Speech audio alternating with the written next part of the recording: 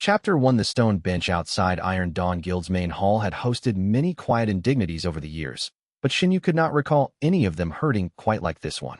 She sat with her hands folded in her lap, her healing satchel resting against her shins, and watched the last traces of sunset drain from the sky above the city of xianxia. The guild's evening lanterns were lit one by the junior members on rotation, a task she had done herself for 3 years until seniority had finally freed her from it, and their amber light stretched across the courtyard flagstones, illuminating the carved guild emblem above the main entrance. An iron fist gripping a sunrise. She had passed under that emblem 10,000 times in a decade and never found it particularly inspiring. Tonight it struck her as a small monument to its own absurdity. 10 years. 10 years of early mornings and late-night emergency summons. 10 years of running ahead of the strikers into dungeon corridors because someone always needed stabilizing before the real fighters could push forward. She had memorized the injury profiles of every guild member who had seen significant field time. She knew that Striker Dang had a recurring shoulder impingement from a technique fault he refused to correct. She knew that the third-tier combat specialists had a collective tendency to underestimate chi toxin exposure because the symptoms presented slowly and they habitually attributed early symptoms to ordinary exhaustion. She knew who bled easily, who healed slowly, whose psychology needed reassurance after injury, and whose needed brisk efficiency. She had understood the guild as a biological system, a network of bodies and vulnerabilities she had kept functional for a decade, and she had believed, not consciously, not as a stated belief, but in the way that people believe things they have never examined, that this understanding had value. Commander Feng Shoren had been polite about disabusing her. He had not raised his voice or made the moment dramatic. He had sat across from her in the administrative office with her file open on his desk, and he had reviewed it with the look of someone performing due diligence on a conclusion already reached.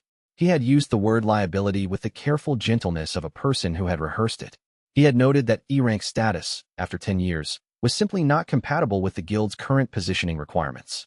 He had signed the dismissal document while she was still in the room, which was the particular administrative cruelty of someone who wanted her to understand that the decision had been made before she arrived, and that her presence for the signing was a formality the institution had imposed on him rather than a consideration he owed her. "You have always been E-rank," he had said. "You always will be." Now she sat on the bench in the courtyard that had been her professional world for a decade, and watched the moth circle the nearest lantern in the patient spiraling flight of an animal that has identified the light it wants and cannot quite reach it without burning. She was 31 years old. She had received her initial classification at age 9, E-rank, support type, healer affinity. She had carried that assessment for 22 years like a document she had not written, but was required to present at every threshold she encountered. The dismissal document sat folded in her healing satchel, and she had not thrown it away because throwing it away felt like agreeing with it. "Miss, please, miss." The voice came from her left and carried the specific strain of pain that has been held in too long. Xinyu turned. A young woman was making her way across the courtyard with one hand pressed hard against her left side, the other extended for balance against the wall. She was perhaps 20 years old, wearing a junior cultivator's training uniform with the Iron Dawn insignia at the breast, and she was pale with the pallor that comes from impact trauma inadequately managed.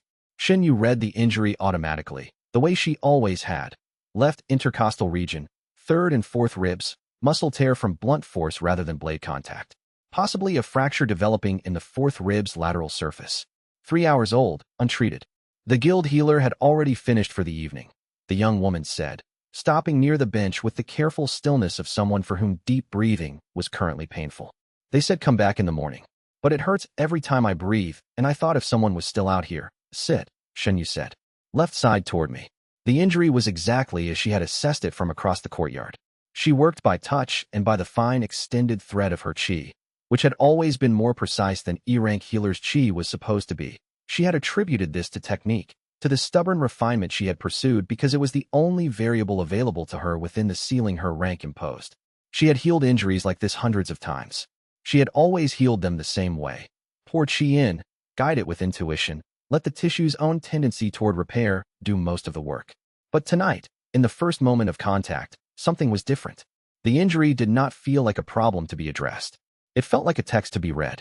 She could perceive each deviation from the correct configuration with a clarity she had never experienced before, not sensed, not intuited, but clearly and specifically read, as though the tissue had been waiting to be read rather than healed. Torn fibers here, displacement at this specific junction, the fracture beginning its propagation along this exactly visible line. She had never noticed the legibility before. She understood, in a disorienting flash, that she had been performing this function for 10 years without knowing what she was performing. The intuition she had thought was technique had been reading all along. Her chi moved with a precision she had not consciously directed. The tissue responded not as tissue responding to healing energy, but as a corrected document, fibers returning to the configuration they had been read away from, the fracture's propagation reversing, the inflammatory cascade reducing not by suppression, but by the specific resolution of the specific problem she had identified. The young woman's breathing steadied. The pallor left her face in stages. 38 seconds from first contact. The young woman pressed careful fingers to her ribs, testing the site of the pain that was no longer there, and looked at Shunyu with an expression that existed somewhere between relief and bewilderment. "You'll feel fully recovered by morning," Shunyu said. She was examining her own hands. "Eat something tonight." She watched the young woman walk away across the courtyard with steps that no longer required management. She sat alone in the fading light with the lanterns and the moth and the still warm sensation in her fingertips, and tried to understand what had just happened. She had read the injury, not felt it, not sensed it in the vague biological way healers sometimes describe their perceptions. She had read it, the same way a scholar reads a text, character by character, and had corrected it the same way a scholar corrects errors. The correction had followed from the reading naturally and completely, without the effortful concentration she had always assumed was simply the cost of doing what she did at the level she did it. Something in that correction had felt like the world's code exposing a single readable line, as though the tissue she had been working with all her life had one night simply become translucent, and she was seeing for the first time what had always been there behind it. She sat on the bench until the courtyard was fully dark and the moth had exhausted itself against the glass of the lantern, and she tried to decide what this meant, and she could not. What she could decide was that she was not going to spend the night sitting outside the guild hall of the organization that had just dismissed her as worthless. She picked up her satchel and walked out through the courtyard gate and into the night streets of xianxia, and in the outer range of her ordinary vision the faintest outline of something else flickered, a secondary layer of perception that she did not yet have the vocabulary to name, but that registered everything living as something that could be read. Chapter 2. The contract board at the Independent Cultivators Registry was a long wooden frame hung with paper chits organized by rank requirement, and the section marked E rank accessible occupied approximately 1/5 of the total available space, which was a fairly accurate representation of how large the world was from where Shun Yu was currently standing. She examined her options in the early morning cold, 2 streets from the transit in where she had rented a room for the week. Warehouse pest removal. Courier escort with no combat anticipated. Farm chi disturbance investigation, which probably meant a minor spirit beast den that a local could handle but would not. Graveyard perimeter warding for 1 night, payment on completion. Merchant district night watch, non-combat, which was the registry's way of saying they needed a warm body with a cultivation seal. She selected the warehouse pest removal because the payment was immediate and the description noted chi variant rats, which meant there would be at least some technical application involved. She carried her healing satchel and 2 low-grade chi gathering stones, and the practical assessment that impressive had stopped being a useful standard the previous evening, and something concrete was what mattered now. The warehouse belonged to a cloth merchant named Gao Shufan who was waiting at the entrance when she arrived. He was a round-faced man in his 50s who expressed relief and disappointment within 4 seconds of seeing her, the relief at the arrival of any help at all giving way immediately to the disappointment that the help was not a combat class cultivator. "I put in for E rank," he explained, almost apologetically. "I expected they'd send a striker." "The striker contracts are all 3 tiers higher," she said. "E rank support is what the price range provides. Tell me about the infestation, and I'll get started." The rats had been establishing themselves for 3 weeks.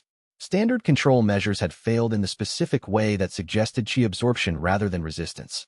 The creatures were not avoiding the deterrents, they were metabolizing them and becoming more substantial as a result. 2 bales of silk had been destroyed, a 3rd was compromised, and Gao Shufan had heard something large in the northeast corner the previous night that had not sounded like anything a normal rat infestation produced. Xinyu walked the warehouse before doing anything else. She had been developing the habit of reading before acting since the previous night in the courtyard, and she applied it here. The air registered as heavily chi-saturated for an enclosed commercial space. The ambient chi level was 3 or 4 times normal, generated by the rats themselves as a metabolic byproduct of their chi absorption. The damage patterns on the nearest compromised bale told her about movement density and pathways. She mapped the infestation systematically. Primary nest in the northeast corner, 3 secondary clusters along the western wall, and a trail pattern suggesting an independent large specimen operating in the southern end near the grain sacks. She found the independent specimen near the grain sacks. It was large, 4 times normal size at minimum, with a coat that had taken on the amber tinge of dense chi saturation and teeth that had calcified into something with the hardness of stone rather than enamel. When it charged, it moved with the specific acceleration of an animal that had developed instinctive chi channeling in its musculature, and the first charge covered the distance between them faster than she had calculated for. She sidestepped. The second charge was faster. The rat's stone-hard teeth found her right palm through the leather of her half-glove and tore a channel across the base of her thumb. Pain landed honest and immediate. She clamped her right hand closed, keeping pressure on the wound, and looked at the rat repositioning for a third approach. Her left hand moved without deliberate decision. She extended her chi in a fine filament toward the animal, perhaps 3 feet, and read it. The chi saturation throughout was visible as a biological state, amber through every layer of tissue. The musculature was overdeveloped in the hindquarters, a response to the combat-oriented chi channeling. The adrenal analogs were enlarged and chronically active, producing the sustained aggression she was currently experiencing as a practical problem. And the heart, small and fast and anatomically direct, following the same simple logic as any mammalian cardiac system. She wrote a correction to the heart. She had never done this before. She did it now by instinct and by the legibility that had arrived the previous night and had not departed, and the rat's legs folded mid-approach. It was dead before it reached her. She sat back on her heels and looked at it, and understood that she had just done something significant. Then she read her own injured hand. Torn vessels, disrupted tissue bridges, the bleeding pattern indicating minor damage with no structural involvement. She wrote a correction, watching the blood slow and the tissue realign with the same cellular-level precision she had experienced in the courtyard. 36 seconds. She flexed her fingers experimentally and found them entirely functional. The remaining infestation, the nests and the secondary clusters, she cleared in sequence over the next 30 minutes, reading each group before acting, writing corrections that ranged from cardiac cessation to muscular suspension to induced unconsciousness, depending on whether killing was necessary or simply efficient. She preferred not to kill unnecessarily. The biological read gave her precise options. She used the precise options. When the warehouse was clear, she stood at its center and extended her awareness through the space, reading the residual signatures of everything she had dealt with. She mapped the infestation's ecology as a completed system, understood how it had developed, understood what the chi saturation levels in the building had been doing to the rats over 3 weeks of metabolic absorption. The knowledge was not useful for anything in particular. She noticed that she had acquired it automatically, without deciding to. She was standing with this awareness when the system interface at the margin of her consciousness, which she had always experienced as a plain status display, flickered. A new entry appeared in the display's lower register. She had not heard the activation chime over the ambient sounds of the warehouse, but the notification was present and waiting. She completed the job. She reported to Gao Shufan, accepted payment, walked 2 streets to an empty alley between a herbalist shop and a noodle stall in Xianxia's market district. She stood in the smell of star anise and wet stone while the morning foot traffic passed the alley entrance without looking in, and she let herself look at the notification. She stood in the center of the cleared warehouse with the stillness of completion, and she examined what she had done not as an external achievement, but as an internal revelation. For 10 years she had gone into guild dungeons and walked out of them, and returned to the guild hall, and reported to the medical office, and treated the injuries the strikers came back with. And she had done all of it with the precise, competent efficiency of someone who was good at their work, and she had never once understood what she was doing. She had been reading biological states as editable documents and executing right corrections on them. She had been doing this since she was 19 years old, which was when she had first been given solo patient care responsibility, and perhaps before that. In the early years when she was still training under the guild's senior healers, and they had remarked on her unusual sensitivity without being able to categorize it. The sensitivity was not sensitivity. It was a read function, operating at minimal capacity through a suppressed channel, producing in her a precise biological intuition that exceeded her rank assessment and that she had explained to herself and to others as the result of exceptional attention and careful technique. None of it had been technique. All of it had been the domain. The implications of this required a full inventory to understand, and she was not going to attempt that inventory standing in a cloth merchant's cleared warehouse with the ambient chi smell of neutralized rat biology around her. She would think about what she had done and what it meant and what it implied about the past decade later, in a quieter place. For now, she needed to complete the job properly. A final walkthrough of the cleared space to confirm nothing had been missed, a brief assessment of the remaining goods for any contamination damage she had not previously identified, and then the conversation with Gao Shufan about the 3 bales of silk that were beyond recovery and the inventory documentation he would need for the merchant registry's damage report. She was an E-rank support cultivator with no guild affiliation and the city's lowest tier contract, and she had just cleared a warehouse infestation that had defeated every standard remediation attempt, and she had done it in 40 minutes, and she had healed her own injury from the work in 36 seconds without slowing down. She filed all of this carefully in the part of her mind where she put things that required more examination than the current moment had space for, and she walked back through the warehouse to begin the exit checklist. The system chimed a second time, a deliberate second pulse, the notification pressing for attention, and she read the full text.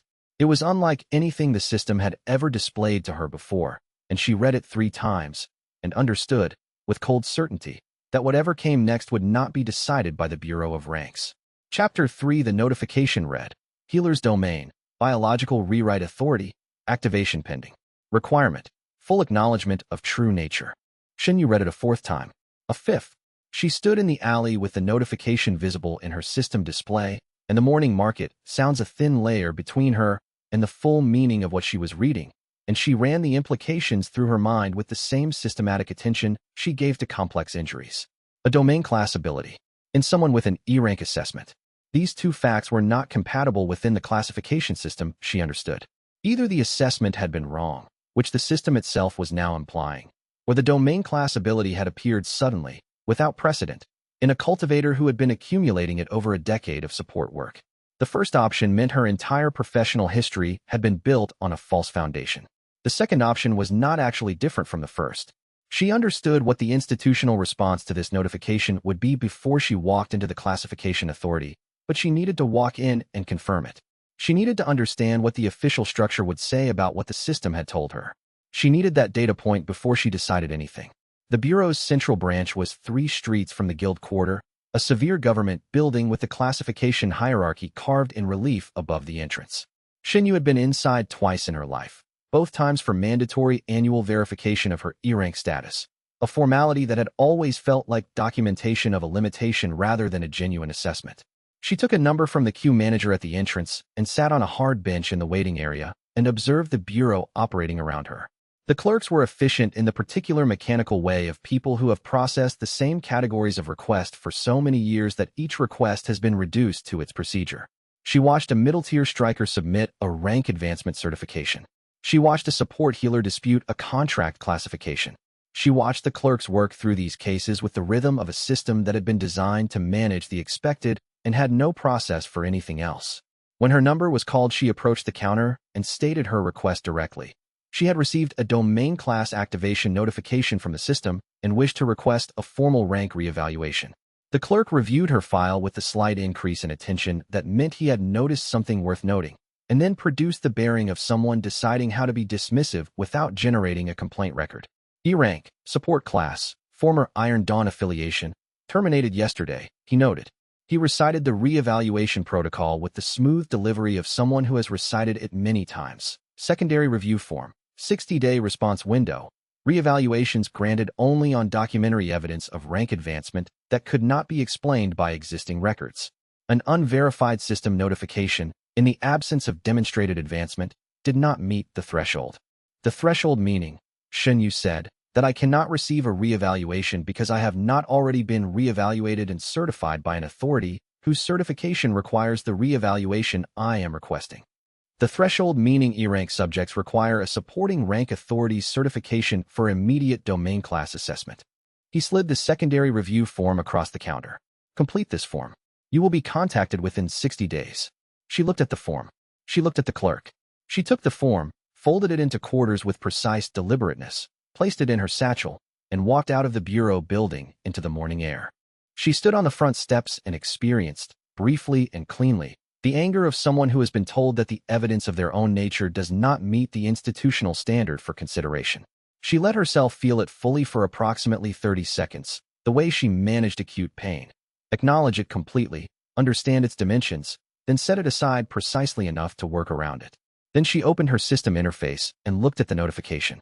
Healer's domain, biological rewrite authority, activation pending. Still there. Unchanged. Whatever the classification authority chose to record in its chi crystal systems, the system interface had no institutional obligation to agree with institutional positions. She was thinking about this distinction between what institutions recorded and what was true at the biological level when the notification pulsed again. Not a second new notification, an update to the existing entry. The text changed where she watched it. Activation initiated. Partial manifestation in progress.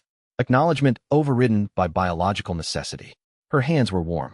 The secondary layer of perception she had been aware of since the previous night, the biological schematic that rendered every living thing as a readable document, was active, and it was active without her having chosen to activate it. She could see the street before her in two simultaneous layers. The ordinary visual world of a morning market district, and beneath it, woven through it, the biological truth of every person passing by. Each one readable. Each one carrying the documentation of their own physical state in a layer of information she could not stop perceiving. She walked through the market district with the secondary visual layer active beneath her ordinary sight. Reading every living body she passed with the involuntary precision of a sense that had been suppressed for so long that its release was total. She could not turn it off, or rather, she could turn it off by concentrating on suppressing it. But suppressing it required the same kind of sustained attention that was itself distracting, and she found that it was less disruptive to allow the passive read to run than to spend effort preventing it. The market district in the morning was a dense biological landscape. She read the vendors as she passed their stalls. The grain merchant with the early-stage liver congestion he probably attributed to his own constitution. The fabric sellers with the specific joint inflammation pattern of people who spent their days reaching and lifting in repetitive motions. The children who darted between the adult legs with the high-energy metabolic signatures of healthy young bodies burning everything they consumed. She read all of it without directing her attention to any of it specifically, a running ambient assessment of the world she was moving through. What troubled her was not the assessment itself, but the Bureau's response. She had presented the system's own notification, not a personal claim, not an assertion she was making about herself, but the output of the assessment apparatus the Bureau itself maintained. And she had been told that this output did not meet the threshold for consideration. The threshold was the existing assessment. The existing assessment had produced the output. The output challenged the assessment. The assessment remained authoritative. There was no pathway through this logic that led anywhere except to the conclusion that the Bureau's function was not to accurately assess cultivators, but to maintain its existing assessment records. She had always understood this on some level. Every E-rank support who had worked within the guild system for more than a few years understood, without anyone saying it directly, that the rank assessment was a door rather than a floor, that once you had been assessed, the assessment followed you everywhere, that the assessment required extraordinary effort to revise, and that extraordinary effort was generally unavailable to the people who needed it most. She had accepted this structure the way people accept structures that are applied to them from before they have the capacity to analyze what is being applied. The notification was still present in her system display. It was patient in the way of something that knows it has been right all along and does not need her to acknowledge it to remain right. She opened the display as she walked and read it again. Activation initiated, partial manifestation in progress, acknowledgement overridden by biological necessity. And she understood that the domain's characterization of the situation was more accurate than any institutional framing she was likely to receive. The domain had decided not to wait for her formal acknowledgement. It had begun without her permission, and she stood on the Bureau steps in the middle of xianxia's morning foot traffic with a second layer of reality running underneath the first, and understood that whatever she decided about acknowledging it formally, that decision was already somewhat beside the point. Chapter 4. She saw him 3 blocks from the Bureau, and the day's accumulating indignities reached their peak in one brief moment of awful coincidence. Commander Feng Shoren moved through the street with the physical ease of a Resonance Realm cultivator who has never had reason to minimize his presence. He was flanked by 2 senior Iron Dawn strikers, both displaying guild insignia on their training jackets, and he was mid-conversation with a merchant she did not recognize, a prosperous man who was listening with the attentive deference of someone hoping to establish a favorable contract relationship. Feng Shoren's voice carried the comfortable certainty of someone who had spent years being the authority in the room and had long since stopped thinking of it as something he performed. Xinyu intended to cross to the other side of the street. The distance was enough that he might not notice, and she had no interest in an interaction. She was turning to cross when he glanced up and saw her. The pause lasted 1 second. His expression assembled itself into something that was simultaneously relaxed and contemptuous. The look of a person who had expected a situation to be concluded and found it persisting inconveniently. Xianxia. He said her name with the particular intonation of identifying an obstacle in the road. Not angry, not concerned, simply noting its presence. The transition timeline was quite clear in the dismissal documentation. I'm handling administrative matters, she said. She had not stopped walking. She intended to keep not stopping. The guild quarter provisions begin 3 days from yesterday's filing, he said, addressing her back because she had not turned to face him. The merchant beside him had gone very still with the specific stillness of someone calculating how to absent themselves from a scene they did not anticipate. After which, presence in the guild quarter without affiliation is subject to trespass documentation. He paused, and she heard his voice shift into a colder register. The register of a cultivator who had been tolerating a minor irritation and has decided to express it clearly. Your E-rank designation contaminated the team's purity rating for 2 consecutive assessment cycles. You should understand the implications of that for members who had advancement evaluations in those periods. She stopped. She turned. Feng Shoren was wearing the slight smile of someone who has delivered a prepared line and is watching to see if it produces the intended effect. His 2 strikers flanked him with the relaxed stance of people who do not anticipate needing to act. Xianxia looked at him. And the domain, which had been operating quietly at the peripheral level of her awareness all morning, the biological schematic flickering at the underlayer of everything she perceived, opened fully across her visual field. He was readable. She had read people since the activation began, but she had kept it peripheral, ambient, not allowing herself to analyze any specific individual with the full directed attention of the domain. She allowed herself to do it now, for 1 fraction of a second of complete clinical attention. What the overlay delivered was comprehensive. Cardiovascular condition, elevated arterial pressure in the pattern of sustained stress rather than acute response, the adrenal profile of someone who manages tension through control rather than release. Chi core density, substantial but showing the calcification of a cultivator who has relied on accumulated mass rather than recent refinement. Structural vulnerabilities, including the shoulder injury from the Thornwood campaign, repaired with substandard cartilage replacement that remained structurally reliable under normal loads but would fail under the specific pressure patterns of full combat engagement. Neural pathway density, high force output but constrained adaptability, the profile of someone who has optimized for the expected rather than the variable. She read all of this in the time it took him to finish his smile. She could kill him in approximately 2 seconds. This was not a thought accompanied by desire or decision. It was a clinical assessment delivered by the same domain that had assessed the injured young woman in the courtyard and the warehouse rats. The arterial pressure combined with the adrenal state meant that a precisely written cardiovascular event would reach critical threshold before he could mount any chi-based defense. She would not need physical contact. She would need to extend 1 small filament of her awareness and write 3 words of correction, and Feng Shoren would simply stop. She closed her fists. She folded the domain overlay back beneath the surface of her vision with the deliberate precision she had used to fold the bureau form. Specific, controlled, intentional, and looked at Feng Shoren with eyes that contained nothing of what she had just read. I'll complete the transition within the required window, she said. She turned and walked away and did not look back. Inside her closed fists, her hands were trembling with the particular resonance of power newly discovered and not yet settled into its proper container. Behind her, she heard Feng Shoren resume his conversation with the merchant about something entirely unrelated, his voice carrying the comfortable certainty of a man who had concluded a minor matter.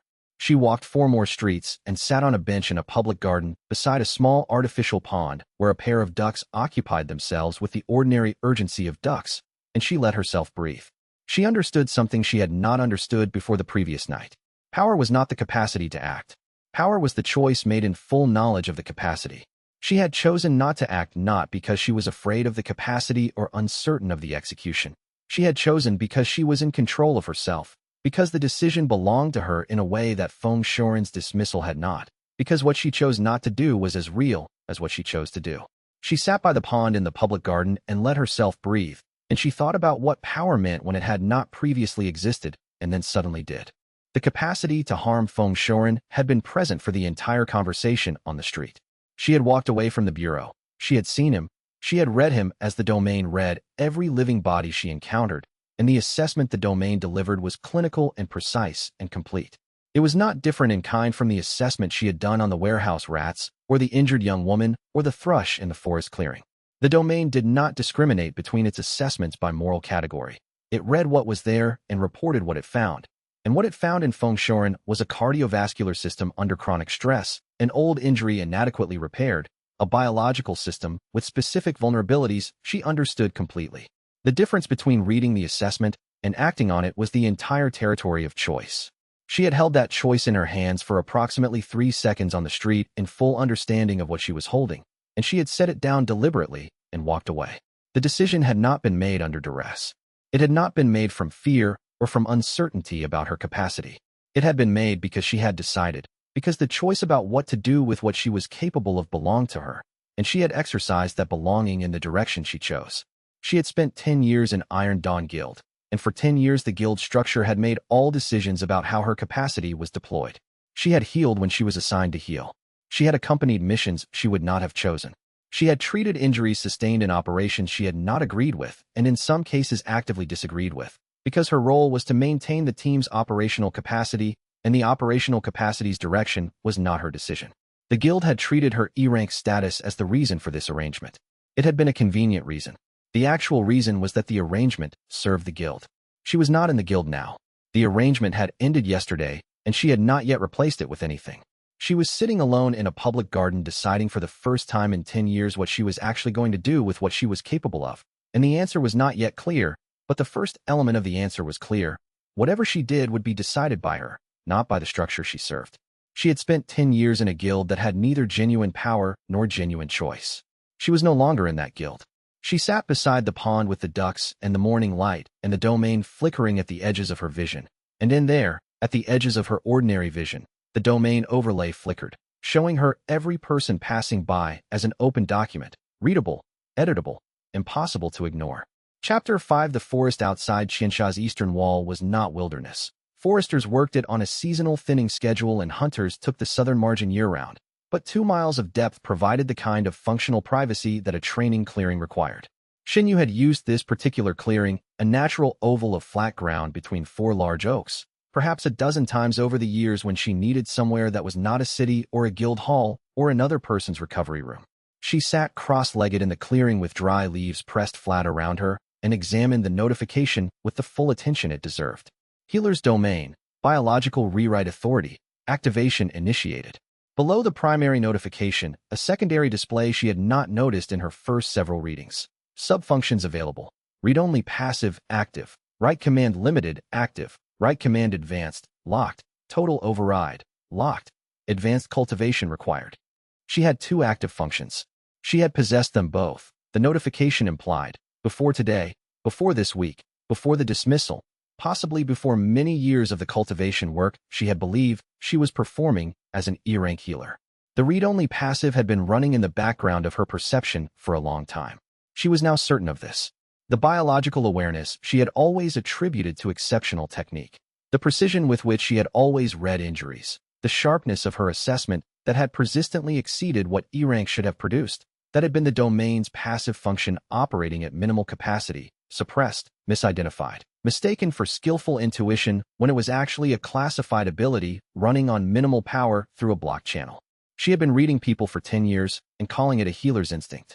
She acknowledged the domain formally, pressing her chi awareness against the notification with deliberate weight, accepting what the system had offered and what her own biology had already decided to do regardless.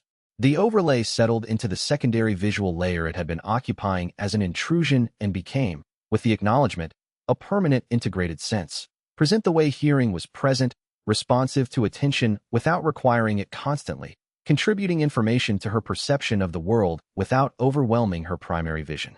Everything living became a document. The trees around the clearing registered as dense biological frameworks, structural complexity, moving through the mineral-rich wooden notation she did not yet have the vocabulary to read fluently, but could perceive clearly. The animals at the clearing's edges registered as more accessible signatures. A deer browsing the northern tree-line, 2 corvids quarreling in the upper canopy, the overlapping layered signatures of insects throughout the leaf litter beneath her. Everything was readable. Everything was carrying information she had the capacity to process. She found the injured thrush by reading the forest floor rather than looking for it visually. Its signature was different from the healthy forest floor. A specific deviation pattern she detected and traced to a small brown bird sitting with perfect stillness in the dead leaves near the clearing's northern edge. She walked to it and crouched down. It did not flee. It had reached the stage of not fleeing. She read the injury, a clean fracture of the radius in the right wing, the bone ends displaced by perhaps 3 millimeters, the surrounding tissue beginning its own inefficient response. Clean fracture, readable template, specific deviation, simple correction. She extended a filament of write command limited and wrote the correction. 9 seconds. The bone segments moved to alignment and fused, the tissue adjusting around the restored structure with the same clinical precision she had experienced in the guild courtyard and the warehouse. The thrush tested the repaired wing with experimental small movements, then launched itself upward through the canopy with a burst of startled wing beats that scattered the corvids from their branch and set them scolding. Xianxia watched it go. Then she concentrated again and wrote a second instruction. Increased cortical bone density in the repaired radius by 40% above the biological template baseline. She tracked the thrush through the trees at the clearing's edge. The wing beats were measurably faster, not dramatically, but precisely measurably, the increased bone density reducing the structural flex that limited mechanical efficiency in birdwing function. It was not healing. It was improvement beyond the original template. It was making something better than it had been before she touched it. She sat with the implications of this for some considerable time. Write command limited was limited in a technical sense rather than an ethical sense. The limitation was that she could only rewrite states within an existing biological framework. She could not give a human being wings because the developmental template held no wing architecture, could not give someone a sixth finger because adult tissue did not carry the developmental program for it. But within the constraints of what a living thing already was, within the range of configurations the biological template could accommodate and the chi channels could support, the scope of possible rewrites was very, very large. She had spent 10 years working at what she now understood was a tiny fraction of her actual function. She was absorbed in this understanding when she became aware of a presence at the clearing's tree-line. She turned without startling. Elder Kai Mingzhu stood at the tree-line with her hands folded in her sleeves and her eyes on the spot where the thrush had been sitting, and her expression contained not surprise but recognition. The look of a cultivator who had been watching for something specific and has seen it. "I've been looking for you since this morning," the elder said, walking into the clearing with unhurried purpose. The Bureau's morning summary mentioned an E-rank support requesting domain class reassessment. She stopped a courteous distance from Xianxia and looked at the empty leaves where the thrush had sat. The bird. That was a right command, not standard healing technique. "Yes," Xianxia said. "I see." The elder's voice was careful and level in the way of someone who has been preparing for a specific conversation for a long time and is now in it. She sat down against the base of the largest oak and arranged herself with the ease of a practitioner who has sat in forest clearings many times. "Then it is confirmed. I had hoped, for your sake, to be wrong. I have not been wrong about what I observed in you, and now we need to talk about what that means." She looked at Xianxia directly. "Everything I am about to tell you is accurate to the best of my knowledge. Some of it will be difficult to hear. I would like you to let me finish before you respond." She sat in the clearing for a prolonged interval after Kai Mingzhu disappeared into the trees, with the sealed document in her hands and the domain overlay showing her the forest as a vast and detailed biological system. The deer still browsing at the northern margin, the corvids resettled in the canopy after the thrush's departure disturbed them. The patient metabolic activity of the trees themselves moving in the slow notation that was not yet fully legible to her, but that she knew she would eventually understand. She thought about Write Command Limited and the thrush with its improved wing bones flying faster through the forest. The domain subfunction list had named the upper tiers. Write Command Advanced, locked. Total Override, locked. She did not know precisely what total override meant technically, but she understood the implication of the name, and she understood that it was locked behind cultivation requirements that were currently 4 realms above her. She also understood that advanced was presumably between limited and override on a development curve, and that every cultivation advance she achieved would bring advance closer, and eventually.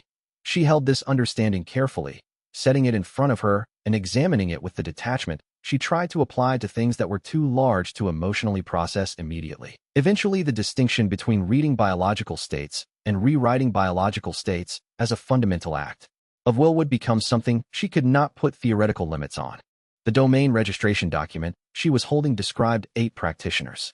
None of them had survived long enough to reach the upper cultivation tiers. The reports she would read in the document, she was already certain, would show that the eliminations had not happened because the practitioners had grown dangerous. They had happened because someone understood what these practitioners would eventually be capable of, and had chosen to prevent that potential from developing rather than address it once it became concrete. She had been assessed as E rank at age 9. She had been carrying a suppression node since age 9. She had spent 22 years believing her ceiling was the floor, and now she was sitting in a forest clearing at Foundation approaching Initiate, with a domain the continent had been trying to extinguish for 200 years, holding the document that proved the extinguishing had been deliberate. And the question of what she was going to do with all of this had the same quality as looking at a very large mountain from its base. Too large to encompass immediately, possible to begin climbing. One step at a time. Elder Kai had said someone was already watching. She believed it. She also believed she had a small window before that watching required a response, and she intended to use the window as well as she possibly could. All right, Xinyu said. She sat back down on the leaves. Tell me everything. She looked at Elder Kai Mingzhu and waited, and whatever the elder was about to say had the weight of something that could not be unsaid. Chapter 6. Elder Kai Mingzhu sat with her back against the oak tree and spoke in the deliberate tone of a person who has organized difficult information and is delivering it in the order it needs to be delivered. There is a classification within the historical domain type ability records called Biological Rewrite Authority, she began.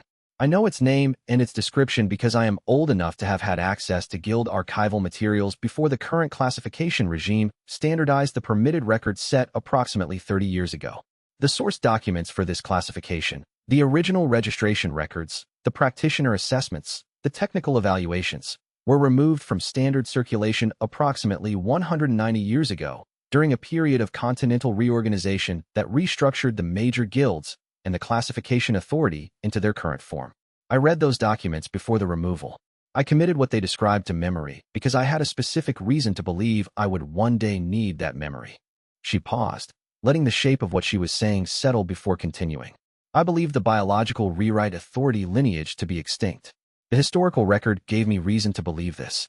But I have been watching for manifestation indicators for 30 years because I was not fully certain, and I observed signs in you beginning approximately 2 years ago, subtle, suppressed, intermittent, but recognizable to someone who knew precisely what to look for.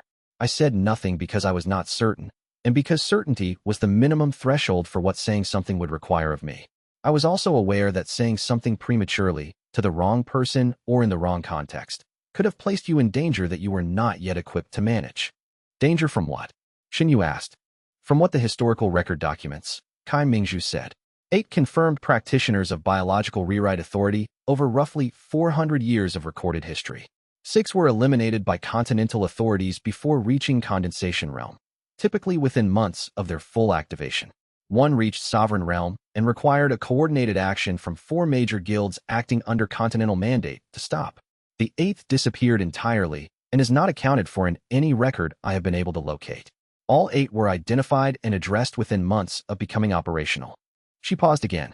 The official rationale, documented in the records I read, characterized the ability as categorically dangerous, capacity for non-consensual biological alteration, implications for the autonomy of individuals within a practitioner's range, potential for abuse that the existing monitoring and certification systems could not adequately address.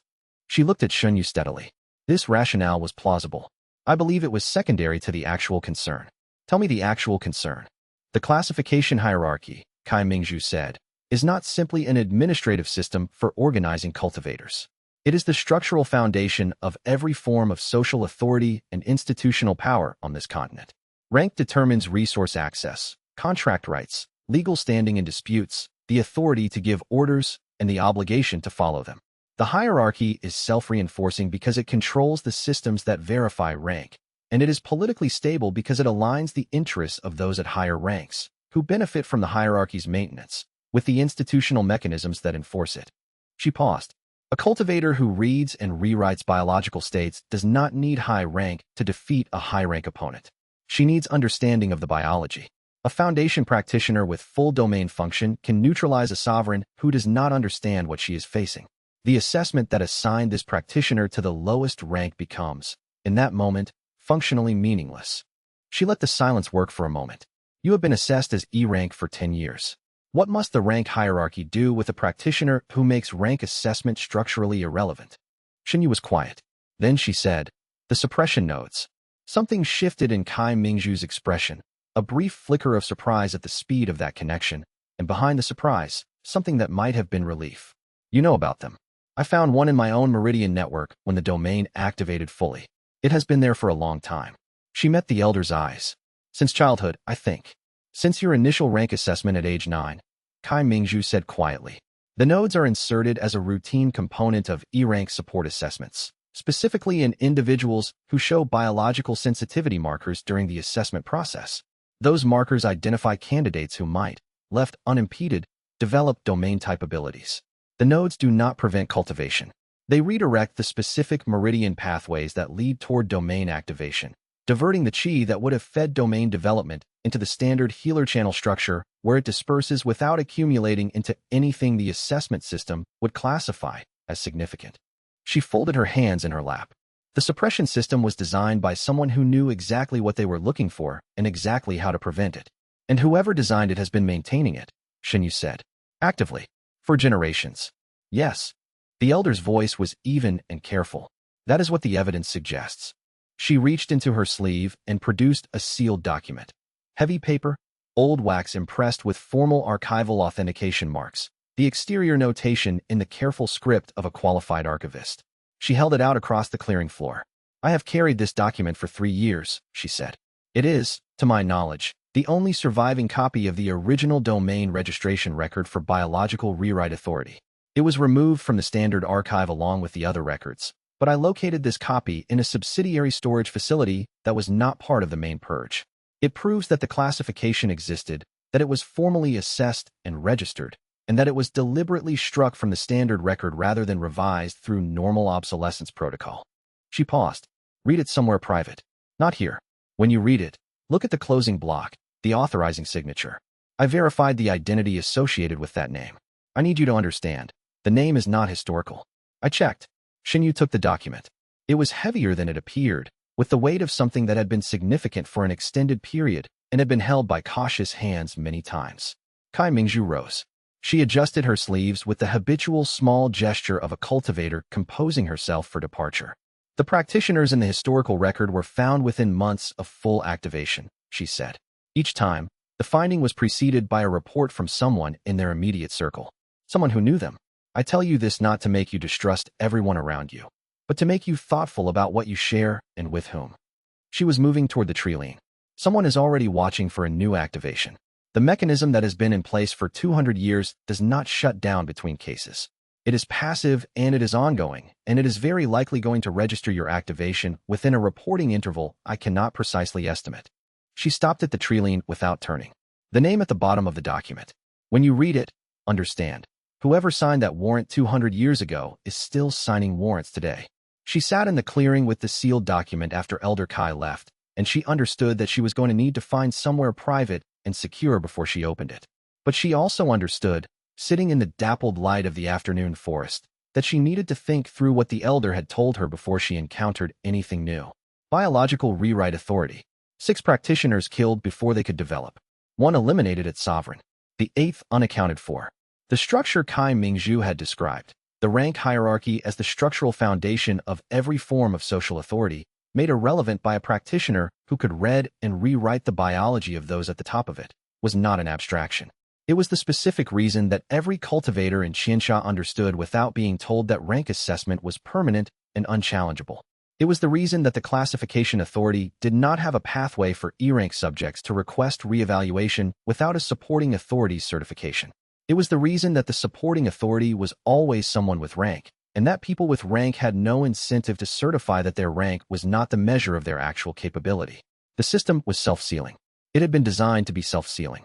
And the person who had designed it, whose signature she was going to read on the document in her hands, had apparently been maintaining it for 200 years, which meant either that person was still alive by means she could not yet understand, or that the design was robust enough to maintain itself without constant intervention. Supervised by proxies who carried the design forward without necessarily understanding its full purpose. She thought about the Iron Dawn Guild's foundational sigil. She thought about Feng Shoren's comfortable certainty, the certainty of a man who did not know he was a component in something larger than his own ambition. Her mind went to the 10 years of missions, and the early mornings, and the compound fracture she had healed in 30 seconds while the assigned condensation healer watched, and said nothing and later claimed he had not observed anything unusual. She thought about the young woman in the guild courtyard whose ribs she had read and corrected in 38 seconds. She turned her attention to what it would have meant if the suppression node had never been there. She thought about who she would have been at 19, at 25, at 30, if the pathways that had been redirected since age 9 had been allowed to develop. She did not let herself stay in that thought long. It was not a productive territory, but she held it briefly as evidence. The node had cost her 22 years, and the same system that had cost her 22 years had done the same to 300 or 400 people in Xianxia district alone. Then she was gone into the trees. Xinyu sat alone in the clearing and held the sealed document, and understood that the beginning she had identified this morning was significantly larger than she had initially assessed. Chapter 7. She found a room in a transit in 3 streets from the market district, a decent room, private, with a door that locked properly from the inside, and a single high window that faced the building's interior courtyard rather than the street. She paid for 3 days with the warehouse contract money, sat on the narrow bed with the sealed document, and let herself take the time she needed to think before opening it. The seal was institutional authentication, the kind used by Continental Archives to verify document integrity across decades of storage. The chi impression she had felt through the paper was the genuine article. She could read it through the outer layers as a biological construct. Actually, a chi-encoded signature pressed into the wax at the original sealing, meant to survive intact until broken. Breaking the seal would register the opening in whatever archive system the seal was tied to. Since the originating archive had been purged along with the documents it once housed, the registration would find no active database to report to. She broke the seal. The document was formal archival script, dense, deliberate, the style used when precision is more important than accessibility and the expected reader is a professional rather than a general audience. 3 times she read it in its entirety. First for the surface content, second for what the structured protocol language implied between its explicit statements, third for what was conspicuously absent. The surface content was a complete original domain registration record for biological rewrite authority. Classification description, a domain type ability permitting the practitioner to read biological states as editable configurations and execute write commands on living biological systems within range, with subfunctions expanding in scope and range as cultivation advanced. Practitioners documented 8 cases over approximately 400 years, each including the individual's name, known cultivation history, rank at activation, and outcome. Every outcome was the same single word, discontinued. What the protocol language implied between its statements. Each of the 8 cases had been preceded by a formal report from within the practitioner's affiliated organization. Guild members reporting guild members. Sect members reporting sect members. Colleagues, in every documented case. The pattern was too consistent for coincidence. Someone had built a reporting incentive structure into the organizations that hosted these practitioners. What was conspicuously absent? Any substantive technical justification for removing the classification from the standard record. 3 full pages of bureaucratic language described the removal as necessitated by systemic concerns and structural requirements without specifying what those concerns were or what requirements the removal served. The justification section had been left deliberately blank, written blank, as though the person authorizing the removal had understood that the real justification could not survive documentation and had chosen administrative language over honest language. At the document's conclusion, in the formal closing block, was the authorizing signature. A personal seal pressed beside the name. Not institutional, not affiliated with any guild or sect or government body she recognized, but a chosen mark. Angular, geometric, the design of something older and more self-defined than the institutional seal she knew. The name in careful archival script, the handwriting of someone who understood the weight of what they were signing and had signed it with deliberate precision. The architect, not a rank designation, not a position within any structure she could identify. A chosen identity, placed in official archival space with the authority of someone who did not need institutional backing to act. She read it 4 times, and she read the same signature on the death warrant appended to the document. The warrant that authorized the discontinued outcome for all 8 practitioners. And it was the same hand, the same seal, one person across 4 centuries of systematic elimination.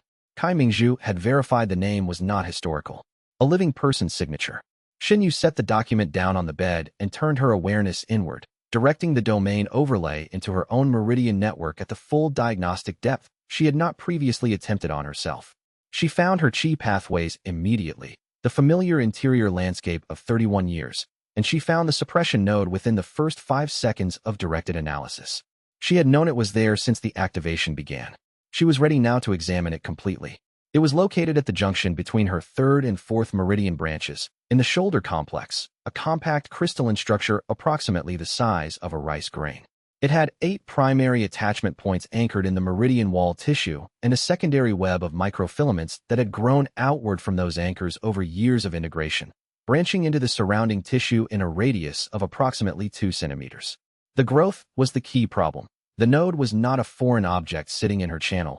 It was a biological construct that had integrated into her tissue the way a grafted branch integrates with a host tree, growing its own connections and becoming part of the structure it was suppressing. The node was doing exactly what it had been designed to do, creating a false terminus in the pathways that should have continued into domain development, redirecting the chi that should have fed the domain function into the standard healer channels where it dispersed uselessly. The design was elegant. That was the worst part of it, the care and precision visible in how it had been built. Someone had designed this with expert knowledge and considerable effort, specifically for people like her.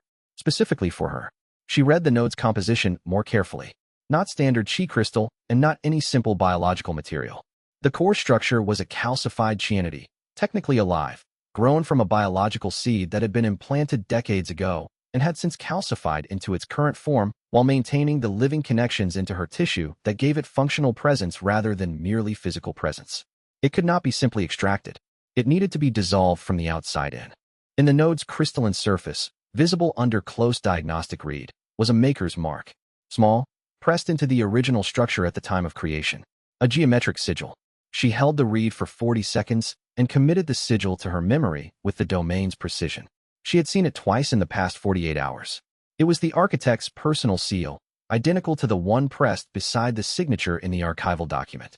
The same person who had signed the elimination warrant for 8 practitioners 2 centuries ago had personally designed the biological construct implanted in her meridians at age 9.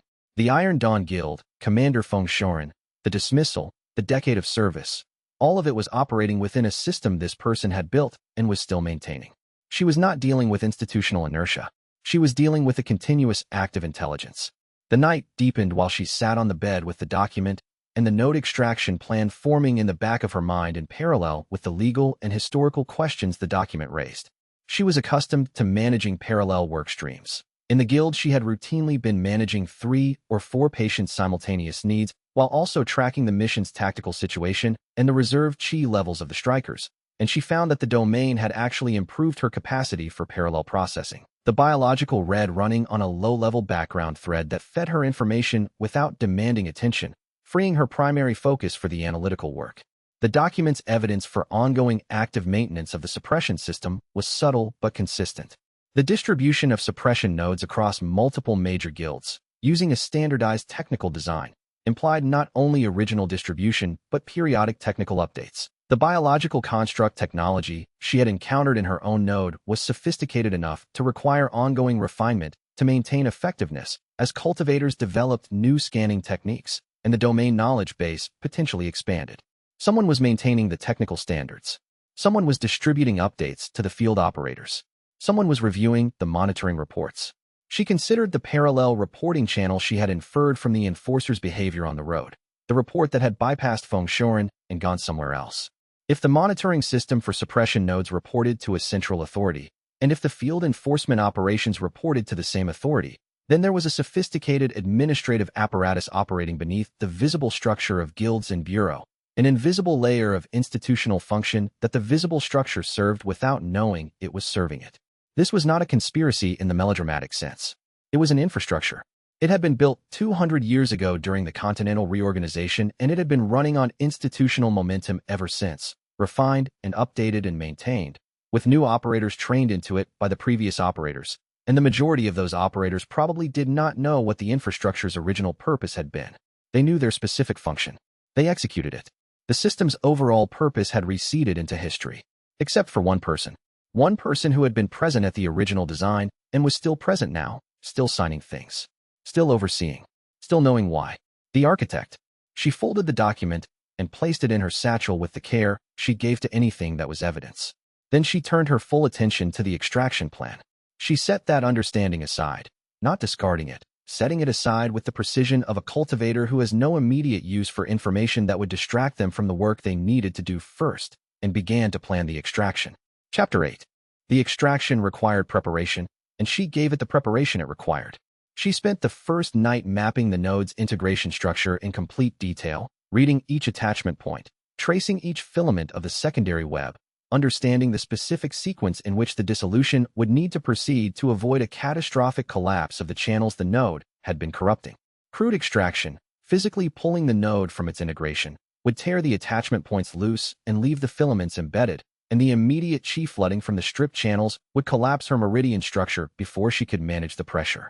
She needed to dissolve the filaments first, moving from the outermost secondary branches inward toward the primary anchors, and she needed to detach the primary anchors in a sequence that allowed each channel to normalize before she proceeded to the next.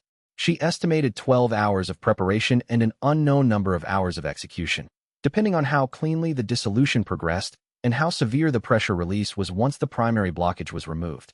She prepared systematically. She ate a full meal, the first proper one since the dismissal. She slept 4 hours with a chi timer active in her awareness, waking before dawn fully rested. She reviewed the extraction sequence 7 more times, identifying each potential failure mode and the correction she would apply if it occurred. She drank 2 full water bags. Dehydration was a complication she could eliminate. She eliminated every complication she could control. At first light, she sat on the bed in the transit-in room and began. The outer filament dissolution took 47 minutes of continuous concentration, working from the most distal secondary branches inward toward the denser inner web. She applied right commands to the biological polymer at each filament terminus, breaking down the chemical structure into components her own chi system could absorb as raw material, neutralizing each branch before advancing to the next. The sensation was not painful. It was specific, the precise sensation of structural change happening in tissue she had never had active sensation in before, like suddenly receiving proprioceptive feedback from a room in a house she had lived in for 30 years without knowing it existed. The primary attachment points were more demanding. The first 2 released cleanly, each accompanied by a small pressure wave she had anticipated and managed. The third caused a larger surge. Enough excess chi suddenly freed that she needed to rapidly expand her domain overlay across the network, spreading the pressure through multiple channels simultaneously in a controlled flush that left her dizzy for approximately 90 seconds. She paused, ate a small amount of food, let her system stabilize, and continued. The 4th through 6th attachment points released over the course of the following hour. Each released a distinct pressure wave. She managed them with increasing confidence as the pattern established itself and her body began to understand what was being asked of it. The 7th and 8th attachment points she chose to detach simultaneously rather than sequentially. Sequential detachment of the final 2 anchors would have created an asymmetric pressure release. One side of the junction flooding before the other could begin to compensate, creating a differential that could tear the channel wall. Simultaneous detachment distributed the release equally through both sides. She braced for it, expanded her management overlay to its maximum extent, and wrote the simultaneous release command. The node's crystalline structure separated from its final anchors cleanly, and she dissolved it immediately, watching the biological polymer collapse into its component elements within seconds. The crystalline structure dispersing into fragments her own meridian system could process as raw chi over the following hours. The flood began 30 seconds after the dissolution completed. 31 years of blocked domain development released into the meridian channels all at once, and Xianxia spent the next 3 days in the transit-in room rewriting her own body to survive it. She wrote continuously, managing the pressure through controlled redirect after controlled redirect. Excess chi forced through secondary channels that had never carried domain-level load before. Meridian wall capacity expanded by increasing cellular density in the vessel tissue. New circulation loops opened to distribute flow that the existing network was not designed to handle. She slept in 4-hour intervals and woke each time to find the pressure higher, and each time she applied new corrections, new distributions, new expansions. She ate when she remembered to eat. She drank constantly. The work was total. It consumed every hour she was awake and continued at a lower level even during sleep. On the 3rd morning, the flood normalized. Her chi core had expanded in every dimension at once. She sat in the quiet of the room and felt, for the first time in 31 years of cultivation, the actual unobstructed extent of what she was. She was initiate realm. She had advanced on the first day of the flood, so fast, and so completely amid everything else that she had registered it only as a background shift during the management operations. Her domain overlay was sharper at this cultivation level. The resolution increased, the passive range extending to approximately 2 meters. The locked functions in her interface pressed against their cultivation requirement barriers with the pressure of things that knew the barrier was temporary. She picked up the document from the floor where it had sat undisturbed for 3 days. On the second day of managing the chi flood, when the pressure had peaked and she was running 6 simultaneous write commands to manage the flow through newly opened channel loops, she understood something about the nature of what had been done to her that she had not fully absorbed before. The node had not merely suppressed her. It had created a continuous biological drain. Every day for 22 years, the chi she should have been accumulating in the domain development pathways had been diverted into the standard healer channels and dispersed. Not accumulated, not stored, not converted into some other form. Simply dispersed, bled off, wasted. 22 years of cultivation potential that had gone nowhere. She was not angry about this in the moment. She was managing a chi flood and did not have the processing capacity for anger, but she held it in the cold, analytic part of her awareness alongside the other things she was holding. The maker's mark, the architect's signature, the 300 to 400 suppressed cultivators in xianxia district alone. She was accumulating evidence about what had been done and who had done it and what it had cost, and she was filing that evidence in the place she kept things that were going to be relevant later. The flooding was not entirely without benefit, she found. Each pressure wave she managed was a lesson in her own meridian system. She was learning the capacity and the behavior of channels she had never had active sensation in before, understanding how they responded to overload and how they distributed pressure and where the structural limits were and how to approach those limits without exceeding them. The domain running continuously for 3 days at high intensity was training in a more fundamental sense than any exercise routine she could have designed, because it required real management of real problems with real consequences. By the third day, her meridian management had become significantly more precise than it had been on the first day. She had learned her own biology from the inside during the flood, which was exactly what the domain was designed to allow. She had read herself and written corrections to herself, and the experience of being simultaneously the practitioner and the subject was something she had not anticipated, but that she understood, in retrospect, was exactly what training in biological rewrite authority had to mean. She already knew, from memory, what the maker's mark on the node had looked like. She did not need to compare it to the seal in the document to confirm the match. She had read both with the domain's precision, and the geometric sigil was identical in every specific.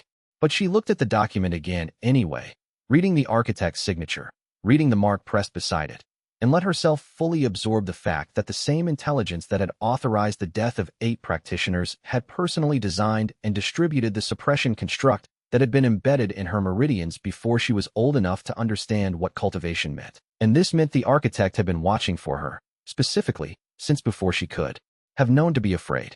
Chapter 9, she met Elder Kai Mingzhu at a tea house in the market district, a corner booth with high wooden screens that provided the practical privacy of a private room without the expense. Kai Mingzhu was already there when she arrived, which confirmed the elder had been maintaining some form of observation on the transit in's vicinity. Xinyu took her seat across the small table, read the elder's chi signature without directing particular attention at it, and confirmed what she had already suspected. Kai Mingzhu was considerably more powerful than her unassuming presentation suggested. Senior sect elder, yes, but the meridian density and chi core development visible in the overlay were not the profile of an elder who had spent the past decades in administrative work. She filed this observation without comment. "You've removed it," Kai Mingzhu said. She was reading Shun Yu's chi signature with the cultivated perceptiveness of a cultivator who had spent a long time looking for exactly this kind of change. Initiate realm, and the domain is fully integrated. 3 days ago, Shun Yu confirmed. She ordered tea and let the server move away before continuing. The node bore the architect's personal seal, the same geometric sigil as the one on the suppression warrant document. Identical. Kai Mingzhu went still in the specific way of someone receiving information that confirms a long-held hypothesis and finds the confirmation both satisfying and troubling. "You're certain of the identification?" I held the diagnostic read on the maker's mark for 40 seconds before dissolving the node. "The sigil is clear in my memory, and it matches the seal on the document with complete specificity, not approximate similarity, identical." Xinyu poured tea, which means the Iron Dawn Guild, at its foundational level, has been operating in service of the architect's suppression system for at least as long as the system has existed. Feng Shuren may or may not understand what he is maintaining. Either way, the dismissal was not an institutional employment decision. It was a component of an ongoing suppression program, removing a candidate who had shown concerning signs before the domain could fully activate. Yes, Kai Mingzhu said quietly. The foundational authority of all the major guilds traces back to the same organizational structure that the architect established during the Continental Reorganization 2 centuries ago. This is why the distribution of suppression nodes is coordinated across organizations rather than being a guild-specific policy. The organizations were designed with the suppression system as a foundational function. How many? Xinyu said. In Xianxia district alone. How many support cultivators are currently carrying live nodes? The elder's expression became something heavier, something that had clearly been sitting with her for a long time. Between 300 and 400 individuals, based on the distribution protocols I've analyzed and the assessment volumes for this district over the past 20 years. Possibly more. The suppression is applied broadly across anyone who shows biological sensitivity markers during their initial assessment, not only rewrite authority candidates. The assessment process cannot reliably distinguish between sensitivity markers in a genuine rewrite authority candidate and sensitivity markers in a cultivator with biological type Qi affinity of other kinds. So the protocol suppresses all of them. The uncertainty is resolved by oversuppression. Xinyu held this number for a moment. 300 to 400 people. In one district. All of them working under contracts where their suppressed cultivation level kept them dependent on guild certification for their legal right to work, and where the guilds took a percentage of everything they earned, and where the nodes ensured that advancement remained out of reach regardless of effort. That is not a precaution against a potential security risk, she said. That is a labor management system. The security risk framing is the documentation. The actual function is economic. Yes, Kai Mingzhu said. The word was final in the way of a statement that exhausts its own commentary. They sat in silence for a moment, with the ambient sounds of the tea house on the other side of the wooden screens. The node bore the architect's mark, Xinyu said, which means the monitoring system embedded in the nodes also reports to the architect, or to someone who reports to the architect. Feng Shuren's monitoring report, the one that would have last confirmed me as suppressed, would have been submitted within a reporting interval, I don't know. If the node dissolution registered in that monitoring system, then the architect is already aware that a suppression has failed, Kai Mingzhu said, or will be, within the next reporting cycle. She spent a long time after the conversation in the tea house, sitting alone in the transit-in room, running the numbers she now had and understanding what they implied for the practical scope of what she was facing. 300 to 400 suppressed cultivators in Xianxia district. The Bureau of Ranks controlled the assessment apparatus for the entire continent.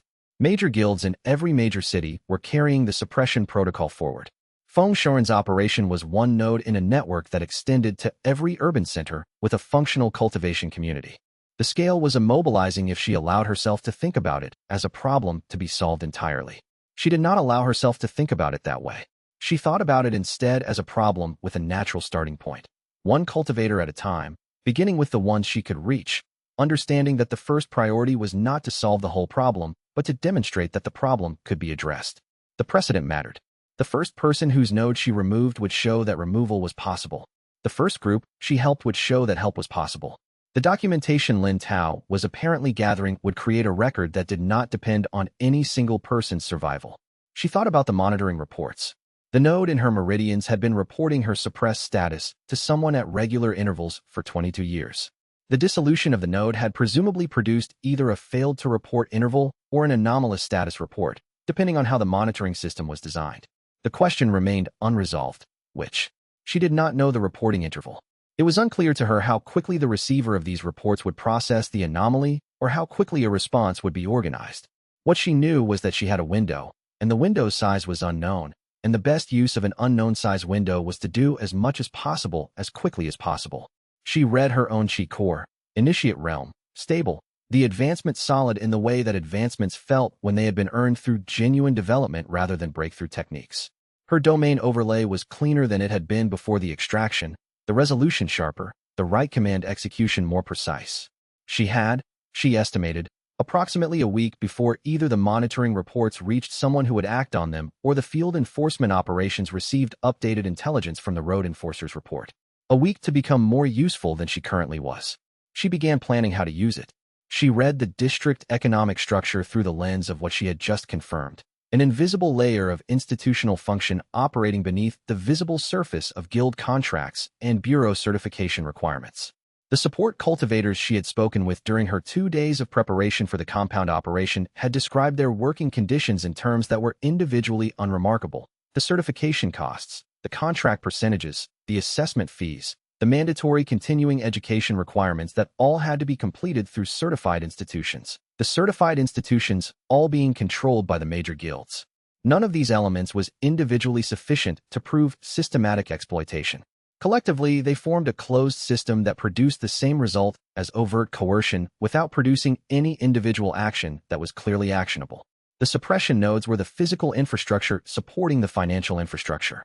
A support cultivator without a node could, theoretically, develop their cultivation to the point where their skill level exceeded the guild certification's nominal value, where they could command rates that made guild certification unnecessary. The node prevented that development. The node kept the cultivator at the level where the certification remained the gateway to income, and the certification remained the guild's leverage point. She thought about this at length. Then she turned over the monitoring authority that she and Kai Mingzhu had concluded must exist above the guild and sect level. The central hub that received the monitoring reports from the distributed nodes, that coordinated the distribution of suppression protocols across organizations, that had received the report about her node's dissolution. If that authority was primarily a security operation, preventing rewrite authority manifestations, the labor extraction function of the nodes was incidental, a side effect of the security system that various organizations had learned to exploit. But if the authority had interests in the labor system directly, the security function and the economic function were parts of the same design. She did not yet have enough information to know which framing was accurate. She added it to the list of questions that required more information. Yes. The elder looked at her with the look of someone who had been carrying a concern for a long time and is now watching it become concrete. We need to stop having this kind of conversation in public establishments with thin wooden screens, Kai Mingzhu said, and the fact that she was already moving toward the exit told Xinyu the urgency was not theoretical. Chapter 10. The village of Xianxia occupied a shallow valley 2 days' travel east of Xianxia, far enough from the city that the travel cost and time was itself a barrier to the kind of professional attention the village needed. Xinyu had taken the contract from the independent registry. Emergency biological toxin event, healer required. Payment in goods as cash was unavailable, because she needed distance from Xianxia while the monitoring situation clarified, because extended field application of the domain was necessary before she would fully understand its operational scope, and because a village in crisis had posted a request that every other available cultivator had declined. She did not know how to treat that last reason as insufficient. The beast was dead before she arrived. 3 farmer cultivators with agricultural chi tools had driven it into an irrigation channel 4 days prior, and held it there until it drowned. The improvised teamwork of people who had no better option and found a way to make their limited options work. The damage the beast had done was ongoing. The beast's toxin was not a venom in the traditional sense. It was an environmental contamination agent, a chi-saturated biological substance shed passively from the creature's dermis, which had seeded itself into the village's central water supply and contaminated the soil around the primary well. 31 of the village's 68 residents had been exposed through drinking water and prolonged contact with the contaminated soil during the 4 days before the beast was contained. The symptom progression ran from initial skin discoloration through joint inflammation to organ involvement, and the most severe cases had progressed to a stage that 3 separate healers, reviewing the case by courier description rather than in-person examination, had declared irreversible. Xinyu read the first critical patient within 15 seconds of full diagnostic overlay application, and she knew immediately that the declaration was wrong. The toxin was a biological state, not a substance that had permanently altered the patient's chemistry. It had rewritten their cellular configuration in a specific direction, pushing tissue toward a toxic state expression, but the rewrite was incomplete in every case. The target configuration was not stable. The toxin expression was still propagating rather than having reached a terminal state, which was why patients were experiencing ongoing progression rather than having plateaued. An incomplete, unstable rewrite was by definition still editable. The question was whether she had the precision to reverse it, not whether reversing it was theoretically possible. She began with the 3 patients the outside healers had declared beyond help. She read each one individually, mapping the toxin rewrite in complete detail against the original healthy configuration preserved in the cellular baseline of unexposed tissue. Every living system maintains its biological template at the cellular level, a reference record of what the organism is designed to be. and this template persists even when the tissue's expressed state has been driven far from it. She identified the healthy template, understood the specific nature of the deviation, and wrote the corrections. The first critical patient took 32 minutes. She was learning the toxin's specific notational pattern as she worked, understanding the biological language the toxin had used to rewrite the tissue, which allowed her to write the reversal more precisely rather than simply forcing the tissue back toward a healthy state by brute application of corrective qi. The second critical patient took 21 minutes. The third took 18. She worked through the remaining 28 exposed patients in order of severity, spending 12 to 20 minutes per case. She ate nothing. She drank both water bags she had carried. She worked from mid-morning through the afternoon and into the early evening, with the domain running continuously at the complex multi-system level that required full concentration, and when the last correction was complete, she sat down on the wooden step outside the village hall and felt her chi core shift. Foundation realm. 8 hours of sustained complex right command application to 31 distinct biological systems had pushed her cultivation forward with the inexorable logic of genuine, sustained effort. She had not sought the advancement. She had simply worked at the margin of her capacity without stopping, and the work had exceeded the threshold for the next realm. The advance happened quietly, without drama, a deepening of her chi core, an expansion of her meridian capacity, the domain's resolution increasing slightly in the new stillness after she stopped running it. She sat with this for a moment. 2 realm advances in 8 days. 10 years of artificially blocked progress releasing at a speed that would have seemed implausible if she had not just spent 3 days experiencing firsthand what 31 years of compressed development felt like when it was finally allowed to move. She had been told her ceiling was rank. She had believed it, or had believed something that functioned like belief, had arranged her expectations and her professional ambitions around a false floor that she had not known was false until it was removed. The village headman was standing in the doorway behind her. He had watched the final 3 patients' corrections progress with the specific attentiveness of someone witnessing something they cannot classify. His expression had the rawness of someone whose category system has just been insufficient for what they observed. Every healer we reached said Grandmother Chun was past helping, he said. They were describing her condition accurately, Xinyu said. They were wrong about whether the condition could be corrected. She rose, adjusted her satchel, and asked about water refills. She spent 2 days in Xinxi after completing the village's restoration work, not by choice but by practical necessity.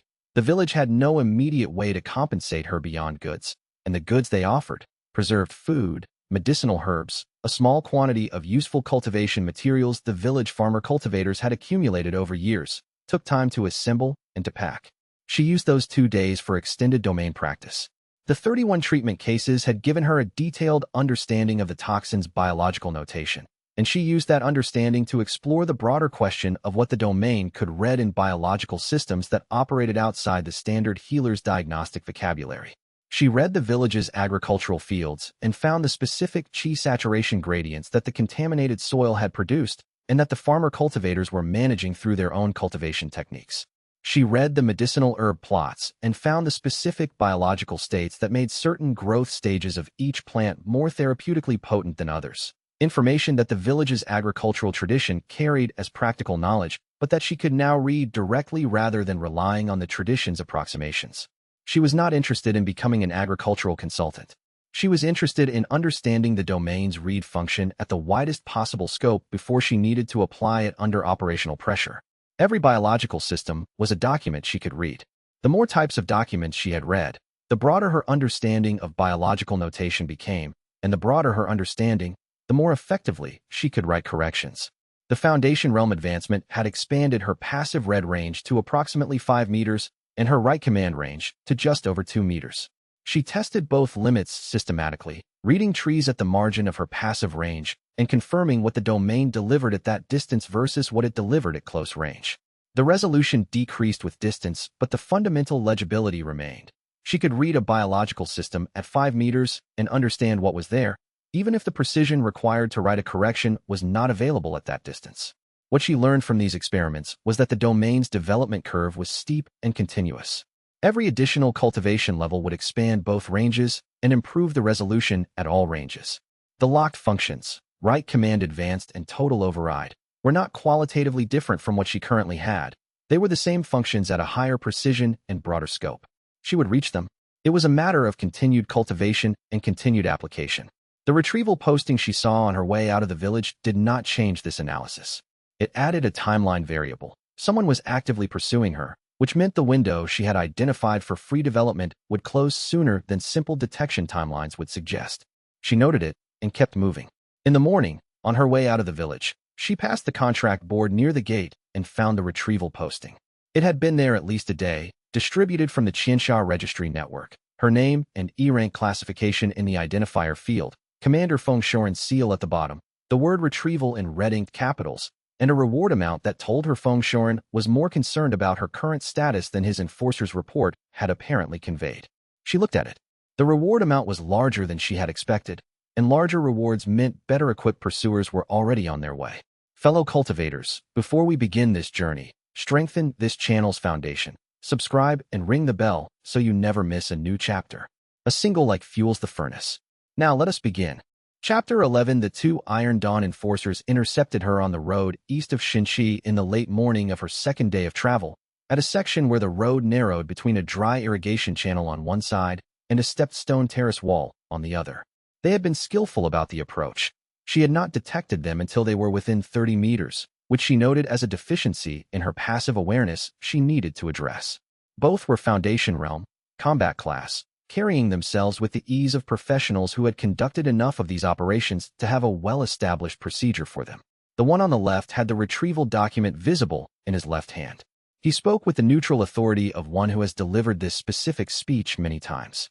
Xianxia, E-rank support, formerly Iron Dawn Guild, current affiliation none. You are identified under an active retrieval contract. Authorization Feng Shoren, Commander Iron Dawn. Compliance now avoids procedural complications. Xianxia read them both, automatically, the domain overlay delivering its assessment before she had consciously directed it. Combat-optimized meridian development with the specific density pattern of strikers trained primarily for force output. The left enforcer had a chronic cortisol signature, elevated for weeks, the biological profile of someone who dislikes these assignments but performs them without deviation. The right enforcer had a structural weakness in his left knee, an inadequately treated old injury that had left a mechanical vulnerability in the joint under lateral load.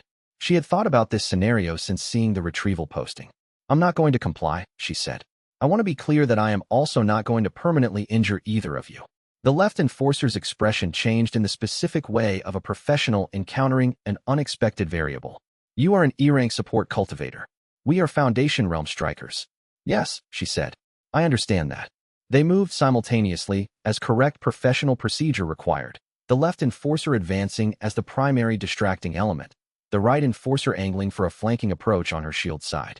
She stepped right to collapse the flanking angle, extended the domain overlay to full operational range, and wrote two targeted commands with the precision she had been developing over weeks of sustained practice.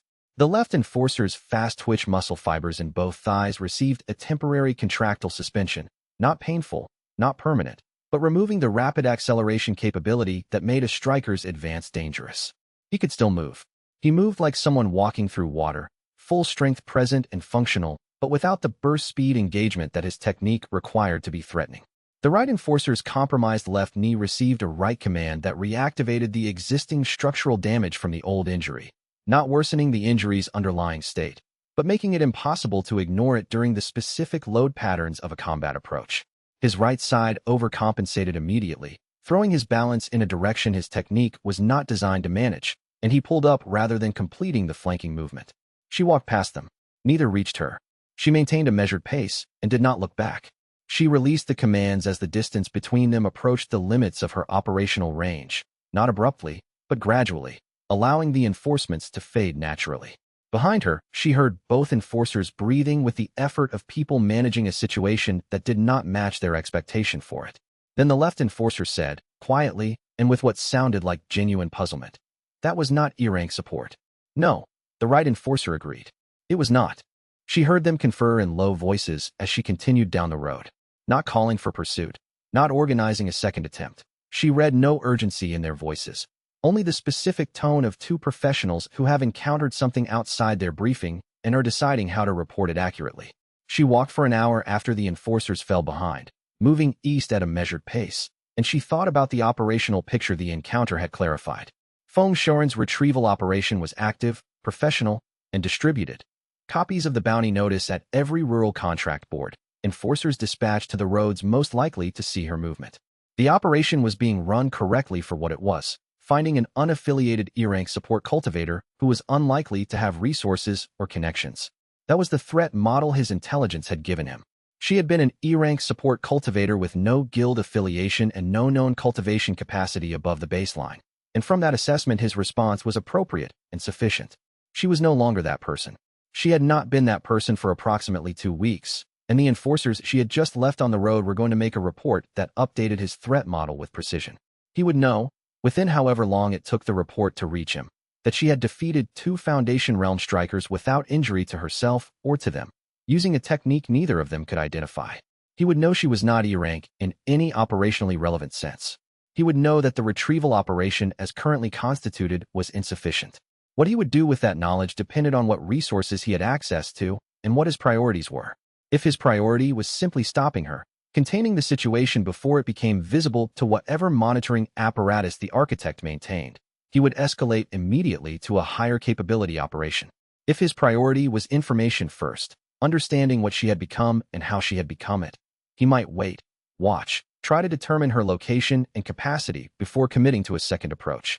The retrieval designation rather than elimination designation in the original bounty notice suggested the second priority. He wanted to know what she was, not simply to stop her being it. That was information she could use. The road east was clear for the remainder of the day. She covered ground steadily, reading the route ahead with the domain's passive scan at its current 5-meter range, extending it in the direction of travel to provide early detection of anything significant approaching. The forest and farmland around the road registered as a peaceful biological landscape, nothing of operational concern, and she walked through it and thought about what came next. Lin Tao had been investigating. The enforcers had reported through a parallel channel. Elder Kai was watching and waiting. 3 different people with different motivations and different resources were all currently focused on the same situation she was in. It would be necessary to understand each of their trajectories before she could assess what was genuinely available to her and what was coincidence rather than resource. She maintained a steady pace for 2 hours after leaving the enforcers on the road, and she used the walking time to continue the operational analysis she had begun during the engagement. The domain's reach in a field combat context was significantly different from its reach in a controlled healing context. In healing work, she was close to her patient, the patient was cooperative, and she could take whatever time the biological correction required. In field combat, the subjects were moving, the engagement was dynamic, and the right commands needed to execute within the temporal window that the physical situation created. A right command that took 12 seconds was useless in a combat context if the subject was no longer in range or position in 8 seconds. She had managed the enforcers effectively, but she had managed them because they were Foundation Realm strikers with a predictable set of combat techniques and no briefing about what she was capable of. The predictability had given her the temporal window she needed. Against a more adaptable opponent, or against multiple opponents who understood her methods, the temporal windows would be shorter and the targets less predictable. She needed to develop faster right execution. The domain's right command execution speed was partly a function of her cultivation level. Higher cultivation meant higher chi throughput, which meant faster execution, but it was also partly a function of familiarity. She had healed hundreds of injuries, and each healing had been a right command she executed with increasing speed as the familiar biological patterns became faster to read and faster to correct. She needed to develop the same familiarity for the combat applications. The specific disruption patterns she used most frequently, the joint inflammation right, the motor control suspension, the cardiovascular event she was capable of but had not yet used against a human target. She was not going to practice cardiovascular events on people, but she could develop execution speed for the disruptions she had used, and she could develop the read speed that enabled them. And she could identify the highest leverage biological interventions for combat contexts at each cultivation tier she was likely to face in the near future. She began planning the training schedule in her head as she walked, and she kept walking east. Their full report went not only to the standard Iron Dawn command structure, but through a parallel reporting channel that bypassed Feng Shoren's office entirely. The enforcers reported to a channel she could not trace yet, but whoever received that report would know, precisely and immediately, that something they had believed suppressed was no longer suppressed at all. Chapter 12. Lin Tao found her at the riverside market in Wuqi on the 4th day after leaving Xinxi. She was at an outdoor table by the water, eating breakfast in the early morning before the market reached full density. He came from the market entrance and walked directly to her table, which told her either he had been tracking her position through the registry network or he had come to Wuchi for a reason that happened to intersect with her location. She read his approach: resonance realm, combat class, the chi signature she knew well from 6 years of working beside it. And she noted the chronic fatigue markers, the sustained depletion pattern of a person who had been operating at high output for over a week. He looked worse than she expected. He had the fundamental ease of a high-ranked striker's physical confidence. But there were shadows under his eyes and a tension in his jaw that had not been there 6 years ago, or even 6 months ago. He was wearing no guild insignia. He sat down across from her without asking. "You left xianxia without letting anyone know where you were going." "I didn't have anyone I needed to update," she said. "I've been looking for 3 days," he said. She waited. "I didn't know about the suppression nodes," he said. "Tell me everything else," she said, "and I'll consider whether I believe that part." He took a breath that was not quite steady. "In the 2nd year you were with the team, I told Feng Shorin that your healing was significantly above E-rank parameters. I was not the only one who had noticed. He told me the assessment was accurate, and what I was observing was exceptional technique execution within E-rank limits. Rare, but documented in the literature," he said. I accepted his explanation because he was the commander, because the Bureau's assessment was official record, and because accepting the explanation was easier than pursuing a question that could not go anywhere within the guild structure. "You accepted it," she said. "I accepted it," he said. "I should not have accepted it." He reached into his jacket and set a folded packet of papers on the table. "After the dismissal, after I heard what the enforcers reported from the road east of Shinchi, I went into the guild's records archive and started looking. These are internal communications between Feng Shorin and a classification monitoring office that has no public record in the Bureau's directory. I found them in a subfolder that was improperly secured. Someone left the access permissions at a level that allowed standard officer access, when they should have required senior command." He met her eyes. "They detail the suppression assessment protocol for your initial rank evaluation. Your case has been flagged and monitored since age 9. They knew what you were from the first day they assessed you." Xinyu looked at the papers on the table. She did not pick them up yet. "Why come to me with this?" she asked. "Because the evidence needs to be used, not just possessed," he said. "And because I spent 6 years leading a team that used you as operational support infrastructure and did not look closely enough at the questions I should have been asking. I am trying to make that worth something." There was no self-pity in it. It was a specific statement of intent from someone who had made a decision independently and was reporting it. "I formally resigned from Iron Dawn this morning. I have no current affiliation. Tell me what you need." She was weighing her response when she noticed the figures. 3 of them, taking positions at the market's entry points with the unhurried, specific economy of movement that trained combat practitioners use when they are not rushing because they believe the target has not noticed them. Anti-healer suppressor weapons on the one at the southern entrance. She identified the characteristic handle configuration. The bodily modifications visible in the chi signatures of 2 of the 3 were Crimson Peak Sect Combat Division pattern. Not Iron Dawn. Huang Boli's operation. A different set of interests with their own reasons to want her addressed. Lin Tao had not seen them.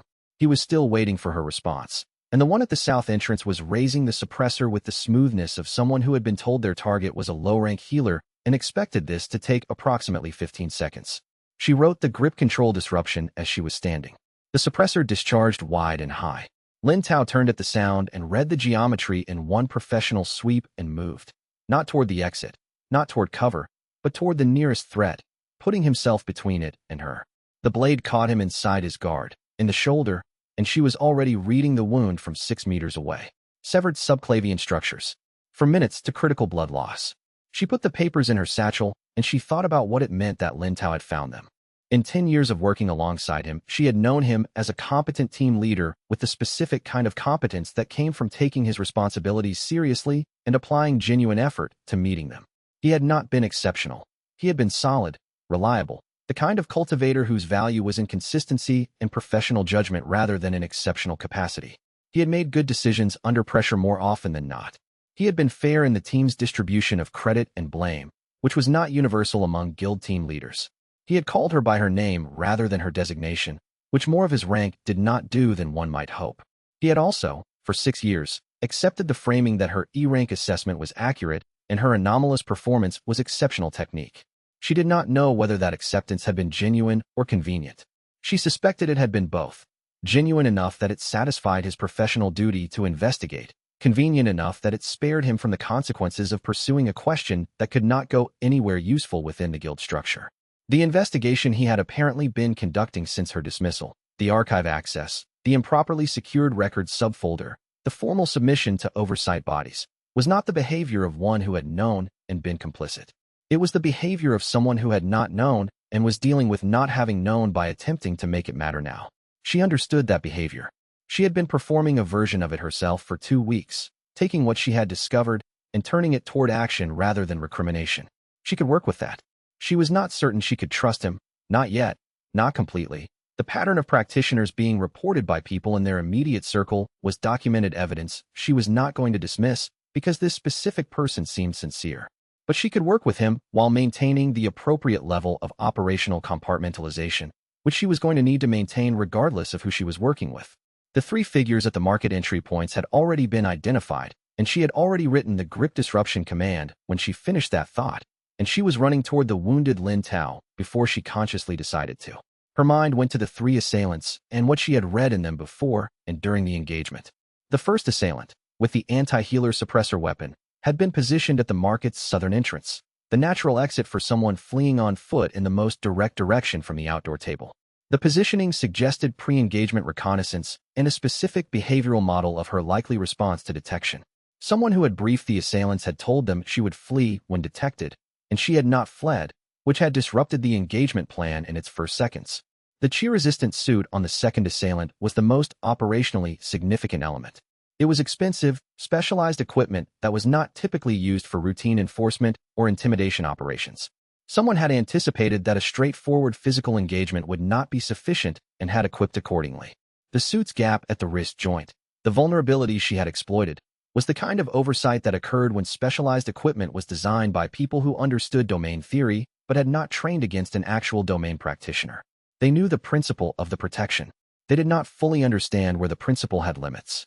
The third assailant's decision to retreat after her primary attack was nullified was the most informative element. A practitioner willing to die rather than report the engagement's failure would not have retreated. A practitioner primarily motivated by career continuity and secondarily motivated by mission success would retreat and report. The retreat told her that the person who authorized this operation wanted information as much as they wanted the result, and that their intelligence-gathering interest was strong enough that a live report of a failed engagement was worth more than the risks of continued engagement. Huang Boli wanted to know what she was.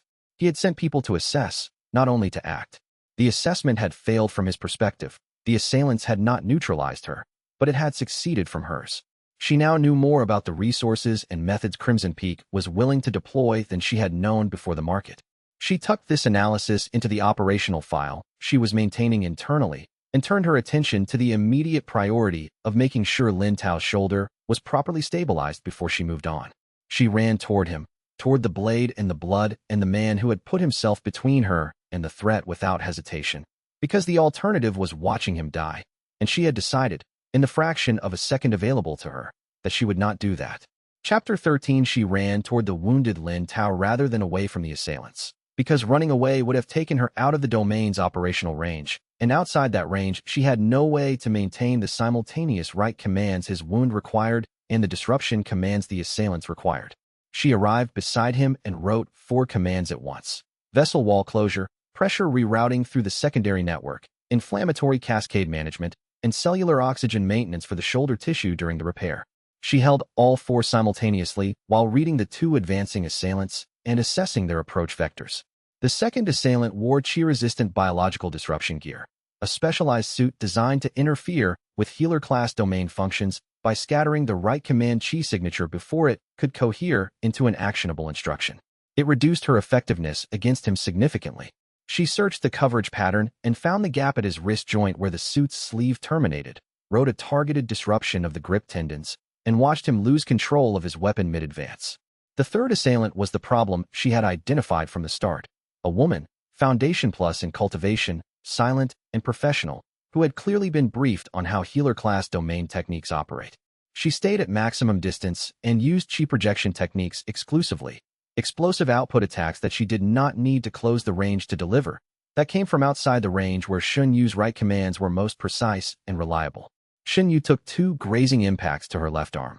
She ran parallel corrections on the damage as it occurred: minor tissue disruption, manageable, not affecting function. She read the third assailant's technique pattern across the distance: explosive chi burst output, The attacks generated through a specific compression mechanism in the shoulder meridians, a precise sequence that the woman was executing with practiced speed. She wrote the compression mechanism offline. The projection attack stopped. The woman registered what had happened in approximately 2 seconds of no output, made the calculation that any professional makes when their primary attack is neutralized, and ran, not panicked, not chaotic, the clean, controlled retreat of a professional who has encountered a situation their preparation did not cover and has decided to live and report rather than persist and be neutralized. The second assailant was on his knees, disarmed. The first was down in the market somewhere behind her. Lin Tao was upright with one hand on his shoulder, alive, looking at her. "You could have run," he said. "Running would have taken you out of range," she said. He was quiet for a moment. She could read the biological correlates of what he was feeling.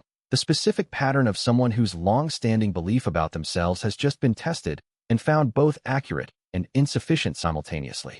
"You could have let me die," he said. "And run." "Yes," she said. "I could have." He seemed to be processing this. She looked at the kneeling second assailant, who had the bearing of someone calculating their options, and read him. Crimson Peak Combat Division signature, foundation augmented, clearly not someone who had anticipated his day going this way. "The sect master ordered this independently of the guild retrieval," she said. "Different interests, different authorization chains." She looked at Lin Tao. "The woman who ran will make a report. They'll recalibrate." She sat in the service alley with the fish smell and the aftermath, and she let herself feel the exhaustion of what she had just sustained. 7 minutes of simultaneous multi-system domain work, healing Lin Tao's subclavian damage at 4 command depth, while disrupting 3 assailants' combat functions at the individual precision required by their different tactical threats, was more sustained complex writing than anything she had previously attempted in field conditions. She had practiced in the warehouse. She had practiced in the forest. She had worked through 31 patients in xianxia. All of those had been single-focus operations or sequential operations. This had been fully simultaneous, and the concentration required for fully simultaneous domain work at combat pace was qualitatively different from what she had experienced before. Her chi reserves were at approximately 40%. Not dangerous. She was not in the depletion range that would affect function, but notably reduced from the pre-engagement level. She cataloged this. Sustained field domain work at combat intensity was expensive. She would need to either develop better reserve management or ensure that engagements did not run long enough to drain her to a critical range. She also cataloged what had been effective. The grip control disruption of the first assailant. Effective, immediate. The gap finding and tendon disruption on the chi-resistant suit. Effective once found, but the search time had been significant. The compression mechanism nullification on the projection attacker. Highly effective. Ended that threat immediately. The speed of the third assailant's threat assessment and professional retreat gave her useful information about how trained opponents would respond to having their primary attack removed. Lin Tao was watching her think. She was aware of this. He had the specific attentiveness of one who had been in enough tactical situations to know that the person thinking in the aftermath of a fight was often thinking about things it was useful to not interrupt. "The kneeling assailant," she said. "Crimson Peak Combat Division markers." Huang Boli heard about Beishan, Lin Tao said. "The compound clearance. He would have received reports."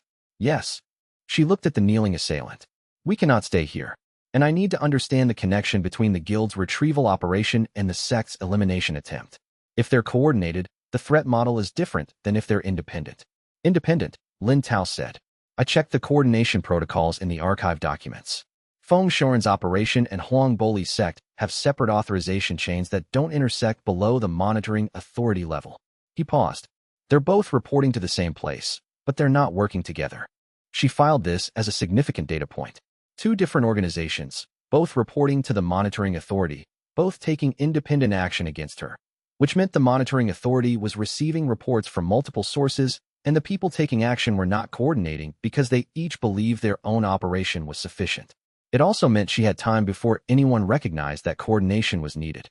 She rose and told the kneeling assailant that she was going to make a decision about what to do with him based on whether he was willing to communicate information about his authorization chain, and she watched him calculate the relative costs and benefits in real time. She looked at the kneeling second assailant for a moment. He was conscious, unhurt, fully aware that his position was precarious. She read him through the domain overlay, the physiological profile of someone doing professional calculations about their situation. Elevated cortisol, stress, not fear. The cardiac rhythm of someone already made difficult choices before and is currently making another one. Not the profile of someone who is going to make her work harder than necessary. Your authorization for this operation, she said. Who issued it? He looked at her with the assessing expression of someone weighing options. She waited. Sect Administrative Authority, he said. Not named. Filed through the Intelligence Division. Huang Bully personally, or a subordinate? Subordinate. The Administrative Secretary for Intelligence Operations. He paused. The secretary would have been acting on instruction, but I was not briefed on the origin level of the instruction. The report you're going to give, she said. You'll report what happened accurately. He looked at her with the face of a practitioner who has just been given an unusual instruction. You want me to report accurately. You're going to report anyway, she said. Accurate information serves me. The people you report to need to understand what they're dealing with. She paused. Leave out the part about the market. Report the engagement result and the technique characteristics you observed. That's sufficient. She let him rise. He walked away at a careful pace, not looking back, in the direction of the nearest transit accommodation. He was going to report.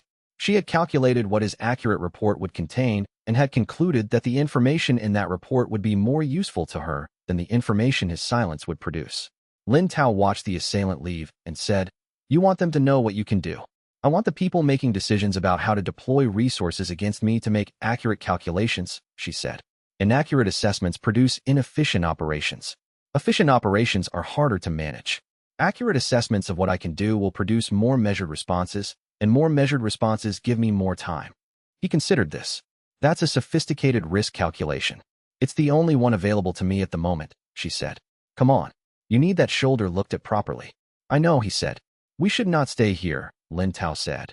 And she agreed, because the woman who had run was already giving her report to someone, and that someone was already deciding what to send next. Chapter 14. She left Lin Tao at a licensed healer's lodge in Wuxi, a practitioner who could manage the ongoing shoulder recovery while Xunyu moved, and followed the intelligence thread from his documents east into Crimson Peak Sect's territory. Huang Boli's operation across 3 districts east of Xianxia was less a criminal enterprise than a systematized exploitation of administrative power. Every support class cultivator wanting to work legally in those districts needed Crimson Peak's certification stamp, and the stamp came attached to a perpetual contract that assigned 15% of contracted earnings to sect administration. The mechanism was designed to look like a professional certification system, and in the absence of any competing authority, it functioned as one. Those who refused the contract found their certifications quietly revoked and their access to the formal work registry blocked through administrative channels rather than explicit threats. It was the kind of coercion that produced no single actionable incident and a continuous durable result. Lin Tao's documents gave her the specifics, addresses, administrative staff, and the compound in Beishan's eastern quarter that Crimson Peak's documentation called a support cultivator training and administrative center. She arrived in Beishan on the 4th day and spent 2 days reading the district before she went near the compound. She walked the streets of the support class quarter and read the biological signatures of everyone she passed. The domain's passive function gathered information without requiring directed attention.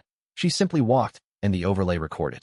The picture it assembled was detailed and consistent. Chronic fatigue patterns elevated throughout the quarter, the specific signature of persistent overwork without adequate recovery. Nutrition indicators below optimal baselines. And in the chi signatures of 4 out of every 5 support cultivators she passed. The suppression node signature, the specific meridian dampening she had learned to recognize with precision, nodes active and drawing power from their carrier's cultivation development in real time. She found the Crimson Peak compound on the 2nd afternoon and read it from outside the wall. 43 signatures inside with the node suppression pattern. Multiple signatures showing the sustained stress markers of chronic overwork. And 1 signature in the compound's northeast corner, at the far edge of her domain's passive range, that was different from all the others in a way that she could not fully resolve at this distance, but that registered as significantly important. Young. The signature was young, 12 at the most. The suppression node embedded in that signature was not standard architecture. At this distance, she could read its magnitude but not its specifics. It was larger than anything she had seen, more extensive, the kind of engineering that suggested someone had identified this specific individual as requiring exceptional suppression measures. She spent 20 minutes trying to read the signature in full detail and confirmed only that she needed to be closer. She found her access through the compound's eastern service entrance, which was unlocked in the late afternoon when deliveries were being received. She slipped through in the flow of activity and found the northeast room by reading the signature from inside the compound walls, navigating by biological perception rather than by knowledge of the compound's layout. The northeast room held a child, and a pile of medical gauze. Fei was 11 years old, which Xunyu read from her biological developmental stage before learning it from the child herself. She was rolling gauze into neat cylinders with the blank efficiency of a practitioner who has done the same task so many times it no longer requires full attention. She looked up when Xunyu entered, assessed her with the careful caution of a child who has learned to read adult intentions accurately, and did not look particularly alarmed, which suggested that unexpected visitors to her room were not unusual enough to alarm her. The compound healer says the back pain is from rolling gauze wrong, Fei said, before Xunyu had asked about it. But I've rolled it the same way for 2 years. The pain is from something else, Xunyu said. She read the child fully. The back pain was from the suppression node, the biological stress of a cultivation system pressing against its own artificial containment, the force of a blocked awakening accumulating tension in the tissue around the suppression structure like water building pressure against a dam. The node was far more extensive than anything she had encountered. 11 primary attachment points against the standard 8. Secondary filaments reaching into the core meridian structure rather than only the peripheral branching channels. And a live monitoring connection. She identified it clearly now that she was at close range, reporting status to an external receiver at regular intervals. She read the child's underlying biological template and found what had been suppressed there. It was not a healer's template. It was not any kind of support class biology.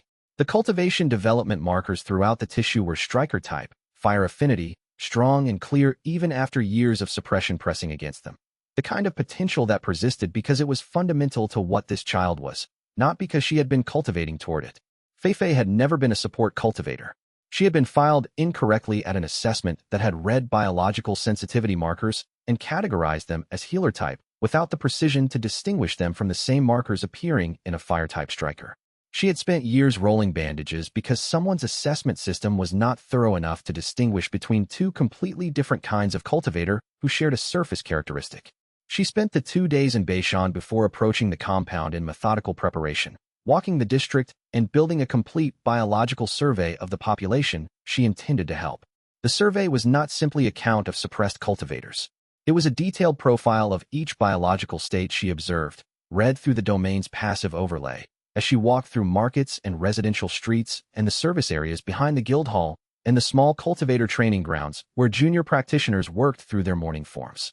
She noted the specific suppression architecture she detected at range, cataloged the cultivation levels that would have been available to each person if the suppression was removed, made provisional assessments of the recovery timelines and the risks associated with each removal. She was building an operational plan. The plan needed to account for 43 people inside the compound, each with their own individual case, and it needed to proceed efficiently enough that the entire operation could be completed before the monitoring authorities' reporting intervals triggered a response. It was unclear to her the reporting interval. She was operating on the assumption that it was on the order of days rather than hours, based on the behavior of the enforcers on the East Road, who had reported through a parallel channel that presumably fed into the monitoring network. The district's support class population outside the compound also needed to be considered. She could not remove all 400 nodes in Xianxia district. That would take months, require a team she did not have, and make her operation visible long before she was equipped to handle the visibility. But she could establish the principle in this district with the compound operation and with whatever she could do afterward. The principle was what mattered, that removal was possible, that the nodes were not permanent, that the suppression was not biological destiny. She bought food from a market stall and sat at a public table and ate it and thought about the child in the northeast corner of the compound, whose signature she had read at the margin of her passive range. The over-engineered suppression. The developmental template underneath it that she had not yet been close enough to read precisely. She considered what it meant that the suppression system was broad-spectrum rather than targeted, that it caught fire-type strikers in the same net as healer-type cultivators because the biological sensitivity marker was similar enough at assessment range to be misclassified. She thought about all the people who had been filed incorrectly, not just suppressed, filed, given a wrong identity, placed in a wrong category, and then subjected to physical intervention designed to prevent that wrong identity from ever being challenged by their own development, told they were something they were not, and then systematically prevented from finding out otherwise. The compound gate opened in mid-afternoon for a supply delivery, and she entered with the people carrying the delivery and walked to the northeast room.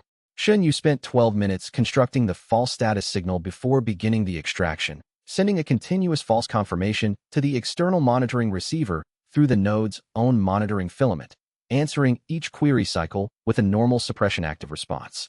Then she began the extraction. Knowing that the false status signal was the only thing standing between this child's freedom and the immediate attention of whoever monitored these nodes from a distance she could not yet measure.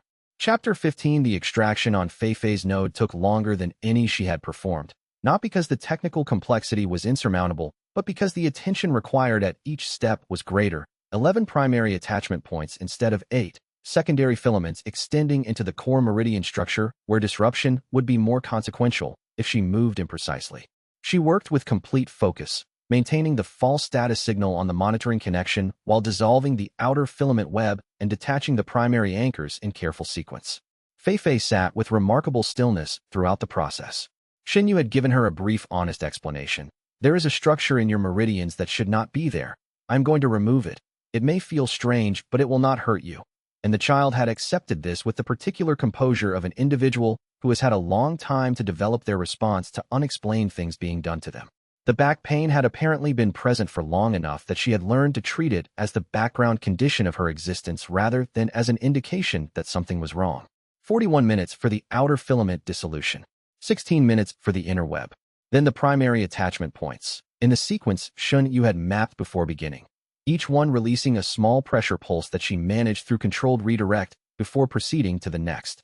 When the last anchor released, she braced and applied the thermal regulation override she had been holding ready since the third primary anchor detached.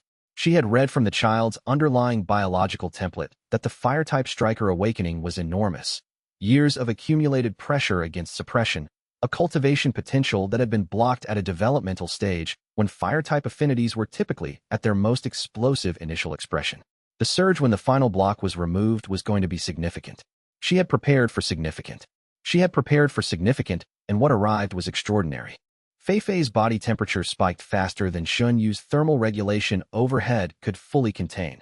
She managed the most dangerous aspects, preventing the tissue damage threshold from being crossed, but the expression was larger than she had prepared for, and it expressed itself through the child's palms in a way that made the thermal management academic. Fire. Small controlled flames, running in channels from Feifei's wrists across her palms, orange and precise, and controlled with the instinctive discipline of a person whose fundamental affinity had found its natural expression at last. Not wild, not scattered, controlled. The specific control of someone who had long been thinking about this their entire life without knowing they were thinking about it, who has been preparing for it in the deep biological layer where cultivation potential organizes itself even when blocked from expression. Feifei held her hands out before her face and looked at the fire with an expression that required no interpretation. She had spent 11 years believing she was a low-talent healer. She was a fire-type striker of what the domain's baseline assessment read as extraordinary potential. The difference between those two things was the device that had just been dissolved out of her meridian network by a stranger who had appeared in her room and told her the back pain was from something else. Feifei held her flame-bearing hands in front of her face and looked at them with the look of someone seeing their own reflection clearly for the first time. Xinyu gave her approximately 2 minutes of that look before she gently said, "The flames are instinctive right now. They will get stronger over the next few days as your cultivation begins accumulating without the node's interference.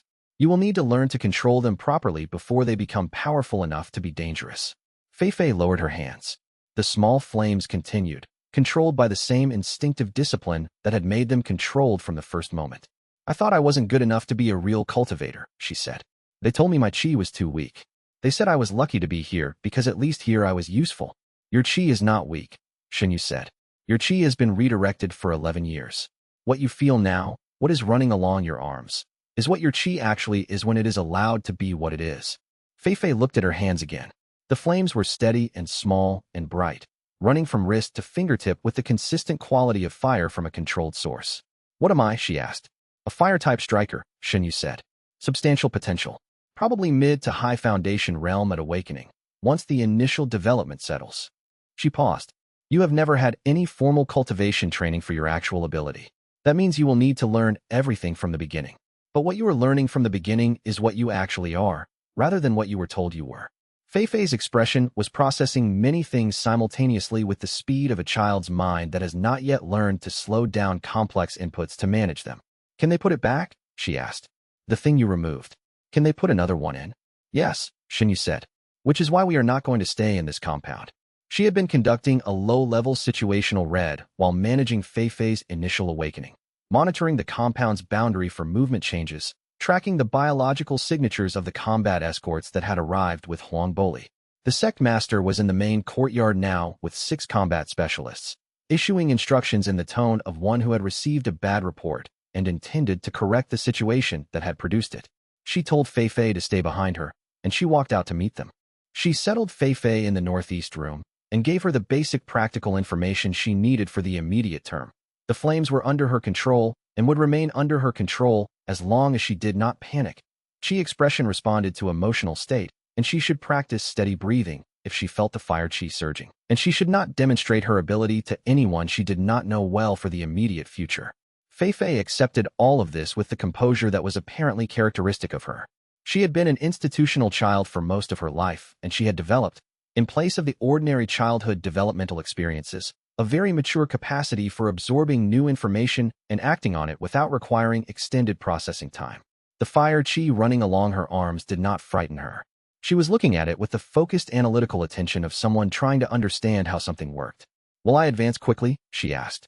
"Yes," Xinyu said. "You have years of blocked potential. The first few months after removal are typically very rapid for people who were suppressed from early childhood, because the cultivation potential that was blocked at the initial awakening stage expresses all at once. You will need to be careful with your fire chi during that period. Rapid advancement can produce instability in new cultivators who have not had time to develop control alongside power. Who will teach me?" It was the right question, and Xinyu did not have a clean answer for it.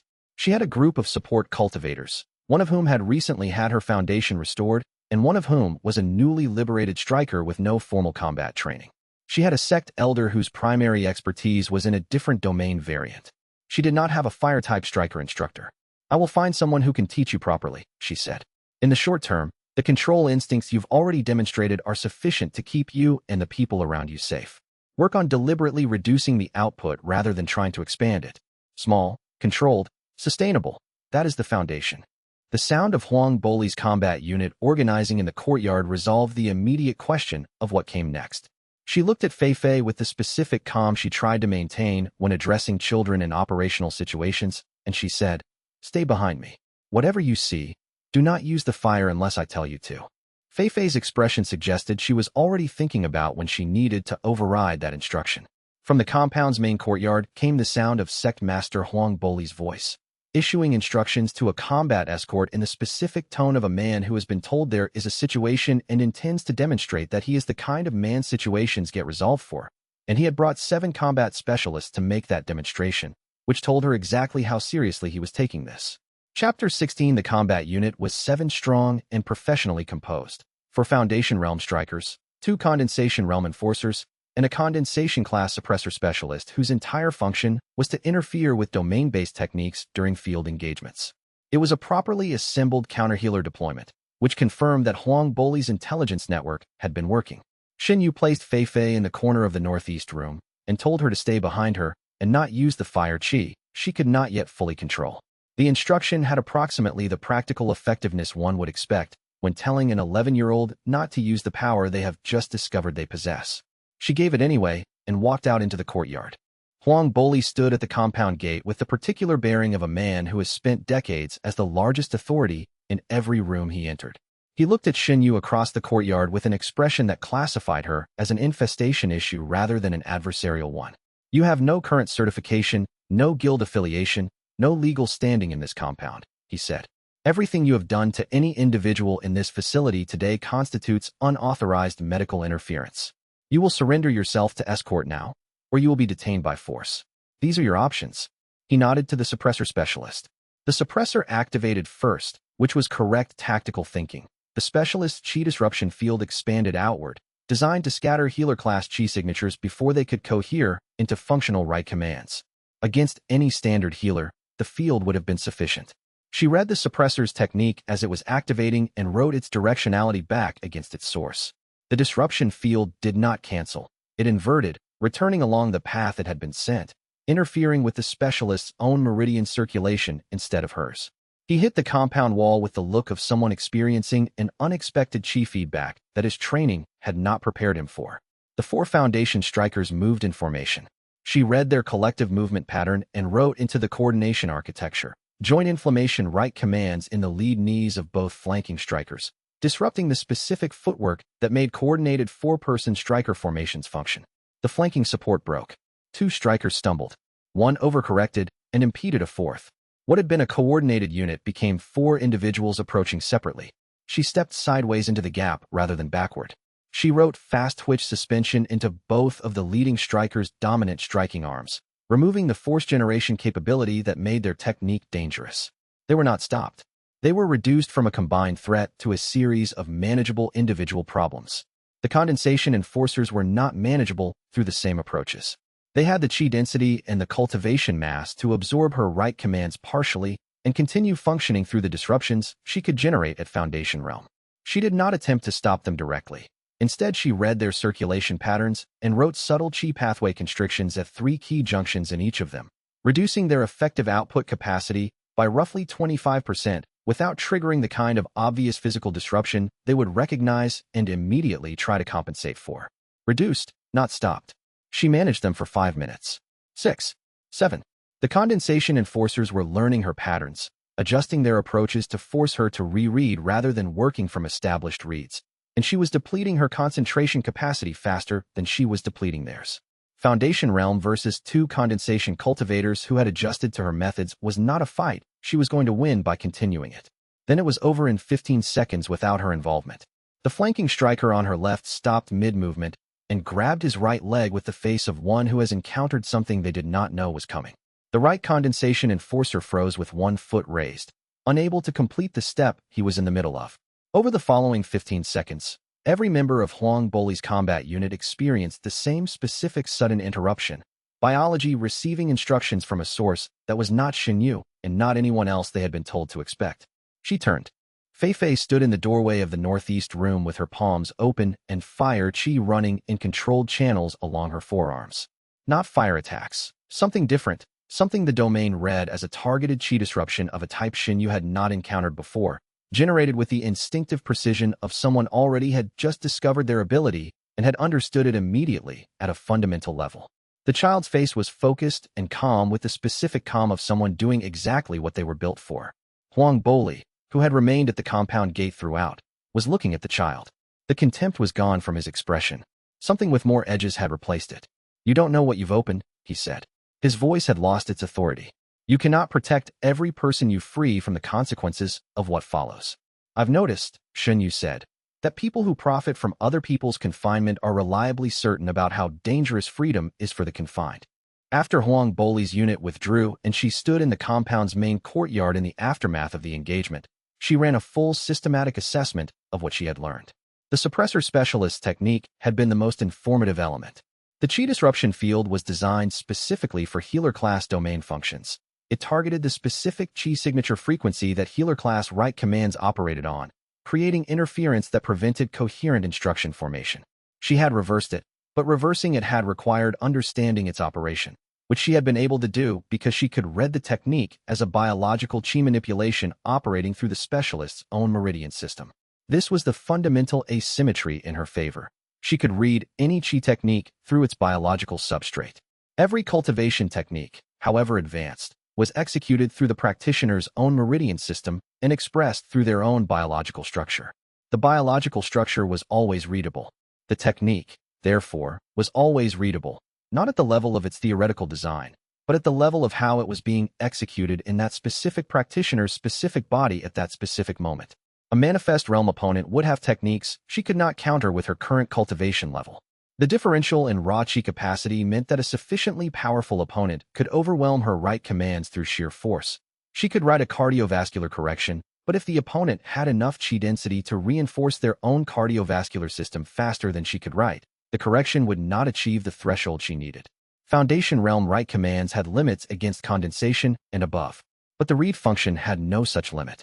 She could read a manifest realm opponent as accurately as she could read a foundation realm opponent. The information the read gave her was complete regardless of the opponent's cultivation level. What she could do with that information was cultivation dependent. The gap between information and action was the gap she needed to close with each realm advancement. Fei Fei stood in the courtyard with her flames controlled and her expression calm, with the specific calm of someone already just done something they did not know they could do, and is absorbing what that means. Xinyu looked at her and thought about the 11-year-old who had been rolling gauze for 2 years with back pain that nobody properly investigated, and she understood that what she had done here was correct regardless of what came next. She stood in the aftermath of the engagement, and she ran a clinical assessment of the domain's performance under combat stress conditions.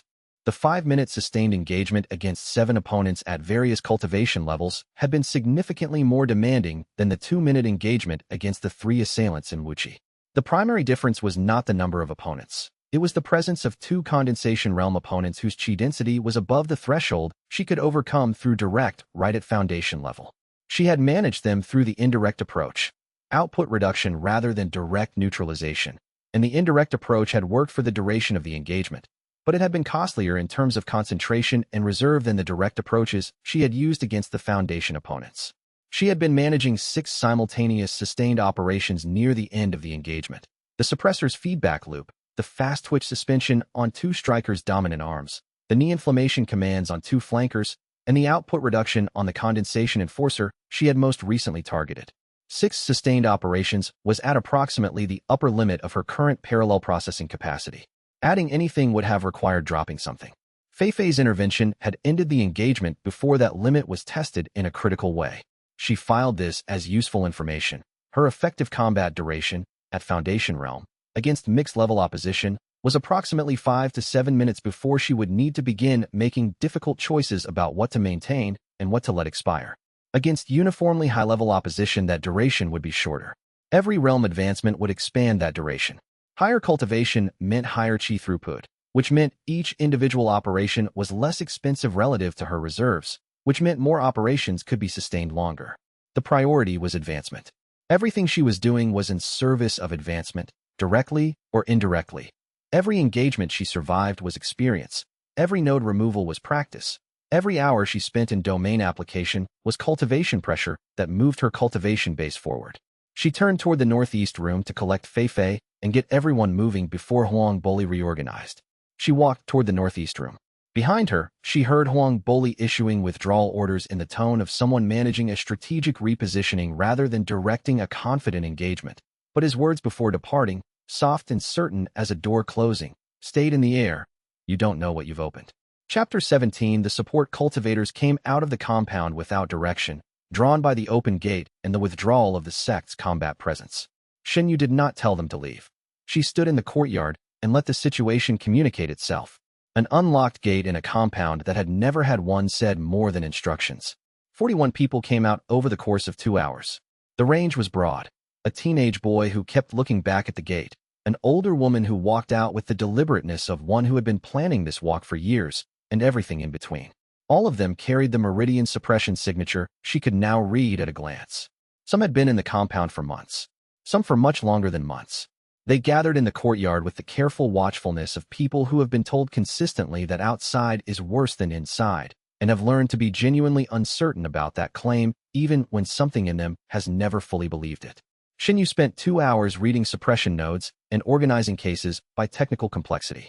Standard 8 attachment point architecture, the majority. Live monitoring nodes requiring false status signal management, 6. The over-engineered deep integration type, like Fei Fei's, 3. In one case that was none of these. She found the penalty function node on a man in his mid-40s. He moved through the compound's courtyard with the deliberate economy of a practitioner who has been managing significant physical limitation for many minutes. Each step considered, weight transfer managed, nothing wasted because nothing was certain. She read him as he moved and found the source of his limitation immediately. His lower lumbar spine had been subjected to a comprehensive, deliberate biological rewrite at some point in his past. The damage was extensive and sophisticated, engineered to appear irreversible to standard diagnostic techniques, to present as the kind of permanent injury that legitimate healing could not address, while the actual biological template beneath the damage remained intact and readable in the cellular memory of the undamaged tissue. It was a professional attack. Someone had deliberately disabled him, and then had a compliant healer confirm the damage was permanent. His name was Wei Peng. He told her he had been a Foundation Realm striker, solid if not exceptional, before the injury. He told her the injury had occurred 6 years ago during a Crimson Peak medical evaluation. He had come in for a routine assessment and had not been able to walk properly since.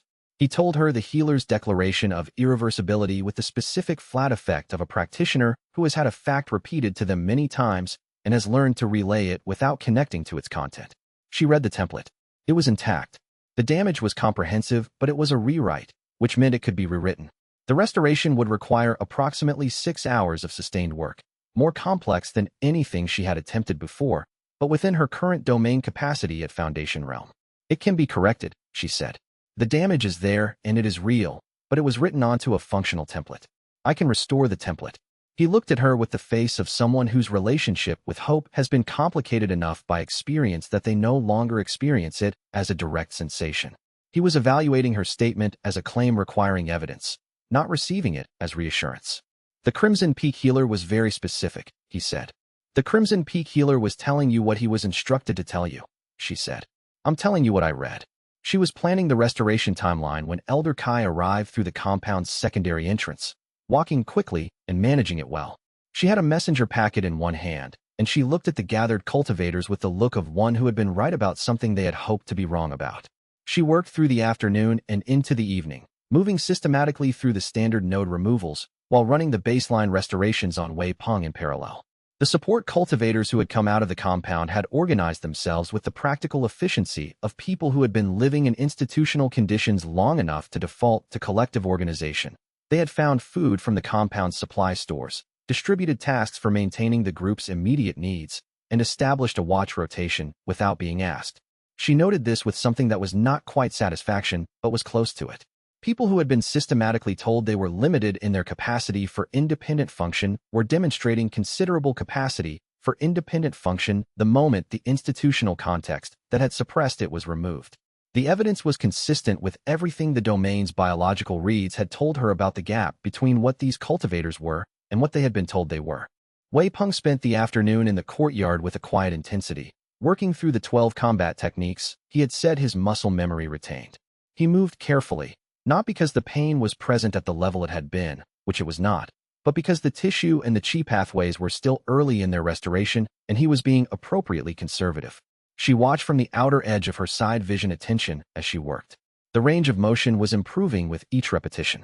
The technique forms, which she read as chi pathway activation patterns through the domain overlay, showed the specific reactivation pattern of dormant muscle memory reasserting itself, the pathways lighting up in sequence as the physical movement triggered the cultivation memory embedded in the body.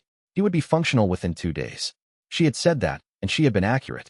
Kai Mingzhu worked on the logistical planning with the practical competence of a senior elder who has coordinated complex operations and has strong opinions about what planning details matter and which ones can be resolved in the moment. She identified their current status: 41 individuals with no current documentation or certification who had recently been liberated from a Crimson Peak sect compound by someone who was the subject of an active Inquisition notice. Their legal exposure was significant.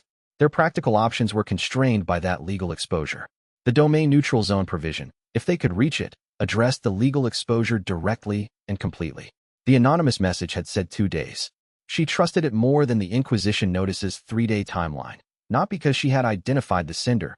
She had not, but because whoever had sent it had provided a specific date with specific justification, and the justification was verifiable and was verified. She spent the evening of the first day in the rented warehouse space working through the node removals and thinking about the 41 people who were now her operational responsibility. None of them had asked to be her responsibility. She had not asked to be responsible for them.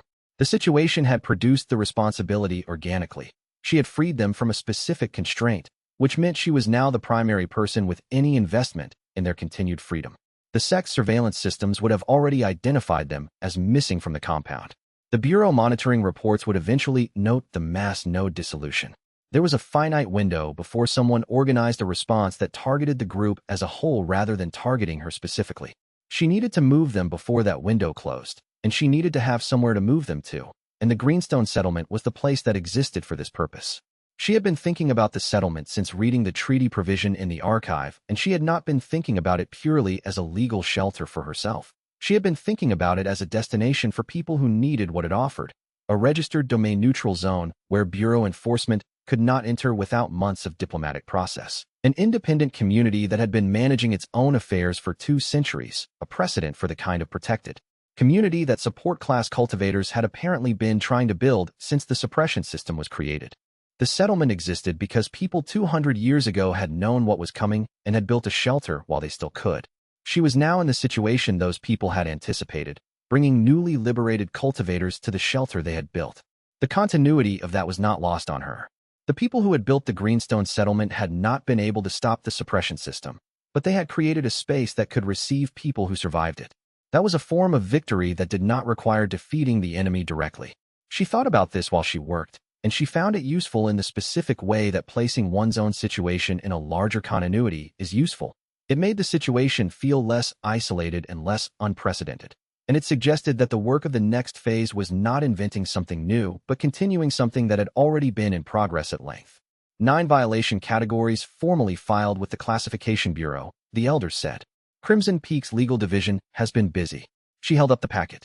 They have requested assignment of a Bureau rank enforcement inquisitor. I've confirmed the rank of the assigned officer. Her voice was level and deliberate. Manifest Realm, 3rd stage. Not an investigation team. A single Bureau enforcement cultivator with full manifest level authority. She paused. 3 days before he arrives in this district, Kai Mingzhu said. Possibly fewer. And a manifest realm cultivator with full enforcement authority does not come 300 kilometers for a conversation. Chapter 18. The Inquisition notice was public record, and the copies reached the district boards within the same afternoon.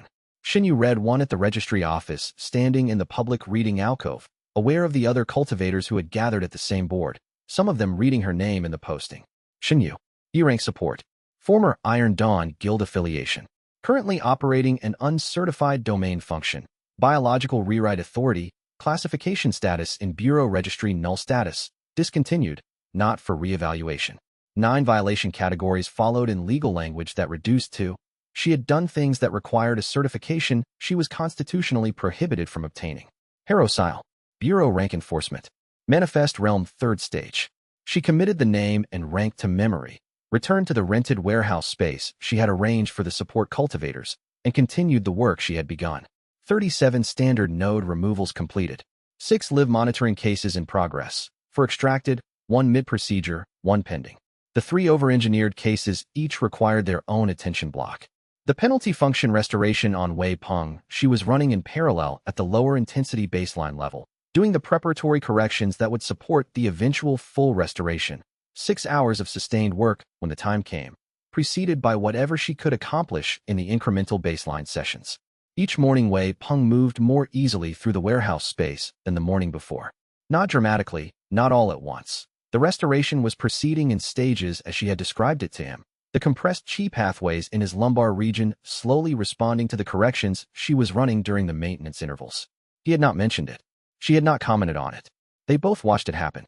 He found her in the warehouse corner at the 3rd morning watch, when she was running the daily self-maintenance corrections on her own Meridian network. An hour of work that had become necessary to keep her cultivation development stable, the post-node advancement continuing to move at a rate that required active management. He sat nearby with the directness of one who has decided something and is reporting it rather than offering it. I have technique memory for 12 combat approaches I haven't been able to execute in 6 years, he said. When the restoration is complete, I'll have the physical capacity to use them again. The Manifest Realm Inquisitor arrives in 3 days. 2 more days for the full lumbar restoration, she said. The chi pathway integrity needs stabilization time after the primary correction work. Combat function would be available after that. Then I'll be ready, he said. Not conditionally, not contingently. He had made a decision and was stating its timeline. She returned to the maintenance corrections without responding. Some things did not require a response. The anonymous message arrived at mid-morning through the warehouse's secondary entrance, carried by a courier who was already gone when the recipient was identified. 1 strip of paper, precise brushwork in an unfamiliar hand. Herosile arrives in 2 days, not 3. Direct confrontation will fail regardless of preparation. Article 17, Section 4 of the Continental Compact. Domain-neutral territory provisions prohibit Bureau enforcement action within registered domain-neutral zones. There is a registered domain-neutral zone in Beishan District. You have 2 days to reach it. The provision has not been invoked in decades, but it remains valid. No signature. She showed it to Elder Kai. The elder read it twice and was quiet for a moment. The treaty citation is accurate, she said. I've verified the provision myself, years ago. A registered domain-neutral zone cannot be entered for bureau enforcement purposes without diplomatic process that takes months. She set the paper down. The provision has not been invoked in a very long time. Someone has been tracking its availability and its relevance. Someone who wants me to survive, Xianxia said. For their own reasons. She worked through the second night with the systematic precision she had developed over the previous weeks, and she thought about the Inquisition notice and what it represented beyond the immediate operational problem it posed. Herosile was a Manifest Realm Bureau enforcement cultivator. At Manifest third stage, his cultivation was 4 realms above her current foundation level. She could read him as accurately as she could read anyone.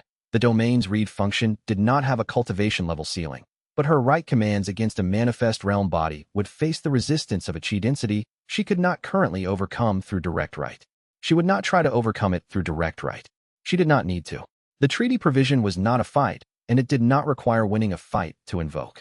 It required knowing the provision, citing it correctly, and presenting herself as someone who had the legal standing to invoke it. She had all 3. What she did not have was the cultivation level to prevail if Herosile chose to ignore the provision, which he could choose to do if he was the kind of bureau agent who considered legal provisions obstacles rather than constraints. The question remained unresolved: what kind of person Herosile was. She knew his rank and his assignment and his name. This was unknown to her whether he had personal reasons to enforce beyond his professional ones, whether he had been briefed on the full context of what she was or briefed only on the violation categories in the formal complaint, whether the person who had sent the anonymous message had a read on his character that she did not yet have. She would know when she met him. The domain would tell her what it always told her, the biological correlates of his actual state at the moment of the encounter. Cortisol patterns, cardiac rhythms, the micro-expressions of stress or calm or purpose or reluctance visible in the biology beneath the professional presentation. She would read him the way she read everyone, and she would respond to what she found. The last live node removal completed at the 3rd hour past midnight. She sat in the corner of the warehouse and ran the domain at the low-level maintenance frequency that was sufficient for self-maintenance without depleting reserves she needed to be full for what was coming, and she let herself rest in the way that the domain had made possible, not sleeping, exactly, but a directed low-activity state that restored chi reserves while maintaining the awareness she needed for the watch. She would know tomorrow. She completed the final node removal at the 3rd morning watch and sat in the quiet of the warehouse with the domain running at maintenance level, monitoring the biological states of the 41 people sleeping around her.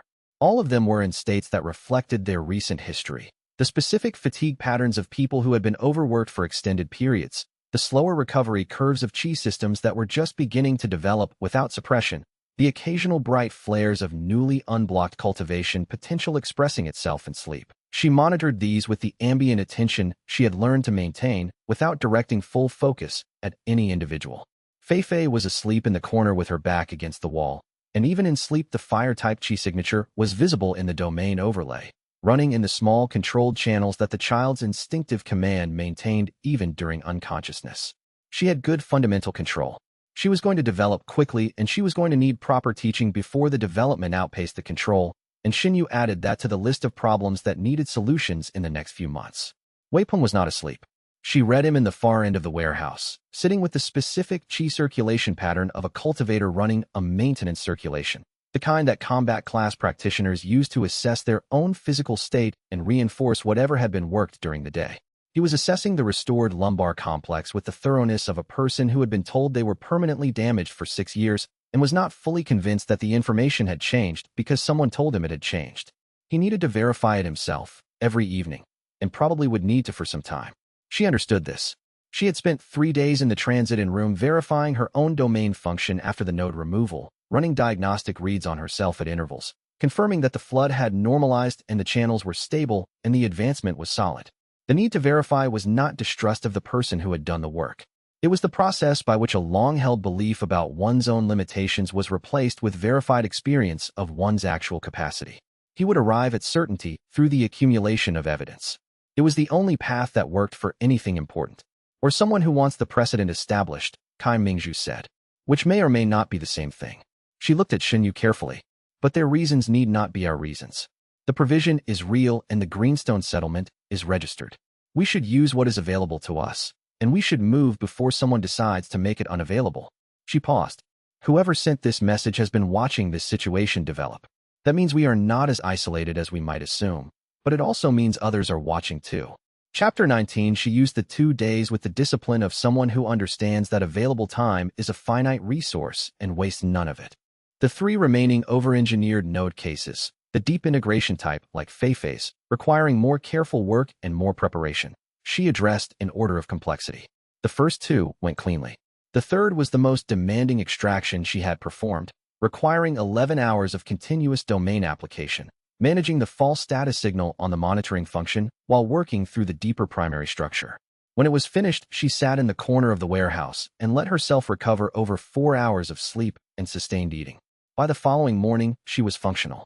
Wei Peng's lumbar restoration she completed in the afternoon of the second day. She had been running the baseline corrections for 5 days in parallel with everything else, the preparatory work that would allow the primary restoration to proceed without destabilizing the surrounding tissue structure. The final 6 hours were the full primary work, the complete rewriting of the imposed damage back to the biological template that had been readable in the cellular baseline since the first day she examined him. She had been working for 6 hours when she told him to stand. He stood. He took a step, then another. Then he crossed the warehouse floor at a walking pace without assessing each footfall, without distributing his weight through managed calculations, without the continuous background operation of managing a body that could not be trusted to function as normal walking required. He walked to the far wall, and he stopped, and he stood there with his back to the room for a moment that she let him have.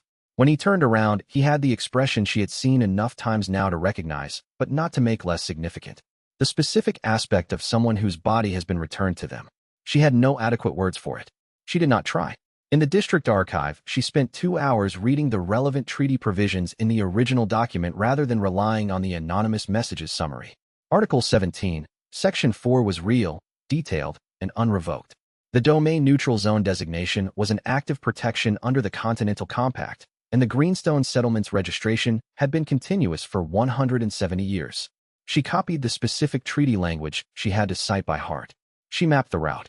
Lin Tao arrived in the late afternoon looking like himself, recovered from the shoulder injury, carrying himself with the ease of Resonance Realm cultivation fully operational, wearing no guild markings of any kind.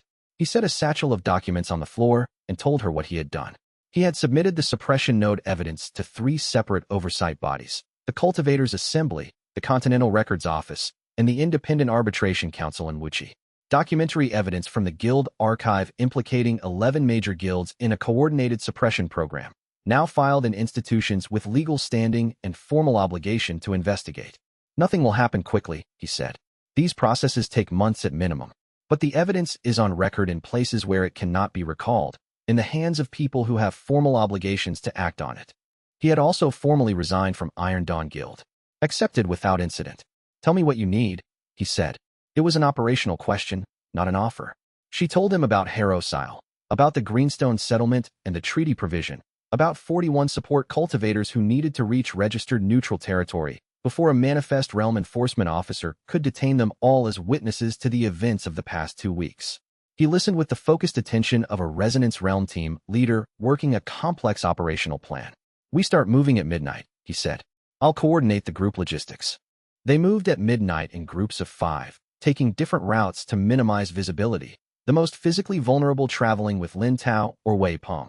Xinyu moving 40 minutes ahead to read the road and manage any biological variables that appeared. She was reading a junction point 40 minutes out when she detected the chi signature approaching from the northeast, dense and controlled with the specific signature profile of Manifest Realm 3rd stage cultivation, moving toward the group's projected position at a steady confident pace. Harrowsile had arrived a full day early. The transit from the warehouse to the road toward Greenstone Settlement was the most complex logistical operation she had managed since beginning this chain of events 3 weeks earlier, and it required Lin Tao's organizational capacity as much as her own. 41 people moving at night through unfamiliar terrain, in groups designed to minimize visibility, with varying levels of physical capability and varying degrees of familiarity with moving quietly and quickly. This was the practical reality underneath the neat strategic framing of the treaty invocation plan. She had been thinking about biological strategy for weeks, and the domain had been excellent for all of that, and none of it resolved the logistical fact that several of the support cultivators were older, some were not in good physical condition after years of institutional labor, and one was an 11-year-old whose fire chi occasionally expressed involuntarily when she was startled. Lin Tao handled this with the efficiency of an individual who had coordinated complex team movements under pressure many times. He assessed the group, distributed them by mobility level, assigned responsible partners, established the signal protocol, and had everyone moving within 20 minutes of the departure time she had set. She was already 40 minutes out ahead by the time the last group was clear of the warehouse.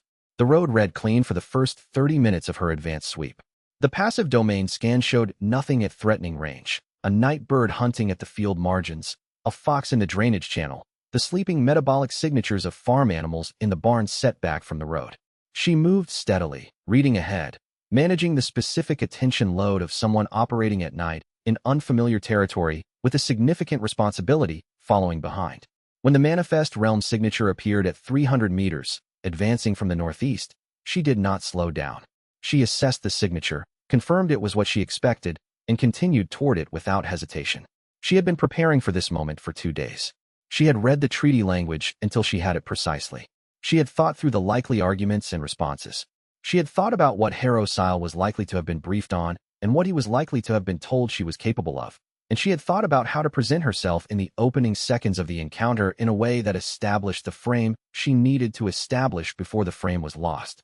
She walked forward and the dawn was beginning its preliminary work on the eastern horizon, the sky lightening from black to the deep gray that preceded first light, and she thought, this is what the next 3 months will look like.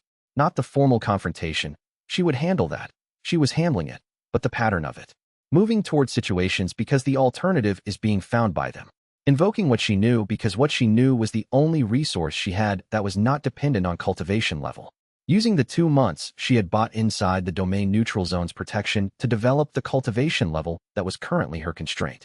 She saw his silhouette against the gray sky ahead, and she continued walking. She was 40 minutes ahead of the main group when she detected the manifest realm signature, and she had 20 minutes between detection and contact to run through the encounter one more time. The treaty provision gave her legal standing. Legal standing was worth precisely as much as Harosile was willing to respect it. It was unclear to her, yet whether he was the kind of bureau agent who treated legal provisions as genuine constraints or as obstacles to be worked around. Her intelligence on him was limited to his name, rank, and the designation on the Inquisition notice. She thought about what she would read in him. The domain would tell her the biological correlates of his decision-making state, whether he arrived at this encounter intending to enforce regardless of the treaty invocation or intending to assess the situation and respond to what he found.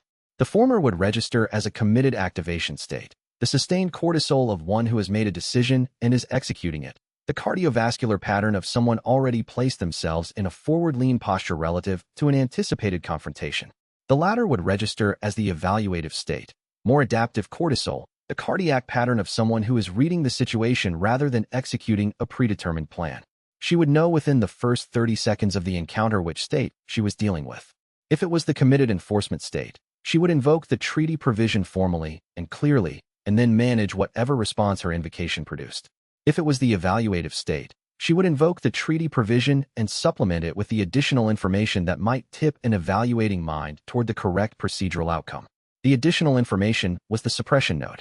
The node had been installed at her initial rank assessment at age 9. It had suppressed her cultivation for 22 years.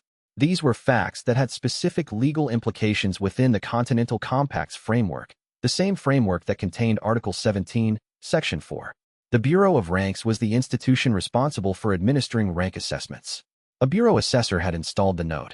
The Bureau's own procedures had been violated by the Bureau's own operators for 22 years, with Xunyu as the documented victim of that violation. This was the additional information that a Bureau enforcement agent operating in good faith would need to receive and consider before proceeding with a standard enforcement action. She intended to present it clearly and let him determine what it meant for his operational decision. She saw his silhouette against the lightening sky, and she continued walking without slowing. She sent the hold signal through Lin Tao's network and walked forward, toward a manifest realm enforcement cultivator, alone, with nothing but a legal provision and the belief that he was the kind of person who would respect it. Chapter 20, they met at a stretch of open road where the cultivated fields on both sides gave way to the first wild scrub marking the approach to Greenstone Settlement's boundary. Dawn was perhaps an hour away, and the sky was the deep gray of the last hour before light. The manifest realm signature resolved into a man, younger than the title implied, precise features, wearing bureau insignia without additional display, carrying no visible weapon with the complete ease of someone already past never needed one. He stopped when she was 20 meters away. They looked at each other across the distance, and she read him. Automatically, the domain overlay doing what it always did now. And she read what was there. The specific pattern of a professional who takes their work seriously, approaching a difficult operational moment with genuine attention rather than performed authority. His cortisol was steady. His cardiovascular pattern was the stable reading of someone who is alert without being tense. He was not here to enjoy this. "Xinyu," he said, "I am carrying an Inquisition authority warrant for the evaluation and temporary suspension of your domain function, pending classification review by the Bureau's Continental Authority." "I have read the public notice," she said. "Then you understand that compliance is in your interest." His chi extended as a passive probe, professional, thorough, not aggressive, reading her cultivation level, her domain signature, the ambient biological field she was generating. "Your cultivation is foundation realm. My classification is manifest third stage. Practical confrontation is not a viable option." "I agree with that assessment," she said, "which is why I am not planning confrontation." "Then you are planning to comply." "I am planning to invoke Article 17, Section 4 of the Continental Compact," she said. He went still. She read the biological correlates precisely. The cortisol that spiked in genuine surprise and was immediately managed through the practiced suppression of an individual who has spent years not allowing surprise to be visible. His chi probe extended further, reaching past her toward the road behind her. Searching for the group, he knew she was moving. She felt the probe brush against the outer edge of the cover positions where Lin Tao's groups were waiting and did not react to it. "The domain-neutral territory provision," he said. His voice was fully professional. "The Greenstone settlement is 6 kilometers east of this position," she said. "Domain-neutral zone registration continuous for 170 years under the Continental Compact, current and unrevoked. I am invoking treaty protection and escorting 41 independent cultivators to registered neutral territory. Under Article 17, Section 4, you do not have enforcement authority to interfere with active transit to a registered domain-neutral zone. I am currently in transit." He considered this. She read him throughout. The cortisol stabilizing from the surprise spike into the baseline pattern of someone working through a substantive legal problem. He was genuinely thinking about this, not looking for a way around it. "The provision has not been invoked in 47 years, he said. "That is not the same as the provision being invalid or inapplicable." He was quiet for a longer moment. The sky to the east had its first faint gray lightning. 30 minutes to sunrise. She waited, keeping her breathing even, keeping the domain read passive rather than directed. He stepped forward one step, not an aggressive move, the step of someone who wants to close conversational distance. She held her ground. "You are Foundation Realm," he said, and his voice was quieter now, more specific, a statement for her rather than a statement of position. "Your file shows unawakened at your last classification, for years ago. By my intelligence, you removed a suppression node approximately 2 weeks past. 2 full realm advances in that time, with full domain function operational." He paused. "That rate of advancement is not late awakening. That rate is complete suppression of a practitioner with substantial pre-existing cultivation potential." Another pause. "What was the installation date of the node?" "Age 9, she said. "Initial rank assessment." He looked at her for a moment that was not short. "I am noting this interaction in my official report as a formal treaty invocation under Article 17, Section 4, he said. "The report will be reviewed by the Continental Authority. This matter is not concluded." "I know," she said. He began withdrawing, controlled, unhurried, the pace of one who has made a decision and is executing it without unnecessary demonstration. At approximately 20 meters he stopped, not turning fully back, and said in a voice that was lower and more specific than his professional register, the voice of someone communicating something beyond the scope of their official role. "The architect already knows." She watched him walk down the road until he was beyond her domain's passive range. She stood in the pre-dawn gray with the statement settling into its proper position alongside everything she now knew. Herosile had just chosen the path of correct procedure over the path of convenient enforcement, and someone had sent him here knowing she would invoke the treaty, and the name that kept appearing at every thread she pulled was a name attached to a living person who already knew she existed. She sent the signal to Lin Tao. "Move." 43 people. The 41 support cultivators, Lin Tao, Wei Peng, Elder Kai who had joined at the road junction, and Xinyu, walked the 6 remaining kilometers to the Greenstone settlement's boundary stone in the growing light of an early morning. They arrived as the sun crested the eastern hills, and the old granite boundary stone caught the first full light and held it, The domain neutral zone designation engraved 2 centuries ago by people who had understood that certain spaces needed to be protected by law rather than by force. Elder Kai Mingzhu touched the stone as she passed and exhaled in a way that was not loud enough to be called a sigh, but was unmistakably the release of something she had been holding for some considerable time. Xinyu stood at the boundary and looked at the people she had brought here. Wei Peng, who stood with the posture of a specialist who has remembered what it felt like to simply stand. Fei Fei, whose palms produced small, controlled flames when she was concentrating on something, and who had spent most of the night walk looking at her own hands between steps. 39 others carrying the specific lightness of people for whom something heavy has been lifted without their having yet fully understood how heavy it was. She had a domain the continent had spent 2 centuries working to prevent. She had a documentation of what had been done to an entire class of people. She had a name without a face, a living person whose signature she had read on a warrant 200 years old and on a biological construct embedded in her own meridians. And she was standing inside a boundary that the law said that person could not cross without months of diplomatic procedure. The architect already knows. She had 3 things: the domain, the knowledge, and the treaty protection. All 3 were finite. All 3 were time-limited, and the work of converting them into something permanent enough to matter had just begun. Inside the Greenstone settlement's boundary, she stood for an extended period and let herself absorb what had just happened.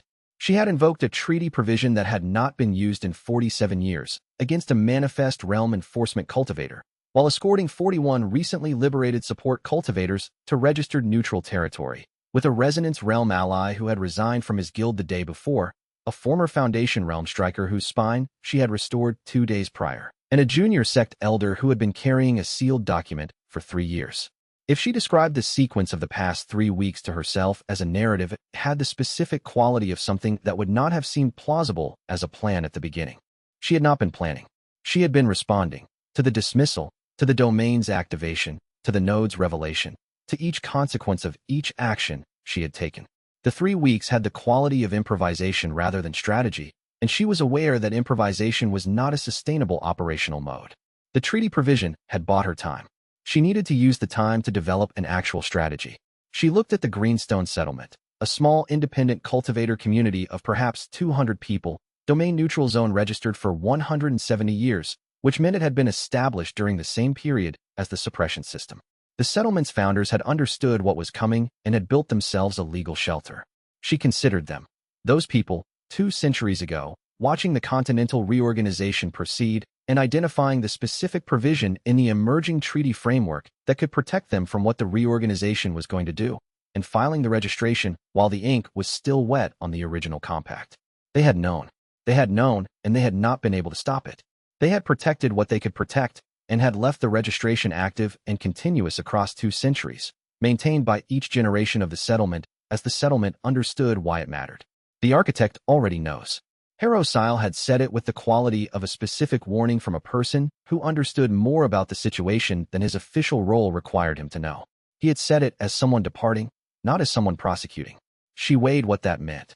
A bureau enforcement cultivator who had been assigned to stop her, who had chosen correct procedure over convenient outcome, who had warned her at the last moment with a specificity that exceeded his professional brief. The answer remained unclear what to do with that yet. She filed it in the place. She kept things that needed more information before they became actionable. She looked at Fei Fei one more time, at the controlled small flames and the focused face and the look of someone already has found the first true footing of her actual life. And then she turned toward the settlement and began to plan the next 3 weeks. She had a domain the continent had spent 200 years suppressing. She had a group of people who had reason to help her use it.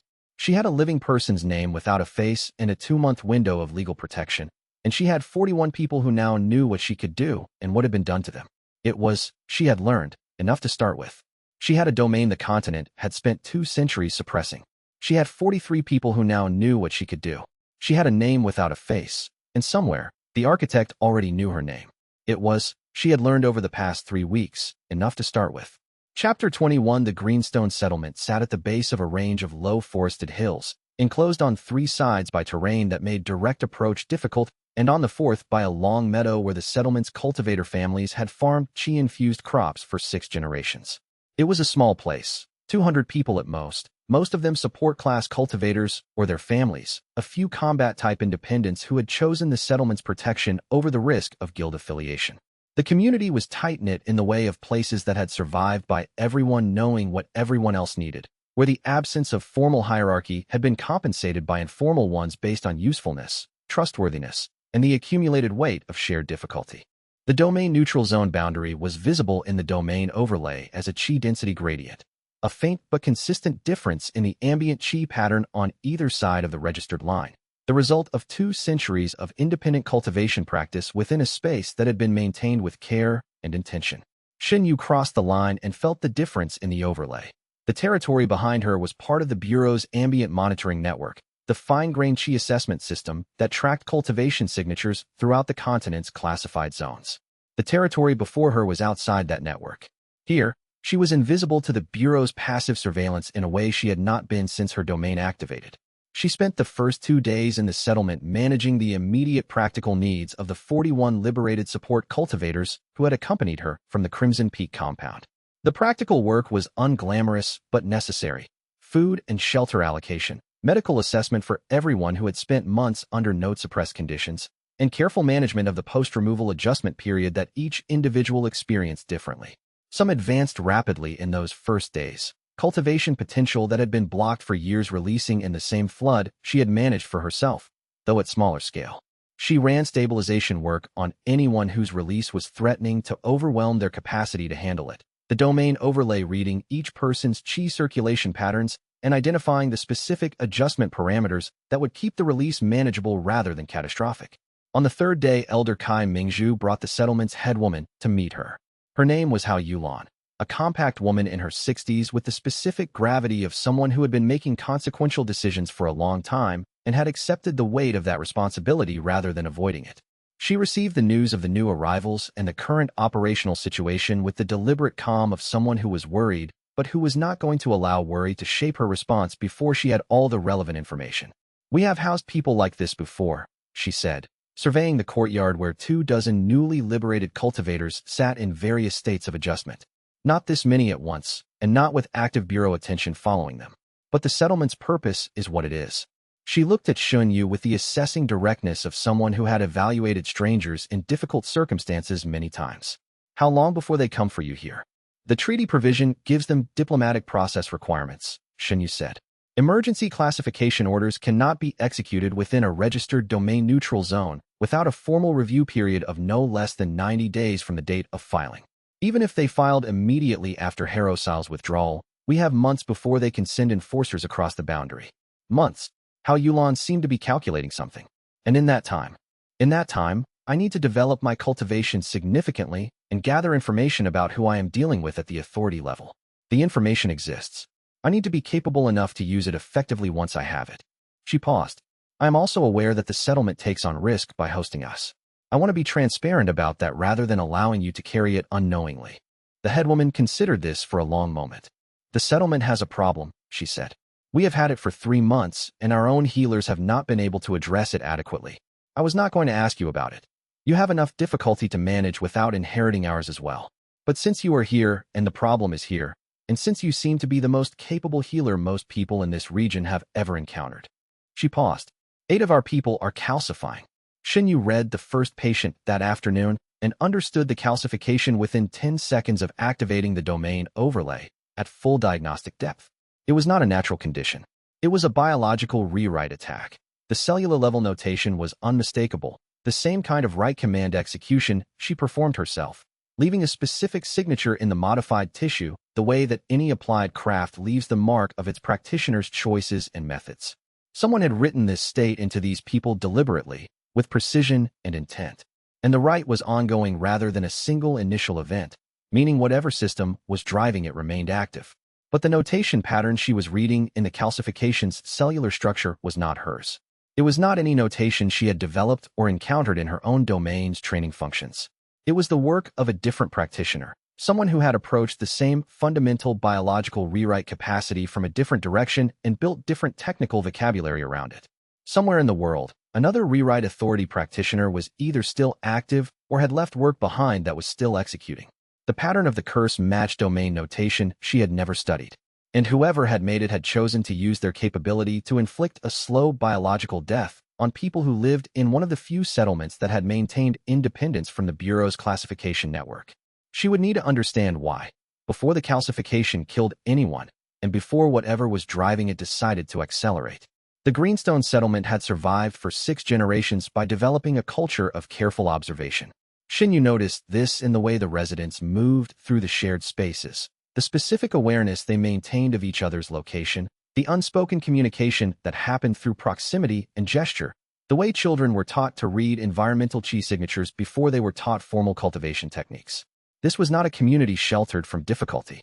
It was a community that had learned to recognize difficulty early and respond collectively.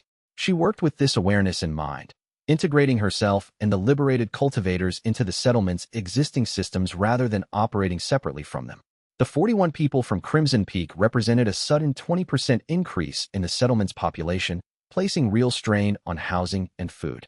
She addressed this by applying domain work to the settlement's agricultural plots, improving soil qi saturation, removing cultivation-suppressing mineral concentrations from the irrigation water, and running targeted biological optimization on crop specimens the settlement had been cultivating for generations. 3 weeks of this work added measurably to sustainable food production capacity.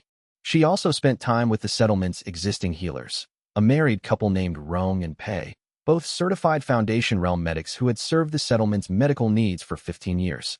They watched her work with the combination of professional interest and involuntary awe that she was beginning to recognize as the typical response of competent practitioners to domain-level diagnostic work. She answered their questions carefully, because the questions were good and deserved accurate answers. Understanding what she was doing would serve the settlement's long-term capacity better than dependency on her presence. She was here now. She would not always be. How Yulan proved herself over those first 2 weeks in a way that Xunyu had not fully anticipated.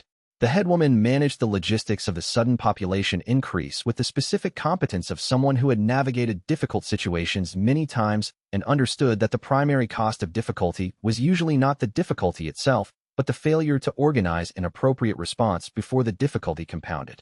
The 41 liberated cultivators had each arrived carrying their own adjustment process. The post-node removal experience varied widely from person to person, some advancing rapidly in the first days, others moving through the release more slowly, a few requiring extended stabilization support. How Yulan organized the settlement's response to each case with a systematic thoroughness that Xinyu respected and did not interfere with. The headwoman did not need to be told what was needed. She observed and acted, and her observation was accurate. But the calcification had been deliberate, and whoever had made it knew exactly where the settlement was. Chapter 22, she worked through the calcification cases systematically, spending the first day understanding the notation pattern in full detail before she began writing reversals. The rewrite was sophisticated, not in the sense of high raw power qi expenditure, but in the notational sense. The specific biological language the writer had used was elegant and precise and reflected deep familiarity with mineralization processes as a biological system. Whoever had written this knew exactly which cellular pathways to trigger and in what sequence to produce the specific calcification progression she was observing. It was not crude biological damage. It was a carefully engineered cascade, designed to proceed slowly enough to be dismissed as a natural condition for weeks before reaching life-threatening involvement. She wrote reversals for all 8 affected residents, studying the original notation carefully before each reversal as much as performing the healing itself. The reversals occupied most of the first day. By evening, all 8 patients were stable, the calcification progression halted, and the accumulated mineral deposits beginning the slow process of natural reabsorption. She had a complete record of the original notation in her domain's memory, a pattern she would recognize immediately if she encountered it again. The second day, she spent running a passive domain scan through the settlement and its immediate surroundings, reading the environment rather than specific individuals, looking for the source of the ongoing attack. The calcification had been progressive rather than a single event, which meant either the writer was in range and still writing active commands, or they had embedded a self-sustaining rewrite mechanism that continued executing without ongoing attention. The latter was technically possible. She had understood in theory that domain constructs could be designed with internal execution cycles, but she had not yet encountered one in practice and did not know the specific implementation requirements. She found the mechanism on the morning of the second day, a biological construct embedded in the settlement's central water source, deep in the aquifer beneath the primary well. It was small, barely visible even at close diagnostic range, a compact structure of biological polymer and crystallized qi. And it was doing exactly what she had suspected, continuously seeding the water with calcification notation in concentrations low enough to evade casual inspection. A slow-release mechanism that infected anyone who drank regularly from the well over a period of weeks before producing symptomatic tissue changes. She dissolved it carefully, confirming the construct's composition before destroying it. The biological polymer was different from anything she had previously encountered, not the architect's design language that she had studied in the suppression nodes, not any of the node architectures she had documented during the Crimson Peak liberation, but a third distinct design language entirely. This suggested the practitioner who had created this construct had developed their own domain notation independently, with different foundational assumptions than either the architect's system or the system derived from her own domain's training functions. A third notation system, which meant the domain had not developed in a single lineage. There were, or had been, multiple practitioners reaching the same fundamental capacity through different paths, building different technical vocabularies around the same underlying ability. The construct is dissolved, she told Lin Tao when he found her sitting at the well's edge, still absorbed in the memory of the biological polymer's composition. The water is safe. The 8 patients will need another week of passive reabsorption monitoring, but the active threat is eliminated. Lin Tao crouched beside her. But someone built this. Someone with domain capacity built a slow-release biological weapon and embedded it in a protected settlement's primary water supply. A settlement that has been operating under domain neutral zone status for 2 centuries. She looked at the well. This was not opportunistic. It required knowledge of this specific settlement, its water infrastructure, and the patience to design a mechanism that would operate undetected for months. A warning, Lin Tao said, reading the implication. Or a demonstration. Someone showing any domain practitioner who might arrive, that domain neutral zone status provides no meaningful protection against someone who doesn't need to enter the zone to act. She had reached condensation realm 2 days into the mass settlement treatment, the sustained domain exercise driving her cultivation base forward as it had at xianxia. The advance was deeper and more stable than the previous ones, the qi core compressing into the denser configuration that the realm was named for, her domain overlay sharpening, her right command range extending to 4 meters, her passive scan range pushing outward to approximately 8 meters in all directions. It was with this expanded range that she traced the calcification construct's source trail through the ambient qi patterns, a faint directional residue, the biological polymer's qi signature leaving an environmental trace the way a disturbed creek leaves silt in the downstream current. The trail led east, toward a sealed cave system in the hillside that the settlement's residents had avoided for 2 centuries because it exuded a qi pressure that made cultivators uncomfortable without their being able to articulate exactly why. The cave was still active. Something inside was still executing biological processes of some kind, still alive in some technical sense, still the source of the notation that had been poisoning the settlement's water for 3 months. And it had been there, apparently dormant, for 200 years before doing so. Whatever it was had waited a very long time. The question was what had finally prompted it to act. The mass rewrite required developing a systematic approach to what had previously been handled case by case. 43 people with individualized biological states, some in good general health with only the calcification reversal to address, others carrying years of accumulated suppression damage. She created an intake assessment protocol, a 30-second diagnostic pass for each individual capturing the critical information needed to prioritize and sequence intervention, followed by a triage classification separating urgent cases from standard cases from deferrable cases. The advance to condensation realm arrived the way significant cultivation advances always arrived for her. Not as a sudden dramatic event, but as a threshold crossing she recognized only in retrospect, when a self-diagnostic after the morning's treatment work found her qi core in its new configuration, denser and more compact, the domain overlay's resolution sharper by a measurable margin. The condensation advance was not primarily a matter of more power. It was a matter of finer control. The qi was the same quantity, but more precisely organized, and that precision translated directly into precision of domain execution. Right commands that had required 2 seconds of careful construction at Foundation Realm could now be executed in under half a second. She also spent part of the second day examining the biological polymer from the dissolved well construct with enhanced diagnostic depth. The polymer's construction showed evidence of a very long development process, not the work of someone who had discovered this technique recently, but of a person who had been refining the same basic approach over decades, with accumulated iterations visible in the biological structure's layered development. Each layer represented a generation of the technique, improved on the previous, but recognizable as descended from it. She counted 8 discrete development generations in the polymer and understood she was looking at the work of someone whose relationship with their domain had been very long indeed. The trail through the ambient chi patterns was faint but legible. The calcification construct's biological polymer had left an environmental residue the way a disturbed creek leaves silt in the downstream current. Not dramatic, not obvious to anyone who was not specifically reading for it, but clear once she knew what to look for. She followed the trail east with the domain overlay at full active skin depth, reading the terrain for the biological signature that matched the polymer's composition, and arrived at the hillside cave entrance as the afternoon light was shifting toward evening. The chi pressure at the cave's entrance registered not as danger in the conventional sense, but as age, the accumulated weight of a very long occupation by a very significant cultivation presence. She spent the following evening reviewing the full scope of what the cave trail and the well construct together implied about the situation she had entered. An active domain practitioner, or an active domain design mechanism, had been operating in proximity to this settlement for some time before her arrival. The calcification attack on the settlement's residents was not random. It was targeted, deliberate, and executed with a sophistication that could not be attributed to any practitioner she had yet encountered in her work. The architect's design language was different. The node installation programs she had documented were different. This was a third practitioner, a third approach, a third set of technical choices.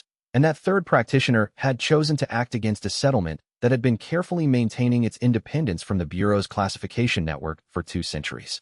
The question of why this settlement, why now, why this particular form of attack, was one she did not yet have enough information to answer. She added it to the growing list of open questions she was accumulating as she moved through the region and continued to find that the situation was more complex than its initial presentation had suggested. The calcification was resolved. The well was clean. The settlement's residents were recovering.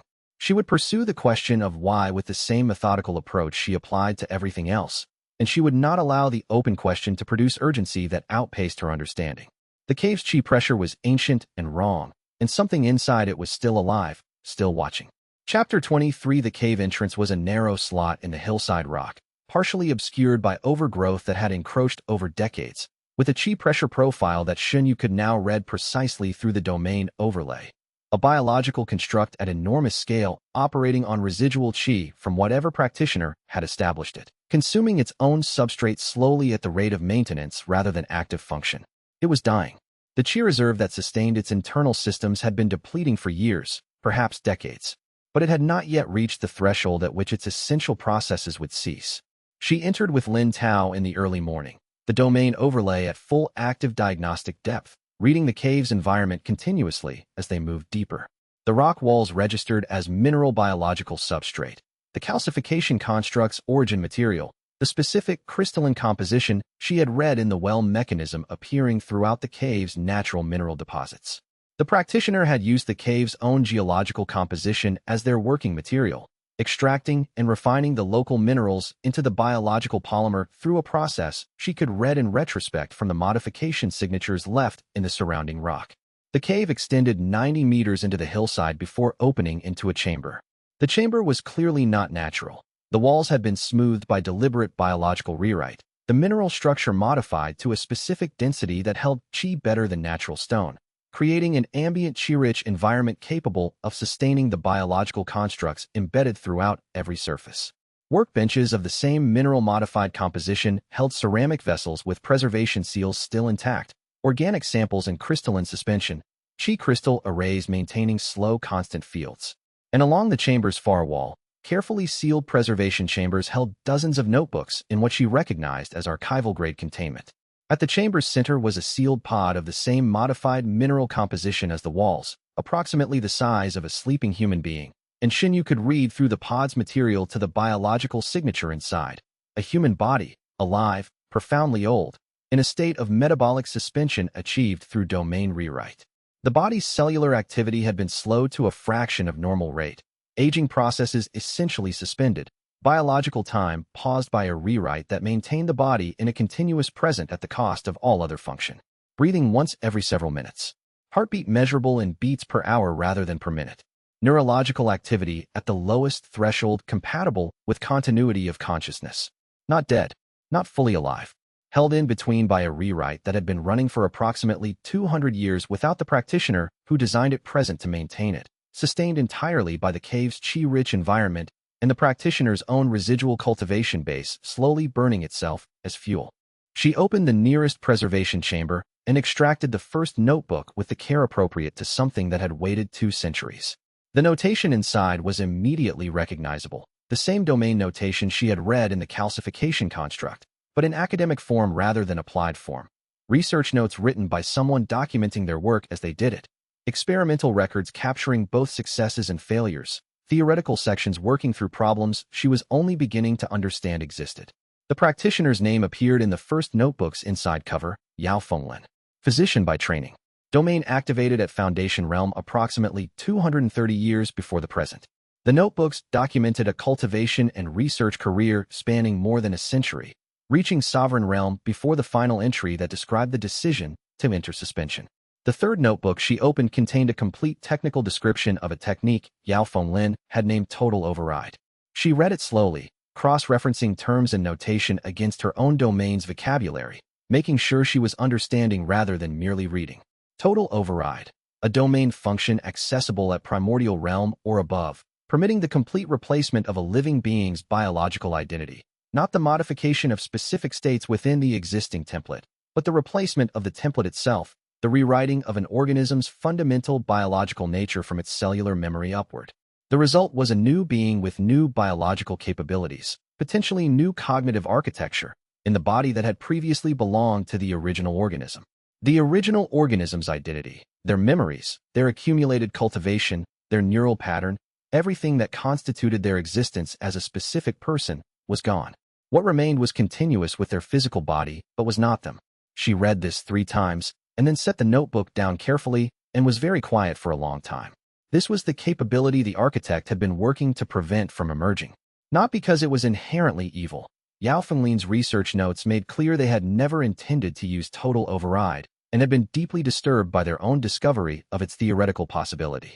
But because its existence, even in theory, meant that any sufficiently advanced rewrite authority practitioner could, in principle, change any person into any other person.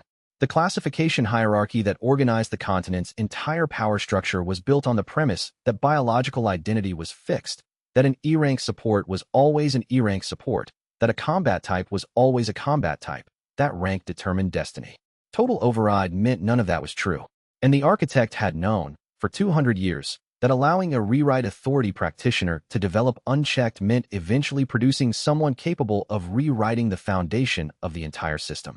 What she had been, for the Bureau and the guilds and the sects and the architect, was an existential problem, not merely a threat, a fundamental incompatibility with the world as it was organized. She understood, now, why the suppression had been so thorough. The notebooks were organized in a way that reflected decades of accumulated practice with the material rather than a deliberate organizational system. The earliest notebooks contained the specific disorder of someone writing down everything they observed in real time, unsure of what would prove significant, while the later notebooks showed the more structured documentation style of one who had developed a stable conceptual framework and was recording against it. She read chronologically, allowing the practitioner's intellectual development to unfold in the order it had occurred. Yao Fenglin had awakened the domain 30 years after Ruan Weilin's purge, without knowing of Ruan Weilin's existence or the purge's occurrence.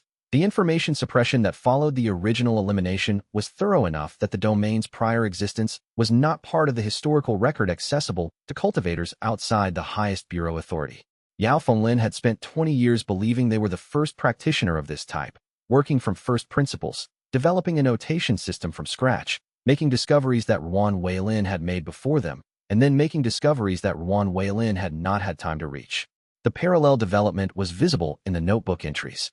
The notation she had derived from her own domain's training functions was closest to Ruan Weilin's system. The training functions were his legacy, his attempt to make sure the next practitioner would not have to start from nothing. Yao Fenglin's notation was different at a foundational level, using different conceptual categories to describe the same underlying biological reality, in the way that 2 languages could describe the same object without sharing vocabulary or grammar.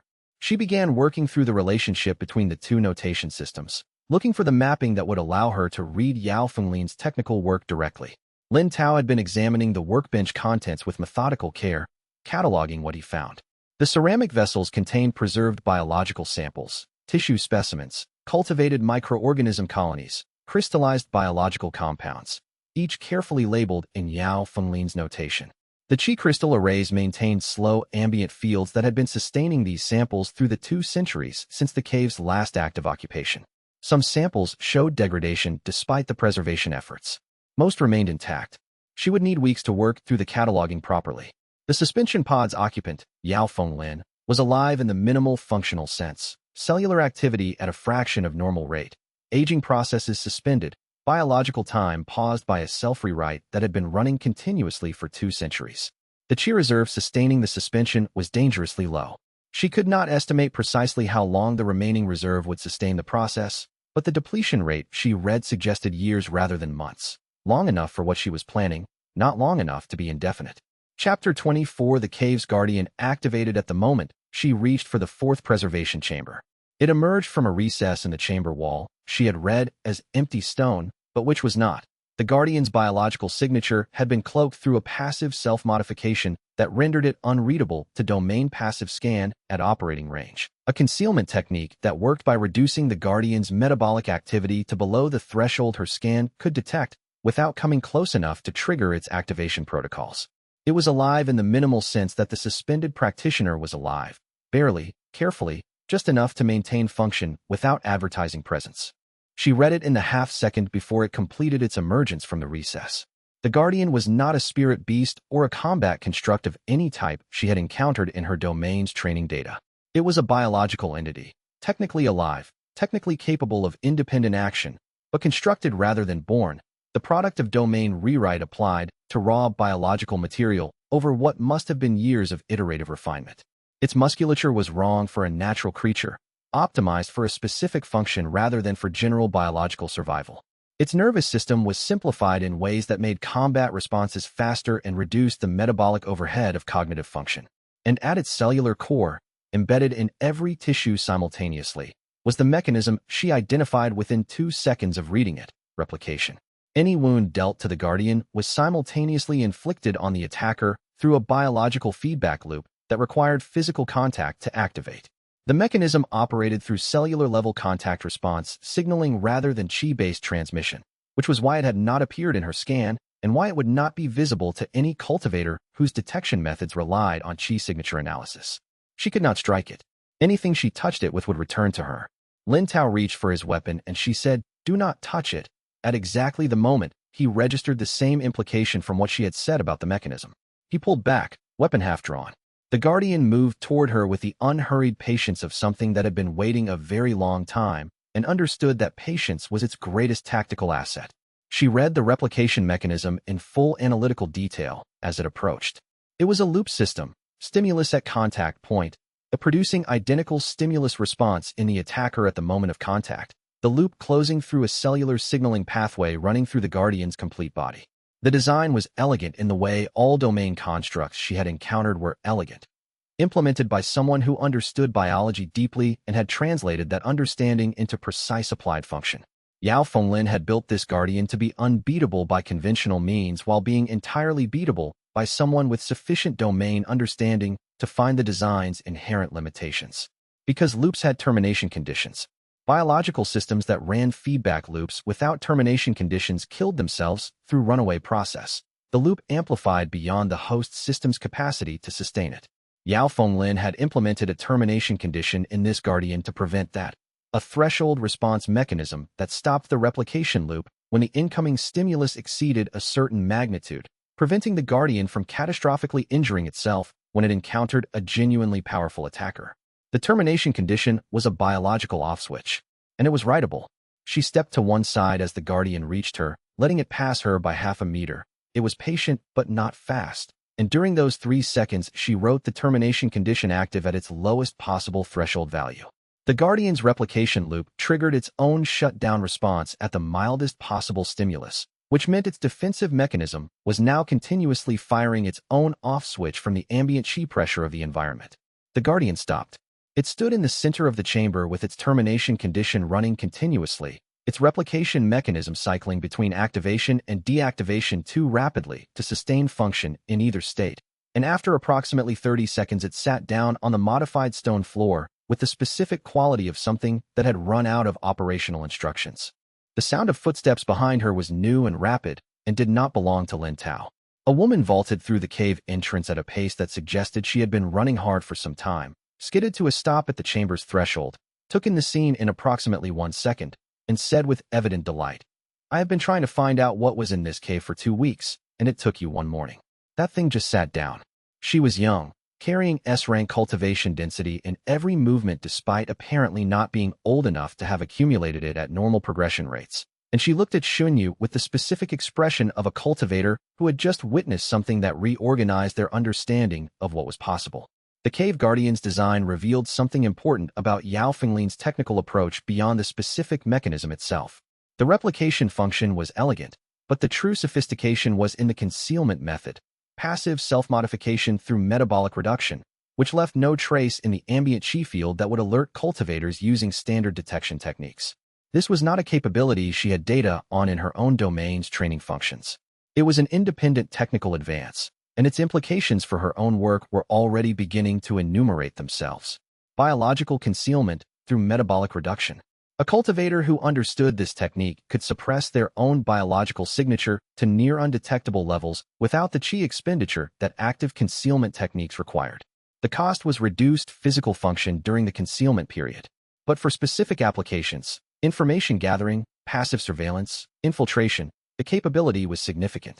She filed the technique in her domain memory as a high-priority research target for the training period she was planning under Duan Xian's guidance. This cave was not just a storage site for Yao Fenglin's documented research. It was a demonstration of applied techniques she had not independently developed, each one a data point about what the domain could accomplish at higher capability levels. Bairu was still at the chamber threshold with an expression of focused professional interest. "How many seconds from identification to defeat?" she asked. "Approximately 90 seconds from first sight to the termination condition activation," Xunyu said. "The assessment phase was most of that. The actual write took 4 seconds. And if you had not been a domain practitioner, Lin Tao and I would have needed to leave the chamber without touching the guardian." The young woman considered this. Yao Fenglin built a guardian that only another rewrite authority practitioner could defeat, she said slowly. Because the only person who should ever need to access this chamber is another rewrite authority practitioner. Xunyu had reached this conclusion 30 seconds after the guardian sat down. But hearing it articulated helped confirm her assessment of the person who had articulated it. "You are not a casual passerby," she said. "No," Bairu agreed. "But that is a longer conversation. I have been tracking domain-related activity in this region for 2 weeks, following the reports of the calcification treatment at Greenstone. I wanted to find out who was responsible. I found out." She looked around the chamber with open curiosity. "What is in all these notebooks?" Bairu spent the following 20 minutes in the cave chamber conducting her own examination, moving through the space with the specific thoroughness of a professional assessing a tactical environment, checking for additional concealed recesses, testing the modified stone's structural properties, reading the chi crystal array's current output levels against her sense of what had been sustainable over 2 centuries. She found one more concealed recess that contained a sealed container of a different design than the preservation chambers along the wall, smaller, made of a different mineral composition, with a chi seal she could not open but that Xunyu could read as containing biological samples rather than documents. "What is in that one?" Bairu asked, watching her read the seal. "Biological samples. The seal's composition suggests they require active chi maintenance to remain viable, which means they have been sustained continuously by the cave's chi field for the full period of the suspension." She looked at it carefully. "They are not ordinary samples. The chi signature of what is inside is distinct from the standard tissue samples in the ceramic vessels. This is something Yao Fenglin considered important enough to protect separately. She did not open it. The seal was Yao Fenglin's work, and Yao Fenglin was still alive in the suspension pod. Whatever was in that container, she would not open it without understanding its purpose, and understanding its purpose required working through considerably more of the notebook documentation than she had managed so far. Bairu looked at the seated guardian, then at her, with an expression that said, "Whatever you are, I need to know more." Chapter 25. Her name was Bairu. She had been operating in the area for 2 weeks, she explained, following reports of a domain-type biological incident at the Greenstone settlement, which she had heard about through channels that she described as not official, which is the only kind I use. She was an independent striker, S-rank certification earned at an age that should have been impossible, with no guild affiliation since her previous team had been killed by Crimson Peak sect enforcement 2 years earlier while attempting to document the sect's support cultivator exploitation program. She had come to the area looking for the person who had liberated the Crimson Peak compound, because anyone who had accomplished that was someone she wanted to meet. Finding that person standing in a cave where a biological guardian had just seated itself on the floor after apparently being defeated by a rewrite rather than a weapon was, she said, better than she had expected. You are not leaving, Xianxia said, having quickly reached the conclusion that this was the most direct approach to the conversation they were already having. No, Bairu agreed. I am not. I have personal reasons where Huang Boli is concerned, and I have been operating alone for 2 years, and you are clearly the most interesting thing happening in this region. She looked around the cave chamber with open curiosity. What is in all these notebooks? The research documentation of the practitioner in the suspension pod, Xianxia said. She summarized what she had found efficiently. Bairu listened with the focused attention of someone accustomed to processing tactical information quickly, though she occasionally looked at the seated guardian with an expression that suggested she was thinking about what it would have cost her to fight it conventionally. 2 centuries, Bairu said when Xianxia finished. And someone set up the water weapon recently. That was deliberate, directed at this settlement specifically. Activated by my approach, Xianxia said, or by the approach of any rewrite authority practitioner. The construct in the well was not 3 months old in the way the settlement residents believe. The visual tissue damage manifested 3 months ago, but the notation embedded in the biological polymer is fresh. It was installed recently. It is a warning system, not just a weapon. Warning the sleeping practitioner, or warning whoever monitors this cave on the sleeping practitioner's behalf. She looked at the pod. The suspension has been running for 200 years. No one maintains a 200-year suspension in a remote cave without either arranging for monitoring or planning to die in there. Lin Tao, who had been examining the workbenches with methodical thoroughness, said from across the chamber. There are correspondence records in these sealed containers. Letters. Some of them appear to be recent. She had not reached that container yet. She crossed to where Lin Tao was standing and read the first letter's Qi dating signature, 3 years old. The second, 8 years old. A pattern of communication spanning decades, conducted by correspondence with a location she did not recognize, addressed to someone called the Watchkeeper, whose responsibilities apparently included monthly verification of the suspension pod stability and annual reporting to a party who was identified only by a title she had not encountered before. She was still working through the implications of this when Wei Peng arrived at the Greenstone settlement the following morning, having tracked her progress through the region by means that impressed her with their thoroughness, carrying news that immediately reorganized her priorities. Feng Shoren and Huang Boli had formalized their alliance. Combined forces were already moving toward Greenstone, estimated arrival in 6 days. The assault team was larger than anything they had previously fielded against her, a manifest realm coordination unit from the guild side, and Huang Boli's elite suppression specialist corps, whose function was specifically to block healing and domain rewrite techniques in a combat environment, accompanying a strike force sized for the elimination of a small fortified settlement rather than the capture of a single cultivator. They were not coming to negotiate. They were coming to end this. She had 6 days, a condensation realm cultivation base, Lin Tao at Resonance Realm, a reckless S-rank striker who had arrived that morning, and Wei Peng, whose restored body she had been quietly optimizing since the Crimson Peak liberation. She looked at the assembled group in the settlement's main hall and began calculating what she could prepare in 6 days. She learned Bairu's full history over the following 2 evenings, as they worked through the cave's documentation together. The S-rank certification had come at 22 through a sequence of events that Bairu described without apparent need for acknowledgement of how unusual it was. She had trained at the pace the training demanded and reached the capability her training produced. The certification assessors had apparently found her equally unremarkable. The team that had been killed had been operating at the intersection of guild politics and sect exploitation in a way that Bairu now recognized, in retrospect, had made them visible targets before they understood the danger. They had been documenting Huang Boli's support cultivator operations, not officially, not with any organizational backing, but because one of their members had a sister in Crimson Peak's medical compound, and they had been trying to build a case for formal bureau review. The enforcers who came for them had not been interested in review processes. You want Huang Boli, Xianxia said. I want Huang Boli to not exist anymore, Bairu said. Yes. That is a goal we share the direction of, though not necessarily the ultimate form. I understand the distinction. I can work with direction sharing. Wei Peng's arrival the following morning changed the situation's timeline. He had spent 2 months building a network of contacts among independent cultivators in the region, patient intelligence gathering that he had been good at before his injury and had returned to immediately upon recovery.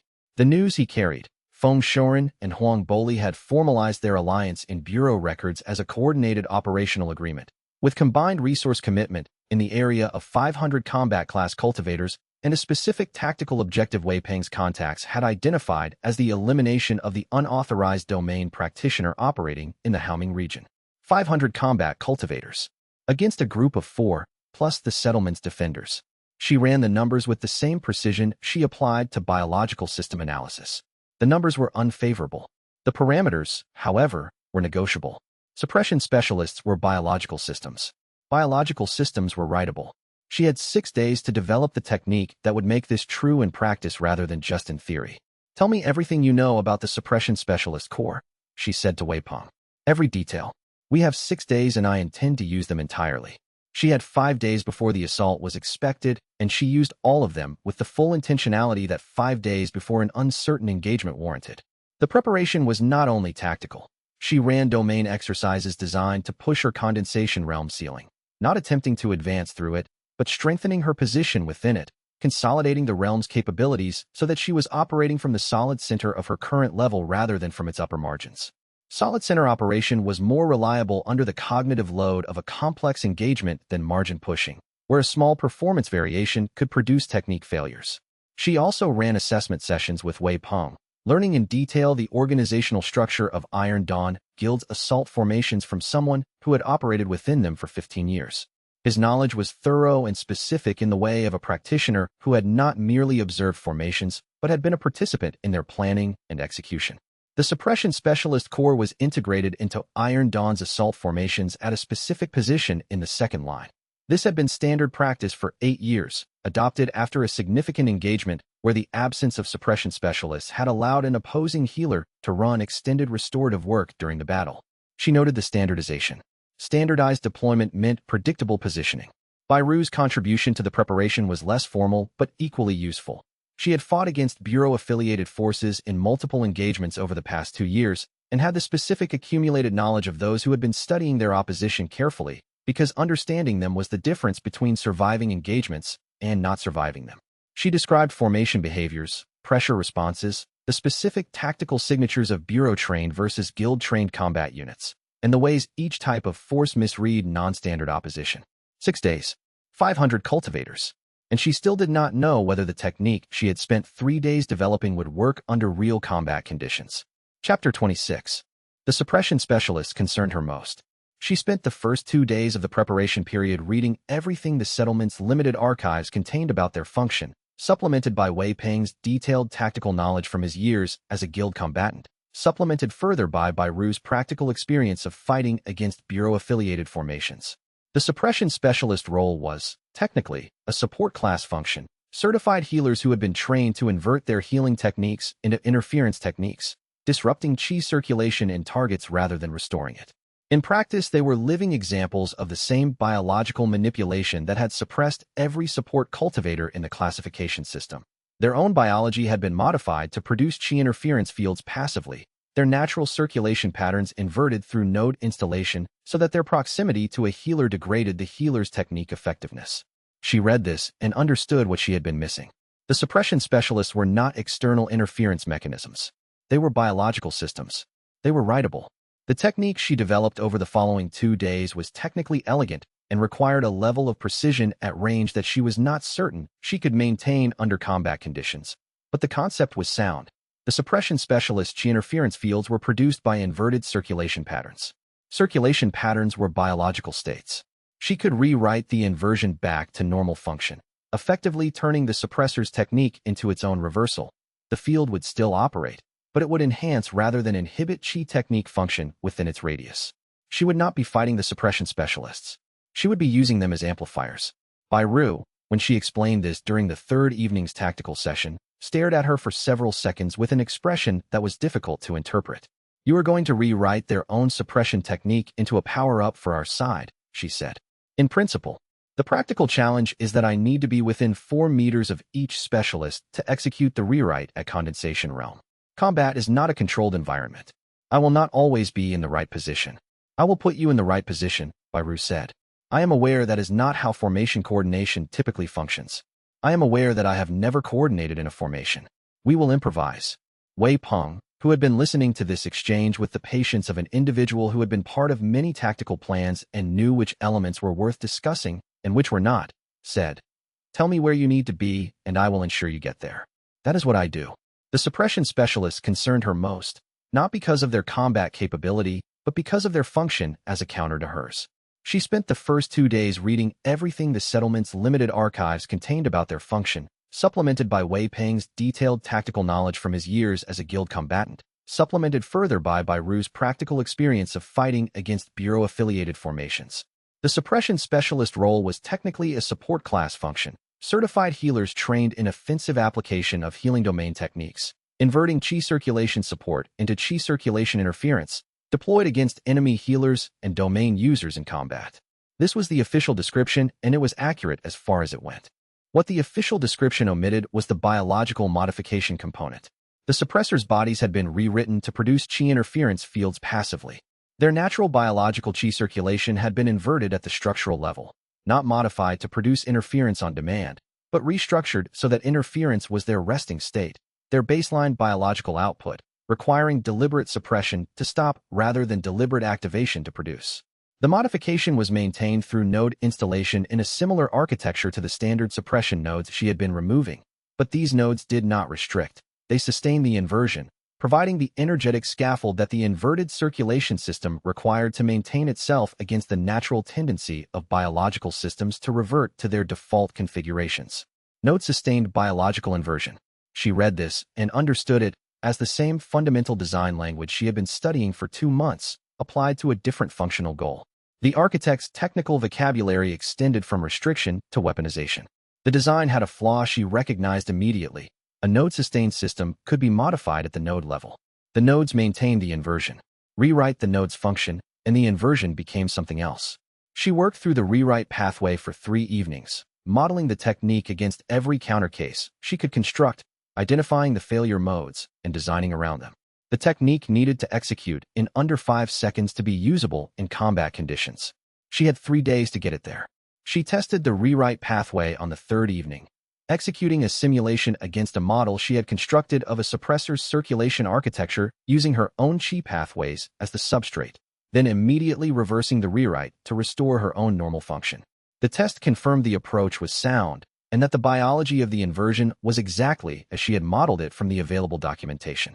The execution time was 7 seconds for the full rewrite under controlled conditions, too slow for combat use, which required it to be under 5 seconds.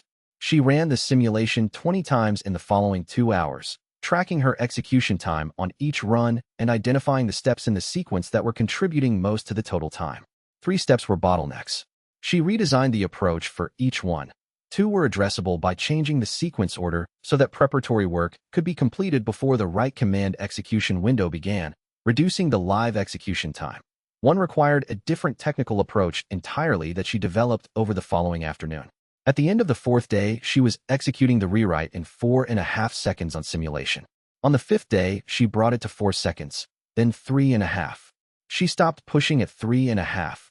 Diminishing returns were setting in, and the risk of over-optimizing toward a single performance metric at the expense of reliability was one she would not take before a real engagement.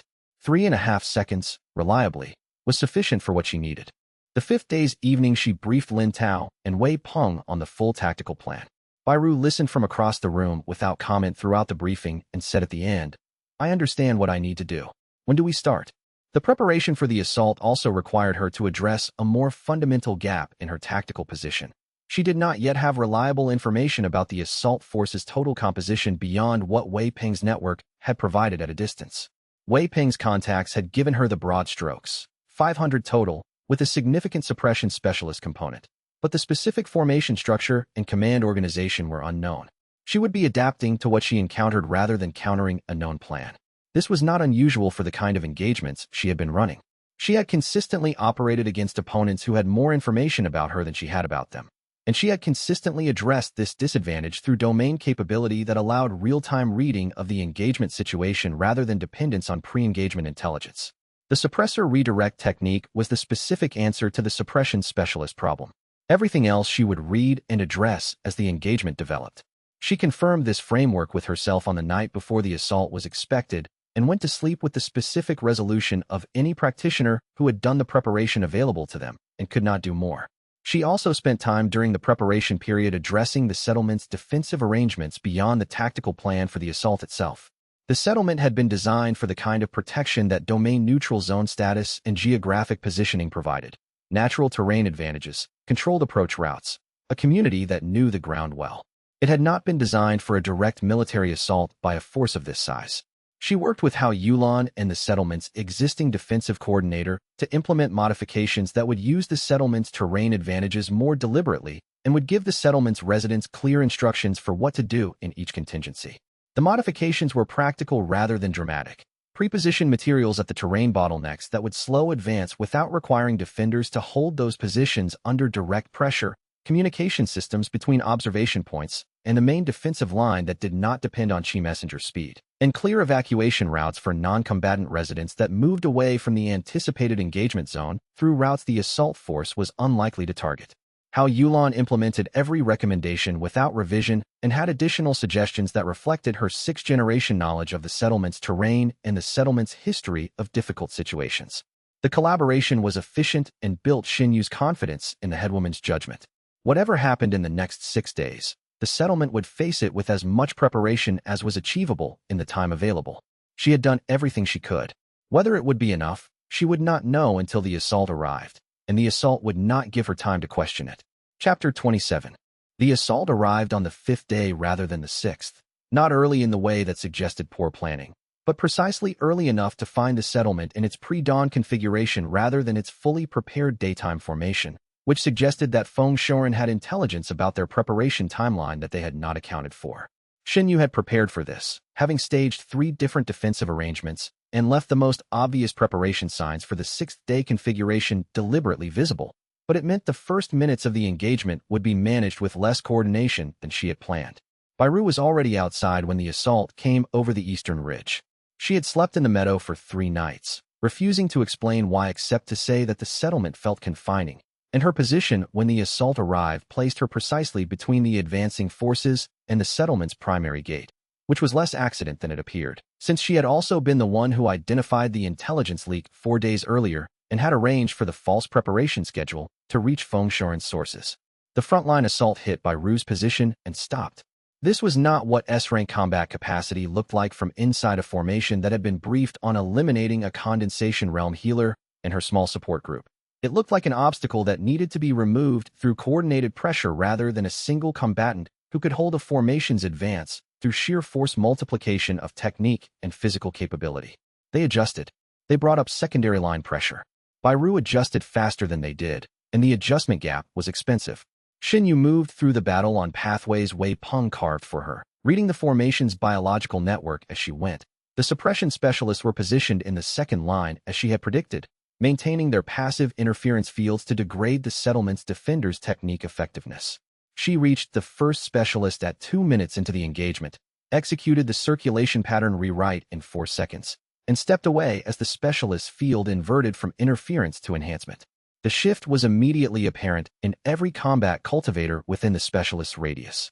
Bairu, who happened to be the highest cultivation individual in range, moved faster. She reached 3 more suppression specialists in the following 8 minutes, her access managed by Wei Peng's methodical clearing of approach corridors through the engagement's chaos. The 4th rewrite was executed while a guild combat unit was actively trying to prevent her from reaching its specialist, which required rewriting one unit member's proprioception mid-movement to create the opening. Feng Shoren recognized what was happening. She saw him identify it, saw the specific moment his tactical awareness processed the pattern of his own formation's effectiveness degrading from the inside, saw him look at the suppression specialists who should have been providing interference and understand that their fields had become something else. He was a competent commander.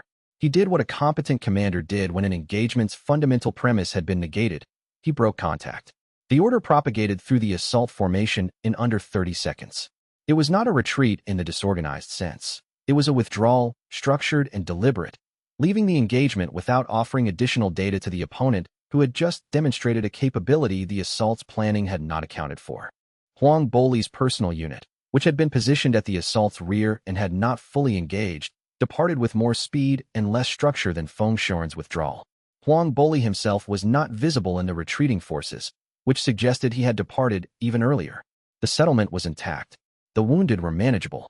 Shen Yu walked through the post-engagement casualties, running rapid assessment rewrites on anyone with injuries that required immediate attention, and tried to understand what Feng Shuren had seen in her technique that had been worth preserving through retreat rather than pressing through the engagement's costs to its conclusion. He had seen enough to change his assessment of what she was. The question was what he would do with that changed assessment, and who he would report it to. The pre-dawn assault worked against the assault's formation coherence in ways invisible to the assault itself. Combat formations at Manifest Realm coordination depend on clear visual and chi-sense contact between formation elements, and in the hour before dawn neither condition was fully available. Shen Yu had ensured the settlement's defenders could function independently, without formation coordination cues from her, not because she expected fully independent action, but because dependency on centralized coordination was the failure mode she most wanted to avoid. Bai Ru's position in the meadow had been visible from the assault formation's advanced position since the formation moved to staging. Shen Yu had discussed this with her, and Bai Ru had said, "Good. Let them see me and think about what it means." This was not bravado. It was the tactical awareness of someone who understood that their individual combat capacity created an information management problem for any formation commander who identified them accurately. If the formation concentrated force to remove Bai Ru, it left other angles exposed. Wei Peng did not fight with the fluid intelligence of the higher realm cultivators around him, but he fought with the specific effectiveness of a practitioner who had thought very carefully about exactly one thing he was going to do and had done it many times before. His cleared corridors to Shen Yu's necessary positions were not elegant. They were functional in the particular way of someone who understood that the goal was to produce a specific outcome, not to perform well. The suppressor redirects were the tactical pivot. She executed 4 in the first 40 minutes, reaching each specialist through the corridors Wei Peng opened, executing the rewrite in the 4 seconds she had trained it to under stress conditions. The effects were cumulative. Each redirected suppressor added an enhancement radius to the area around their position, and the settlement's defenders within those areas moved and struck with the quality of cultivators whose biological performance envelopes had been expanded. The formation's command layer recognized the pattern before she reached the 4th specialist. She saw the order propagate, a shift in the formation's disposition trying to isolate its remaining suppression elements and prevent her from reaching them. Feng Shuren was adapting in real time. She adapted faster. The 5th specialist was reached through a different approach vector, one the formation's adjustment had inadvertently opened. The 6th was accessible because Bai Ru created a temporary disruption that pulled protection resources out of position for 30 seconds, precisely the window she needed. When Feng Shuren broke contact, he left nothing important behind. No wounded, no readable equipment, no intelligence available from the withdrawals pattern. He was preserving information as much as preserving force. Whatever he had learned about her technique today, he intended to keep and use. 3 hours into the engagement, Wei Peng was still holding the gate choke point, which was both expected and remarkable. His restored body had been optimized over 3 months for exactly this function. Not speed, not range defensive power, but sustained high-force load absorption and position maintenance under sustained pressure. She had built endurance parameters into the optimization specifically because she had known, when she was doing the optimization, that the next engagement of significance would place him in exactly this role. The optimization was performing as designed, which meant the design had been correct, which was satisfying in the specific way that her diagnostic work was satisfying when the assessment proved accurate. She ran remote maintenance passes on him twice during the battle's 2nd hour, using domain processing bandwidth she could not fully afford to spare, but which was less expensive in the long run than allowing the accumulated damage to compound. The maintenance work was rough by her usual standards. She was not doing the careful, thorough work she did in the healing hall. She was doing the specific minimum required to keep his critical systems functional under continued load. She noted what she was doing and what she was deferring and made a mental list of the deferred work for the post-battle recovery period. Lin Tao's cultivation pressure against his advancement barrier had been building visibly throughout the engagement. She could see it in the chi density distribution of his combat technique, the specific pattern of a practitioner operating near their limit. He was not there yet. but the engagement was pushing him toward the boundary that she had assessed would break before the week was out. The pressure of the situation was working in his favor in a way that controlled training never quite replicated. Chapter 28. The aftermath of the battle settled over the Greenstone settlement with the specific quality of a situation that had been resolved in one dimension while remaining open in every other. The assault had been driven off. The settlement's people were safe. The immediate physical threat was addressed. But Feng Shoren's tactical withdrawal was not the behavior of a person who had given up. It was the behavior of one who had encountered new information and needed time to reframe their approach around it. And that reframing would produce something more calculated and more dangerous than the direct assault they had just survived. She spent the morning after the battle in the settlement's healing hall, running full diagnostic passes on the 47 people who had taken any kind of wound during the engagement, prioritizing by severity and complexity. Wei Peng had taken an impact to his restored left shoulder that had partially undone 3 weeks of careful optimization work. Not catastrophic, not the kind of injury that required immediate intervention, but the kind that would compound if not addressed. She added 3 hours to his treatment schedule. Bai Ru had accumulated a collection of wounds she had apparently not bothered to report during the engagement and had no intention of reporting afterward, on the theory that if she wasn't dying they didn't count. Xinyu rewrote them closed without asking permission, and Bai Ru complained throughout, and then said nothing after that specific topic came up again. Lin Tao had fought well. He was near his resonance realm ceiling. She could read the cultivation pressure in his chi core distribution, the way his existing cultivation was compacted against a boundary that wasn't yielding, and the engagement had pushed him against that ceiling without breaking through. She noted it and filed it for consideration. Breakthroughs required specific conditions. Forcing them through external pressure often produced incomplete or unstable results. But leaving him in his current state meant he was operating at the edge of his effective range, and he knew it. Hao Yulan came to her in the late afternoon with the kind of expression that meant news had arrived through channels that required a response. A letter, the headwoman said. Arrived by Qi messenger just now. I don't recognize the sender's name, but the seal is. I was told this seal is one that should be respected. The letter was from physician Duan Xian. She had heard the name in Yao Fenglin's correspondence records. One of the letters in the cave's archive had been addressed to someone with that name, or someone who used that name as a professional designation, though the letter was 60 years old, and she had not been certain the same individual would still be operating. The letter in her hands was written in a hand that was clearly old but controlled, with the specific clarity of a cultivator who had spent a lifetime writing medical documentation and had not allowed that skill to degrade. I have been watching your progress through secondary reports and direct Qi observation for the past 2 months, the letter read. I did not approach earlier because I was not certain your development had reached a point where direct contact would be productive rather than dangerous. I believe it has now reached that point. I know what you are. I have been waiting for someone like you for many years. My clinic is in the Haoming Mountains, 3 days travel northeast. I will be here when you arrive, if you choose to come. Bring the people you trust. Do not bring more than that. The path through the Haoming range is difficult, and the clinic's capacity is limited. Duan Xian. Xinyu read the letter twice and then read it again. The phrasing was precise in the way of an individual who had chosen every word with care, who was aware that a letter could be read by parties other than the intended recipient, who had communicated as much as they could while communicating nothing that would be useful to hostilize. I have been waiting for someone like you for a considerable period. Not waiting for a powerful cultivator, not waiting for a domain user. Waiting for someone like her specifically. She would go, but she would go carefully, and she would go with the specific preparations that the battle's outcome had clarified were necessary before she could afford further delays in her development. The calcification of what had been a tactical engagement into a strategic problem was something she worked through methodically over the 3 days following the battle. Feng Shoren's withdrawal had been tactical rather than strategic. He had removed his forces from an engagement they were losing, but he had not removed himself from his objective. His resources for pursuing that objective had been reduced, but not eliminated. What he had observed was that the suppression specialist technique the assault's planning had relied on as an effective counter to her domain work was not effective. He had seen her redirect the specialist's fields. He had seen Wei Peng functioning at a level substantially exceeding his previous documented combat record. He had seen Bai Ru at S rank.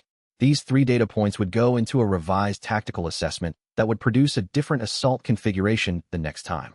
She spent the mornings continuing the settlement's medical work and Wei Peng's treatment. His shoulder repairs were complex and required daily attention, and the afternoons working through Yao Fenglin's notebooks with the specific focus of someone reading against a deadline. The total override documentation had shifted her understanding of what she was working toward, and that shift required integration time. The stakes were not small. The Bureau's classification hierarchy was not a bureaucratic inconvenience. It was the organizing principle of the continent's entire power distribution, built on the premise that biological rank was permanent and objective. If that premise was undermined at the foundational theoretical level, the consequences for every institution that derived authority from classification would be real and lasting. The major guilds, the recognized sects, the Bureau itself, all of it was predicated on what she now understood to be false. She was not planning to undermine the classification hierarchy. She was planning to expose a suppression program that had been harming people systematically for 2 centuries. But she was honest with herself about what the exposure would do. It would not merely end one program. It would call into question the foundational premise that had justified the program's existence. She was still sitting with this understanding when Hao Yulan arrived with the letter from physician Duan Xian and the particular expression of someone delivering news that would change the shape of what came next. The settlement's people absorbed the battle's outcome with the pragmatic resilience that characterized everything they did, acknowledging the victory, cataloging the costs, asking the practical questions about what came next rather than dwelling on what had been survived. Hao Yulan organized the settlement's post-battle response with the same systematic competence she had shown in managing the initial arrival of the liberated cultivators, and Xinyu found herself trusting that competence enough to focus on the strategic analysis rather than feeling obligated to supervise the practical logistics. Duan Xian's letter, when she read it again that evening with the full context of everything that had happened since the battle, had a different weight than it had on first reading. His letter had arrived before the battle. He had been watching her progress and had chosen this specific moment to make contact, which meant he had assessed the battle's timing and decided the post-battle period was the right moment for a meeting. Either his assessment of the tactical situation had been accurate enough to predict that the battle would occur when it did, or his Qi observation capabilities were extensive enough that he had tracked the assault force's approach and timed his letter accordingly. Both possibilities told her something useful about him. She needed to understand who Duan Xian was before she sat down with him for the conversation he was describing, not suspicious, but prepared.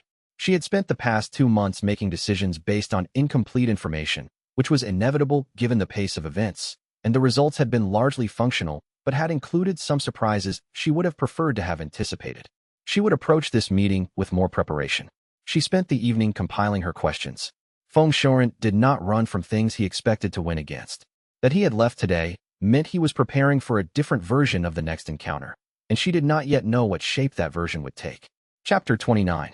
The journey to physician Duan Xian's clinic in the Haoming Mountains took 4 days rather than 3, because Xinyu spent the first day on a detour that added distance but provided the opportunity to clear the secondary suppression remnant she had found in her own meridian network during a self-diagnostic run 2 days after the battle.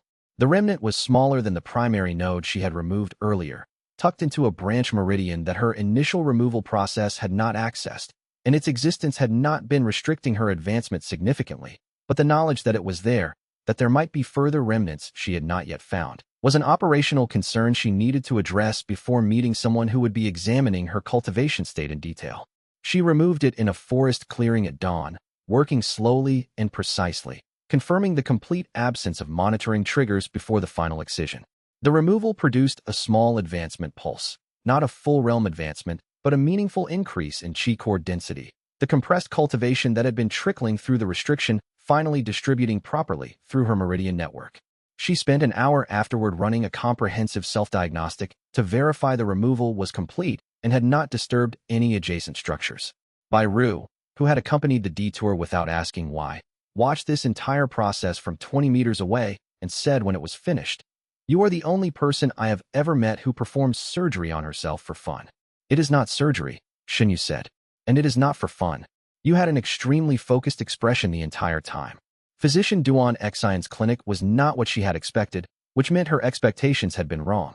She had constructed an image based on the word clinic and the location, remote mountain, that suggested a modest facility operated by an elderly practitioner in isolation.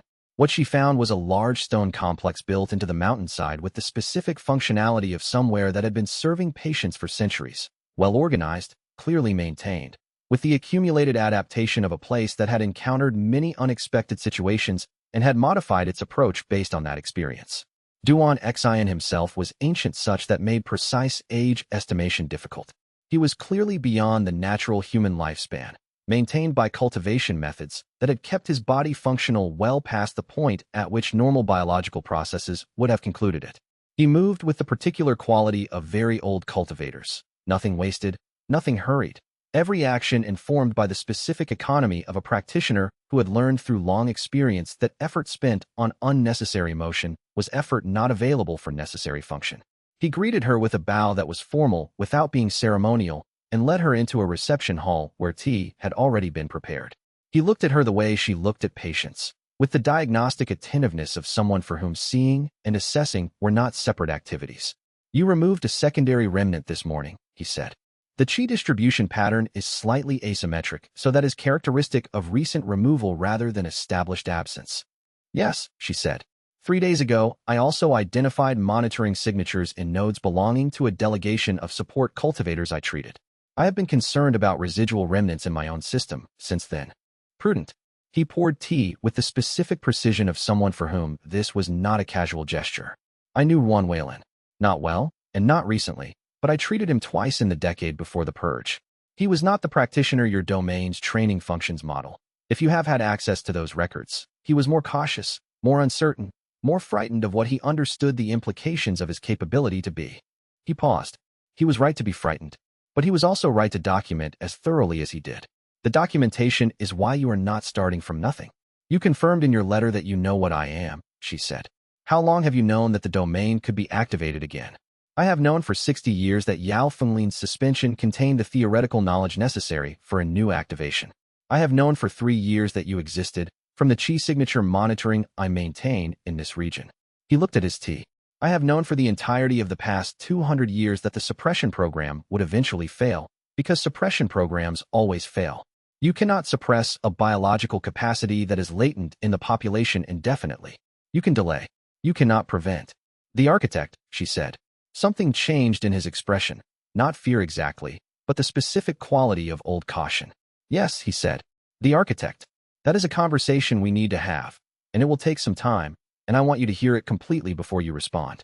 Because your first response when you understand what I am going to tell you will be to want to act immediately, and acting immediately in this case would be an error." The Haoming Mountains were different in atmospheric character from the forested hills around Greenstone.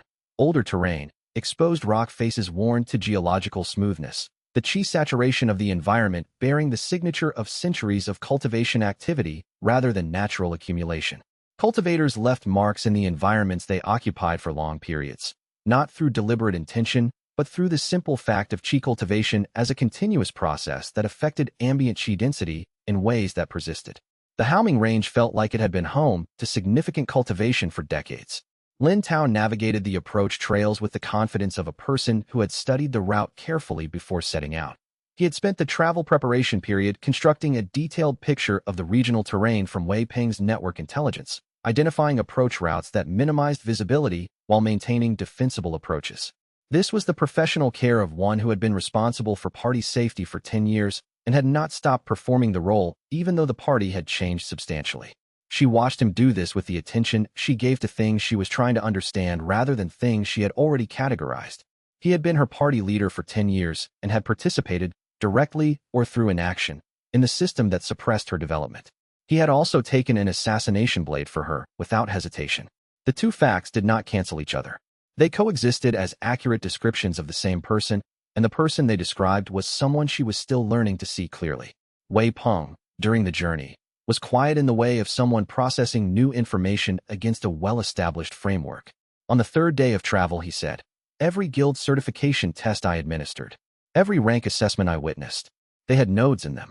Most of them, yes," she said. The nodes were targeted at individuals assessed as potential high performers. The threat management priority was applied to people likely to advance significantly, if not suppressed. "Which means I was assessed as not a threat," he said. Or the installation program was primarily targeted at support class cultivators rather than combat class. You were assigned to the Iron Shield specialization at assessment. The threat assessment logic may have been different for your classification. He was quiet for another day after that. Physician Duan Xian's clinic was large, well-organized, and clearly maintained by someone who had been serving patients for an extended period, not the modest, isolated facility she had imagined from the words remote mountain clinic. but a substantial complex built into the mountainside with the accumulated adaptation of a place that had encountered many unexpected situations and had modified its approach accordingly. The entrance courtyard was swept clean. The herb gardens were precisely ordered. Tea was already prepared in the reception hall when they arrived. Duan Xian himself was ancient in a manner that made age estimation difficult. He moved with the economy of someone for whom no effort was wasted on unnecessary motion, and he looked at her with the diagnostic attentiveness of someone for whom seeing and assessing were not separate activities. Duan Xian gave her the first 2 days to settle into the clinic's rhythm, which was also his way of observing how she approached a new environment and what she prioritized when given unstructured time. She recognized this and gave him accurate data to observe. The first day going through the clinic's reference library with the systematic thoroughness of one who had not had access to a properly organized medical reference collection for most of their career, and the second day in a self-diagnostic session that was longer and more comprehensive than any she had run since the domain activation, using the additional resolution available now that the monitoring fragment was gone. The self-diagnostic revealed several things she documented carefully. Her chi core's configuration at condensation realm was consistent with healthy advancement, with no concerning asymmetries or instability patterns. Her meridian network had healed completely from the original node's damage and from the secondary remnant's smaller impact. The neural pathway remodeling that the domain operated through fully established in the configuration that the condensation advance had produced. Her domain's passive skin range was stable at 8 meters. Her active write command range was stable at 4 meters. Her processing speed for standard rewrites was measurably improved from the condensation advance, not dramatically, but consistently improved, which was what she expected from advancement that had been earned through accumulated exercise rather than sudden breakthrough. The things she documented as concerns were smaller but worth noting.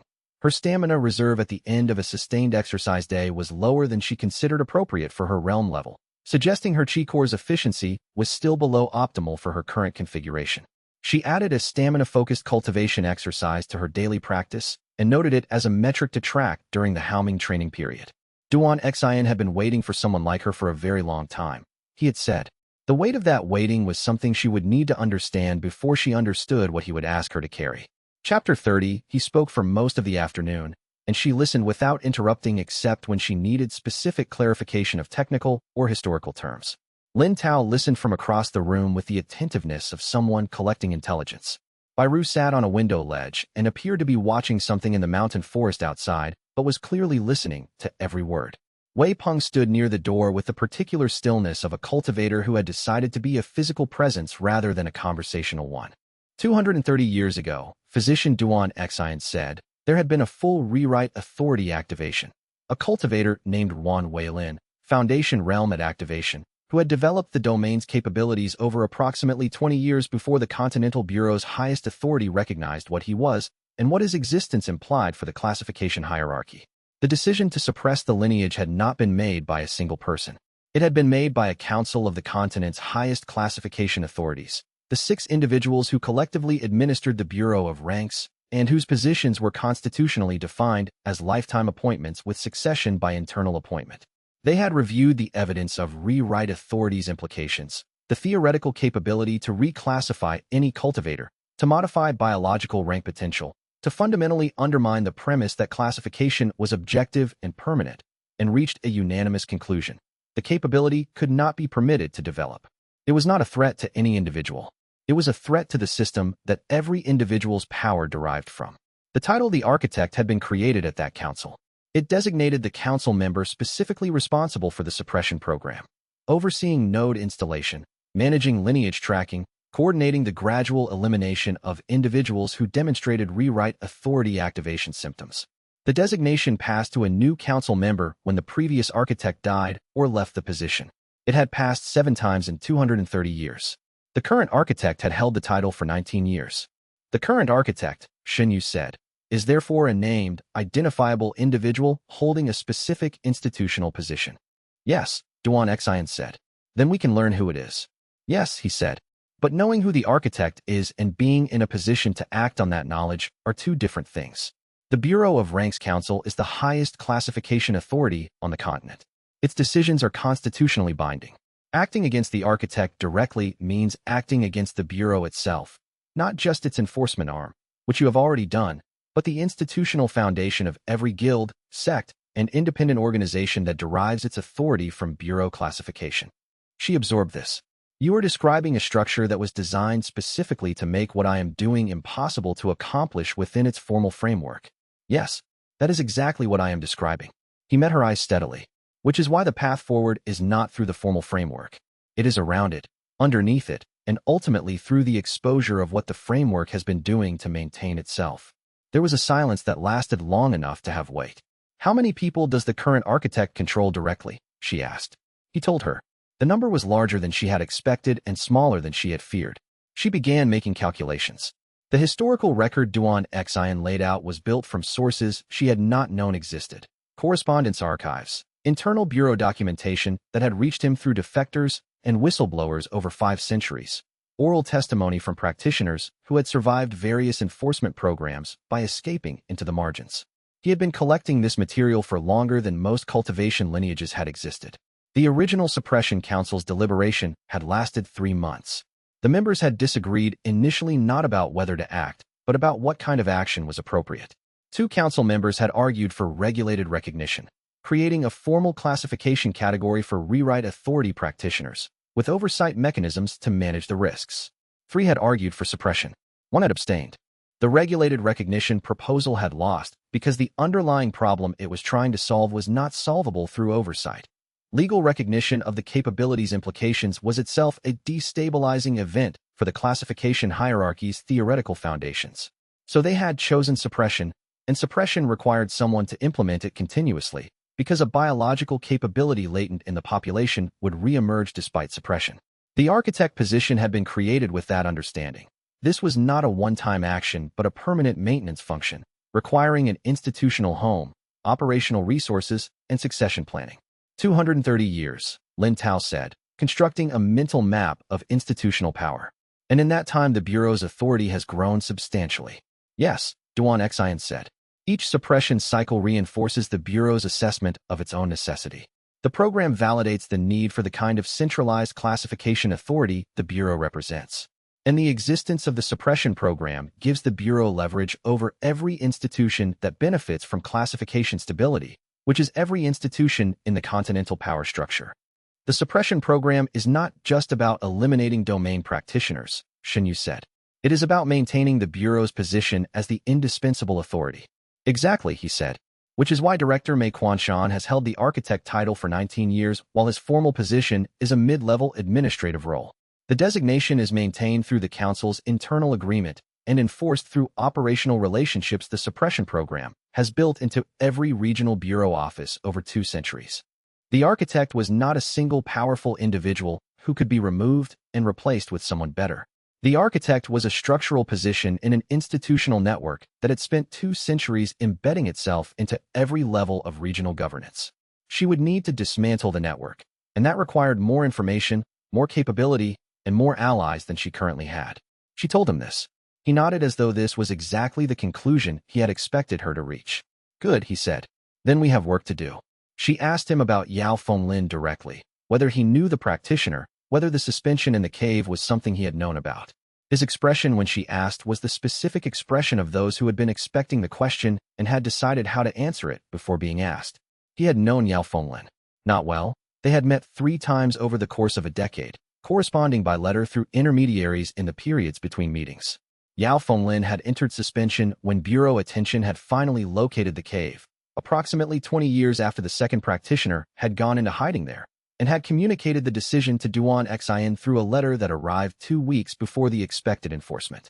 Duan Xian had received it and had not been able to do anything with it in the time available, had simply known, from that point forward, that somewhere in the Haoming foothills a sovereign realm domain practitioner was suspended in a cave, alive in the minimal technical sense, and waiting for someone to find them. You knew, Lin Tao said, with the specific quality of someone parsing a sequence of events for deliberate choices. You knew about the cave before she arrived here. I knew the cave existed and that it contained a suspended practitioner, Duan Xian said. I did not know the condition of the suspension or the contents of the documentation. The cave's chi pressure was sufficient to deter any investigation I could have conducted safely before the arrival of someone with domain diagnostic capability. He looked at Xinyu. The cave was waiting for you specifically. I have been waiting for you specifically. These are not coincidental circumstances. The evening after the long historical briefing, she walked alone in the clinic's small garden, reading the Haoming Mountains' ambient chi field in the way she had developed as a grounding practice. Not looking for anything specific, just reading the environment as it was, allowing the domain's passive function to operate without directing it. The ancient chi signatures in the rock and soil were layered in ways that reflected centuries of cultivation practice by many practitioners, each one a different notation, a different approach, a different evidence of the capacity she carried. She was not alone in this. She had never been alone in this. The capacity had existed before her and would exist after her, and the suppression program had tried to prevent that continuity and had failed. Yao Fenglin was in suspension in a cave 2 days' travel away. Ruan Weiling's documentation had been preserved in her own domain's training functions. Duan Xian had been keeping records for 500 years. The continuity had survived every attempt to end it. She returned to the clinic and slept well. The suppression program had been designed to survive the death of any individual who held the architect title. She could not simply remove one person. She would need to remove the foundation itself, and she did not yet know if she was strong enough to do that. Chapter 31 training under Duan Xian's guidance was different from everything she had done previously, and the difference was precision rather than power. She had been developing the domain's capabilities through applied exercise, using it in real situations against real problems, advancing her technique through the specific demands of actual medical and combat work. This was not inefficient. It had produced solid advancement with good practical grounding. But it had also produced gaps in her theoretical understanding that Duan Xian's 5th-century knowledge base could address in ways that systematic self-study could not have managed in the time available. He taught her to read cultivation states with the specific analytical depth of diagnostic medicine rather than the operational depth of combat assessment. Not what a state was doing currently, but what it had been doing historically, what it was positioned to do next, and what interventions would produce desired changes without unintended cascade effects in adjacent systems. The distinction was meaningful.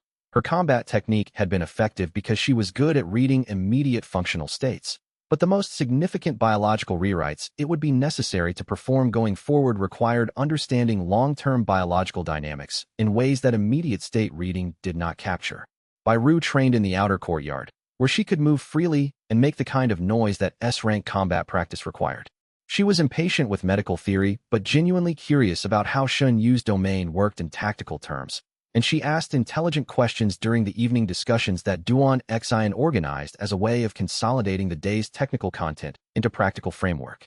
If you can rewrite someone's biology during a fight, Bairu said on the third evening, what stops you from just optimizing yourself to the point where you can't be touched? Better reflexes, better muscle response, better pain tolerance, all of it. Processing time and chi cost, Shinyu said. Self-modification during combat requires allocating domain attention to internal state while simultaneously tracking external threats. At my current realm, there is a meaningful cost to doing both simultaneously. At higher realms, the processing overhead decreases, but so does the relative advantage, because the threats become proportionally more sophisticated. So the answer is eventually yes, but not yet. The answer is the degree to which it is useful scales with realm, and right now it is most useful at the margins. I can push specific capabilities well beyond baseline when I have the processing budget, but I cannot maintain full optimization as a continuous state during sustained engagement. On the 5th day, a support cultivator she did not recognize appeared at the clinic's gate and asked for her by name. He carried a message from a delegation of support class practitioners from 3 settlements to the south who had heard about the Greenstone liberation and the node removal work she had been doing, and who were seeking her assistance with a specific problem. Their settlement suppression nodes were the type that had live monitoring connections, and they had been afraid to seek removal from anyone previously because triggering the monitoring alarm would bring immediate bureau enforcement to their location. She had been developing the approach for this problem during the Haoming training period, working through the technical requirements in parallel with Duan Xian's broader curriculum. She was not yet certain she could execute it reliably under field conditions. She told the messenger she would come in 4 days. That evening, Bureau Inquisitor agents appeared on the slope below the clinic, not moving to approach, maintaining their position on a ridge that was precisely far enough away to be outside the domain-neutral zone's registered boundary, watching with the specific patience of people who had been assigned to observe rather than act. She noted them and continued her training session without acknowledging them. They had found her. She had known they would, eventually. The question was what they were waiting for before they acted. The training under Duan Xian's guidance was structured around a concept he called biological patience, the capacity to observe a biological system's development over time without intervening prematurely, allowing the system to reveal its full dynamics before deciding what action was warranted. This was, he said, the quality that distinguished excellent diagnostic practitioners from merely competent ones, the willingness to watch, and the capacity to resist the impulse to act before the observation was complete. She had this quality in her combat technique. She read before she wrote, assessed before she acted, and the assessment phase was as important to her effectiveness as the execution phase. She did not, he pointed out, always have it in her broader strategic thinking. The speed with which she moved from problem identification to problem solution was often appropriate, and sometimes premature. She acknowledged this without argument. The specific cultivation technique he taught her was a diagnostic methodology for identifying the long-term development trajectory of cultivation-suppressed biological systems. Not just what a cultivation system was currently doing, but what it had been doing historically and what it was positioned to do given different intervention options. Applied to the support cultivators she was working with, this would allow her to tell them not just that their node was removed, but what their specific development trajectory would be and what interventions would shape it. Applied to herself, the technique revealed her own long-term cultivation trajectory projected from her current state and development rate. The domain exercise drove cultivation advancement at a rate substantially above typical foundation-to-condensation progression. Duan Xin confirmed this was characteristic of rewrite authority practitioners. The domain's continuous biological engagement with the practitioner's own qi system produced cultivation advancement as a side effect of normal operation. Bai Ru, who had been listening with her characteristic focused distraction, said, "So the more you use it, the faster you advance."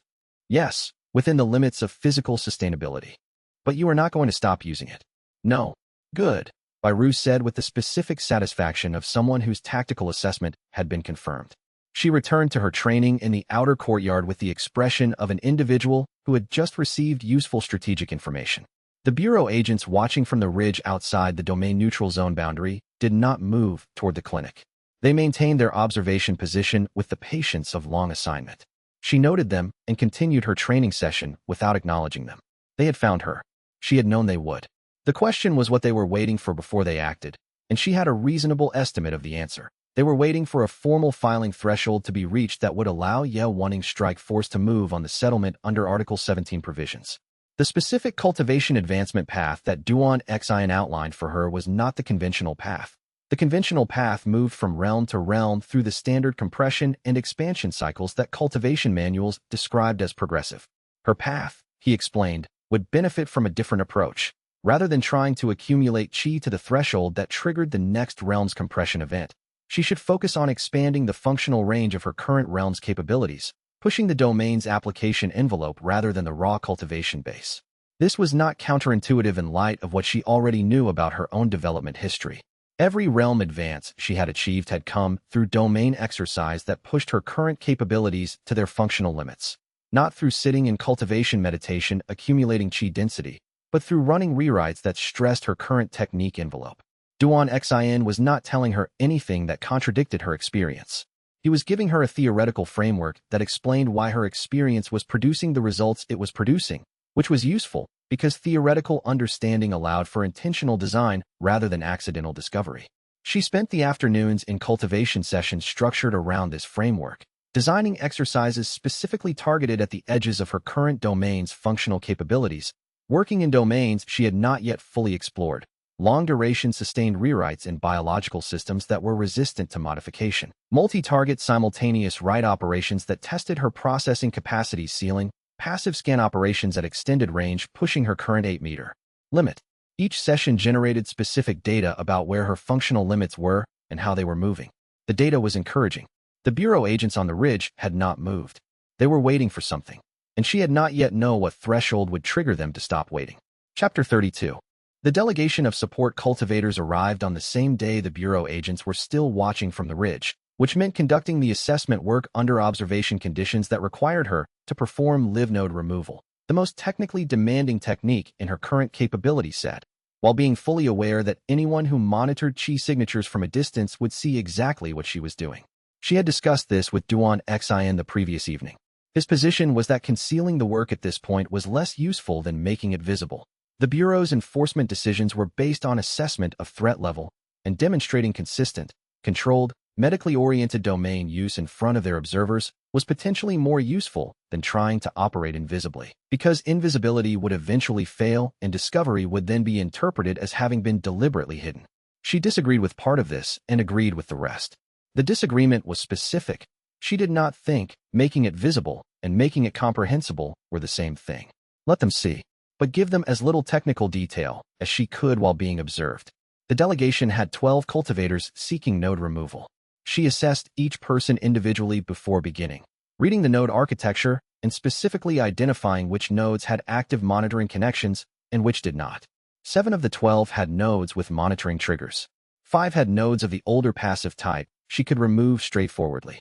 She began with the 5 passive node individuals, using the work to calibrate her assessment of this specific delegation's biological characteristics, noting anything about their individual cultivation architectures that would affect the more delicate work required for the live node cases. The live node removal technique she had developed required reading the monitoring connection's signal pattern in detail before beginning the physical removal, understanding the frequency and amplitude of the signal the node was transmitting, then creating a biological proxy structure adjacent to the node that would replicate the same signal output without the node present, bridging the monitoring connection over the removal process so that the system monitoring the signal read no interruption. The bridge needed to hold for approximately 90 seconds, long enough to complete the removal and allow the monitoring system's normal transmission interval to pass without an alarm trigger. She executed the technique on the first live node cultivator at mid-morning, working slowly enough to confirm each step before proceeding to the next. The bridge held. The node came free. The monitoring connection registered an uninterrupted signal through the removal window. The cultivator's cultivation began its release response, controlled and manageable because she was running stabilization work simultaneously. The second live node removal she executed more smoothly, the sequence cleaner from having run through it once already. On the third, she discovered a problem. The node architecture was a variant she had not encountered, with a dual pathway monitoring connection that required 2 simultaneous bridge constructs rather than 1. She stopped. She assessed. She built the second bridge construct and confirmed both were stable before proceeding. The removal took 20 minutes longer than planned. Of the 12 delegation cultivators, 2 turned out to have nodes whose monitoring connections were of a sophistication level she was not yet prepared to address reliably. Not impossible to remove, but not something she could currently do with the margin of error she required for work with live monitoring triggers. She told them this directly, explained what she needed to develop before she could safely address their nodes, and committed to contacting them when that development was complete. The remaining 10 were done by late afternoon, and from 3 of the released cultivators, the ones whose suppression had been most extensive, she learned something: the monitoring architecture had not been designed to prevent them from eventually sharing. The nodes in this region had all been installed by the same installation team, and that team reported to a specific regional administrator whose name she had not encountered before, but which matched, when cross-referenced against the information she was building, the specific bureau appointment level that Duan Xian had described as the architect's direct regional management layer. The 12 support cultivators in the delegation represented a range of suppression architectures she had not encountered consolidated in one group before. Their nodes had been installed by different technicians over different time periods, with different implementation choices reflecting each installer's individual technical vocabulary within the architect's foundational design system. She read all 12 before beginning any removal work, creating documentation of the architectural variations, useful evidence of the program's systematic nature when eventually presented to bureau oversight bodies. The live node removal technique was tested against real implementations for the first time. The first 3 cases were straightforward: single pathway monitoring connections, standard signal frequency, bridge construction proceeding as designed. She executed them with the methodical care of someone running a procedure in field conditions after extensive controlled practice, not faster than necessary, not slower than the procedure's requirements, maintaining full awareness of the bridge structure throughout the removal window. The fourth case produced a variant she had not encountered in preparation modeling. The monitoring connection's signal included a secondary confirmation pulse at 45-second intervals, separate from the main monitoring frequency, that the bridge structure needed to replicate independently. She identified this with 12 seconds to spare before the first pulse cycle and constructed the secondary bridge in time. But the close margin told her she needed more comprehensive variant detection in her standard assessment protocol. The information extracted from the freed cultivators built incrementally into a picture she was already developing from other sources. The installation team that had visited this region operated under specific authorization from the regional administrator's office.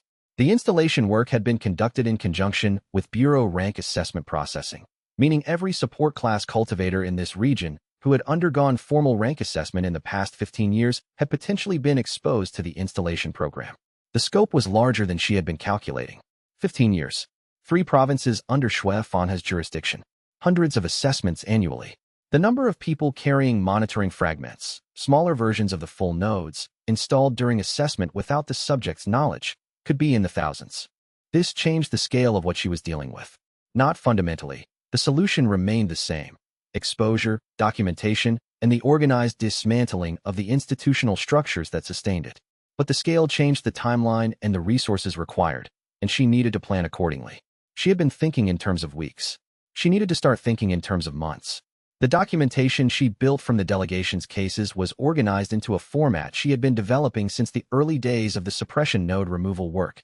Not just medical records of individual cases, but systematic documentation of the installation program's characteristics. The technical specifications that were consistent across installations from the same period. The variations that suggested different installation technicians. The geographic distribution of installation teams, based on where each cultivator had undergone their rank assessment.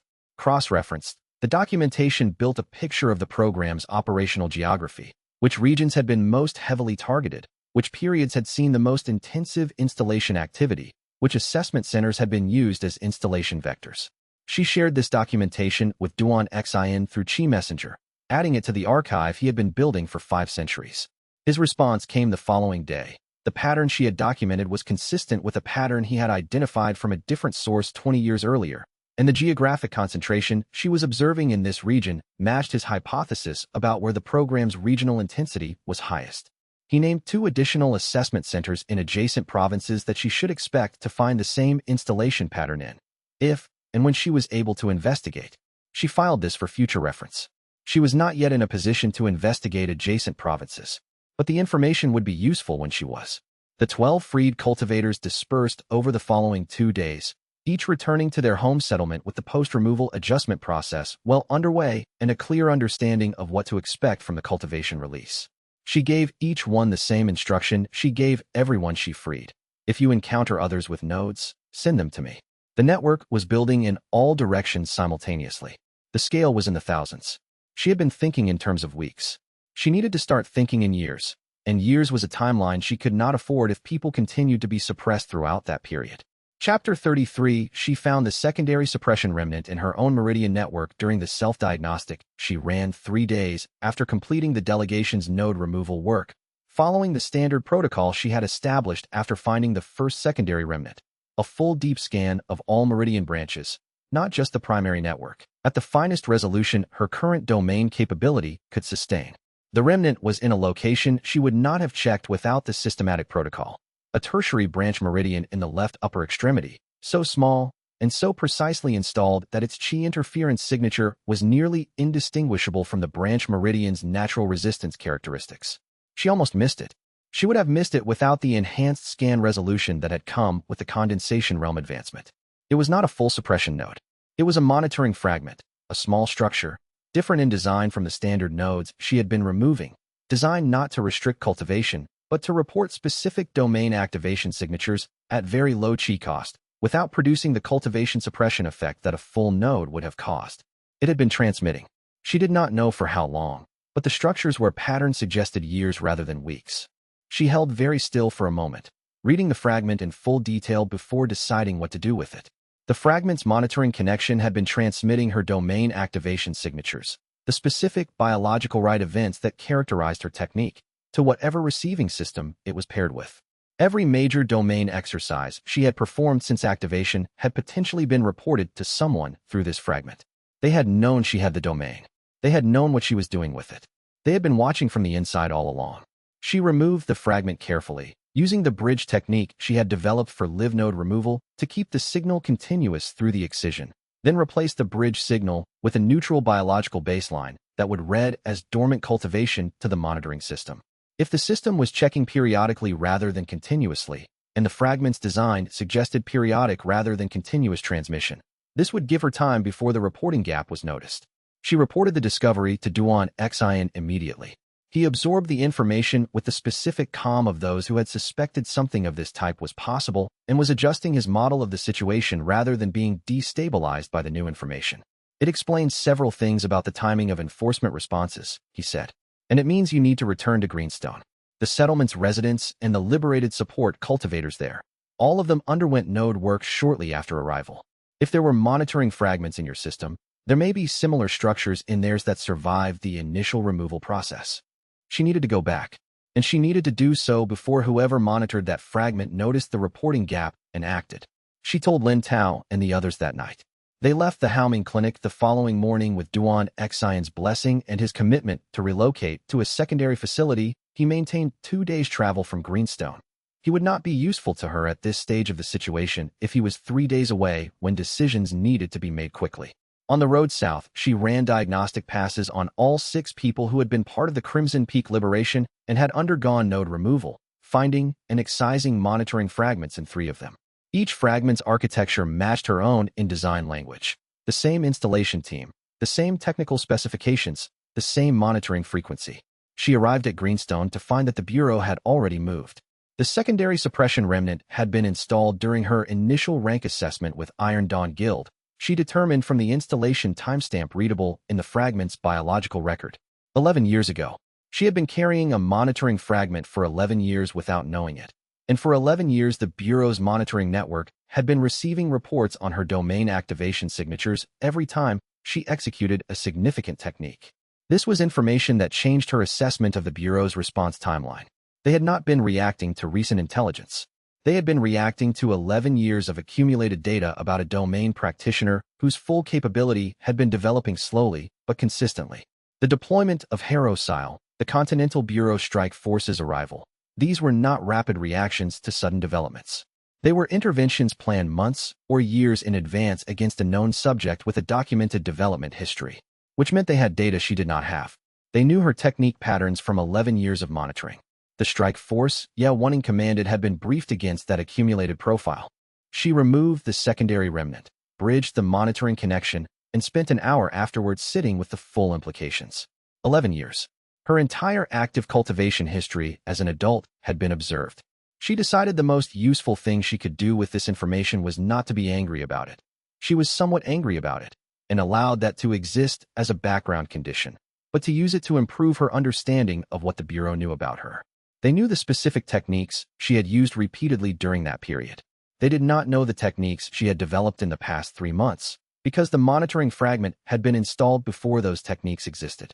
The strike force she was about to face had been briefed against 11-year-old intelligence. Everything she had developed in the past 3 months was invisible to their preparation. She explained this to the group that evening and watched each person process the implication. Wei Peng said, "They think they know what to expect." Lin Tao said, "Their counter-healer formation was built against your previous technique set." Bai Ru said, "Good." The silence after that carried the particular manner of a group that had just discovered an advantage they had not previously known they had. The implications of the monitoring fragment extended beyond her own surveillance situation. If she had been carrying a fragment for 11 years, the installation program had been running monitoring infrastructure throughout the region for at least that long, which meant the Bureau had an extensive historical database of domain-relevant cultivation signatures from every support cultivator who had gone through assessment in the past decade. She did not know how the monitoring data was being used beyond the tracking of her own domain development, but the existence of the database was itself significant. It was evidence, if documented and retrieved, of systematic surveillance of thousands of cultivators without their knowledge or consent. She began drafting, in the back of her cultivation documentation, a list of evidence types that would be needed to support a formal challenge to the Bureau's suppression program at the Continental Oversight level. The monitoring database was near the top of the list. It was the kind of systematic, documented evidence that was harder to dismiss than individual testimony, harder to attribute to administrative error than a deliberate program. If the monitoring database could be accessed and its contents documented, it would provide the evidentiary foundation for challenges that the individual freed cultivator's testimony could not provide alone. The access problem was substantial. The monitoring data would be stored in Bureau facilities that she was currently not in a position to enter. But the access problem was a future problem, one she was not ready to solve yet, and did not need to be ready to solve yet. She was still building the foundational capabilities and the network that would make future problems solvable. The list was for orientation, not for immediate action. She sealed the draft documentation and continued her preparations for the confrontation she could see coming. She also noted, in the documentation she was building, the specific adjustment process she observed in the newly freed cultivators, the psychological dimension of the post-removal experience that she had not been tracking as rigorously as the biological dimension. Several of the freed individuals expressed confusion or disorientation in the days after their nodes were removed, not because their bodies were failing to adjust, but because their sense of their own potential was changing in ways they had not been prepared for. They had lived their entire cultivation lives believing they were a certain kind of practitioner with a certain ceiling, and the node removal was revealing that this belief had been wrong. She began providing more structured orientation conversations in the post-removal period, giving freed cultivators a realistic picture of what their development trajectory now looked like and what they could expect in terms of timeline and process.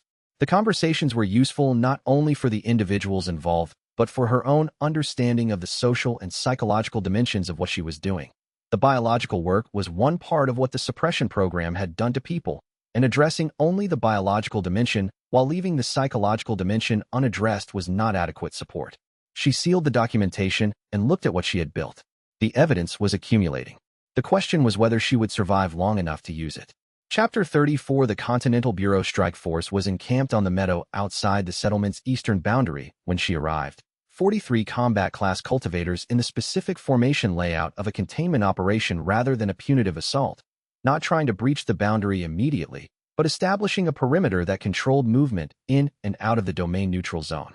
The formation's chi field was visible even to uncultivated individuals in the settlement, a deliberate display of institutional force intended to produce a specific response.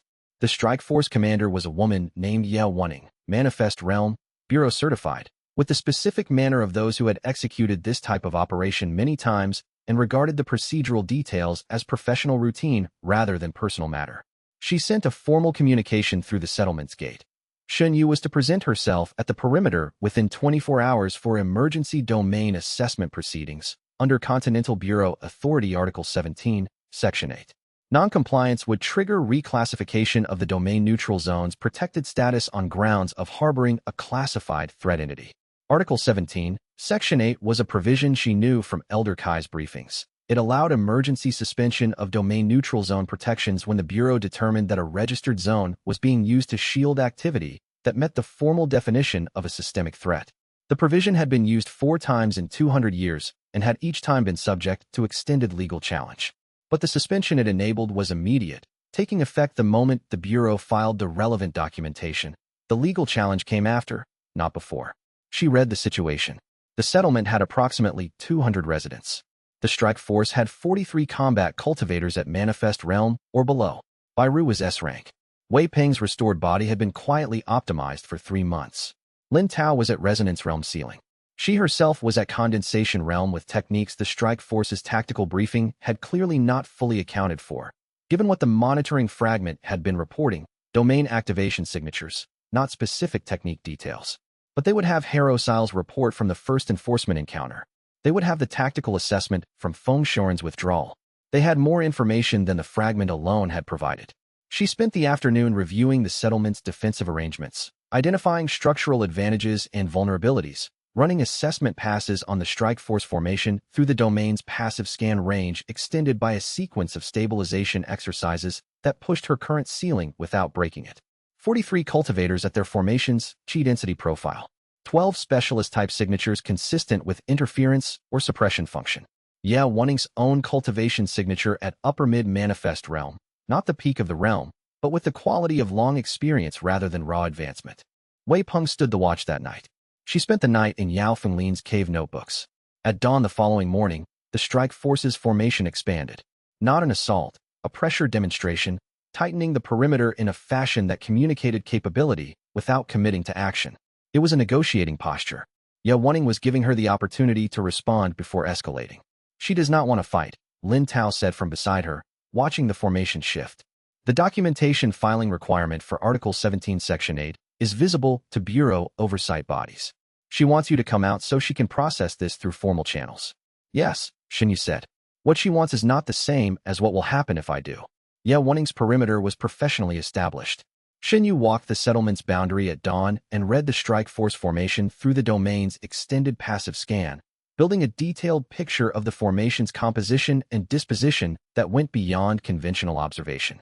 The specific chi density signatures of 43 manifest realm and below combat cultivators in coordinated formation created a readable pattern, not of their individual capabilities, which required closer range to assess fully, but of their formation's structural architecture, the lines of command and control authority, the support and withdrawal arrangements. Counterhealer formations had specific structural characteristics she was beginning to recognize as a category. The interference specialist positions in the second line, the isolation technique specialist distributed through the front line, the detection specialist positioned at the formation's corners. Ye Wenning's formation had all of these elements, plus one she had not previously encountered. At the formation's center, directly behind Ye Wenning's own position, she read a chi signature different from the combat class signatures surrounding it. Medical class, advanced. Not a healer deployed for conventional support function, but a diagnostician whose domain-adjacent capabilities were being used in a configuration she spent time reading carefully. After several minutes, she understood what she was looking at.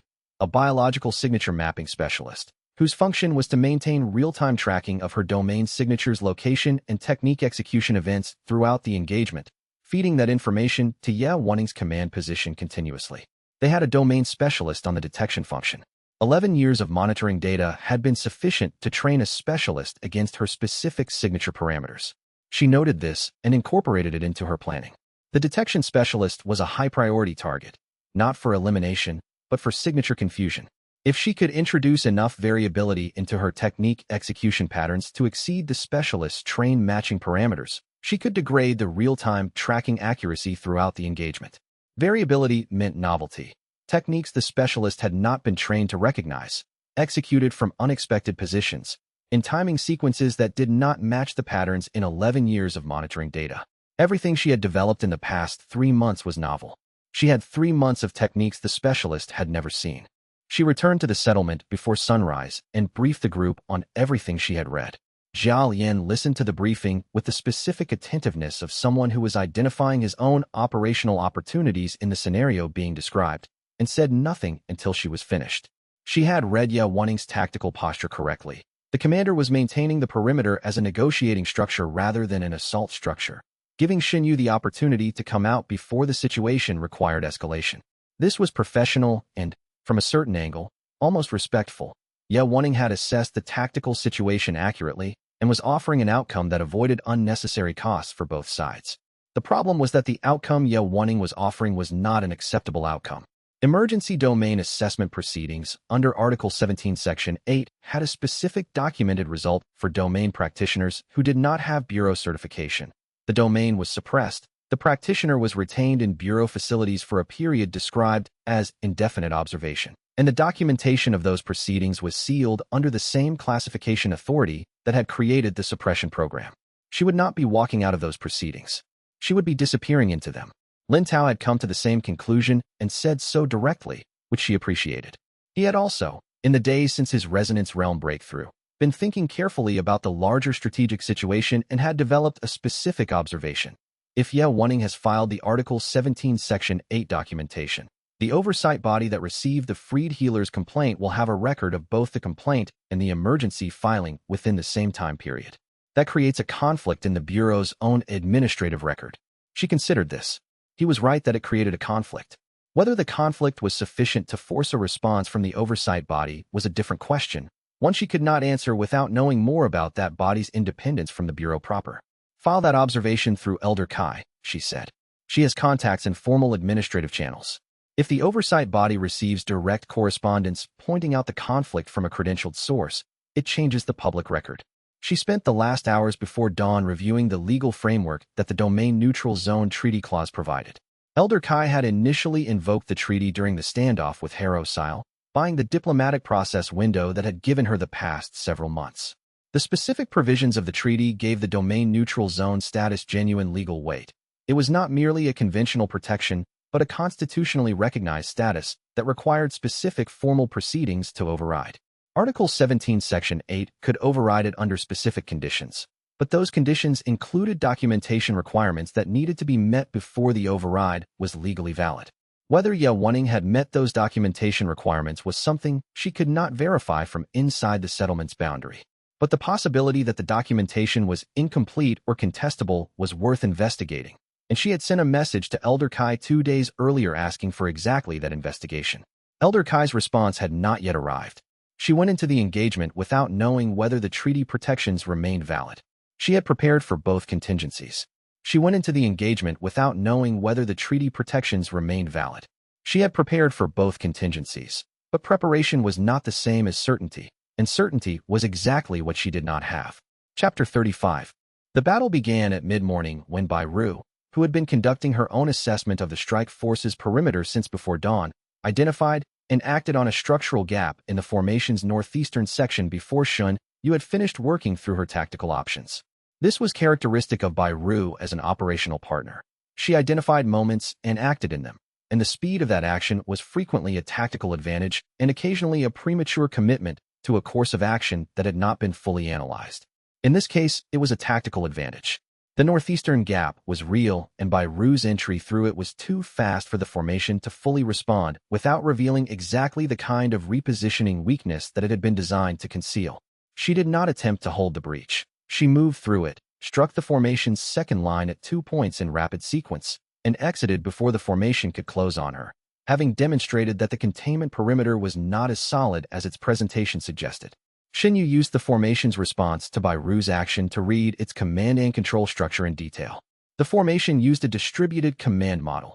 Orders flowed through subcommanders rather than directly from Ye Wanning, which made it resilient to disruption of any single command node, but slower to adapt to novel situations. The disruption and adapt cycle time was approximately 45 seconds from the moment an unexpected input entered the formation to the moment a coordinated response was fully implemented. She needed to operate in 45-second windows. The next 6 hours were the most technically demanding engagement she had run. The strike force was organized specifically to counter healer-class combatants, which meant counter-healer formation elements were deployed throughout its structure. Chi interference field generators, physical isolation techniques designed to prevent close-range domain operation, and at least 2 cultivators whose function she eventually identified as domain signature detection, providing real-time mapping of her location and technique execution for the formation's command layer. Her opening 2 hours working around the detection specialists, running techniques from positions that confused their signature mapping before she understood their specific detection methodology well enough to write targeted interference into the ambient chi field around her operating positions, degrading their red quality without eliminating it. Wei Peng held the settlement's primary gate against sustained pressure with the distinctive character of any practitioner who had one job and had decided to do it completely. He was not performing heroics. He was performing a calculation. This many attackers, this much damage over this time interval, this rate of physical where that Xinyu had to monitor and address remotely when she had processing bandwidth available. She did not have processing bandwidth consistently. The engagement was the most complex, simultaneous demand situation she had operated in. Ye Wanning was watching from the formation's rear command position, not engaging directly, managing the formation's response to the evolving situation with the controlled attention of any practitioner who had decided this engagement was going to end on terms she could accept and was willing to wait the situation out rather than commit her own capabilities prematurely. She did not get to wait. At the engagement's 4th hour, behind the strike force's rear line, a figure appeared that did not belong to any formation she had briefed on or expected. The battle's most complex phase was the middle 3 hours, when the strike force's command layer was fully engaged with managing the engagement's evolving dynamics, while she was working through the formation's detection specialist problem. The specialist had been positioned with considerable care, deep in the formation, surrounded by protective elements, at a range that made reaching them through the standard combat chaos difficult without drawing more force attention than she could afford. She solved it indirectly. The detection specialist's mapping function required close attention to biological signature input from the full engagement zone, cognitively demanding, specialized work, and it produced a readable chi signature of its own, the specific pattern of intensive diagnostic concentration. If she could introduce enough noise into that input stream, multiple simultaneous technique executions from different positions, varied in character and timing to exceed the specialist's pattern matching capacity, the mapping function would degrade without requiring direct intervention. Lin Tao, whose coordination with her had developed through 2 months of working alongside her domain operation, understood the approach immediately when she communicated it in the compressed form they had developed for in-engagement information exchange. He took on the role of creating signature noise in the engagement zone's northern sector, executing techniques in rapid sequence and varying patterns that looked like combat, but was primarily designed to overwhelm the specialist's mapping capacity. It worked, partially. The specialist's tracking accuracy degraded, but did not fail. She still had windows where she needed to execute her most sensitive work, the suppressor redirect technique, whose approach vectors the specialist would attempt to track and report. She executed the first redirect through the tracking windows gap at 40 minutes into the engagement. The second required a longer wait. The third she executed simultaneously with Lin Tao generating a particularly dense noise burst, using the specialist's overwhelmed attention as cover. Bai Ru held the front line with the specific ferocity of anyone who had been given permission to operate at full capacity without constraints. This was, Xinyu had learned, what Bai Ru actually looked like when there were no coordination compromises required. A combat style that prioritized maximum disruption and constant positional pressure over tactical elegance. The front line of the strike force was managing her rather than advancing, which was exactly the outcome the defense required. Jia Lian's intervention at the 4-hour mark was the engagement's pivot point. She had briefed him on the formation structure and Ye Wenning's command position before dawn. She had not told him what to do with that information. What he did with it reflected his own assessment of where the most productive application of his capabilities lay, and his assessment, it turned out, matched hers exactly. The detection specialist degraded further as the engagement progressed, and the input noise accumulated beyond their train matching parameters. She could read this in the changing pattern of their qi signature, the shift from focused intensive concentration to the more diffuse cognitive load pattern of a practitioner working at the edge of their reliable capacity.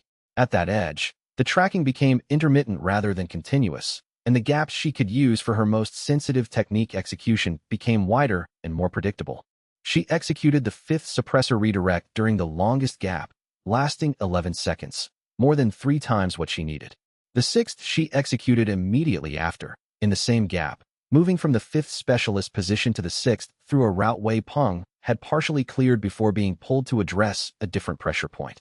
She covered the remaining distance herself, rewriting one interfering formation member's proprioception at range to clear the path for the final 3 meters. By the time Jia Lian neutralized Ye Wenning's guard, 6 of the strike force's 12 suppression specialists had been redirected. The formation was operating in its own enhanced qi field, 6 sources of cultivation boosting output distributed throughout the engagement zone, and every defender within range of those sources was performing above their baseline. The formation had become its own counter condition.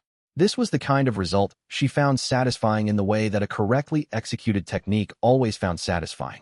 Not because of the power of the outcome, but because of the precision of the execution, because the problem that had presented itself had been solved by reading it accurately and writing the correct response.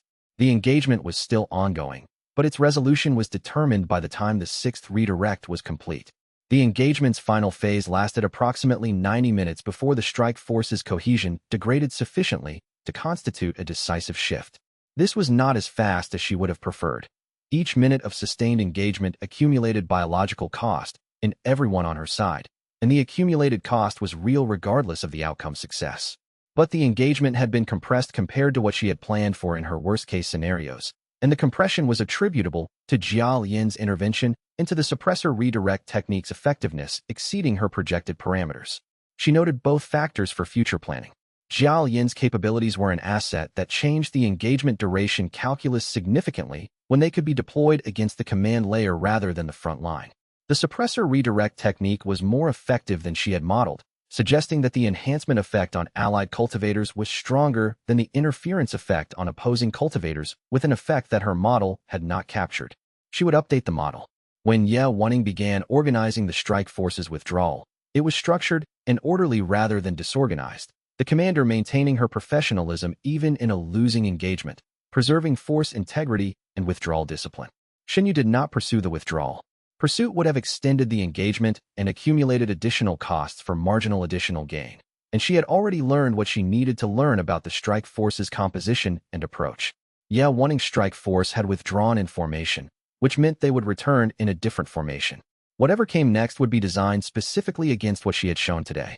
Chapter 36. The figure neutralized Ye Wenning's personal guard in under 10 seconds, moving with a speed and precision that was not the product of raw combat power, but of something more specific, technique deployed with the specific efficiency of a person who had practiced exactly this type of close engagement work many times in precisely the conditions that favored it. The personal guard did not fall such that suggested lethal force.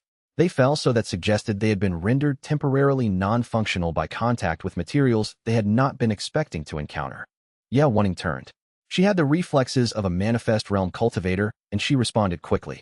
She also clearly assessed the figure behind her as someone she could not immediately neutralize, because she held her position rather than attacking immediately, and said, in a voice that carried the recognizable bearing of someone buying time to think, "You are not part of this formation."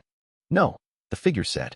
He was perhaps 30 years old in apparent age, and either significantly older or cultivated under unusual conditions, with the specific physical economy of someone who moved as though aware of exactly what each movement cost, and had decided each one was worth the cost.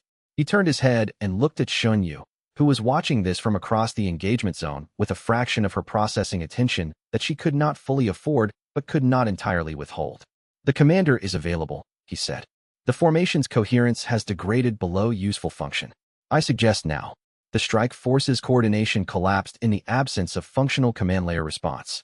This was the distributed command model's failure mode. When subcommanders lost contact with the central command position, the model that had been resilient to single-node disruption became fragile to central node removal, the subcommander's individual judgment producing divergent responses that did not constitute a coherent formation action. She worked through the collapse. By mid-afternoon, the strike force had been driven back to the meadow's edge. Wanting was sitting under guard with her personal guard unconscious around her, and 31 of 43 strike force members had disengaged by their own decision rather than through defeat, an outcome that was better for everyone because it meant they would return to their command structure able to report what had happened. The cost was real. Wei Peng had damage across both shoulders and his lower back that would require weeks of intensive rewrite work to address. Lin Tao had reached his ceiling and hit it hard enough that she could read the specific microfractures in his advancement barrier from 15 meters away. He would advance, she thought, within the week, because that kind of damage to a ceiling was usually the precondition to breaking through it. Bairu had 3 cuts she was not acknowledging and a bruised rib she was also not acknowledging. The figure who had neutralized Wanning's personal guard was sitting on the meadow grass, watching her work through the post-battle casualties. When she was done, he walked over and stood at an appropriate distance. "You owe me an explanation," she said. "Yes," he agreed. "My name is Jialian. I have been following your activities since the Crimson Peak liberation, and I have a proposal that I believe would benefit both of us, if you are willing to hear it." The post-battle assessment revealed costs she had been tracking in compressed form throughout the engagement and could now examine in full detail. Wei Peng's bilateral shoulder damage was extensive. The specific pattern of sustained high-force load across tissue she had been optimizing for months, which was more susceptible to this type of injury than unmodified tissue, because the optimization had been directed toward baseline function enhancement rather than load-bearing durability under sustained combat conditions. She noted this as a calibration failure in her optimization approach. She needed to rebuild the optimization around a different set of baseline parameters before the next engagement. Lin Tao's advancement barrier had taken the specific type of damage she had read from a distance during the engagement. The microfractures were now extensive, the barrier's structural integrity compromised in the way that was the standard precondition to break through. She ran a diagnostic pass that confirmed what she expected. He would advance within 4 to 7 days if he continued conventional cultivation practice without forcing the process. The barrier would yield on its own. She told him this and watched him absorb the information with the controlled reception of those who had been at his ceiling for 2 years. Bairu's wounds were what they always were after an engagement she had been fully committed to: numerous, variable in severity, and categorically unself-reported. Xinyu had stopped asking Bairu to report her injuries after the 3rd time Bairu had said, "They're fine," about a wound that clearly required attention. She ran the diagnostic pass without asking and addressed what needed addressing. Zhao Lian had no wounds. He was correct about this when she checked, which told her something about the precision with which he had conducted himself during the engagement. She examined Wanning briefly, with permission. The strike force commander was uninjured and thinking, running rapid situational analysis, reclassifying what had just happened against her existing operational model. After a moment, Wanning said, "You are not what the briefing said." "The briefing was based on 11-year-old data," Xinyu said. A pause. "That is useful information." "Yes, I thought it might be." She looked at the unconscious personal guard arranged in a neat semicircle around them. "When they wake, they will be unharmed. Tell them that from me." She spent the hour after the battle's resolution sitting with the costs of the engagement in a manner she did not always allow herself time for. The battle had been won. The settlement was intact. Her group had survived. These facts were real, and she acknowledged them. They did not make the costs not real. Wei Peng would be in the healing hall for 3 weeks minimum.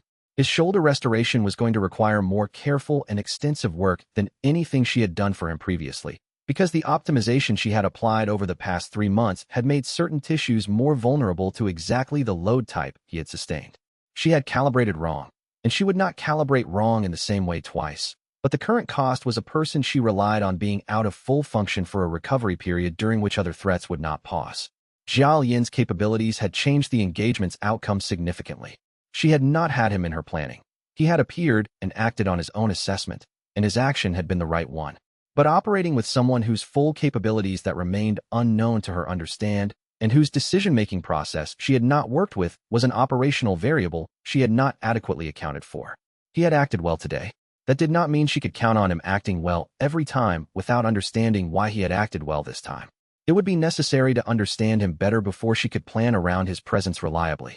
And the requirement was to understand his motivations, not just that he had offered his services in exchange for modification removal, but why the removal was important enough to him to bring him into a situation as dangerous as the one he had entered today.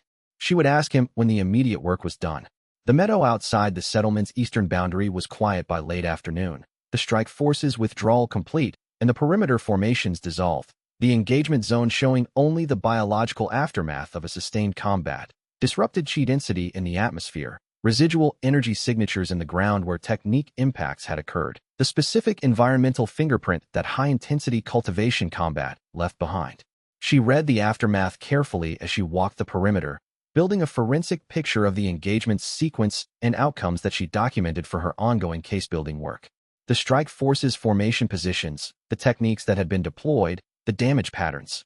All of it constituted evidence of a Bureau-authorized military operation against a domain-neutral zone settlement that, if the treaty protections had been valid, constituted a violation of continental law.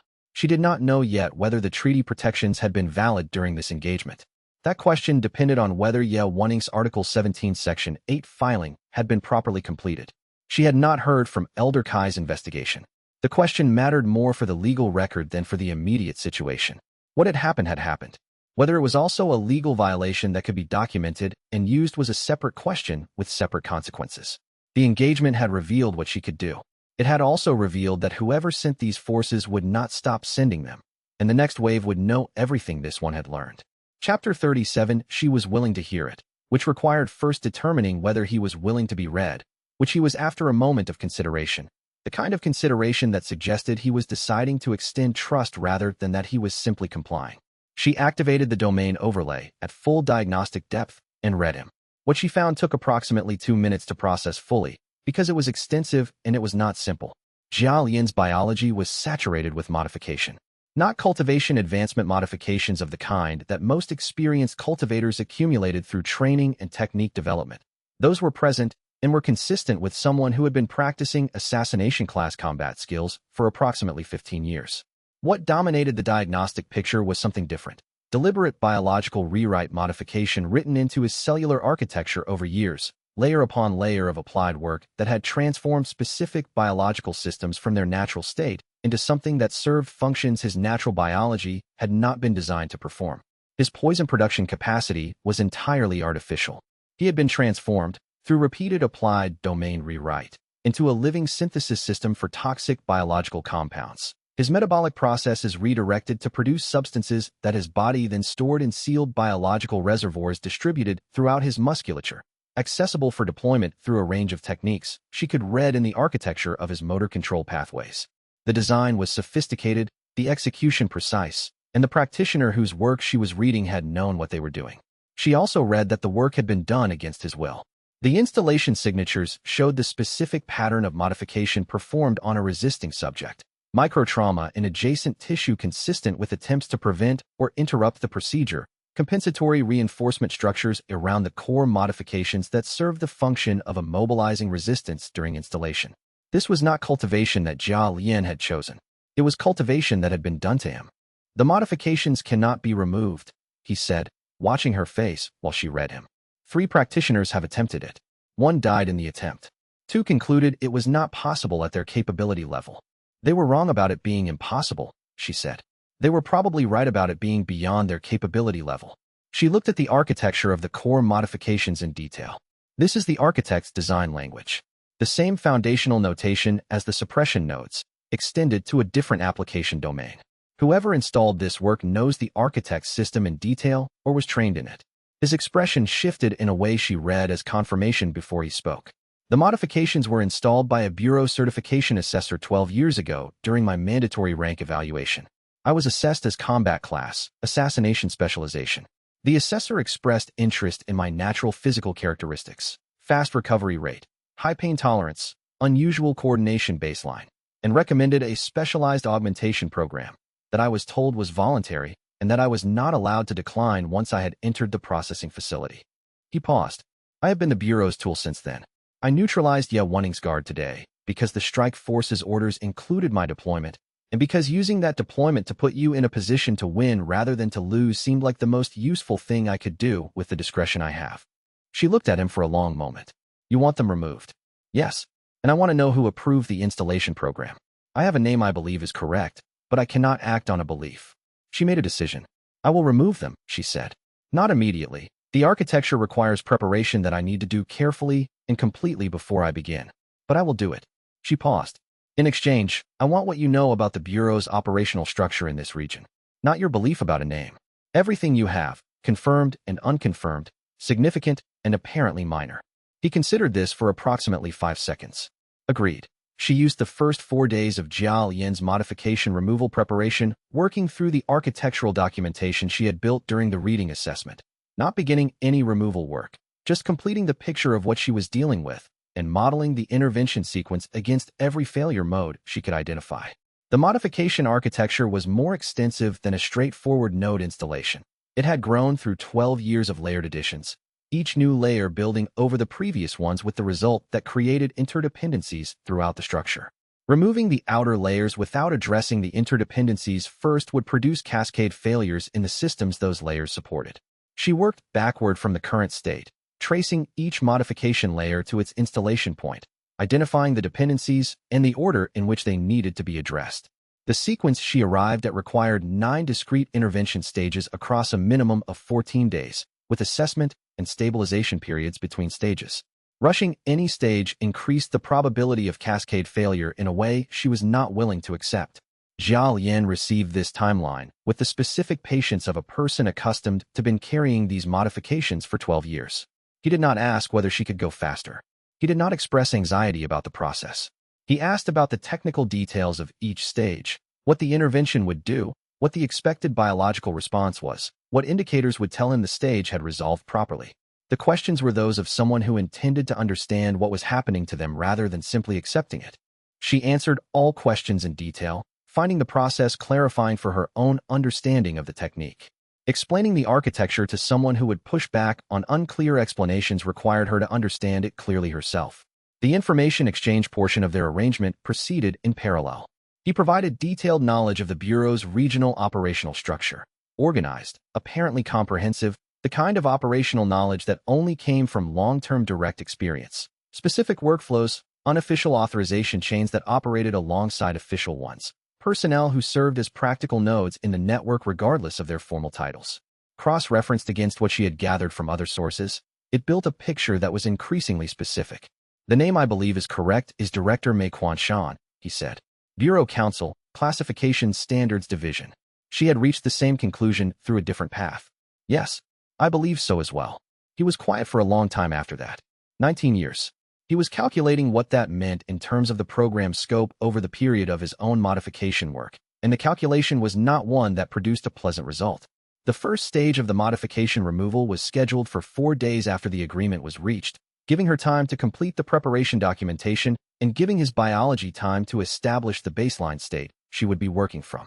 She ran a final pre-intervention assessment on the 3rd day, confirming the baseline and identifying 2 small changes from her initial assessment that were within normal biological variation range rather than indicators of a preparation period complication.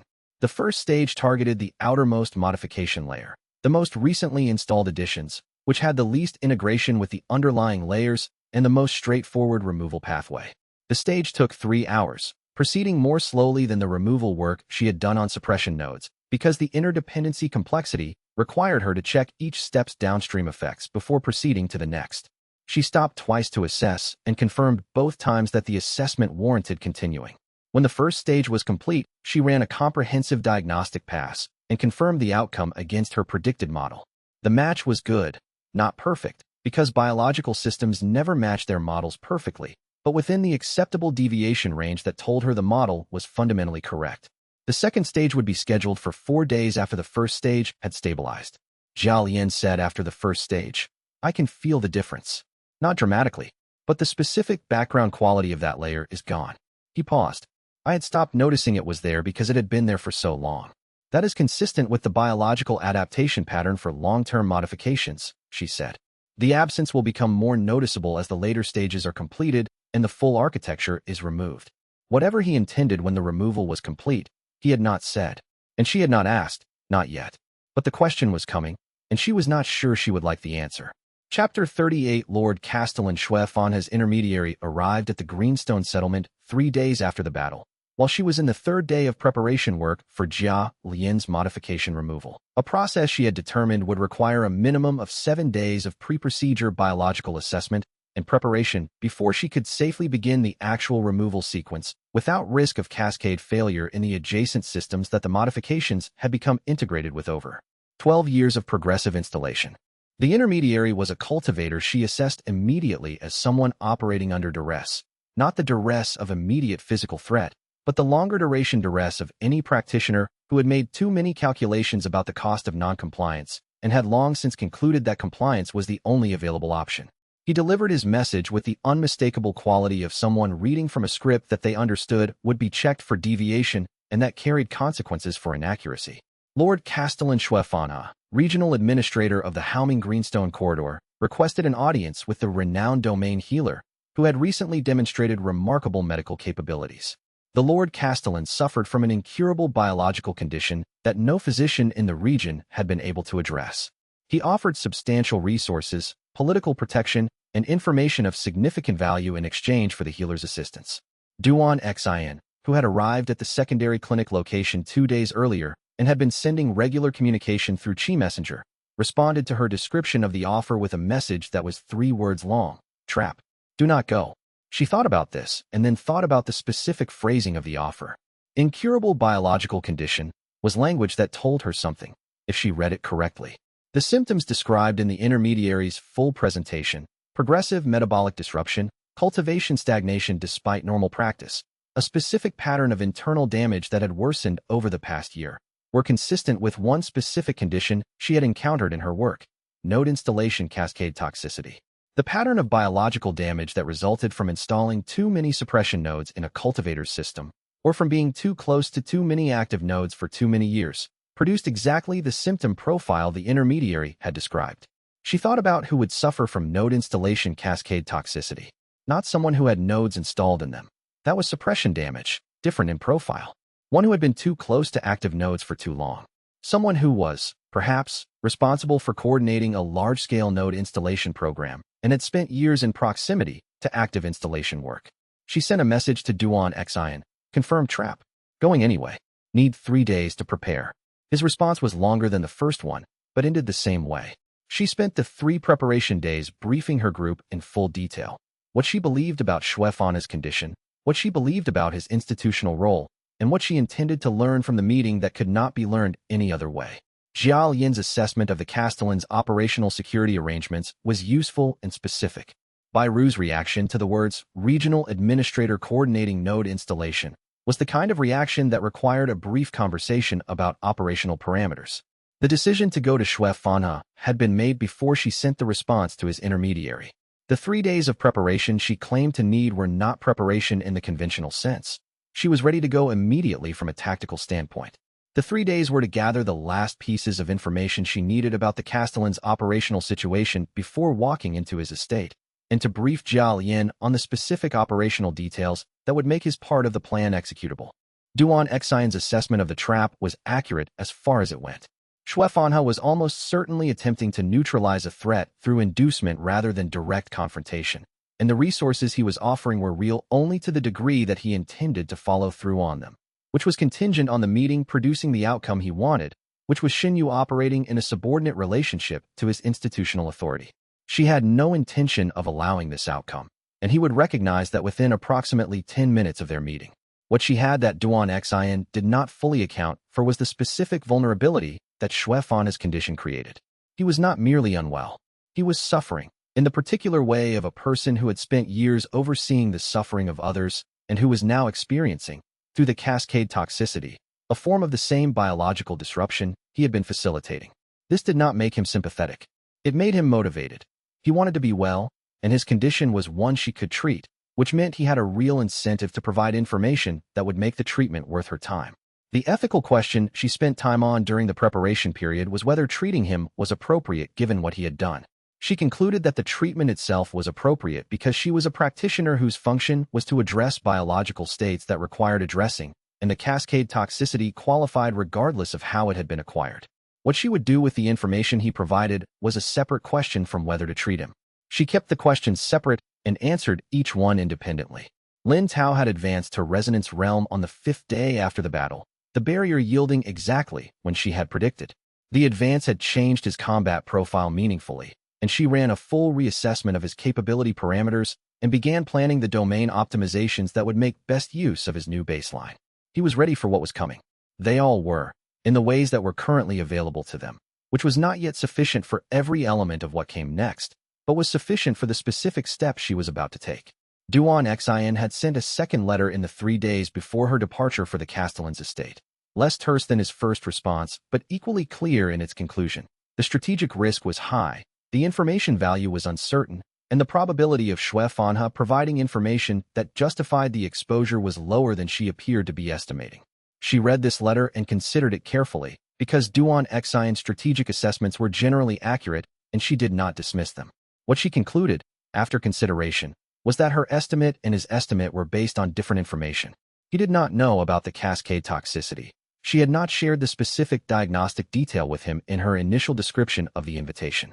She had described the symptoms, but not her interpretation of their cause. Her interpretation, that Xuefanha was suffering from node installation cascade toxicity, was based on diagnostic knowledge specific to her domain capability, and that interpretation was what made the trade calculation different than it appeared from the outside. She sent him a brief message explaining the cascade toxicity diagnosis and why it changed the information value assessment. His response arrived the following morning and was one sentence. "I see. Be careful." She took this as permission.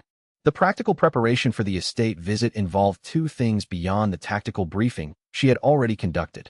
Verifying through Jiao Yan's intelligence that the estate's internal layout was as described, and that there were no bureau enforcement elements staged in the estate's vicinity who might complicate the exit, and ensuring that the post-visit phase was fully planned, including what would happen after she left. The post-visit phase was where the real work would occur, and that phase depended on Jiao Yan's execution being as clean and as complete as the work he had done after the battle. She verified both. Everything was ready. She was also thinking, during the 3-day preparation period, about the 41 liberated cultivators who were now established in the Greenstone settlement, and the 12 from the delegation, and the others she had freed over the past months. Each one was someone whose life had been redirected by her work.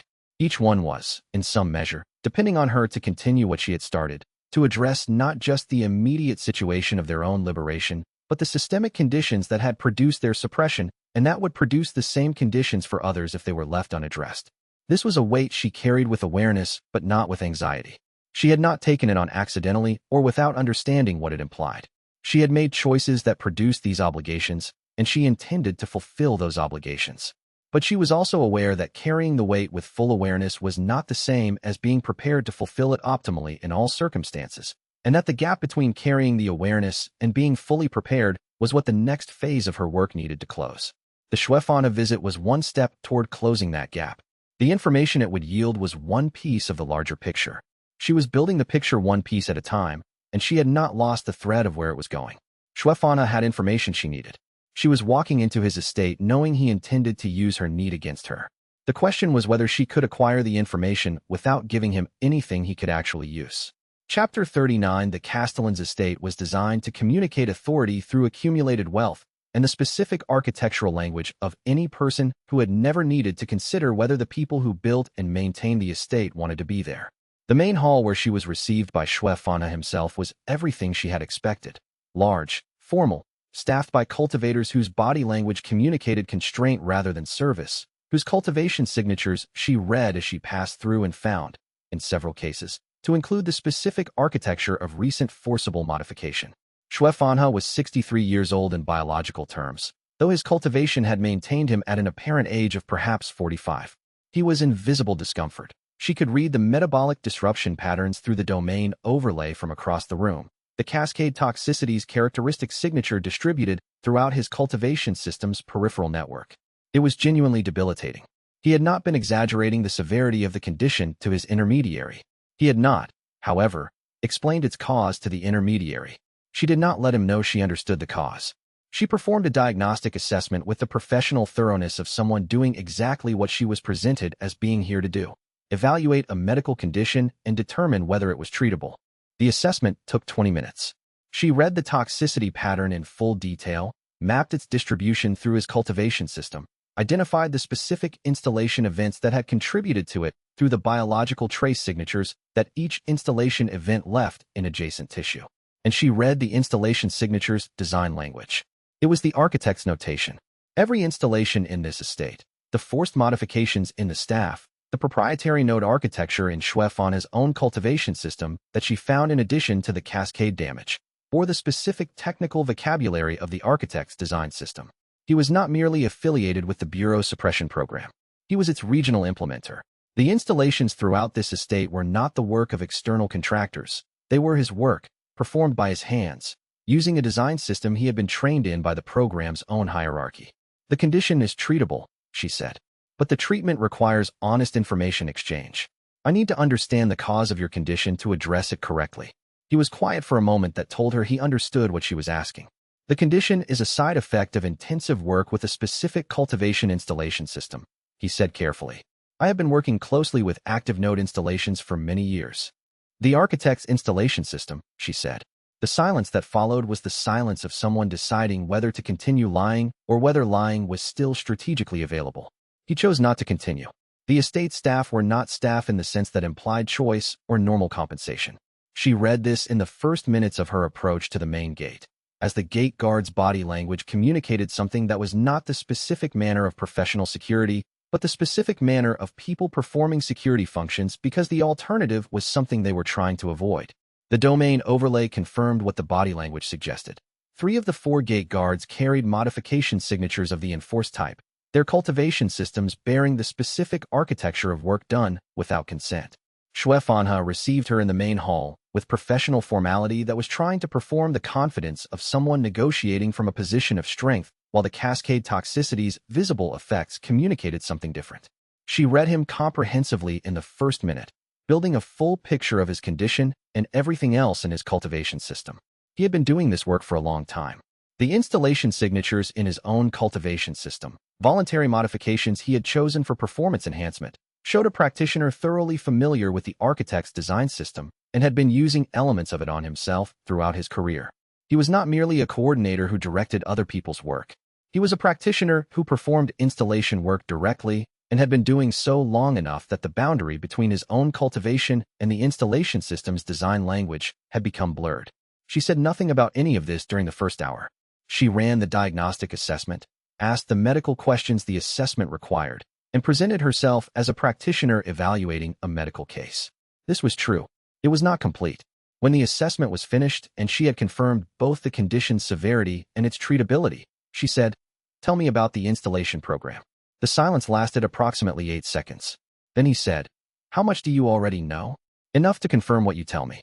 Not enough to make the trade unnecessary." He had the expression of a skilled negotiator encountering the correct structure for a negotiation, the recognition that the other party understood what the exchange required and had structured the terms appropriately.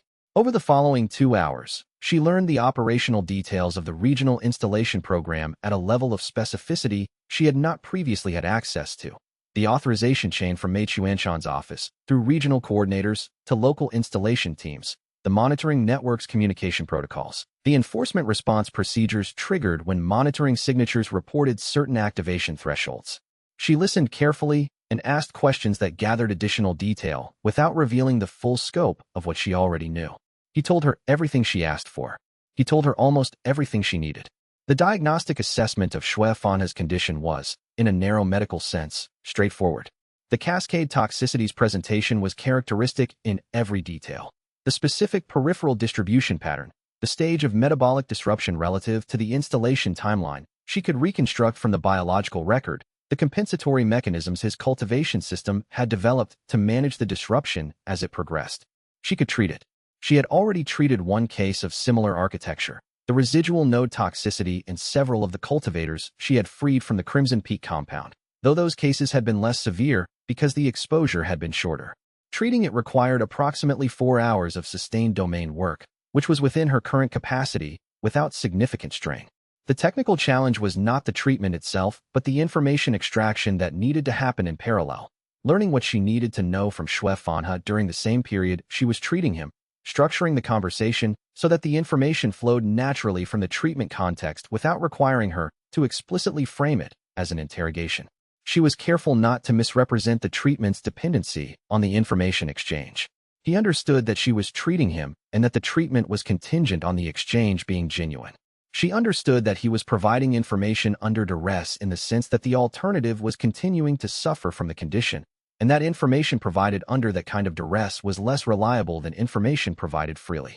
She structured her questions to cross-check against information she already had, so that she could identify inconsistencies without revealing the extent of what she already knew. He was, on balance, more honest than she had expected. Not entirely honest. She identified 2 areas where he was being economical with the truth, but more honest than someone with his amount of institutional exposure typically was when trading information for something they needed badly.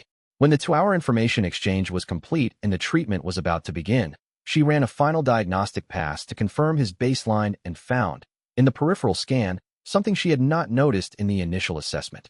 A sealed biological archive structure in his cultivation system's deep architecture, smaller than a node but different in design from any monitoring fragment she had encountered. It was not transmitting. It was receiving, a passive information storage function, capturing and preserving something she could not read the content of without a more invasive access that she would not perform without his knowledge. She told him what she had found. His expression was readable. He had known it was there, and he had not volunteered the information because he was not certain whether sharing its existence would change the terms of the exchange. It contains the installation records for this region, he said. Every installation my team performed over 19 years. I stored it there when I realized my condition was serious and that I might not survive it. If I did not survive it, the records would be accessible to any practitioner with sufficient domain capability to read the archive structure. He paused. I suppose you have sufficient domain capability. She did. She read the archive. Not thoroughly. There was not time for thorough in the current situation, but enough to confirm that the contents were what he described and that the documentation was detailed enough to be genuinely useful. She committed the archive's access signature to her domain memory. She would read it fully later. She began the treatment. And noted, as she did, that he had not told her everything. There were still things he was holding back, and she needed to find them before she left. Chapter 40 xianxia confirmed what she had already read in his biological archive and what Jia Yin's information had suggested. He was the Bureau's regional node installation coordinator, responsible for 3 provinces, operating under the direct authorization of the Continental Bureau's Technical Division, the division that reported to the council member currently designated as the architect. The current architect, he said, was Director Mei Quanshan. Bureau Council Appointment, Classification Standards Division, 19 years in the role. The Technical Division's installation programs in all 7 continental regions were authorized through his office. The monitoring systems that had been reporting on Shun used domain signatures through the fragments she had found and removed reported through regional coordinators like xianxia up to Mei Chuanshan's office. She treated him. The cascade toxicity was extensive and the treatment was complicated by the length of time it had been developing, requiring careful sequencing to address the most critical metabolic disruptions first without triggering a release event that could overwhelm his cultivation system's adaptive capacity. She spent 4 hours in the work, xianxia sitting very still with the controlled discomfort of someone managing pain, saying nothing beyond what was medically necessary. When it was done, he said, I want you to understand that I know what comes next. Whatever you have learned here will be used against the program I have been part of. I am not under any illusions about that. What comes next, she said, is that the information you have provided will be used to expose and dismantle a program that has been suppressing thousands of cultivators' potential for 2 centuries and destroying lives systematically in service of a classification hierarchy that exists to protect the power of people like you. She looked at him directly. I want you to understand that clearly also. She walked from the estate's main hall into the late afternoon light and toward the gate where Lin Tao and Wei Peng were waiting. Behind her, she heard the specific rapid series of sounds that Jiao Yin produced when working with decisive efficiency. Not the sounds of combat, but the sounds of systematic demolition. Qi seals breaking, biological constructs dissolving, containment fields collapsing as the mechanisms sustaining them were cut at their foundations. The enslaved support cultivators in Xuefana's estate would be free before she reached the gate. The node installation apparatus in the estate's lower levels would not be operable after tonight. Jiao Yin did not do incomplete work. She paused at the gate and looked back at the estate's outline against the evening sky. Xuefana had said, as she was finishing the treatment and beginning to gather her equipment. The architect is not a person. It is a title. When Mei Quanshan is gone, someone else will hold it. The function will continue. She had not responded. She had thought about Yao Fenglin in suspension over 200 years, and about the cave guardian sitting down on the modified stone floor with its purpose exhausted, and about the particular manner of systems designed to continue functioning after the individuals who created them were gone. Systems could be redesigned. Foundations could be rewritten. She had work to do. The treatment took 4 hours.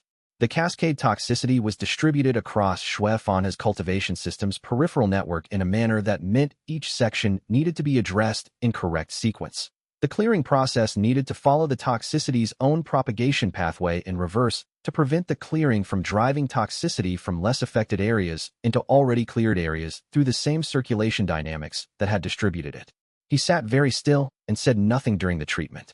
She read his biological responses to each intervention stage and adjusted the technique accordingly. She was aware of his presence as a person, aware of what he had spent 19 years doing, aware of the cultivators throughout his jurisdiction who bore the marks of his program in their biology, aware of the specific cost those marks represented in constrained potential and constrained lives. She held this awareness as background context and kept her technical attention on the work in front of her. When the treatment was finished and she was confirming the clearance through a final diagnostic pass, he said, "The title transfers to a successor. There is always someone prepared to receive it.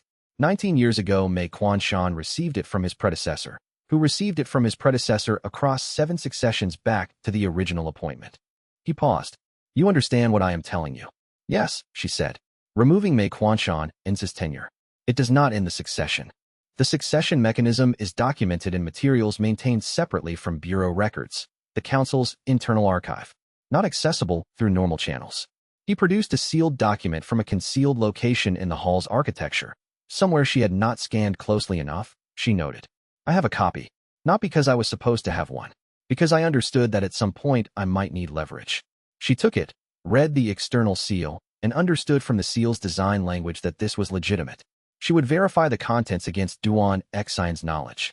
She walked from the estate into the late afternoon air, carrying the succession document and the full operational picture of a network she now understood in sufficient detail to begin dismantling it. Behind her, at intervals that told her exactly what Jiao Yin was doing and how thoroughly, she heard the systematic sounds of an installation apparatus being reduced to non-function.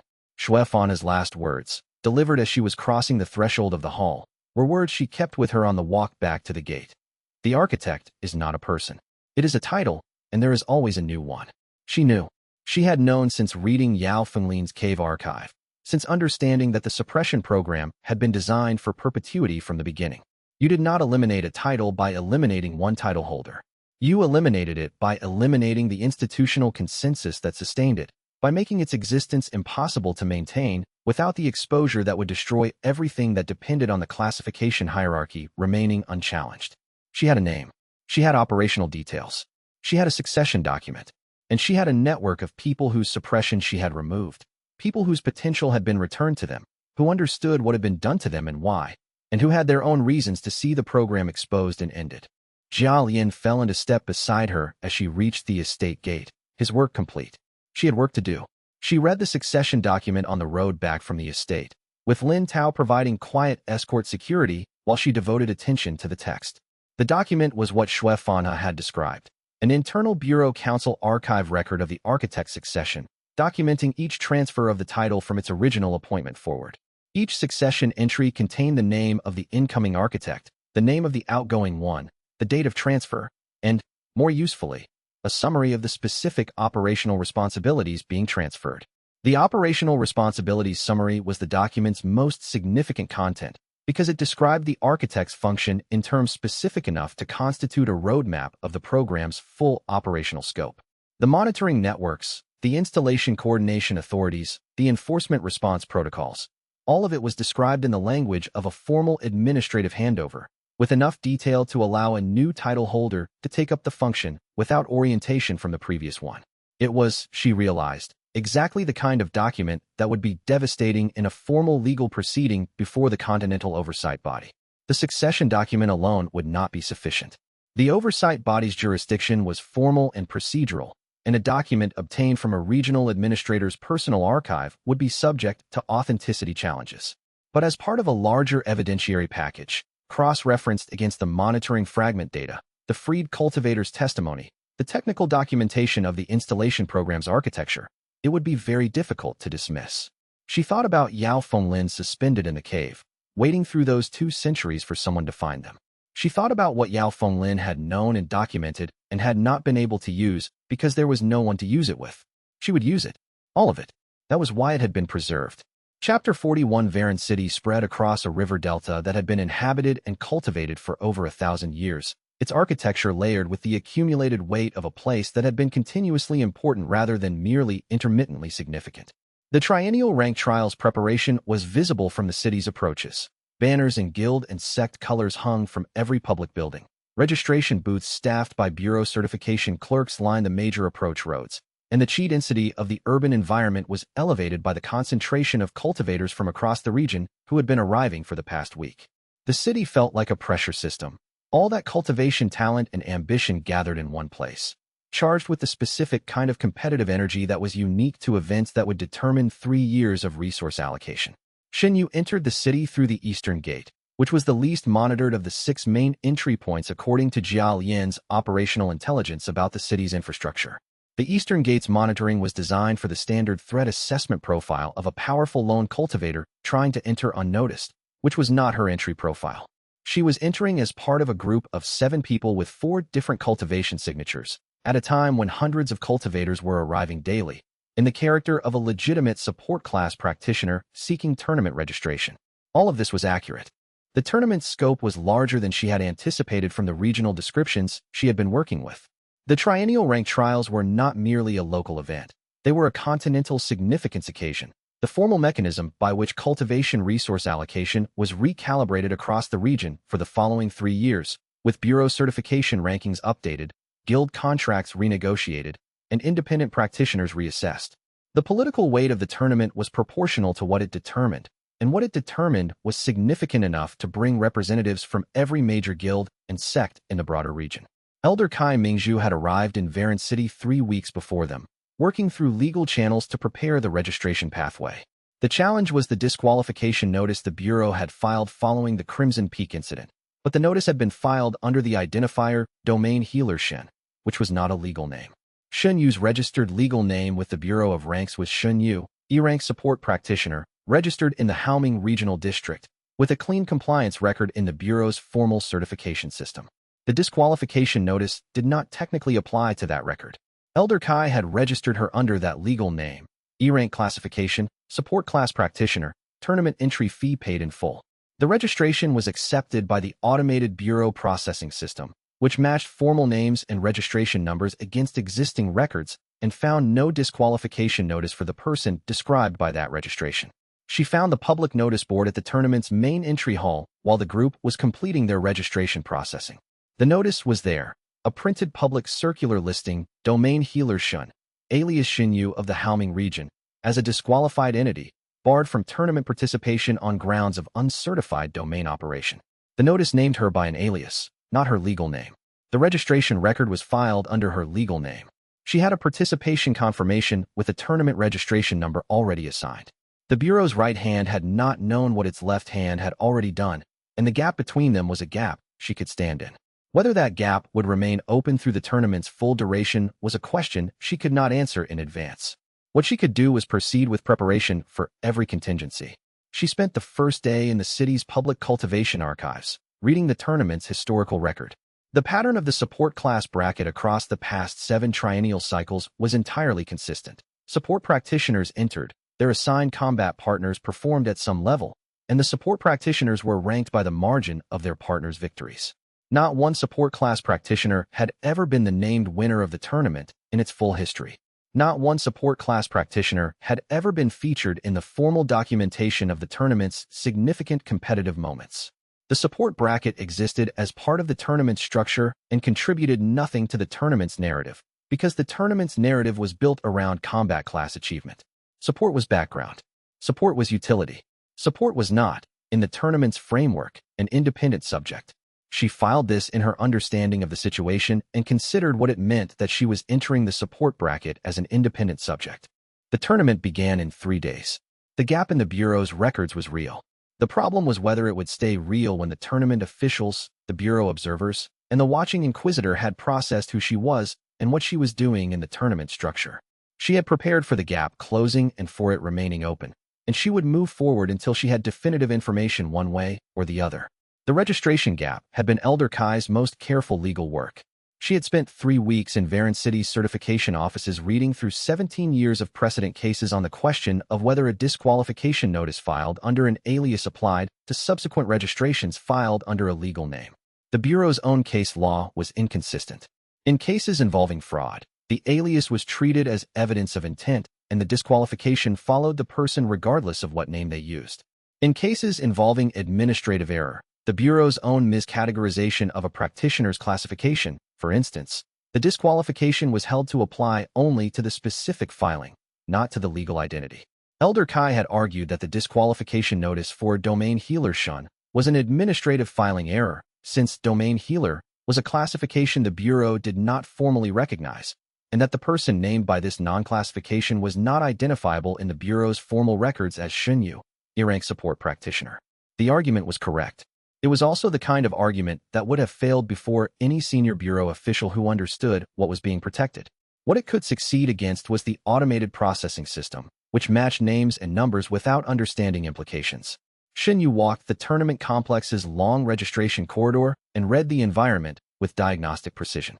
The corridor was designed to funnel, to sort, to process. Every fixture and desk arrangement oriented toward moving cultivators through a classification protocol with minimal friction. It was a system designed by people who understood that most practitioners would accept what the system told them because the system was authorized to tell them. The Bureau was the authority. The authority determined the classification. The classification determined the future. The system worked because practitioners believed its outputs were accurate rather than constructed. She emerged at the far end with a valid tournament registration number, a printed confirmation, and the specific awareness that what she was doing by holding that confirmation was not fraud. She was what the registration said she was, but was also not what the Bureau had intended to permit. The gap between intent and processed outcome was real. Whether it would remain open through the tournament's full duration was a question she could not answer in advance. Her accommodation was in the Eastern Residential Quarter, assigned on the basis of her E-rank registration. The room was adequate, functional, clean, with a cultivation recovery bed that was standard rather than enhanced. She sat in the cultivation corner after the group completed check-in and ran the full self-diagnostic protocol she had been refining since Duan Xian's training period. A complete systems check of her own biological state, cultivation progression metrics, domain interface responsiveness, and chi reserve levels after the travel expenditure. All baseline. She was ready. The first day of the tournament began 3 mornings later. She rose before the morning gong and spent 90 minutes in consolidation work, pressing the advancement threshold she had been approaching for 6 weeks. The threshold was real and present. She could feel the condensation characteristic of a realm boundary in her cultivation base, the specific quality of cultivation energy ready to compress into a new configuration if she accumulated the final density required. She was close. The tournament's demands would either push her through the threshold or teach her precisely why she had not yet crossed it. Chapter 42, the support class brackets design revealed the tournament's underlying framework with complete clarity. It was described in official documentation as a showcase bracket. which was accurate in the specific sense that it existed to showcase support class practitioners' utility to combat class performance. The support practitioners were evaluated not on their own performance, but on the performance of the combat class cultivators they were assigned to support. A support whose assigned partner won quickly received a higher evaluation than a support whose partner struggled. The support's own contribution to the outcome was assessed through the margin of victory, not through any independent measurement of the support's capability. This design was not accidental. It was the structural expression of the classification hierarchy's fundamental premise, that support practitioners existed as resources for combat practitioners, that their value was instrumental and measurable only through their contribution to someone else's performance. The bracket was called a showcase because the support practitioners were being showcased in the way tools were showcased, by demonstrating what they could do for someone else. She entered the bracket with this understanding and made her own assessment of what participation would require and what it would reveal. Her assigned partner for the first round was a Foundation Realm striker named Ko Feng, who had been assigned the lowest ranking available support for his bracket entry. She had been registered as E-rank support, which placed her at the bottom of the available support pool, which meant the assignment protocol gave her to the first combat cultivator in the registration queue, who accepted the low-ranking support assignment without complaint. Ko Feng received the assignment notice with the expression of someone who had been hoping for a better draw and was recalibrating his expectations downward. He looked at her assessment paperwork once, noted the E-rank designation, and said, "Do what you can." His intention was clearly to compete on his own capabilities and treat the support assignment as a variable he could not control. She ran a diagnostic pass on him during the 20-minute pre-match preparation period, reading his cultivation state in full diagnostic depth. He was at the middle of Foundation Realm, with solid technique and good instincts for a practitioner his age. He had a minor knee joint irregularity from an old impact injury that slightly compromised his lateral movement and was causing him to compensate with his hip in a way that was slowly building stress there. His qi circulation efficiency in his right hand was lower than his left from an overuse pattern he had probably developed years ago, likely from a period of intensive training where he had favored his right hand techniques. She wrote both corrections in the 20 minutes before the match began. He did not notice, because there was no external indicator of the change except a slight improvement in how his knee felt when he tested his stance in the preparation chamber. The first match lasted 47 seconds. Ko Feng performed at a level objectively inconsistent with his registered rank. His lateral movement was fluid in a way it had not been in his recent training records. His right-hand technique was better than it should have been, and his overall combat performance showed none of the compensatory patterns that a cultivator with his injury history should have been using. The judges watching the bracket from the observation gallery noted the performance discrepancy with expressions that communicated the specific quality of people who were looking at data that did not fit their existing model and were trying to determine whether the model was wrong or the data was. After the match, Ko Feng looked at his hands, then at her. "What did you do?" he said. "Corrected 2 biological inefficiencies that were limiting your baseline performance," she said. "The knee joint will hold through the rest of the tournament if you are careful with overextension. The hand will require ongoing attention if you want to maintain the correction. The overuse pattern will reassert itself within 2 weeks without continued management." He processed this for a moment. "You fixed me. During pre-match preparation." "Yes. Without my permission. I should have asked," she said. "I apologize. In the future, I will ask first." He was quiet for a moment. Then he said, "Can you do it to the rest of my body?" She told him it would require a full diagnostic session of at least an hour, which was not available before his next match but could be scheduled for the following morning before his second bracket bout. He agreed immediately. She noted that this was how most people responded to discovering that their biological limitations were correctable rather than permanent, with immediate, enthusiastic agreement, because the alternative was accepting limitations that did not need to exist, and when presented with the actual choice, very few people chose the limitations. The judges were already taking notes about her. The support bracket had been designed as a demonstration of support utility in service of combat performance. She was demonstrating something the bracket's designers had not considered as a possibility. A support practitioner whose contribution to combat performance was direct biological enhancement that produced measurable, significant results. They would have something to say about that. The question was how long the institutional response would take to formulate itself and what form it would take when it arrived. She received her assignment. Ko Feng, Foundation Realm striker, middle range, and walked to the preparation area with the same professional bearing she used for all her work. She had spent months in more operationally uncertain situations than a tournament with a known structure and predictable opponents. The tournament was within her planning horizon. The pre-match period was 20 minutes. She used the first 4 for formal introduction and consent, telling Kofeng specifically what she was going to do, asking explicit permission, explaining the biological mechanisms at a level appropriate to someone with his training background. He listened with the impatient attention of someone who had a match to prepare for and had been assigned a low-rank support whose contribution he had already decided to treat as minimal. He agreed to the diagnostic pass because refusing would have been awkward. The diagnostic revealed 17 individual functional inefficiencies across his biological architecture. The knee joint irregularity was the most significant, but there were other contributions to his performance gap. A mild qi circulation restriction at his left wrist from repetitive technique practice, not severe enough to flag in his last formal assessment. A minor visual processing accommodation he had developed unconsciously to compensate for a meridian imbalance affecting his left eye qi enhancement. Small things individually. Cumulatively, the difference between his certified rank performance and what his body could actually do under ideal conditions. She wrote the corrections with the priority structure she had developed through practice. Structural issues first, circulation issues second, compensatory inefficiencies third. 14 of the 17 items she could address in the available time. She noted the remaining 3 as future work and set them aside.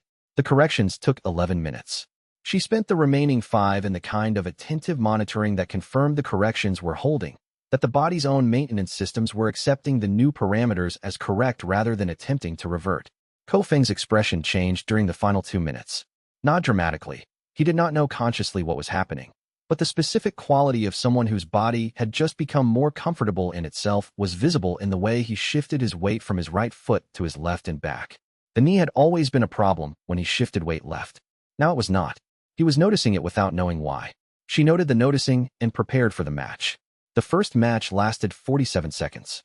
Kofeng performed at a level objectively inconsistent with his registered rank. His lateral movement was fluid in a way it had not been in his recent training records. His right-hand technique was better than it should have been, and his overall combat performance showed none of the compensatory patterns that a cultivator with his injury history should have been using. The judges watching from the observation gallery noted the performance discrepancy with expressions communicating the specific quality of people looking at data that did not fit their existing model and trying to determine whether the model was wrong or the data was. After the match, Kofeng looked at his hands, then at her. His expression was the expression of someone who had been expecting to manage on their own capabilities and had discovered, mid-competition, that their capabilities had changed. Chapter 43. The second round of the support bracket proceeded with 3 additional assigned pairings over the course of the day, and she executed the same approach with each one.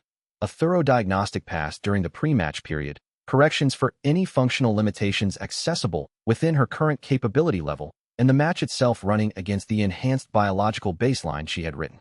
Each partner performed above their registered rank, and each match attracted additional observation from the tournament's judging panel.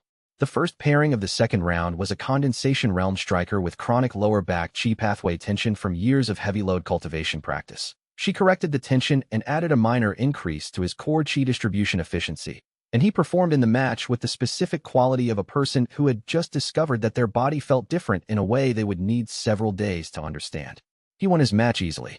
The judges watching noted that his performance was inconsistent with his recent competitive history, which was accessible to them through the tournament's registration documentation. The second pairing was a young Foundation Realm practitioner whose biological optimization challenge was different in character. Not accumulated damage from years of practice, but congenital qi pathway asymmetry that had been limiting his cultivation efficiency since childhood. She wrote a correction that partially compensated for the asymmetry and would need to be continued and expanded over multiple sessions to be fully addressed. He performed above his registered rank in the match and afterward looked at her with the bearing of a person who had experienced something they could not fully account for. By the third match, the chief judge had taken a position directly overlooking the preparation area and was watching her work with the bearing of one who had been doing this job for 30 years and had not previously seen what they were seeing. She worked with the professional openness of a practitioner who had nothing to conceal about their method. The domain diagnostic work was visible to anyone watching closely. The specific quality of her attention to each partner, the brief periods of concentrated qi application during the preparation period, the consistent pattern of enhanced performance that followed. The fourth match produced the incident that the day had been building toward. Her partner was a condensation realm striker who had been performing above expectation throughout the tournament's opening day. and the biological optimization she ran on him in the pre-match period was more extensive than the previous 3 had been, because his cultivation state showed more correctable inefficiency and his match was against a more capable opponent.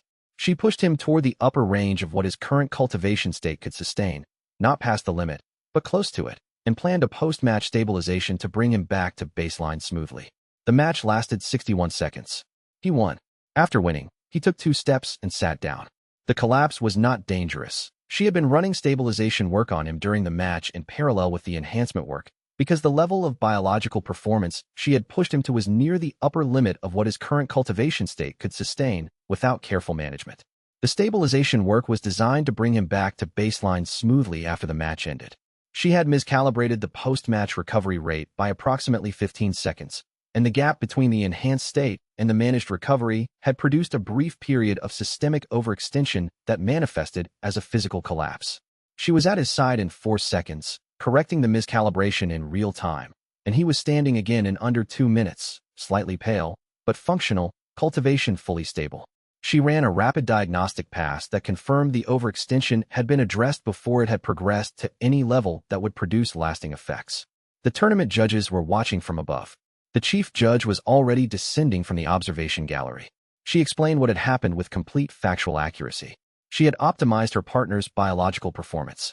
She had implemented a recovery management protocol. The recovery protocol had a timing error that she had identified and corrected immediately. Her partner was currently stable and would be fully baseline within the next 15 minutes. The error had been hers and would not recur. The judge asked 3 questions. Had she enhanced her partners beyond their registered rank? Yes. Had she done so without altering their fundamental cultivation structure? Yes. The corrections were functional adjustments to performance-limiting inefficiencies, not structural modifications to their cultivation base. Had she caused harm to any of her partners? No. The temporary overextension had been resolved before it could produce any lasting effect. The judge looked at her partner, who had by this point recovered enough to stand unassisted, and was looking between the judge and Xinyu with the bearing of a person who was not sure whether he was grateful or concerned. He was, she assessed, both. Then the judge looked at her. "Wait here," the judge said. She waited. The crowd that had gathered around the preparation area's observation barrier remained, watching with the quality of people who understood they were witnessing something significant but were not certain what kind of significant it was. She answered genuine questions from the crowd's forward edge while she waited. The institutional response was forming, and she was in the center of it. Between the 3rd and 4th pairings, she took 10 minutes in the preparation area's recovery corner and ran the self-management protocols that high-frequency domain work required. Each correction expended chi in precise amounts. The expenditure was smaller per correction than active combat techniques, but she had performed 63 individual biological corrections across 3 pairings, and the cumulative chi draw was real. She ate the cultivation recovery food Duan Xian had prepared and ran a self-diagnostic sweep that confirmed her reserves were at 72%, adequate for the remainder of the day. The pattern she was establishing in the support bracket was becoming legible to the judges. She had been tracking the gallery's behavioral state, at which moments the judges' attention sharpened, when they consulted each other, when they reached for their documentation tools. The pattern was consistent. Her partner's enhanced performance was attracting sustained attention, but the mechanism behind the enhancement was not yet visible to standard observation. They knew the outcomes were anomalous. They were working to understand why. She considered what to do about the 4th pairing. She could moderate the intervention level, produce less dramatic outcome differences, reduce the anomaly signal that was building attention in the gallery. This was operationally conservative, and she assessed it as strategically wrong. The anomaly signal was evidence. The attention it attracted was evidence.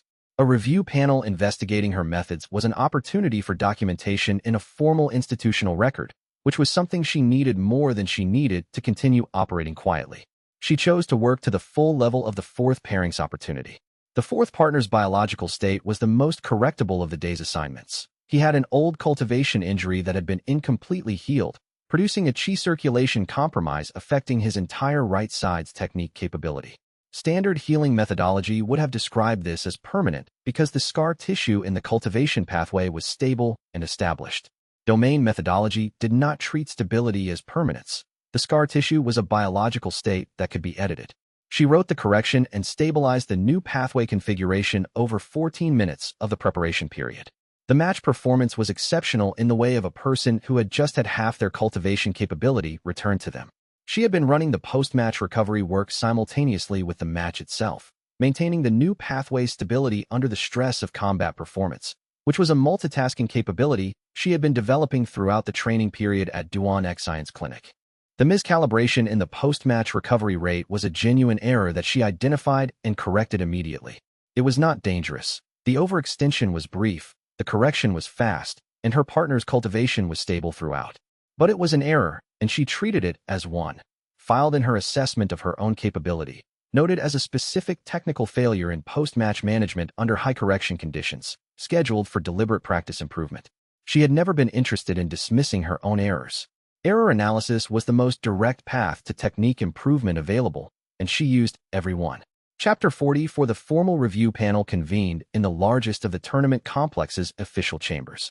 12 judges arranged in formal rank order, bureau certification oversight officials present in the gallery, and a recording clerk documenting every statement. She had developed a specific approach to formal institutional proceedings, complete factual accuracy, economy of statement, and the visible professional calm of someone who understood that anxiety was an unreliable advisor in situations where the outcome depended on the quality of information provided. The panel reviewed the match documentation for all 4 of her bracket pairings. Each pairing showed the same pattern: a combat partner performing above their registered rank by a margin consistent with the specific biological corrections she had made during the preparation period. The corrections were not identical across the 4 cases. Each partner had different biological characteristics, but the pattern was clear and clearly correlated with her involvement. The panel asked for a demonstration on a volunteer. There were more volunteers than she had expected: 4 panel members, 3 gallery officials, and one of the recording clerks offered. The panel members who volunteered were from the tournament administration side, while the bureau certification oversight officials in the gallery did not volunteer and watched with the expression of people who had decided to observe rather than engage. She filed that observation.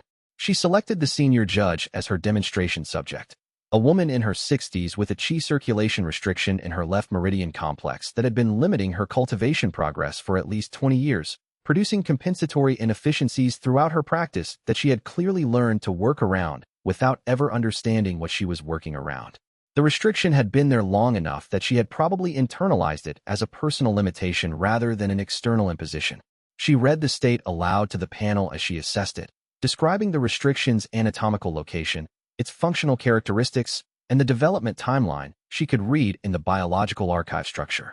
The timeline indicated the restriction had been installed during the senior judge's certification assessment 23 years earlier. She stated this clearly, without qualifiers, because the evidence was clear. Then, with explicit consent, she wrote the correction.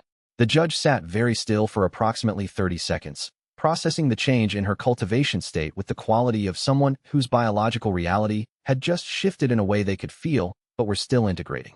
Then she said, with the quality of someone discovering that something they had accepted as permanent was not. The restriction has been there since I was 41. Yes, Xianxia said. The biological archive structure shows the installation date clearly. The chamber was quiet. A man in the gallery who had been positioned to be unobtrusive leaned forward slightly.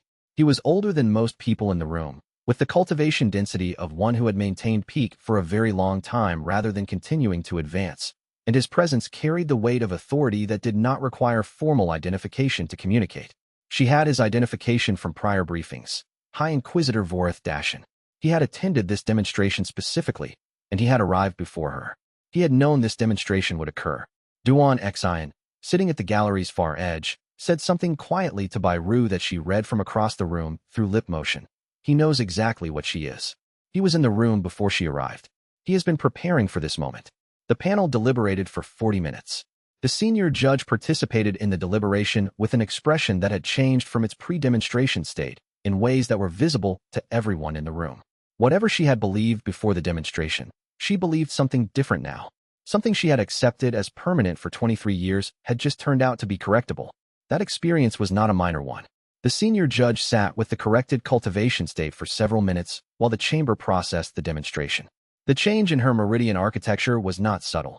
A 23-year restriction removed produced a noticeable shift in qi circulation quality that she could feel without diagnostic instruments. The difference between constricted flow and full flow rendered visceral in the first full systemic circulation after the restriction's removal. Xianxia watched the gallery's response. The Bureau certification oversight officials had not moved from their positions in the back row. Their collective stillness was itself information. It communicated careful observation rather than the kind of shifting and consultation she would have expected from people encountering a surprising situation for the first time. They had been briefed. They knew what she could do. Their presence at the demonstration was not accidental. Vorith Dashin's position in the gallery had shifted between the start of the demonstration and the moment she looked at him. He had been at the gallery's center when she entered.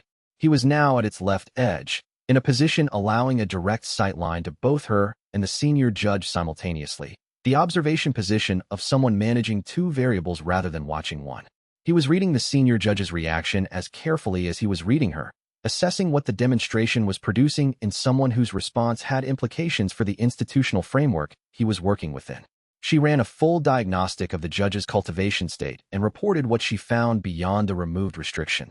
The judge's architecture showed the marks of decades of compensatory development, pathways that had become dominant because the blocked path had redirected chi flow through secondary routes, creating an idiosyncratic but functional system. The compensation was sophisticated and had enabled her to reach a very high cultivation level. But the compensation was not optimal, and now that the restriction was removed, the primary pathway could resume its intended function. The compensatory architecture would need to be gradually reoriented or it would interfere with the primary flow.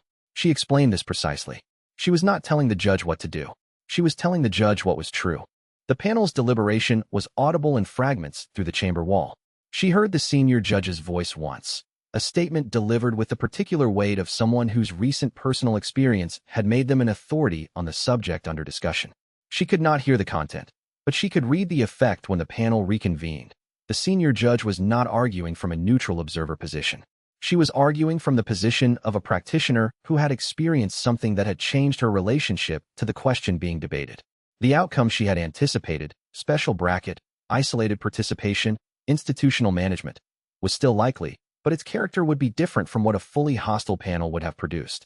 She had demonstrated her capability honestly and completely, and the demonstration had produced its effects on the people who witnessed it. That was, she reflected, how it was supposed to work. When she was called back into the chamber, she entered and stood and listened to the determination with the professional stillness of a person who had prepared for several possible outcomes and was now learning which one had materialized. Chapter 45. The panel's decision resolved the structural problem her presence in the support bracket had created without resolving the larger problem she represented to the tournament's institutional framework. She was withdrawn from the support bracket, removing the disruption to the bracket's functioning, and placed in a special challenge bracket created specifically for her participation. She would compete directly against opponents in single elimination bouts. The bracket would run alongside the main tournament. Her results would be noted in the official tournament record. This was a containment strategy. The committee was managing a problem that had become too visible to suppress while keeping it outside the main tournament structure. She was being isolated rather than expelled, which was more sophisticated than expulsion and ultimately less stable, because isolated problems either resolved or expanded. She intended to expand. Her first challenge bracket opponent was a Resonance Realm fighter named Tan Shishan, listed in the tournament records as never having lost a formal competitive bout in 11 years of participation. He was experienced, technically excellent, and had clearly been briefed on what she was. She could see it in how he positioned himself at the start of the bout, keeping maximum distance while maintaining the readiness of one who had assessed that close engagement was strategically inadvisable. He intended to win from range, preventing the kind of biological access she needed for standard domain rewrite. The match's opening 30 seconds she used entirely for assessment. She read his proprioceptive system as he moved, the specific neural pathway architecture that translated his positional sense into movement coordination, the calibration patterns that told her precisely how his body was reading its own position in space. She was building a map of that architecture rather than executing a specific technique, because the technique she intended to use required knowing the exact structure she was writing into before she wrote into it. He interpreted her inactivity in the opening seconds as hesitation and began moving into a technique sequence designed to create forcing positions where she would need to respond or cede ground. She allowed him to complete the first movement of the sequence, reading the technique's biological expression as he executed it, and stepped to a position outside his intended forcing geometry. At 40 seconds, she wrote the targeted disruption, calibrated to produce a deviation of approximately 4 degrees in his positional sense for his left side. Not dramatic, not enough to fall, but wrong in the way that a cultivator with perfect proprioceptive calibration would immediately notice as catastrophically disorienting. The entire edifice of his technique was built on the assumption that his positional sense was accurate. She was removing that assumption from one side of his body while leaving it intact on the other. His next movement, at 42 seconds, was wrong. Not dramatically. To the crowd it looked like a slight misstep, the kind that happened in any competitive bout. To him, it would have felt like the ground was in the wrong place on his left side, like his body's confident internal map of where it was in space had suddenly become unreliable. She did not press the advantage aggressively. She stayed in range, maintained the domain's passive monitoring of his state, and waited. His technique continued to degrade as his coordination system tried to compensate for input that was inconsistent with its usual accuracy. Each compensation made the next movement's error slightly larger rather than smaller, because his coordination system was trying to correct for a discrepancy that persisted rather than resolve it. At 123 seconds, the judges called the match. The arena was completely silent for approximately 4 seconds. The specific silence of 12,000 people simultaneously updating their understanding of what had just happened, followed by the eruption of 2 simultaneous and opposite responses from the crowd's left and right sections. Half the crowd was frightened of what they had witnessed. The other half was not. That split told her everything she needed to know about the distribution of responses to her capabilities and confirmed what she had suspected from her historical analysis of the tournament record. The people in that arena were not uniformly invested in the classification hierarchy's premise that support was inferior. Some of them had reason to suspect it was false, and some of them had reason to hope it was false. She studied Tan Xishan's tournament record during the half-hour preparation period before the challenge bracket bout. 11 years of competitive matches, documented in detail. His developmental arc was visible.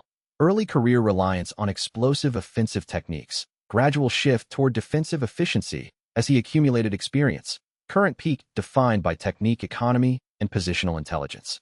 He did not waste force. He did not take positions he had not fully assessed. He was the product of a career spent in formal competitive cultivation. And formal competitive cultivation at his level produced practitioners who had refined out most mechanical vulnerabilities that lower-level opponents provided easy access to. She was not going to beat him through mechanical vulnerability exploitation. He had refined those out. She was going to need to do something his technique architecture had not developed a response to, because his architecture had been refined in response to the kinds of opponents formal competitive cultivation produced, and she was not that kind of opponent. The proprioceptive disruption technique had come to her during the cave laboratory work, reading the biological architecture of suppression mechanisms and understanding the neural pathway underpinning of movement coordination from the inside. Suppression mechanisms worked because they inserted inaccuracy into the body's confidence in its own state. She had studied that principle and had been exploring its applications since. The proprioceptive pathway was the body's internal model of itself.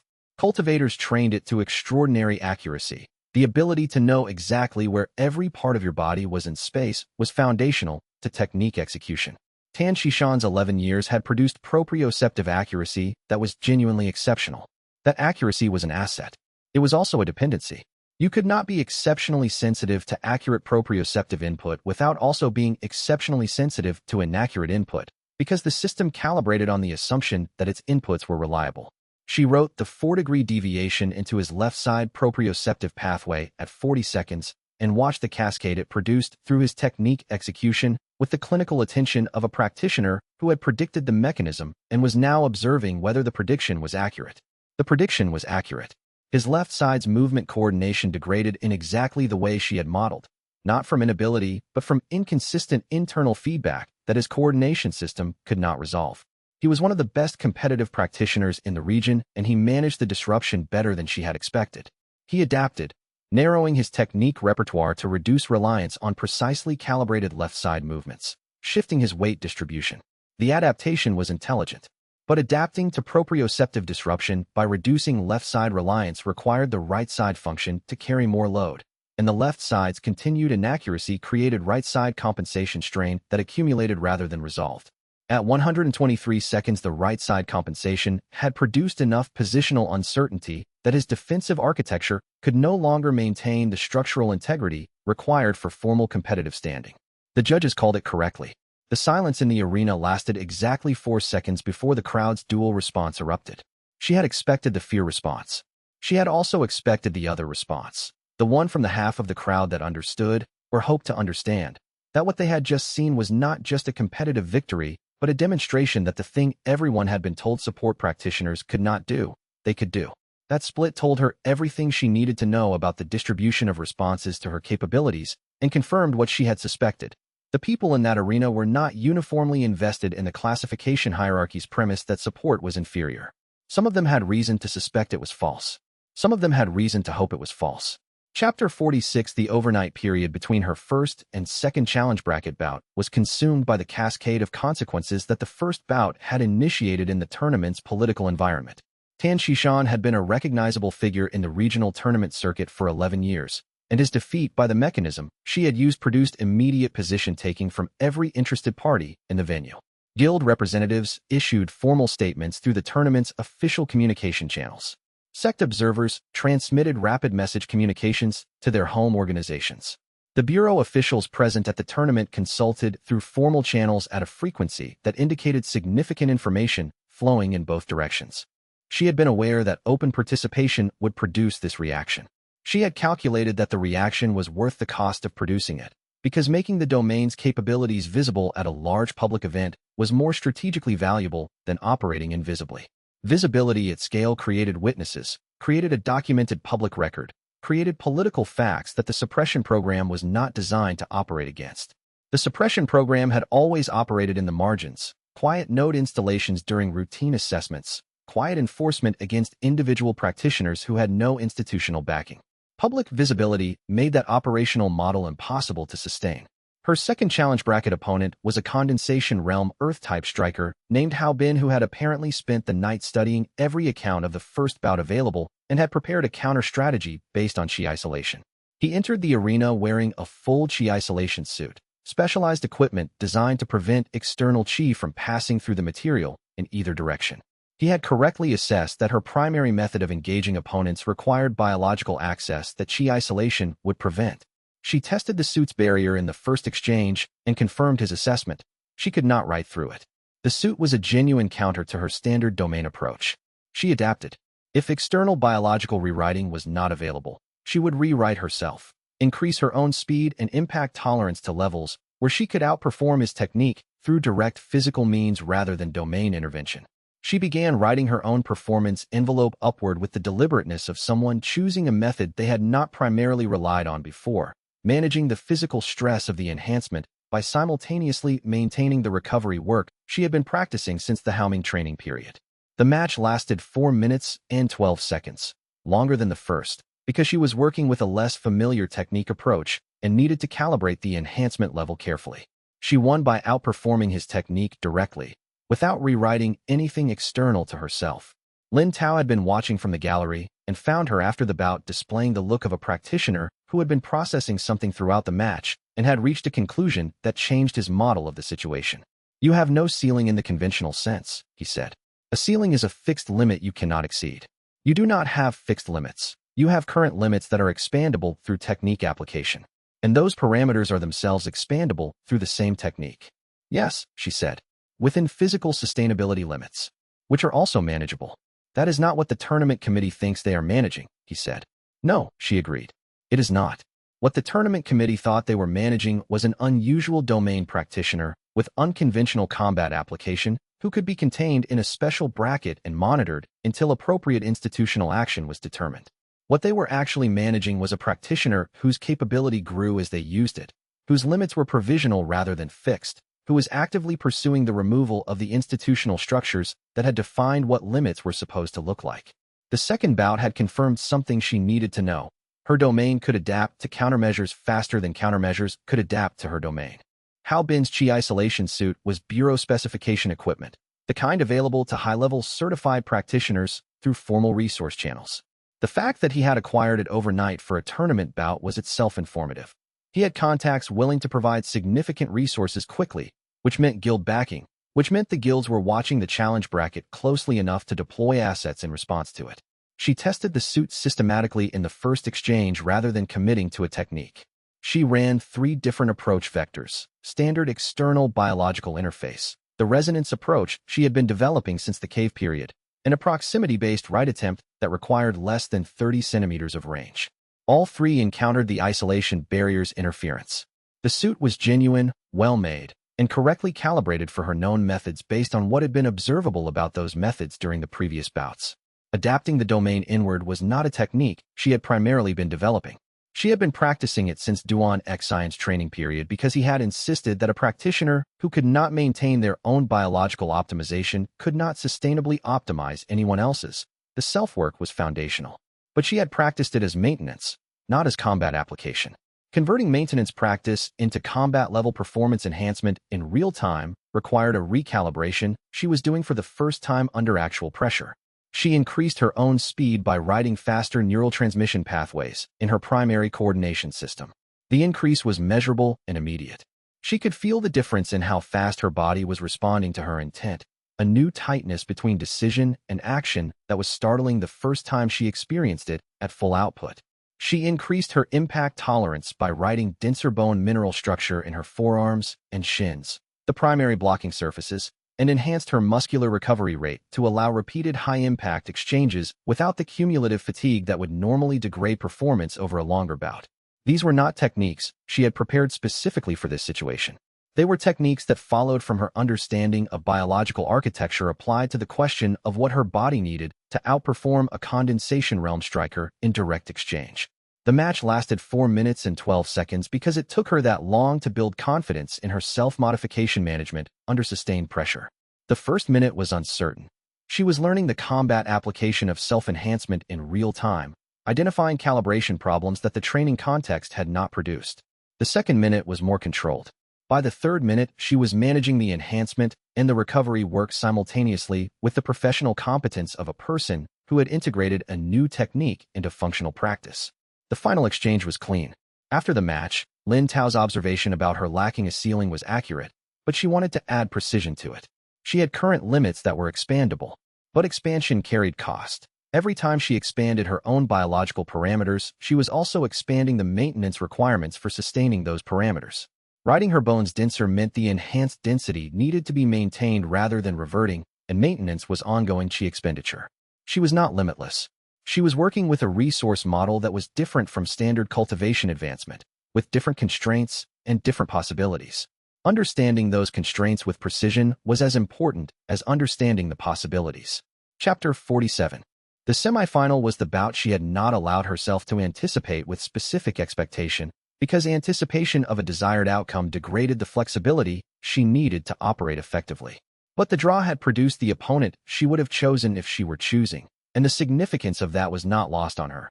A Bureau-certified healer class practitioner at Resonance Realm, named Wen Xiaohan, the highest-ranked certified support practitioner in the regional tournament field, a person whose existence was the formal embodiment of everything Xinyu had been told she could never match or become.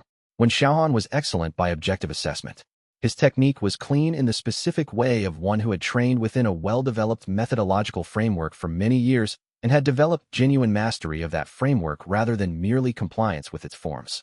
His chi circulation was efficient, his diagnostic capability was rapid, and his combat support integration, the ability to maintain healing and enhancement work while under pressure, was the product of extensive training in exactly that condition. She ran the diagnostic pass in the match's opening exchanges, reading his meridian structure in the full diagnostic depth her Resonance Realm domain provided. She found what she had suspected she would find. The suppression node was there. Not a crude installation or a recently added restriction. A sophisticated, well-integrated node that had been present long enough to have become fully incorporated into the meridian architecture around it. His cultivation had developed by compensating around the restriction rather than despite it. Without the restriction, his performance would not simply improve by the restricted margin. It would improve by the restricted margin plus the compensatory inefficiencies he had developed to work around it. Inefficiencies that were now built into his fundamental technique architecture because he had never had the opportunity to develop without them. His actual capability, corrected, would be substantially higher than his current performance suggested, and his current performance was already the highest in the region. The node was approximately 6 years old. He would have been at his mid-foundation assessment when it was installed. 6 years of artificially bounded development, producing a practitioner who was excellent within those bounds and who had no idea the bounds existed. She made a decision. She would not exploit this information during the fight. She won the match without using the node's existence against him. She outperformed him on his own terms, standard support techniques and cultivation methodology, the domain she had trained in for 10 years before her domain activated, the baseline competence that had been real even when everything around it was artificially limited. She won clearly, without any technique that could be characterized as domain-type activity. Afterwards, she found him in the preparation area and told him quietly, without drama, exactly what she had read. He did not respond immediately. He stood very still for approximately 45 seconds, his expression cycling through the states she recognized from every person who had received this information. The disbelief, the specific calculation of whether she was lying, the shift in expression when the calculation concluded she was not. "I want to see it," he said. She showed him the diagnostic evidence as she shared it through the domain's interface, explaining each element of the biological archive structure as she shared it. He was a skilled practitioner. He read the evidence with the analytical depth of someone who understood what they were looking at, and he arrived at the same conclusion she had reached. The node was there. Its characteristics were consistent with Bureau installation standards. Its presence had been affecting his development for 6 years. "Remove it," he said. She had studied Wen Xiaohan's certification records carefully. He was a practitioner who had received his foundation certification at 16, condensation at 22, resonance at 27. The progression was steady, well-paced, with no anomalous gaps that would indicate a suppression node's installation before the foundation assessment. But his progression speed had decreased between condensation and resonance, 6 years to advance what should have taken, given his demonstrated technique quality, 3 to 4 years. A discrepancy that could have many explanations, but that matched the timeline signature of a node installation at his mid-condensation assessment, precisely as she had read from his meridian archive structure. She made the decision not to exploit the node's existence during the match because it was not the right use of what she knew. She had information about Wen Xiaohan that was personal and significant, obtained through a medical read in a competitive context. Using it against him would produce a competitive advantage by exploiting a medical vulnerability rather than through the comparative quality of their cultivation. She had never been willing to do that, and the tournament context did not change her position. She fought him on his own terms, and the fight was closer than any of the challenge bracket bouts had been. He was genuinely excellent. She found herself in several exchanges where his technique was better than hers, cleaner execution, more efficient chi use, more sophisticated response architecture, and the only thing that separated their outcomes was the domain's capability to compensate in ways that standard technique could not, writing real-time corrections to her own execution state that narrowed the gaps his technique's superiority created.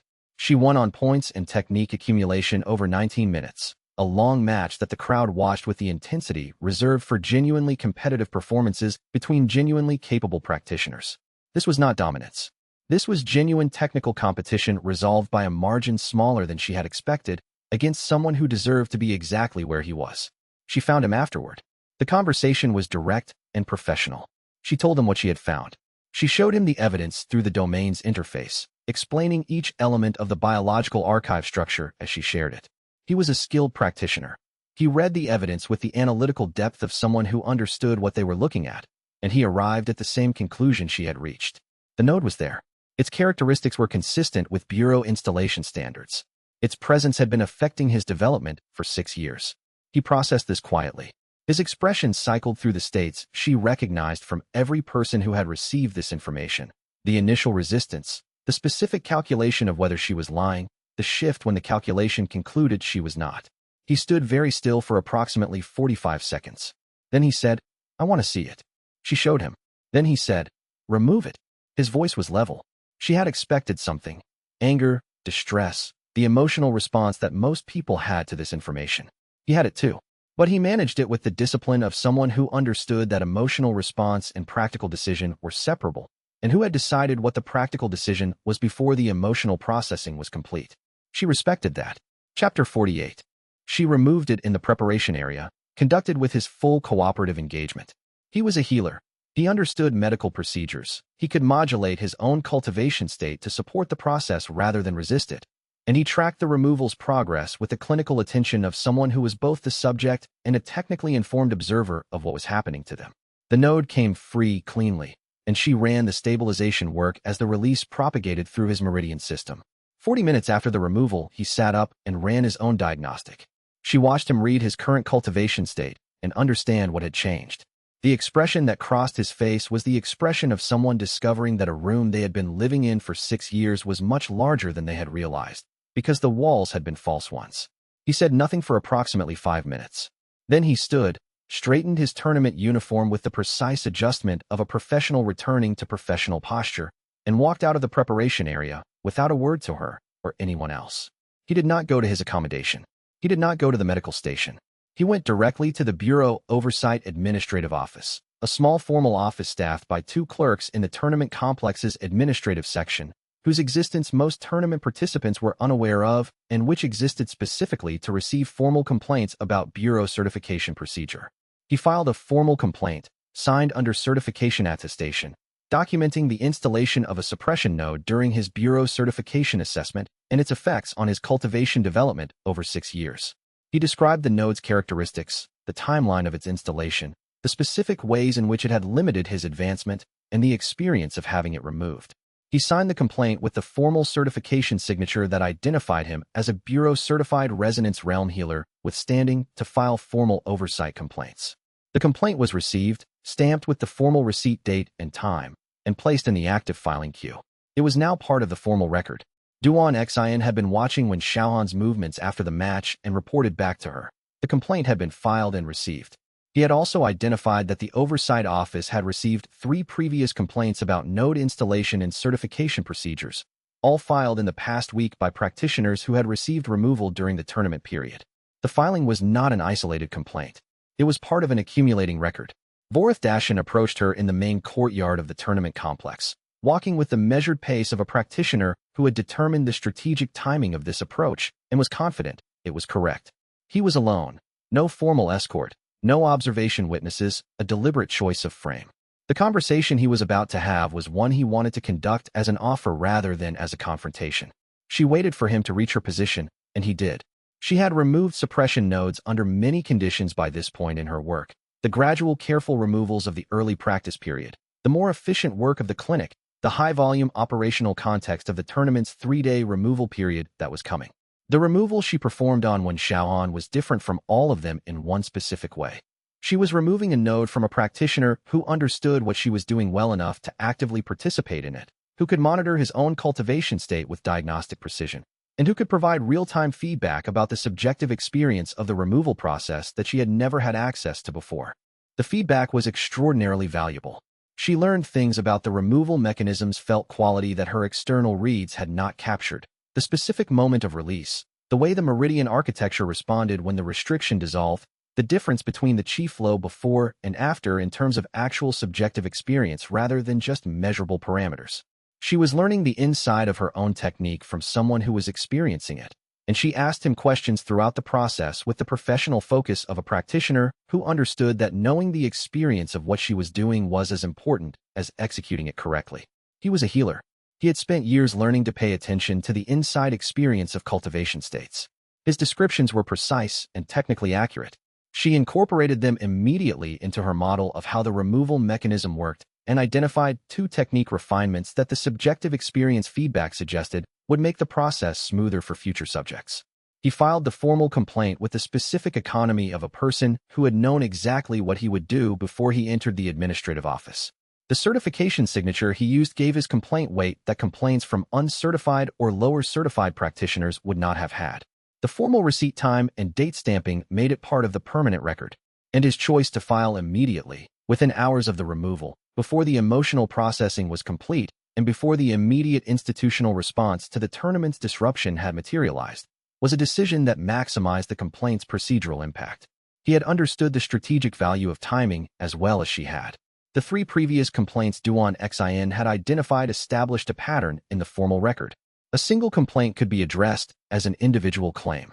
A pattern of complaints suggested systemic issues that formal oversight processes were designed to investigate. The Continental Bureau's oversight body operated on the pattern recognition model precisely because individual complaints about large institutional practices were easy to dismiss, while patterns of complaints triggered mandatory investigation procedures. For complaints, properly filed, with documentation, this was the foundation of a formal investigation that the Bureau could not simply process away.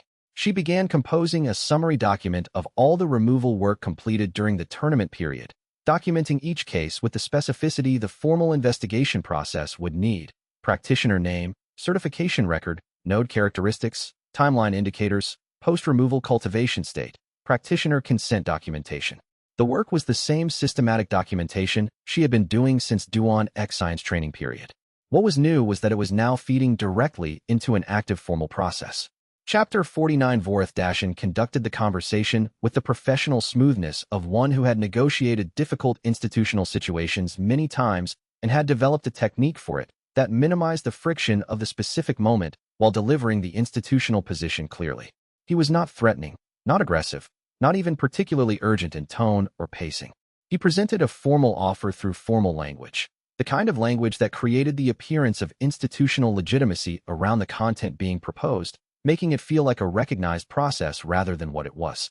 The offer was bureau certification, full legal recognition of her domain classification under a new certification category, biological rewrite authority, practitioner classification, which would be created specifically for her case and filed with the Bureau's central registry within 30 days of her agreement. With it would come legal status that superseded the current systemic threat classification, resource access through the Bureau's practitioner support network, protection from existing enforcement orders, and an institutional position as the Bureau's exclusive biological correction specialist, with formal authority to perform node removal work as a registered Bureau function throughout all 7 continental regions. It was, as offers went, comprehensive. Everything she had been operating without for the past months, legal standing, institutional protection, resource access, would be provided. The cost was exclusivity and oversight. She would perform this work as a Bureau function, under Bureau oversight, for Bureau-authorized purposes. The Bureau would determine which cultivators needed her services, which regions she would operate in, which cases were appropriate for intervention, and which were not. The node removal work she had been doing would become a Bureau function. The evidence she had been documenting about the suppression program would become Bureau-owned material subject to Bureau Classification Authority.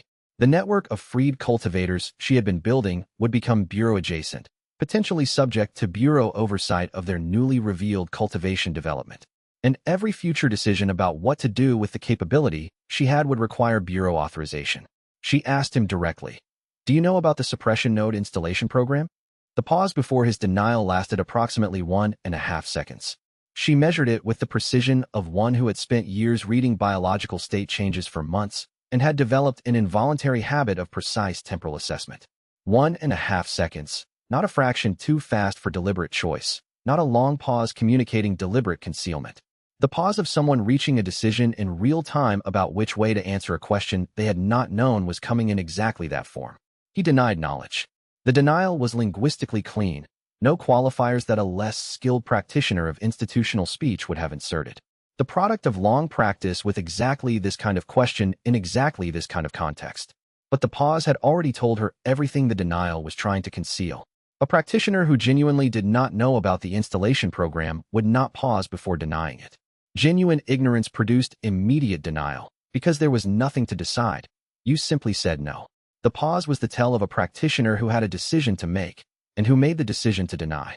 She understood from it that Vorith Dashan knew about the program, that it was classified above his formal authority level, that he could neither confirm nor deny its existence without violating a classification hierarchy he was operating within, and that his denial was the institutional response he was required to give. She declined the offer. She explained that the specific terms of Bureau oversight and exclusivity were not acceptable, that her work required independence to continue effectively, and that the offer in its current form would not produce the outcome she was pursuing. He smiled.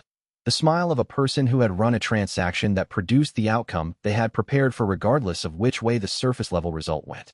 The post-refusal period gave her time to think about what the offer's terms revealed about the Bureau's current assessment of its situation. The offer was comprehensive precisely because the Bureau understood it was negotiating from a position that was weakening rather than strengthening. An institution with full control of its situation did not need to offer this much: legal certification, resource access, institutional protection, all of it, in exchange for cooperation. The comprehensiveness was a measure of how much the Bureau wanted the specific outcome the offer was designed to produce. Her capabilities contained within Bureau oversight, and the evidentiary record of the suppression program contained within Bureau Classification Authority. The offer had been designed to appeal to the specific needs she had actually had for the past months: legal standing, protection from enforcement, resource access. All real needs. All things she had been operating without. The Bureau had been watching long enough to understand what she needed and had constructed an offer designed precisely around those needs. This was sophisticated institutional intelligence work. But the offer's design also revealed its own limit. It could only appeal to her if her primary goal was security and stability. If what she most wanted was to stop operating in constant risk and start operating with institutional backing. And her primary goal was not security. Her primary goal was ending the suppression program and creating conditions where what had been done to 300 practitioners, to Guru, to Wen Xiaohan, and to every other person the program had affected could not continue to be done. Security within the institution that had been running the program was not the same as ending the program. She declined. The smile confirmed what she had suspected. The refusal was not an outcome Dashan feared. It was an outcome he had prepared for. Whatever he was deploying now had been waiting for her refusal to trigger it. She ran through the options systematically. If the response to refusal was escalated enforcement, she needed the continued legal protection Elder Kai's formal challenge work provided and the movement capability Jia Lian's operational intelligence gave her.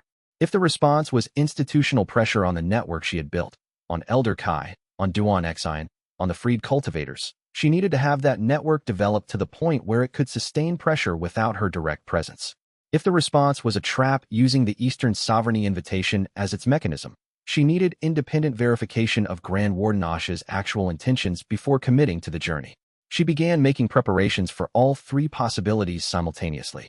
The resources available in Varan City before her departure needed to be fully leveraged, documentation complete, formal complaints filed, the community of freed cultivators organized enough to continue without her.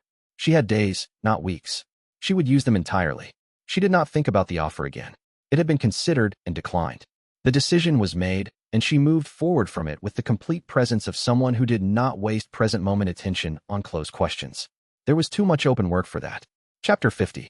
The tournament final was scheduled for the following afternoon, and the night before it she ran through the accumulated state of the situation with the systematic analysis she applied to every complex problem.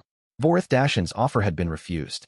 His smile at the refusal communicated that he had a prepared response to refusal now deploying, that he had planned for both outcomes of the conversation and was executing the plan for refusal. The institutional complaint filed by Wen Xiaohan was in the formal record. The challenge bracket had produced public demonstrations of her domain's capabilities that were part of the tournament's documented record, and she had not yet reached Manifest Realm. She was entering the final at Resonance Realm against an opponent who had been competing at the highest level of the regional circuit for 12 years and who was considered unbeatable by conventional standards. Blade Saint Guru was a legend in the regional tournament circuit, not because he was the strongest cultivator who had ever participated, but because he had been competing and winning for 12 years without apparent ceiling, his performance improving year after year in defiance of the natural advancement plateaus that most cultivators hit and stayed at. He had entered as the favored champion. His matches earlier in the bracket had demonstrated accumulated excellence, technique refined to automaticity, physical capabilities rebuilt through years of voluntary cultivation modification into something that operated on different parameters than a natural body. She read him as he entered the arena. She read him thoroughly, in full diagnostic depth, at 8 meters range from across the arena floor, and spent the first 30 seconds of the match at maximum range doing nothing but reading. The crowd interpreted this as unusual hesitation. She was building a complete picture. What she found required her to expand her reading duration from the planned 15 seconds to 30, because what she found was more extensive than she had expected. The suppression node architecture in Guru's system was the most sophisticated she had encountered, not a restriction or a monitoring fragment, but a full redirection installation, designed not to limit his power, but to siphon a portion of his cultivation output to an external receiving structure. The siphon was active during ordinary cultivation operation, not during maximum output techniques, which she confirmed in the first 30 seconds, and it was taking a substantial percentage of his ambient cultivation output, not a small fraction, enough to represent years of advancement he should have made and had not made because the cultivation was not going into his development. Someone had been receiving Guru's excess cultivation for 12 years. His apparent ceiling was not a ceiling. It was the upper limit of what remained after the siphon took its share. She stood in the center of the arena, in front of 12,000 people, and stated what she had found clearly and simply. She described the redirection node, its function, its operation duration, and the receiving endpoint she could read in his biology. The arena's response was the specific response of a large crowd encountering information that reorganized their understanding of a public figure they had been following for years. Guru's 12-year career, the tournaments he had won, the ceiling he had never broken through, the reputation he had built, had been the product of his genuine capability minus what was being taken from him. Every match he had won without the full cultivation that was his. Every ceiling he had hit at a lower level than his actual capacity. Goru's expression when he heard it was not disbelief. It was recognition, the specific recognition of someone experiencing sudden clarity about something they had long suspected without allowing themselves to suspect it consciously. Then, with the force of someone whose actual cultivation power had never been properly measured, he attacked.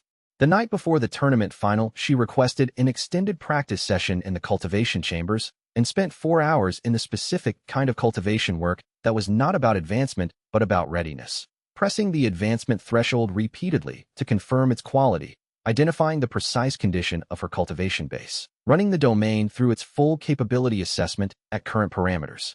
She had been at Resonance Realm for 2 months, and the domain's capabilities at this level were fully calibrated. What was not calibrated was how she would perform at the boundary, where her realm ceiling met an opponent of Goru's caliber. 12 years of formal competitive cultivation. 12 years of winning at the regional level's highest competitive tier. Even with the siphon taking a portion of his ambient cultivation output, he had been the best cultivator in the regional field for over a decade. She had been a domain practitioner for less than a year. The gap in accumulated competitive experience was real, and she did not dismiss it. What she had instead of accumulated competitive experience was something competitive experience could not produce. The ability to read her opponents in the biological expression framework rather than the technical framework, which meant she was always seeing more dimensions of their current state than they could see of hers. Goru had 12 years of competitive intelligence about how to fight cultivators at her nominal realm level. He did not have 12 years of experience against a domain practitioner, because domain practitioners had not been visible at the regional competitive level before. His refinements were real. His advantages were real. And they were all built against a model of what he was going to face that was not quite what she actually was. The discovery of the redirection node during the match was not something she had planned for in her preparation. She had considered the possibility that Goru might have a suppression node. Her experience at the tournament had revised her prior probability on any given high-level practitioner carrying some form of bureau installation significantly upward. But the redirection node was a different category. Not a restriction or a suppression, but an active siphon, transferring his cultivation to an external recipient. The sophistication of the installation indicated a different level of deliberate design than the standard suppression node architecture she had been encountering. She had needed to make the decision to announce it publicly in approximately 2 seconds, the time between completing the diagnostic read and the match's next exchange. The decision was clear. Announcing it publicly transformed Goru from an adversary whose cultivation the Bureau was receiving into a witness whose testimony would carry enormous weight in any formal investigation.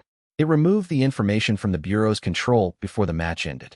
It put the revelation in the tournament record, the crowd's memory, and every communication the observers in the arena would send immediately after.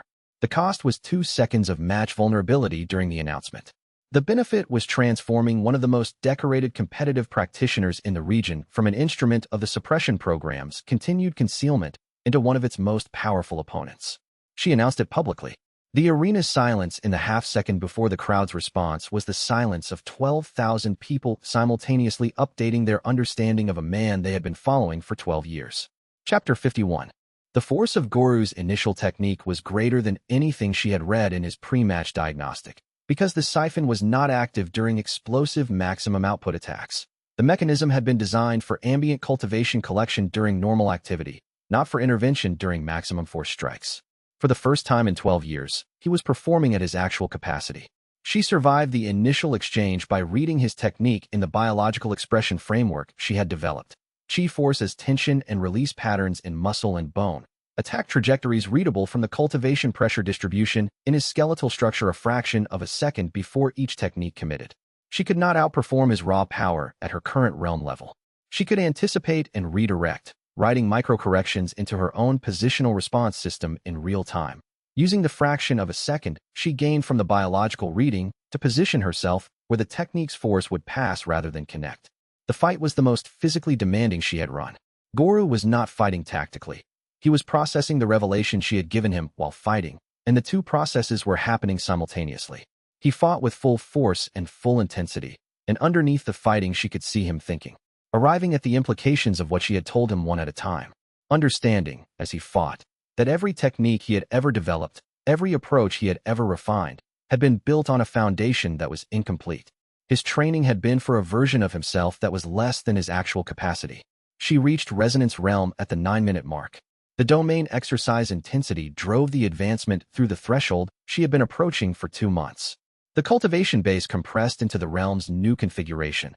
The domain overlay sharpening to 12 meters passive scan range, the right command range extending to 6 meters, the processing overhead decreasing enough to allow simultaneous multi-target capability her previous realm had not fully supported. The fight's final 2 minutes were different from the first 9. She won. 12,000 people witnessed it. And then she stood in front of 12,000 people and removed the redirection node from Goru's meridian system, announcing what she was doing, explaining what it was and what it had been doing for 12 years, doing it in full public view. Not secretly, not privately, publicly, in the center of the arena, in the tournament's formal competitive record. The release of 12 years of siphon cultivation returning to Goru's system in controlled stages produced visible changes in his physical bearing, a shift in how he held himself, a specific expansion of presence that came from a cultivation base larger than the one he had been operating with throughout his entire career. He stood differently. He looked at his hands, carrying the manner of discovering that the body they had been living in for 30 years was larger than they had known. He looked at the crowd. Then he looked at the arena, at the thousands of cultivators watching, and he began to speak. The advancement through the resonance realm boundary during the match was something she had been tracking as a developing possibility from the match's 3rd minute onward. The domain exercise intensity of sustained combat against a practitioner of Goru's caliber was producing exactly the kind of continuous high-load chi processing that pushed advancement thresholds.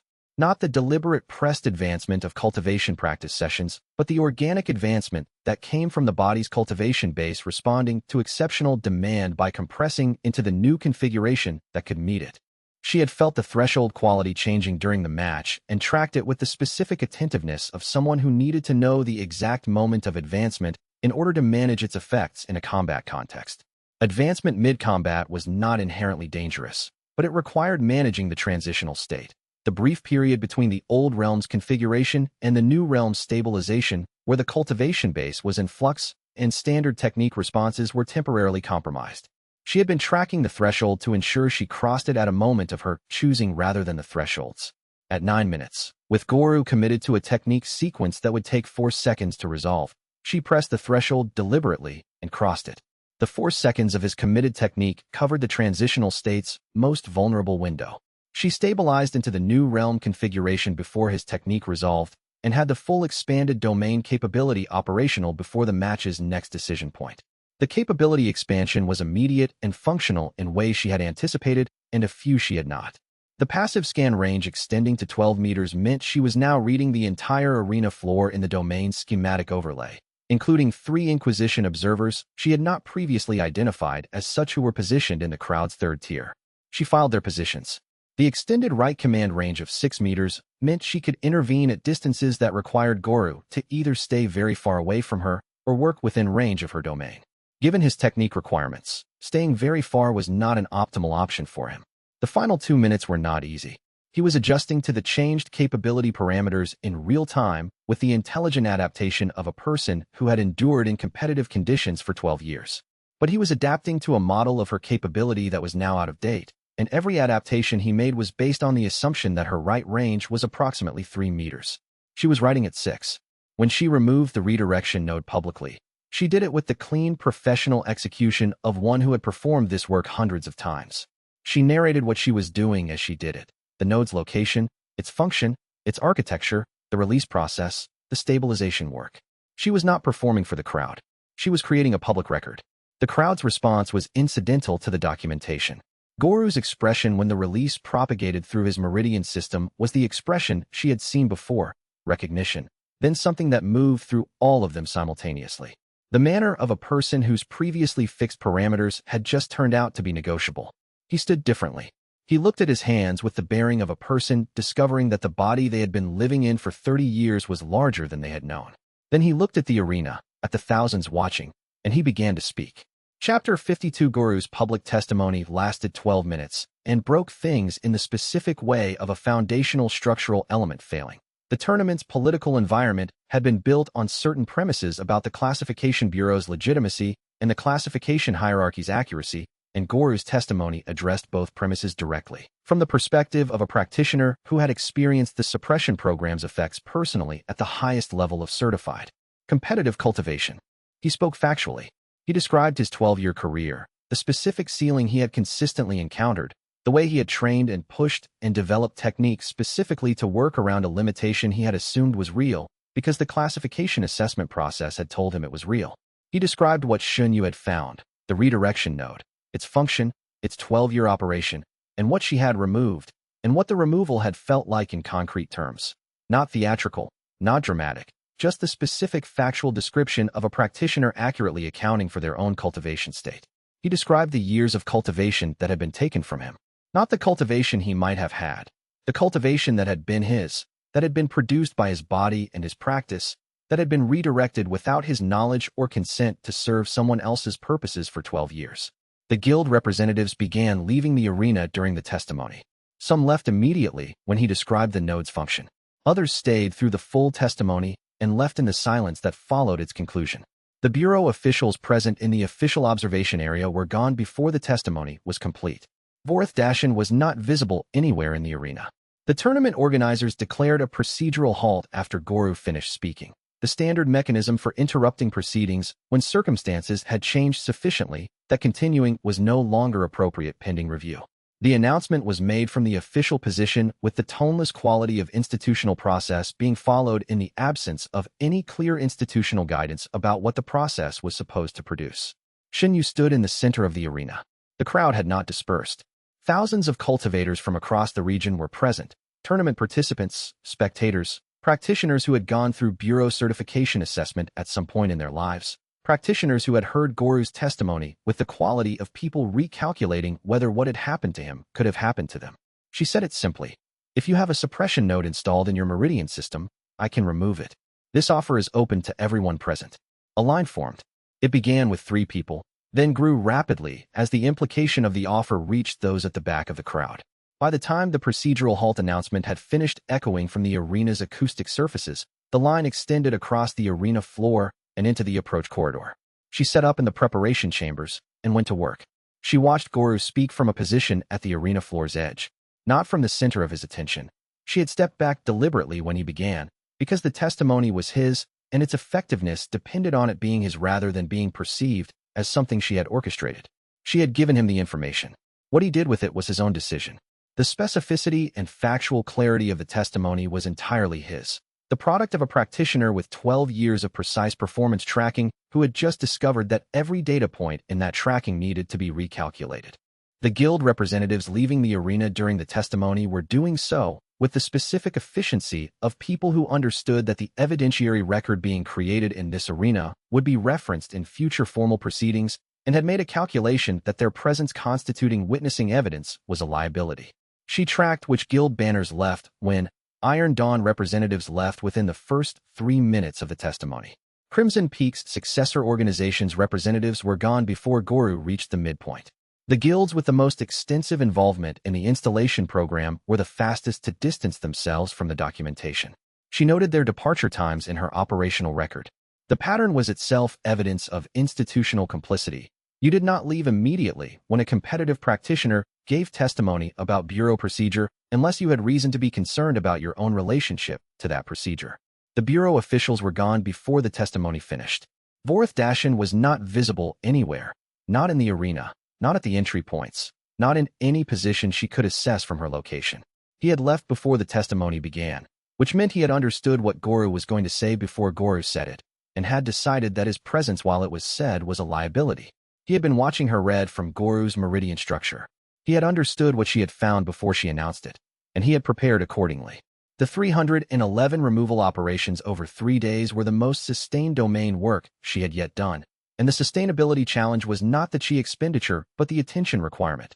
Each removal required full diagnostic precision to assess correctly, identify the node's architecture and integration depth, and execute the removal without producing collateral effects in the surrounding meridian tissue. She developed a triage methodology that categorized nodes by complexity and executed simpler cases in groups with shared technique approaches while reserving full individual attention for the complex cases. She slept 4 hours in the 3 days. The remaining 20 hours each day were assessment, removal, documentation, and the post-removal orientation work she delegated as much as possible to Lin Tao and Duan Xin without sacrificing accuracy. She operated in the specific focused state that came from having more important work than available time. Not panic, not urgency, but the clean prioritization of someone who understood that every hour in this window had consequences for the people who had been waiting decades for someone with this capability to find them.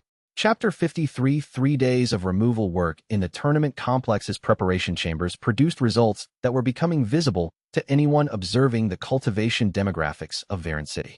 By the end of the first day, she had removed nodes from 87 practitioners, exhausting her chi reserves twice over and requiring recovery periods between groups that she managed by running self-restoration work during the assessment phases of the next group's intake. By the end of the second day, the number was 140. By the end of the third day, 311 people had received node removal, and the figures of who those people were and what their post-removal cultivation states revealed had begun to reshape the regional cultivation landscape in ways that were visible even in the short term. Every major guild in Varen City had people in the line. Every major sect had representatives. The tournament's main competition brackets had been suspended because too many registered participants were either in the removal queue, in the post-removal recovery period, or had witnessed enough of the proceedings to require time before continuing with competitive activity. The revelations accumulated with the character of a long-maintained falsehood being dismantled from many angles simultaneously. An Iron Dawn Guild practitioner registered as a permanent E-rank support specialist was revealed to be a Resonance Realm Earth-type striker of substantial capability, 15 years of artificially bounded work, doing low-level support functions under the assumption that she had no other option within the classification her node had imposed on her. A Foundation Realm healer was revealed to be at the ceiling of Condensation Realm. 3 separate, permanently E-rank practitioners turned out to be A-rank combat variants who had been spending years in classifications that bore no relationship to their actual cultivation potential. She documented every case. The documentation was as important as the treatment. Treatment helped the specific individual in front of her. Documentation would eventually help everyone who came after, by establishing the evidentiary foundation for a formal challenge to the Bureau's suppression program that could survive institutional review. Duan Xin managed the medical logistics with the competence of a practitioner who had been organizing large-scale medical work for a very long time. Lin Tao coordinated the post-removal orientation, the increasingly necessary process of giving newly revealed cultivators an accurate picture of what their development now looked like and what it would require. Bairu provided perimeter security, partly to prevent disruption from guild representatives who had been watching the proceedings with expressions that were not always receptive. On the afternoon of the third day, Vorith Dashin returned to the tournament complex with a full Inquisition Corps deployment. Not a strike team, not a targeted enforcement action, but the kind of force that indicated the Bureau had decided it was no longer operating within normal enforcement parameters. The documentation methodology had become systematic over the 3-day removal period in ways the earlier individual case work had not required. With 300 cases, the documentation needed structure, consistent fields, consistent terminology, consistent evidentiary standards that would survive formal review by people who would be looking for every reason to challenge its validity. She had spent time during the clinic training period developing the documentation protocol with Duan Xin, who had decades of experience with medical record standards and understood what made clinical documentation legally and professionally defensible. The protocol captured practitioner identity and certification record, presenting biological state with full diagnostic description, node characteristics with location, installation timeline indicators, functional type and integration depth, consent procedure documentation, removal technique applied, post-removal baseline state, and follow-up requirements. Every case was a complete record. 311 complete records, systematically organized, cross-referenced with the tournament registration documentation that provided certification timeline data, created an evidentiary archive considerably more robust than anything the Bureau's suppression program had been designed to withstand. The program had operated in individual quiet moments, the certification physical, the routine assessment, the private meeting. 300 cases documented with clinical precision in a formal tournament context with thousands of witnesses was not the operational environment the program was built for. Lin Tao's post-removal orientation work had developed significantly from the initial approach he had used with the Greenstone settlement community. He had a framework now, a series of structured conversations designed to help newly freed practitioners accurately assess their current state, understand the development that had been delayed, and create realistic timelines for what advancement now looked like. The framework distinguished between practitioners whose primary need was time to process the emotional reality of what had been done to them, those whose primary need was technical guidance about working with a cultivation architecture forced into compensatory patterns, and those whose primary need was immediate resource and institutional navigation support. Most people needed all three, but in different proportions and in different sequences. The Iron Dawn Guild practitioner revealed as a Resonance Realm striker was the case that stayed most present in her assessment after the 3 days were done. 15 years. The woman was 32. She had spent 15 years performing E-rank support functions for a guild whose leadership knew, or had institutional reason to know, that she was capable of much more. The labor value the guild had extracted from her at E-rank rates, while she provided resonance-capable contribution. The economic dimension of what had been done was something she had not fully attended to before this case made it explicit. She documented the economic dimension in the case record. It was relevant for the formal complaint process. When Xiaohan's individual complaint addressed the personal harm of 6 years of suppressed development. A case like the 15-year strikers added the dimension of economic exploitation, labor extraction at below-value rates through knowledge of a suppression that made the exploitation possible. That was not just a certification harm. It had additional legal characterizations that made the formal case stronger and broader. Duan Xin had already been documenting this dimension systematically in his own case notes. They worked together to integrate the economic harm documentation into the standard protocol. The case was growing larger than any individual harm. It was becoming the shape of a system. Chapter 54 The Emergency Classification Authority Invocation was read aloud in the central courtyard by Vorth Dashin himself, in formal bureau diction, with the precise legal phrasing that made the invocation operative from the moment the final word was spoken. The Bureau had determined that the current situation in Varen City constituted a systemic threat to classification order, and Emergency Classification Authority authorized immediate remedial action, including forcible suppression or elimination of any cultivator determined to be the proximate cause of the systemic threat. The determination named her specifically. She had been completing removal work in the preparation chambers, and heard the invocation through the archway. She put down the documentation she was reviewing and stepped into the courtyard to assess the situation. The Inquisition Corps was arrayed in the formation architecture of a containment operation, surrounding rather than advancing, establishing a perimeter rather than initiating engagement. She counted 46 cultivators before her range assessment became imprecise at the formation's outermost edges. The crowd had not dispersed. The hundreds of cultivators who had been in the removal queue were still present, many in the post-removal adjustment period. All of them had heard the invocation. Many had also heard Goru's testimony. The formation's encirclement was real, but the crowd's density within it was making the encirclement functionally ambiguous. The formation could not advance without moving through several hundred people who were present and who were not hostile. And moving through them would produce the kind of documented visual record that even the Bureau's institutional authority would find difficult to manage in the formal oversight process when Xiaohan's complaint had activated. She observed all of this in the 4 seconds between stepping into the courtyard and reaching the position where she could see the full scope of the deployment. Bairu appeared in the open space between her position and the formation's nearest line, having arrived through the preparation chamber exit, displaying the look of one who had spent years waiting for an appropriate moment and had identified it. She looked at the Inquisition Corps across the open space, then at Xinyu. "I've been waiting for an excuse," she said. The formation activated, and the engagement Xinyu had been preparing for, in various forms, since the day she had crossed the Greenstone Settlement's boundary. The engagement that was always going to happen eventually. The confrontation between what she was doing and the institutional power that had been built specifically to prevent what she was doing began. She counted the formation with the rapid efficiency of a person who had studied Bureau Inquisition deployment doctrine from the operational documents Zhao Yin had obtained and understood the formation's implications from its structure rather than merely its presence. 46 was a significant commitment, not the small targeted teams the Bureau deployed for individual enforcement, but the kind of deployment designed for area control. The formation architecture communicated force superiority, designed to produce compliance through the clear disproportion between the formation's collective capability and any individual target's capacity to resist. She had seen this doctrine in the documents. She was reading it in practice. The crowd's presence was the formation's primary operational vulnerability and had been since the moment the invocation had been read. The Bureau's Emergency Classification Authority invocation was designed for situations where the target was isolated or had been isolated, where the formation could advance without secondary concerns. The crowd was not hostile, but it was massive, present, and alert. Moving through it aggressively would produce documented incidents involving civilians that would be legally and institutionally significant given the formal oversight proceeding already in progress. She assessed Vorthdashen's calculation. He had brought sufficient force to execute the invocation against her if she were alone, or with her small operational group, in a less public context. He had deployed this force in a context where the crowd density was preventing clean execution.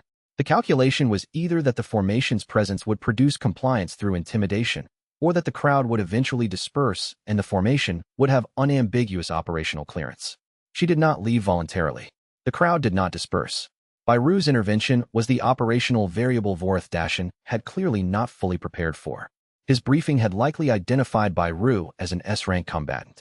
But knowing someone's rank and knowing how they fight were different things, and Byru's specific fighting characteristics. The way she dismantled coordination structures faster than the structure could respond.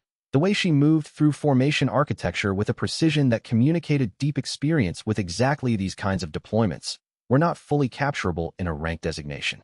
The formation was well made. It was simply facing a situation it had not been built for. A domain practitioner operating in a degraded but functional capacity in coordination with an S-rank combatant with specific anti-formation expertise and a resonance realm practitioner with operational intelligence about its command architecture. The formation had been sized for the enforcement problem. It had not been sized for the compound problem that had assembled itself around her work over the past months. She worked with clinical focus, allocating her chi expenditure across the engagement's requirements with the resource management discipline she had been developing since the early domain period. This was not an emergency. It was a plan for a contingency executing against her preparations.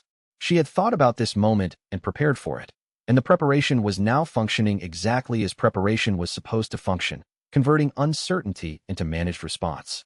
Chapter 55. The formation activated at Byru's movement into the open space, the trigger condition it had been designed to respond to.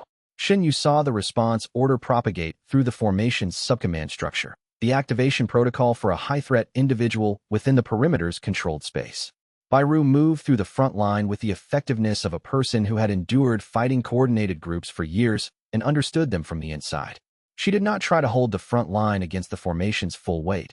She moved through it, exploiting gaps and response vulnerabilities with speed that the formation's coordination structure could not match. The front line's coordination degraded in the areas she passed through because her movement forced the formation to respond to her position rather than to its planned coverage, and each position response created a new gap at the boundary of the previous response. The formation was resilient to single-node disruption. It was not resilient to an S-rank combatant creating simultaneous gaps at multiple nodes faster than the formation could close any of them. Xianxia worked behind Byru's movement, reading the formation's biological network structure through her resonance realm domain. The chi-frequency coordination patterns that allowed the formation to function as an integrated whole were readable as biological transmission patterns in the practitioner's meridian activity. She began writing disruptions into the coordination frequencies at specific junction points, targeting the communication architecture rather than the practitioners themselves. The individual elements remained intact, but the coordination that made them a formation degraded. Wei Peng established his position at the preparation chamber entrance with the finality of an irreversible decision. The Inquisition's flanking elements that attempted movement through that corridor found it closed. He performed a calculation. This many attackers, this much time, this function. The function was fulfilled. Lin Tao coordinated the crowd's movement, not dispersal but organization, moving the crowd into positions that maintained their presence as witnesses while getting the most vulnerable individuals out of the immediate engagement zone. His resonance realm advancement had expanded his coordination capabilities, and the expansion was evident in how efficiently the movement proceeded. Jia Lian was not visible anywhere in the engagement zone. His absence was operational. He was positioned to do the specific thing that needed doing, in the specific place it needed to be done. Vorthdashen moved to the preparation chamber roof at the engagement's beginning and retrieved a carrying case he had positioned there beforehand. She read the device's chi signature as he removed it from the case, before he activated it. She had studied the theoretical description in the Bureau documentation archives. She had never encountered one in practice. The domain suppressor activated. The field expanded across the courtyard. Her domain interface degraded to approximately 15% of its standard function. She adapted. She had been in constrained situations before. The cave, the clinic, Greenstone. and she had learned each time that constraint was information about the technique structure that could be used to develop around the constraint. The suppressor had given her information she could not have obtained any other way about the specific frequency band her domain interface operated on, and that information was something she could use. The coordination degradation she was writing into the formation's communication architecture was a technique she had first conceptualized during the theoretical work with xianxia. The idea that a formation's strength was not its individual elements, but the information-sharing architecture that allowed those elements to function as a unified system. A formation at 5% coordination capability was not 5% of a formation. It was a collection of individual practitioners operating without shared information, which was a fundamentally different and much weaker entity. The specific chi-frequency disruption she was applying targeted the formation's internal communication meridians, the pathways through which command-level information propagated across the formation's distributed structure. She had learned the specific frequency signature from the domain suppressor's operation. The suppressor had operated on a similar principle, disrupting her domain's communication architecture by interfering with the frequency band her intent execution and transmission operated on. The formation's communication architecture used the same general frequency family. She was applying the principle reciprocally. The disruption required maintaining continuous write command presence across multiple simultaneous targets, the junction nodes of the formation's communication network, not any individual practitioner. She was writing into formation architecture rather than into individual bodies, which was a technique category she was developing in practice rather than from established methodology. The domain had been designed, as far as she understood it, for individual biological systems. She was finding that its write command capability extended to any sufficiently regular biological information system, and a formation's coordination was such a system, patterned, redundant, operating on predictable frequency parameters. Wei Peng's position at the preparation chamber entrance was the result of a conversation she had held with him 3 days earlier, when it had become clear that the formal legal challenges might not prevent eventual escalation. She had asked him directly what he intended to do if the Bureau deployed force. He had said what he intended, with the brevity of one who had already made the decision and saw no need to elaborate. She had accepted the answer and incorporated his intention into her planning. He was at the position he had chosen, performing the function he had described, and she did not need to coordinate with him during the engagement because his function was fixed and executable without coordination. Jiao Yan's position she did not track directly during the engagement because tracking him would have concentrated information about his location in a form that could be observed. She simply trusted that the specific thing she had needed someone to do, positioned where she could not position herself, would be addressed by someone who had spent decades understanding exactly what that kind of work required. The trust was not blind. It was the trust of a practitioner who had spent months watching Jiao Yan identify and address operational requirements before she finished articulating them, who had learned that his operational intelligence was reliable in the specific ways that mattered. She trusted the evidence. The domain suppressor's activation changed the engagement's texture, but not its direction. She was already running contingency mode techniques by the time the suppressor field reached its full extent, and the adaptation to reduced domain capability was rapid because she had been thinking about this possibility since reading the theoretical description in the Bureau documents months earlier.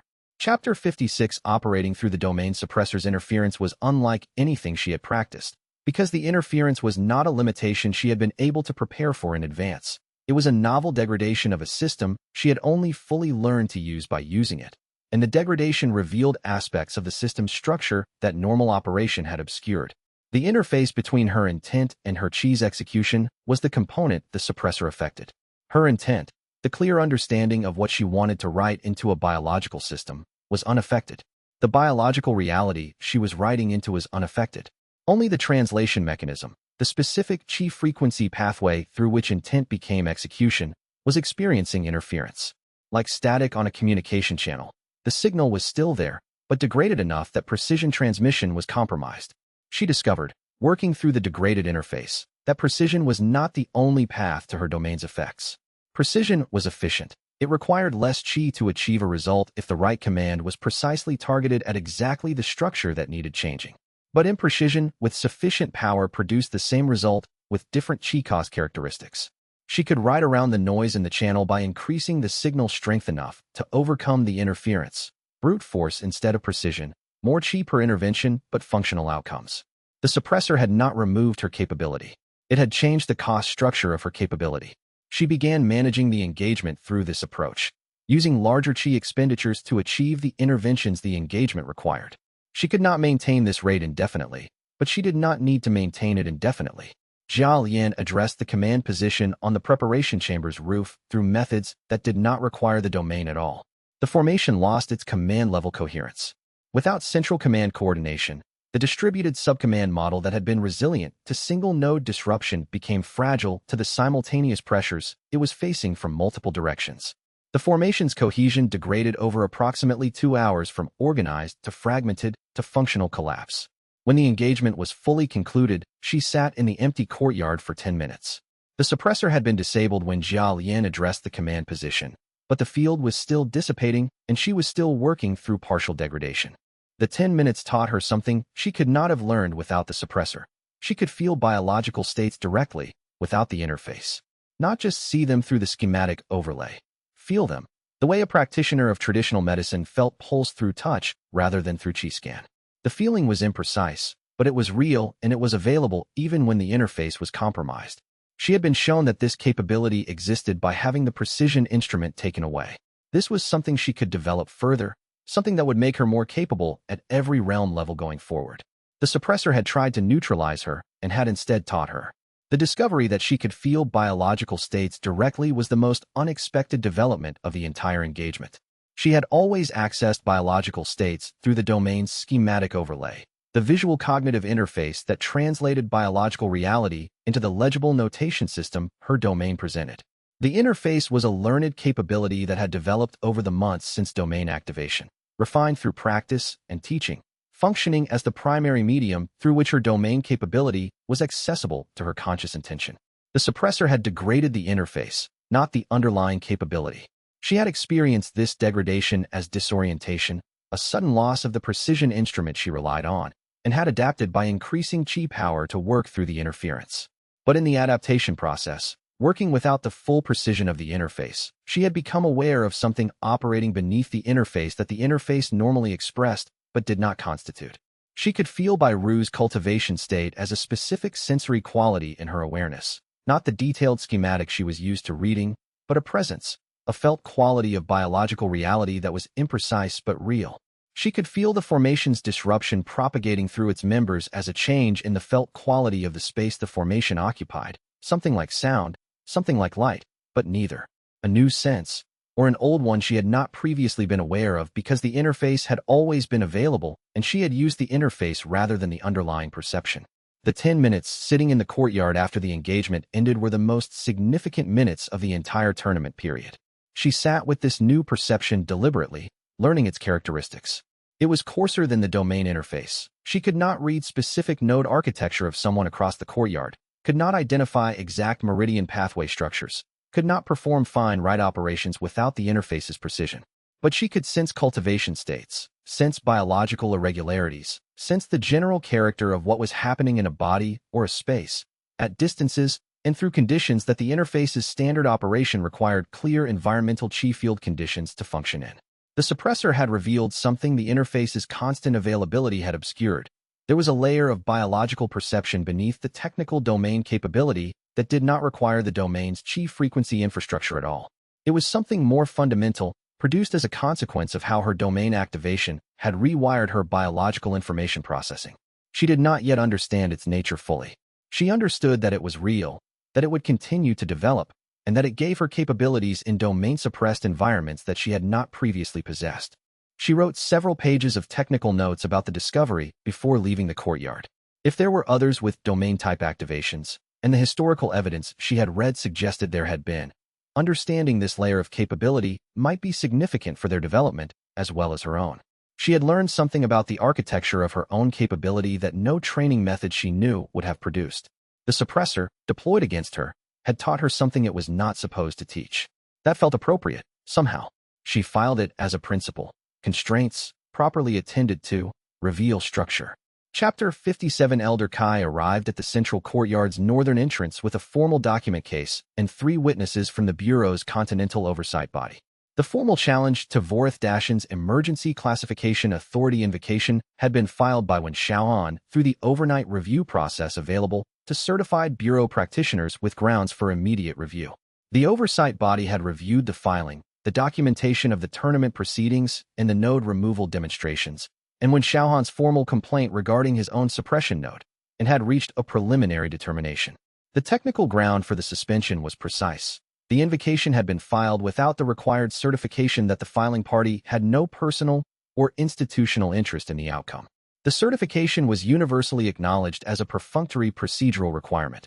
In practice, it was always completed as a formality because the invocation's urgency threshold was defined to include situations where completing every formality first was not operationally feasible. But universally acknowledged as perfunctory and not legally required were two different things. The legal requirement had not been completed because the invocation had been filed under emergency time pressure that had bypassed the standard certification step. The invocation was technically null and void until the certification was properly completed. Every enforcement action taken under the null invocation was legally suspended pending completion of the certification. Elder Kai read the determination aloud in the formal record-establishing procedure, with the witnesses attesting, the document dated and countersigned, the reading conducted in the location of the enforcement action. The formalities were real and conducted correctly, making the determination operative. Vorith Dashin descended from the preparation chamber roof. He moved with the controlled economy of a person who had encountered a legal obstruction they had not fully anticipated and were assessing it for its real operational significance versus its formal legal significance. He read the document Elder Kai extended to him. His expression did not change. "This is a delay," he said, "not a resolution." "Yes," Elder Kai agreed, "but it is a legally effective delay. Your core withdraws now, or the oversight body will be documenting an enforcement violation in an active formal review proceeding, and I will make sure that documentation is on the front page of every regional certification review that happens in the next 12 months. The withdrawal took 20 minutes. It was organized, correct, and designed to preserve everything the formation could preserve while complying with the legal requirement. Vorith Dashin was the last to leave. Before he crossed the courtyard boundary, he turned and spoke clearly enough to be heard by everyone present. "Shenyu, Domain Practitioner. Systemic Threat Omega classification stands and will be properly certified by morning. Any certified enforcement authority who encounters you is authorized to act immediately." Then he left. She stood in the courtyard's quiet and thought about what came next. Elder Kai had bought time. When Xiaohan had provided the lever, the oversight body had been willing to apply it. These were the formal channel interventions that could slow the Bureau's enforcement escalation, but they could not stop it indefinitely, and she understood that Vorith Dashin's smile at the refusal of his offer had been the smile of one who had known this moment was coming and had prepared for it thoroughly. The formal determination's legal precision was Elder Kai's professional excellence on display. She had been a certified legal practitioner in Bureau administrative law for 40 years, and the specific vulnerability she had found in the invocation's procedural record was not an accident. It was the product of a practitioner who had developed an encyclopedic awareness of the gap between procedures' formal requirements and procedures' practical application. The Bureau had become accustomed to the certification requirement being treated as perfunctory. Institutions that consistently treat a requirement as perfunctory gradually stop maintaining the internal processes that would allow them to complete the requirement quickly when it actually mattered. Vorith Dashin had filed the invocation under emergency time pressure and had relied on the institutional habit of treating the certification as a formality rather than as a legal requirement. The habit was reliable in normal circumstances. Elder Kai had produced circumstances where the requirement was legally operative and the habit of bypassing it was a procedural violation. She watched Vorith Dashin process the document with the specific attentiveness she gave to any senior institutional actor being told their action was invalid. His surface response was measured acceptance of the legal constraint. His operational response was assessment. He was reading the document for exactly what it did and did not require of him, looking for the scope of the constraint and the paths forward that remained within it. His institutional reflex was competence, the specific quality of a practitioner who had been in difficult institutional situations many times and had developed automatic responses of someone who knew how to operate in them without panicking. He was not panicking. He was adjusting. The adjustment was calibrated and professional and would produce, she assessed, a well-planned response within the next 12 hours. Elder Kai's management of the withdrawal was the bureaucratic art form of someone who knew exactly how much pressure to apply at each stage of a compliance process to ensure compliance without giving the complying party grounds to later claim they had been coerced beyond what was legally authorized. She applied exactly the right pressure. The Corps withdrew in the time frame and manner legally required, with all procedural steps correctly documented, in a way that would read in any future formal record as compliant institutional behavior. Elder Kai was very good at her work. Before he crossed the courtyard boundary, Vorth Dashin turned and delivered his statement clearly enough to be heard by everyone present. The systemic threat Omega designation. Immediate enforcement authorization for any certified authority. She stood in the courtyard's quiet and thought about what came next. Elder Kai had bought time. When Xiaohan had provided the lever, the oversight body had been willing to apply it. These were the formal channel interventions that could slow the Bureau's enforcement escalation. But they could not stop it indefinitely, and Vorth Dashin's smile at the refusal of his offer had been the smile of a person who had known this moment was coming and had prepared for it thoroughly. She spent the evening organizing the documentation she would leave with Elder Kai, ensuring that the formal challenge process had everything it needed to continue after she left Varen City. Elder Kai had the credentials, the contacts, and the understanding of formal Bureau legal process that made her the right person to pursue that path. Shen Yu was too directly the subject of the Omega designation to operate in formal proceedings without immediately making those proceedings the target of enforcement action. The work had to be divided. Chapter 58, the Systemic Threat Omega designation, was the Bureau's highest formal threat classification. It authorized immediate termination by any Bureau authority or Bureau-certified enforcement officer who encountered the designated individual, without the standard capture and process procedural requirements. She had been operating under the earlier unauthorized domain user enforcement notice, which had required a formal Inquisition deployment to act against. The Omega designation fundamentally changed the operational threat model. Now any certified enforcement officer from any affiliated guild had Bureau authorization to act against her. She assessed this accurately rather than either minimizing or catastrophizing it. The practical effect was significant. Every guild in the region now had authorization to act, and the guilds with the most to lose from her continued work would treat the authorization as a directive. Iron Dawn, Crimson Peak's successor organizations, every guild that had been participating in the installation program, they would act. But the strategic effect was different from what the practical effect suggested, and the strategic effect was what mattered for her planning. The Omega designation was a concession dressed as escalation. The Bureau was deploying its highest available threat management tool, which meant the Bureau had assessed that its lower-level tools had been insufficient. You did not escalate to your maximum response when you were confident the situation was under control. You escalated when you needed the most powerful available tool to try to reassert control. The Bureau was not in control of this situation. The tournament, the public demonstrations, the removal of 300 practitioners, Goru's public testimony, when Xiaohan's formal complaint, the oversight body's preliminary determination. These had collectively produced something the suppression program was not designed to manage: a public record, witnesses in the thousands, and a formal legal proceeding in the Continental Oversight Body. She took out materials and wrote a notice before leaving the courtyard that evening. The Classification Bureau has been suppressing your cultivation potential through unauthorized node installation during assessment procedures. If you received a Bureau rank assessment in the past 20 years, you may have been assigned a false rank. Come to the eastern quarter of Varen City tomorrow at dawn to learn your true rank. She signed it with her full name. Then she posted the same notice in 6 additional public locations throughout the city, with Jia Yin's assistance in identifying the most traffic boards. The Omega designation was active. She was visible, named, and in the city. She was also not running. The line of reasoning that said she should run was the line of reasoning that said making herself invisible was more important than making the suppression program visible. She had decided that making the program visible was more important. The Omega designation was evidence in favor of that decision. It was the Bureau demonstrating, publicly, that this was important enough to escalate to its maximum response. She would accept that as confirmation that what she was doing mattered, and continue doing it. The notice she posted throughout the city that evening was a deliberate reversal of the operation logic that had governed her work since Duan Xian's training period. She had spent months moving carefully, limiting her visibility, operating in controlled contexts where the conditions favored her method. The Varen City tournament had been a transition, public demonstration at scale, but within a defined geographic context and a defined population of tournament attendees. Posting the notice citywide, signed with her legal name, under an active Omega designation, was not careful.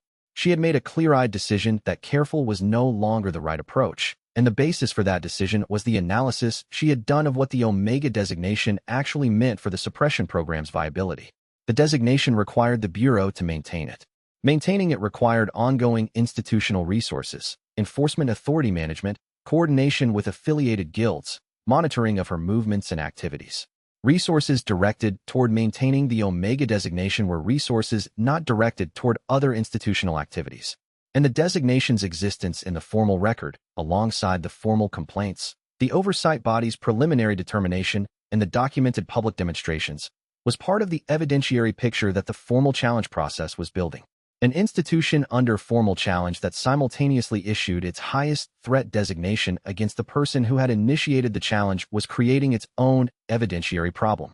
The two institutional actions were in tension. The oversight proceeding required the Bureau to demonstrate that its classification practices were legitimate, while the Omega designation was an explicit demonstration of the kind of institutional power that the challenge was arguing had been misused. Vorath Dashan was sophisticated enough to understand this tension. His execution of both strategies simultaneously communicated that he had decided the enforcement escalation was worth the evidentiary cost, which meant he believed the escalation would produce results faster than the formal challenge process would. She posted the final notice and looked at it on the public board for a moment. Her name was on it. The suppression program was described explicitly. The Bureau was named. The offer was open. She was in the city, under Omega designation, posting notices signed with her legal name. The thing she felt, looking at the notice, was not fear. It was the specific clarity of one who had determined that the right path forward required accepting a higher operational risk profile, had made that determination through clear analysis, and had crossed the threshold between analysis and action. There was nothing complicated about what she was feeling. It was the absence of complication, the quality of a decision that had been fully made. She went back to the Eastern Quarter and continued the removal work until the queue was empty. The practitioners who had been waiting since dawn deserved the same treatment as everyone else, regardless of what was happening in diplomatic channels or enforcement planning. They had waited long enough already. Chapter 59. 312 cultivators arrived at the Eastern Quarter by full dawn light, and the number continued to increase through the morning as word spread through the city's residential districts and the surrounding areas.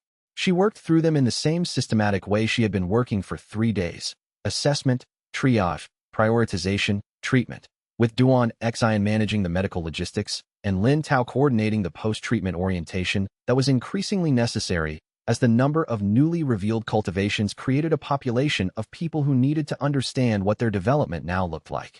The morning's work produced revelations that continued to expand the scope of what she was documenting. A woman certified as an E-rank support practitioner since her 15th year was revealed to be a natural resonance realm earth affinity cultivator who had been suppressed for 23 years, since her mandatory cultivation assessment at 15, when the suppression had been installed as part of a standard certification physical. She had spent 23 years in a classification that bore no relationship to her actual capability, doing work that was below her potential by several realm levels. 23 years. The woman was 38. This was not an edge case. This was the program operating as designed. An elderly man with an invalid left arm, told it was permanent chi pathway damage from a failed technique 30 years ago, discovered the damage was an installed functional restriction. 40 minutes of domain work restored function, he had been told, was gone permanently. He stood in the Eastern Quarter, holding his restored arm, carrying the manner of experiencing something that had not been possible yesterday and would be possible every day going forward. A 17-year-old who had entered the tournament specifically to try to improve his classification grade was revealed to have potential so far above his certified rank that his assessment clerk should have noted the discrepancy and had clearly not, or had noted it and had acted on different instructions than the ones visible in the formal record. By midday, the Eastern Quarter had become a spontaneous community.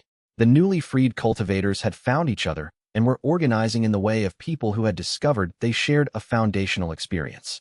They were comparing notes, supporting each other through the adjustment process, discussing what the liberation of their potential meant for their lives and their futures. Lin Tao was facilitating this process with the organizational intelligence he had always had, recognizing that the community had the capacity to sustain itself if given the initial structural support, scaffolding rather than leadership, framework rather than direction. The formal diplomatic courier arrived mid-afternoon, carrying the Eastern Sovereignty's seal on the message case, addressed to her specifically. Grand Warden Asha requested her presence in Orenvast, citing matters of significant continental importance and offering sanctuary, resources, and information in exchange for attendance. She asked Duan Xian what he knew about Grand Warden Asha. His assessment was that Asha had been watching the Bureau with genuine distrust for years, and that the invitation was almost certainly genuine rather than a facilitated trap. She sent a formal acceptance. Then she continued the removal work until the queue was empty, because the practitioners who had been waiting since dawn deserved the same treatment as everyone else, regardless of what was happening in diplomatic channels. The 17-year-old with the anomalous cultivation potential had arrived at the Eastern Quarter before dawn, one of the first in line. He introduced himself as Hao Chanming, registered at E-rank support in the Bureau's certification system despite the fact that she read him within 30 seconds of his approach as having the highest raw cultivation potential she had yet encountered in anyone under 20, a natural foundation that would have been, without the suppression, in the range of 3 to 4 realms above his certified classification by his current age. She ran the full diagnostic before speaking to him about it, because information of this magnitude required complete accuracy rather than rapid preliminary assessment. The full diagnostic took 8 minutes. She used those 8 minutes to understand the specific architecture of what had been done to him and what it meant. The node was the oldest installation in its kind that she had read. The biological archive structure indicated it had been placed at his mandatory childhood assessment at age 7. The mandatory cultivation sensitivity assessment the Bureau performed for all children in registered families, officially described as a developmental health check. The assessment was the mechanism through which the Bureau identified exceptional cultivation talent early enough to ensure it was appropriately managed. She had read the documentation describing this assessment in Duan Xianxia's historical records and had understood its purpose intellectually. Reading it in the biological archive of a 17-year-old who had spent 10 years at false E-rank made the understanding visceral in a way intellectual comprehension had not produced. She told him what she found with the same directness she used for every case. He was 17, not 12, and old enough to receive accurate information about his own cultivation state without protective softening. She watched him process it with the quality of a practitioner who had suspected something was wrong for years. Not specifically what she described, but some form of wrongness, some sense that the gap between what he felt was possible and what the system told him was possible was larger than it should have been. Why me, he asked. Not defensive, not angry. Genuinely curious in the way of someone who was already thinking analytically about the situation. Your cultivation potential is high enough that it would have been immediately apparent in a competent assessment, she said. The installation decision was made at that level. I don't have access to the decision criteria. She removed his node and spent more time than usual on the stabilization work, because the release of cultivation potential suppressed since age 7 produced a larger redistribution effect than adult-onset nodes. His cultivation base reorganized substantially over the 90 minutes following the removal, and she monitored it continuously to ensure the reorganization proceeded safely. He sat cross-legged and processed, alert and present throughout, tracking his own cultivation state with the discipline of someone who took their practice seriously. Lin Tao took over his orientation afterward, and she watched briefly before moving to the next case. He was asking Lin Tao the right questions, not about what he had missed, which was the question that came from grief, but about what came next, which was the question that came from intention. He was going to be fine. More than fine. She had been writing corrections into people's biological states for months, and she had developed a reliable intuition for the ones whose response to what had been done to them would be productive rather than destructive. Hao Chanming was one of those. He had waited 10 years. He would not waste another day. The diplomatic courier arrived while she was in the middle of her 47th case of the day. She acknowledged receipt, set the message case aside, and continued working. Grand Warden Asha would receive her response when the queue was empty.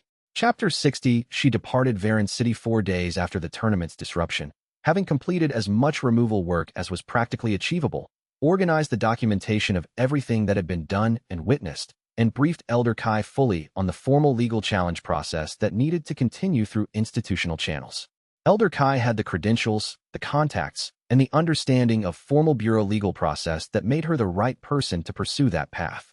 Shen Yu was too directly the subject of the Omega designation to operate in formal proceedings without immediately making those proceedings the target of enforcement action. She left the organized Eastern Quarter gathering in Lin Tao's coordination, with the understanding that the community that had formed there would continue developing under its own initiative and that what it needed from her was not ongoing direction but contact points and the occasional resource or information provision that she could supply through the communication network Duan Xian maintained.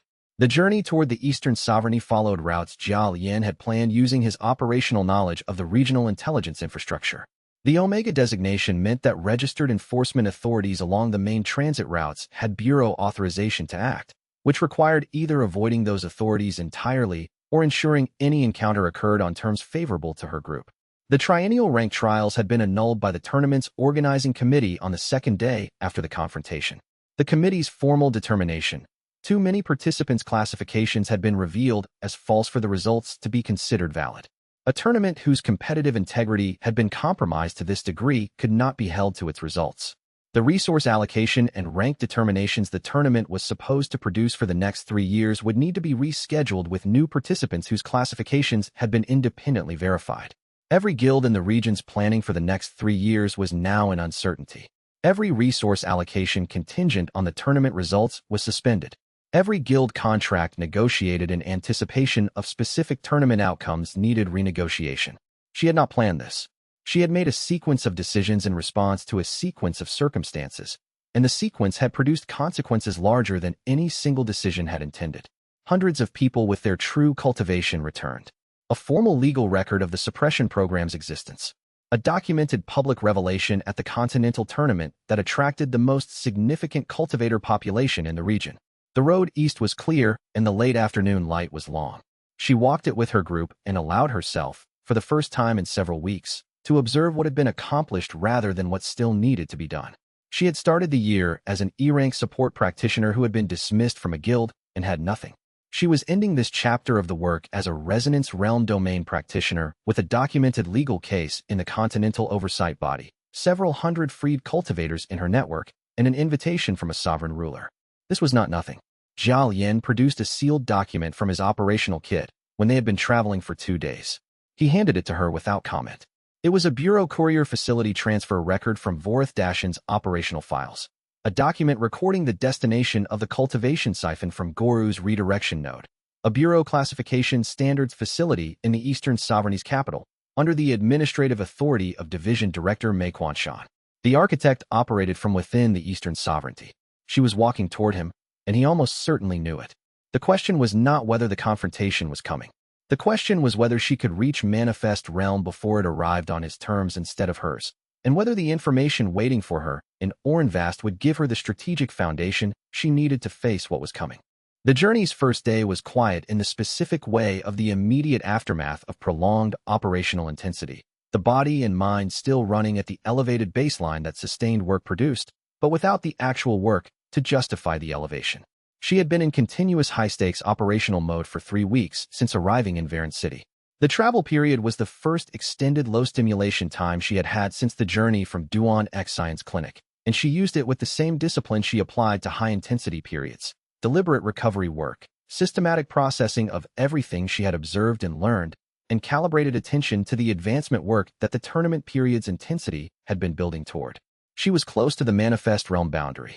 Close enough that she could feel the specific quality of the condensation at the realm ceiling. Not the soft resistance of distance from a boundary, but the hard specific quality of a boundary near enough to touch.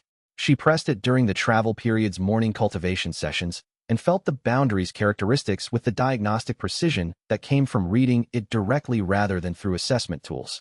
The boundary was real, present, and would resolve into advancement with the right conditions. She was building toward those conditions. Zhao Yin produced the cultivation transfer record on the morning of the second day. She read it twice. The Bureau Classification Standards facility in the Eastern Sovereignty's capital, under Division Director Mei Quanshan. Administrative authority consistent with the historical documentation Duan Xian had gathered about the architect's institutional position. The architect was not hiding. He was operating in a legitimate institutional role with the administrative coverage to conceal what the function actually consisted of. She had been building a case against the suppression program's existence. The transfer record was the link she had needed between the program's operational effects, the nodes she had documented, the cultivators she had freed, and the specific human agency behind the program's design and direction. Mei Quanshan, Division Director, Eastern Sovereignty's capital. She was walking toward him, with documentation of the program's effects, at the invitation of the sovereign whose territory he was operating in. She thought through what Grand Warden Asha's invitation meant given this information. If Asha was genuinely distrustful of the Bureau and genuinely offering sanctuary, the Eastern Sovereignty was potentially safe territory, a jurisdiction where the Bureau's enforcement authority was limited by the sovereignty's own administrative structures. If Asha was more complicated, or if Mei Quanshan had influence within the Eastern Sovereignty's administration, the invitation was something else. She held both possibilities and would continue holding them until she had independent assessment of the situation. She had learned, over the past months, that holding multiple incompatible possibilities simultaneously without resolving them prematurely was a discipline rather than a weakness. The world was more complicated than any single model of it, and the practitioner who could tolerate that complexity without forcing it into false resolution had a systematic advantage over the practitioner who could not. The group walked through the afternoon's lengthening light in a specific, companionable silence of people who had been through several months of difficulty together and had reached a phase of the work where being in each other's company was itself a resource rather than a demand. She noted this with some appreciation. The team she had assembled, Lin Tao's coordination intelligence, Bai Ru's combat capability, Jia Lian's operational knowledge, Wei Peng's steadiness, Duan Xian's medical and historical expertise, Elder Kai's formal legal capacity, was not a team she had designed. It had assembled itself around a shared understanding of what needed to be done, and that assembly had been as important as any single capability any member possessed. She was going toward the architect. She was going as a resonance realm practitioner close to manifest, with documentation, legal standing, and allies whose specific capabilities were well suited to what was coming. The road east continued. She walked it. Chapter 61. The vertical city Orenvast rose from the eastern sovereignty's heart, like a spine inverted, broad at the top, narrowing toward depth you couldn't fully perceive even from the valley approach. The city's architecture defied conventional logic, residential tiers stacked downward, with what should have been foundations occupying the lowest visible level. The effect was dizzying, as though gravity had been negotiated into a different agreement with the stone. The escort detail brought Shun Yu and her team through the primary gate at the city's upper level, where merchant guilds and administrative centers occupied broad plazas of pale limestone. The descent began almost immediately. They traveled downward through spiraling roads, through terraces that grew progressively narrower, more crowded, less adorned. The air changed, cooler, more humid, carrying mineral tastes. The crowds changed too. Fewer nobles in embroidered silks, more workers in practical clothing, more cultivators bearing the subtle physical markers of those whose bodies had been shaped by long exposure to specific training regimens. Support tier, Duan Xian murmured beside her, reading the carved inscriptions at a waypoint. This is where the cultivation support infrastructure lies. Xin Yu extended her domain perception carefully, reading the ambient chi signatures, the density of cultivators in each tier. It matched the city's structure exactly. Administrative power at the top, warrior tier cultivators in the broad middle, and here in the deepening levels, support practitioners.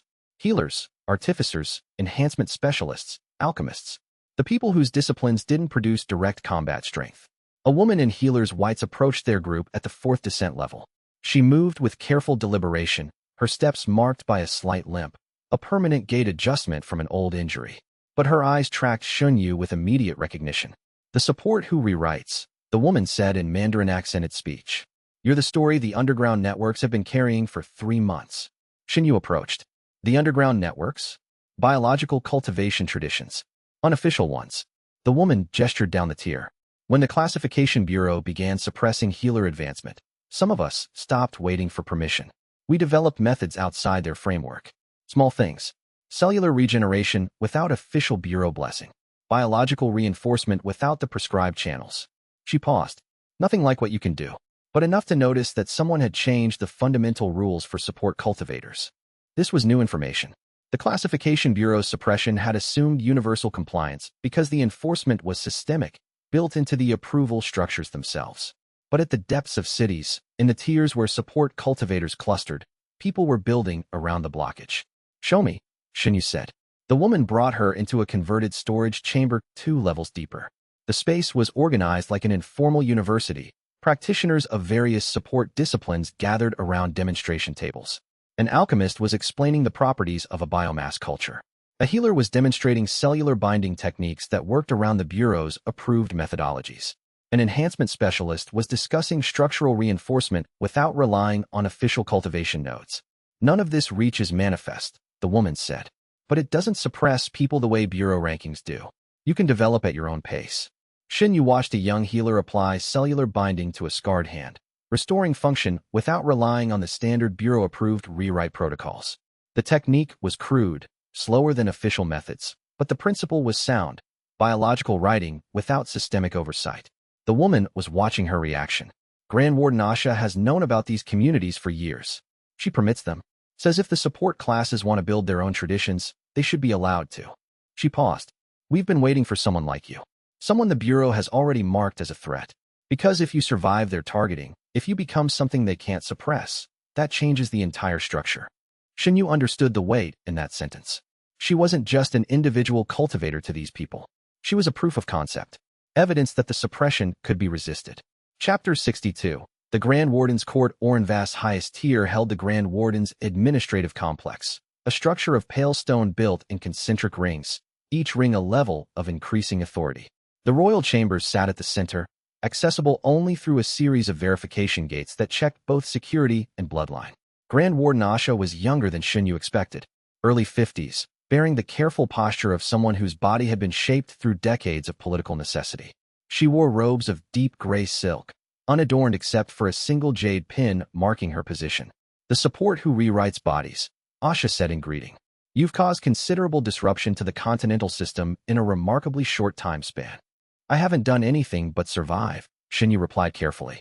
Precisely. Survival itself is the disruption. Asha gestured for her to sit.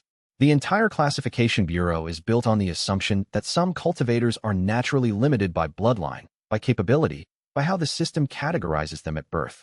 You've been undermining that assumption for 2 years. Xinyu waited. This felt like conversation, not negotiation. Asha was explaining her own position, not making demands. I withdrew the Eastern sovereignty from the classification compact 6 hours ago, Asha continued. Did Grand Archivist Mao Qingli tell you that? No. I'm telling you first. Asha stood and moved to a window overlooking the city's deep tiers. The Bureau has been using my territory as a primary testing ground for their suppression protocols. They've installed modifications in 12,000 cultivators across my domain without consent or notification. I knew about it. I permitted it to observe their methods. But I never agreed to their assertion that I was bound to return you to them. She turned back to face Xinyu. I'm not returning you. And I'm offering you something else, documentation. She produced a genealogy record, aged paper with careful handwriting extending back through generations. Bloodlines, names, cultivation disciplines, dates of death or suppression. This is the original rewrite authority lineage, Asha said. 37 families, most purged in the initial classification era. Your family is here. 3rd generation from the primary line. Your ancestors survived the purge by suppressing their own children's domain nodes, deliberately damaging their descendants' potential to save their lives. Xinyu took the genealogy. Her hands were steady, but her vision seemed to narrow as she traced the names downward. Her parents' names appeared, with a notation beside them. Suppression installed at age 7, child. Her parents had done it. Not the Bureau. Her parents had wounded her themselves to keep her alive. Asha was watching her carefully. There's more. The Grand Archivist discovered additional records after the initial catalog was compiled. They're being prepared. You should read them before you decide what comes next. Chapter 63. The Archive Revelation. Grand Archivist Mao Qingli occupied a chamber in Orenvast's academic tier, surrounded by preserves of aged documents in climate-controlled storage. He was ancient, easily over 130 years old, his body maintained through a combination of techniques that kept him functional, if not youthful. The suppression node your parents installed, Mao Qingli said without preamble, was executed by a master of rewrite authority herself, your mother's sister, Aunt Shuemei. Look, he produced a certificate of completion, dated to Shun Yu's infancy. It described the installation process, deliberate damage to her domain node architecture, designed to be restorable but not evident unless specifically tested. A biological time capsule waiting for someone with sufficient power to unlock it. Your family was buying time, Mao Qingli explained. The initial purges were violent. Families with visible domain talent disappeared. Your parents' decision to suppress you was merciful by the standards of that era. They believed that by the time you were old enough to understand, either the Bureau's hold would have weakened, or they would be in a position to restore you safely. They died when I was 14, Xinyu said quietly. Yes, before they could restore you. Before they could explain. Mao Qingli paused. But I found something else. The archive was larger than the genealogy suggested. There were records of rewrite authority practitioners beyond the initial purge families. Secondary lineages. Distant carriers. People who survived by dispersing, by hiding in support roles or minor cultivation paths. He produced a second document. This one a scroll listing additional names. Dozens of them. Hundreds, as Xinyu traced the list downward. This, Mao Qingli said, is the real extent of the lineage. Your family is significant, but not unique. The architect, and I use that name because that's what the archives call this entity, worked extremely hard to locate and suppress every branch. But some survived. Some may still be living, unaware of their inheritance. Xianyu's throat felt tight. For 2 years, she had believed herself to be unique, the last of her line, a solitary practitioner of a suppressed discipline. Now the isolation was revealed as incomplete. She wasn't the last. She was one of many, most of whom lived their entire lives never understanding what ran dormant in their bloodlines. The thought was both freeing and catastrophic. Chapter 64, Lin Tao's Descent. Xianyu found Lin Tao in the gardens of the diplomatic quarter, tending to the carefully cultivated plants with the methodical attention he typically reserved for leadership decisions. She watched him for a long moment before approaching, taking in the deliberate movements, the slight pause before each action, as though he was consulting something internal before proceeding. Asha told me, he said without turning. Mao Chengli showed me my genealogy as well. Xianyu's breath caught. She hadn't anticipated this, the possibility that Lin Tao would have been given access to the records independently. Your ancestors, he continued, were very distant from the primary rewrite authority line, more carrier than practitioner. But the Bureau tracked those bloodlines even more carefully than the active ones, because they were trying to prevent any chance of latent emergence. He finally looked at her. They marked my family for monitoring because of what I am. Potential substrate for domain emergence. That's what they marked everyone for, Xianyu said carefully. That's how the suppression was designed to work. No, Lin Tao turned to face her fully. Not everyone, just the carrier lines. The ones with genetic inheritance of rewrite authority traits, but no active domain manifestation. He paused, and in that pause, something shifted in his expression. This is why staying near you has changed my cultivation. My bloodline hasn't been activated, but it's been pulled toward activation. Like proximity to a domain practitioner is doing what the Bureau was trying to prevent. Xianyu opened her mouth and found no safe words. Everything he was saying was correct. The domain had responded to him, had recognized something in his bloodline structure, had begun subtly reshaping his cultivation path as a secondary effect of her own power. How long have you known this was happening? He asked. His voice was steady, but Xianyu could read the tension in his shoulders, the slight tremor in his hands. I noticed it accelerating about 6 months ago, she admitted. I didn't understand the mechanism. I didn't know it was your bloodline responding. Lin Tao was quiet for a long time. He looked away from her, back toward the gardens, toward the neat rows of plants responding to careful cultivation. I need time, he said finally, to understand what this means.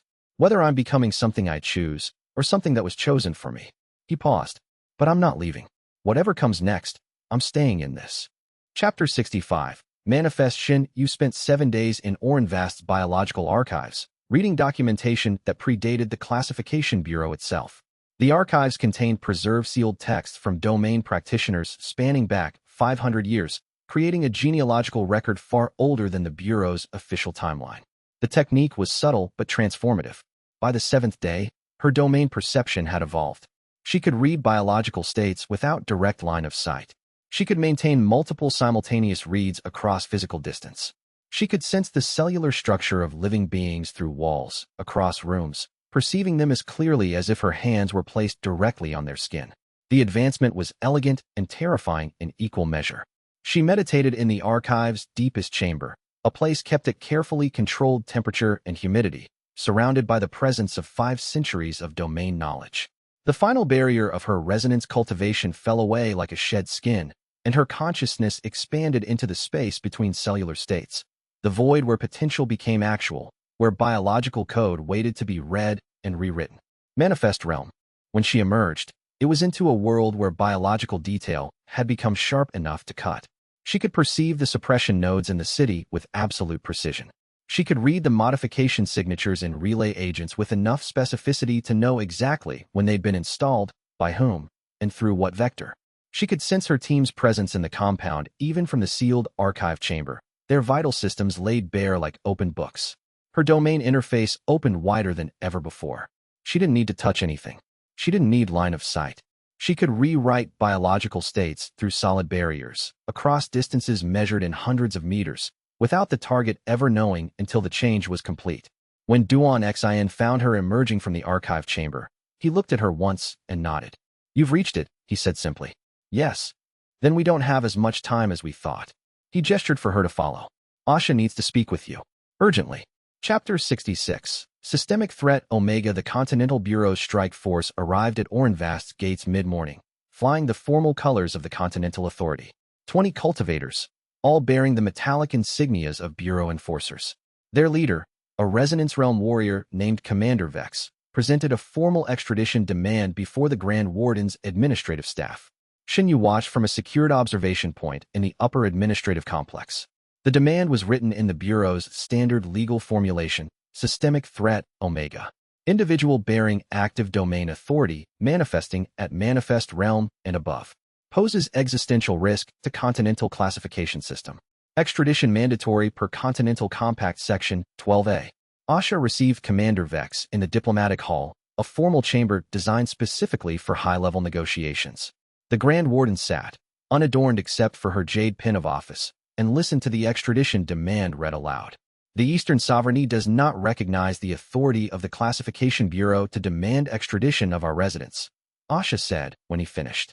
The Continental Compact supersedes regional sovereignty, Vex replied. You accepted this agreement when you ratified membership 40 years ago. I'm withdrawing from the compact, effective immediately, Asha said flatly. I have prepared formal documentation of withdrawal. It's being transmitted to the Continental Authority as we speak. Until the withdrawal period concludes, we recognize the compact. But Xinyu is under our protection as a resident of the Eastern Sovereignty, and we do not consent to her extradition. The temperature in the room seemed to drop. Vex's expression hardened. Refusal of a direct Bureau extradition demand is an act of war against the Continental system, Vex said carefully. You understand this? I do, Asha replied. I accept the consequences. The strike force departed within the hour, leaving Ornvast but not departing the region. They established an encampment in the valley below the city, a position that could quickly escalate into a blockade. Xinyu felt the weight of what Asha had done settle over the city. One decision, and the Eastern Sovereignty had positioned itself as the Classification Bureau's direct opposition. Chapter 67. Embedded. The two Bureau agents embedded in the royal court were both men, both mid-ranking administrative personnel, both unremarkable in appearance. Xinyu identified them the moment she activated her new Manifest Realm perception.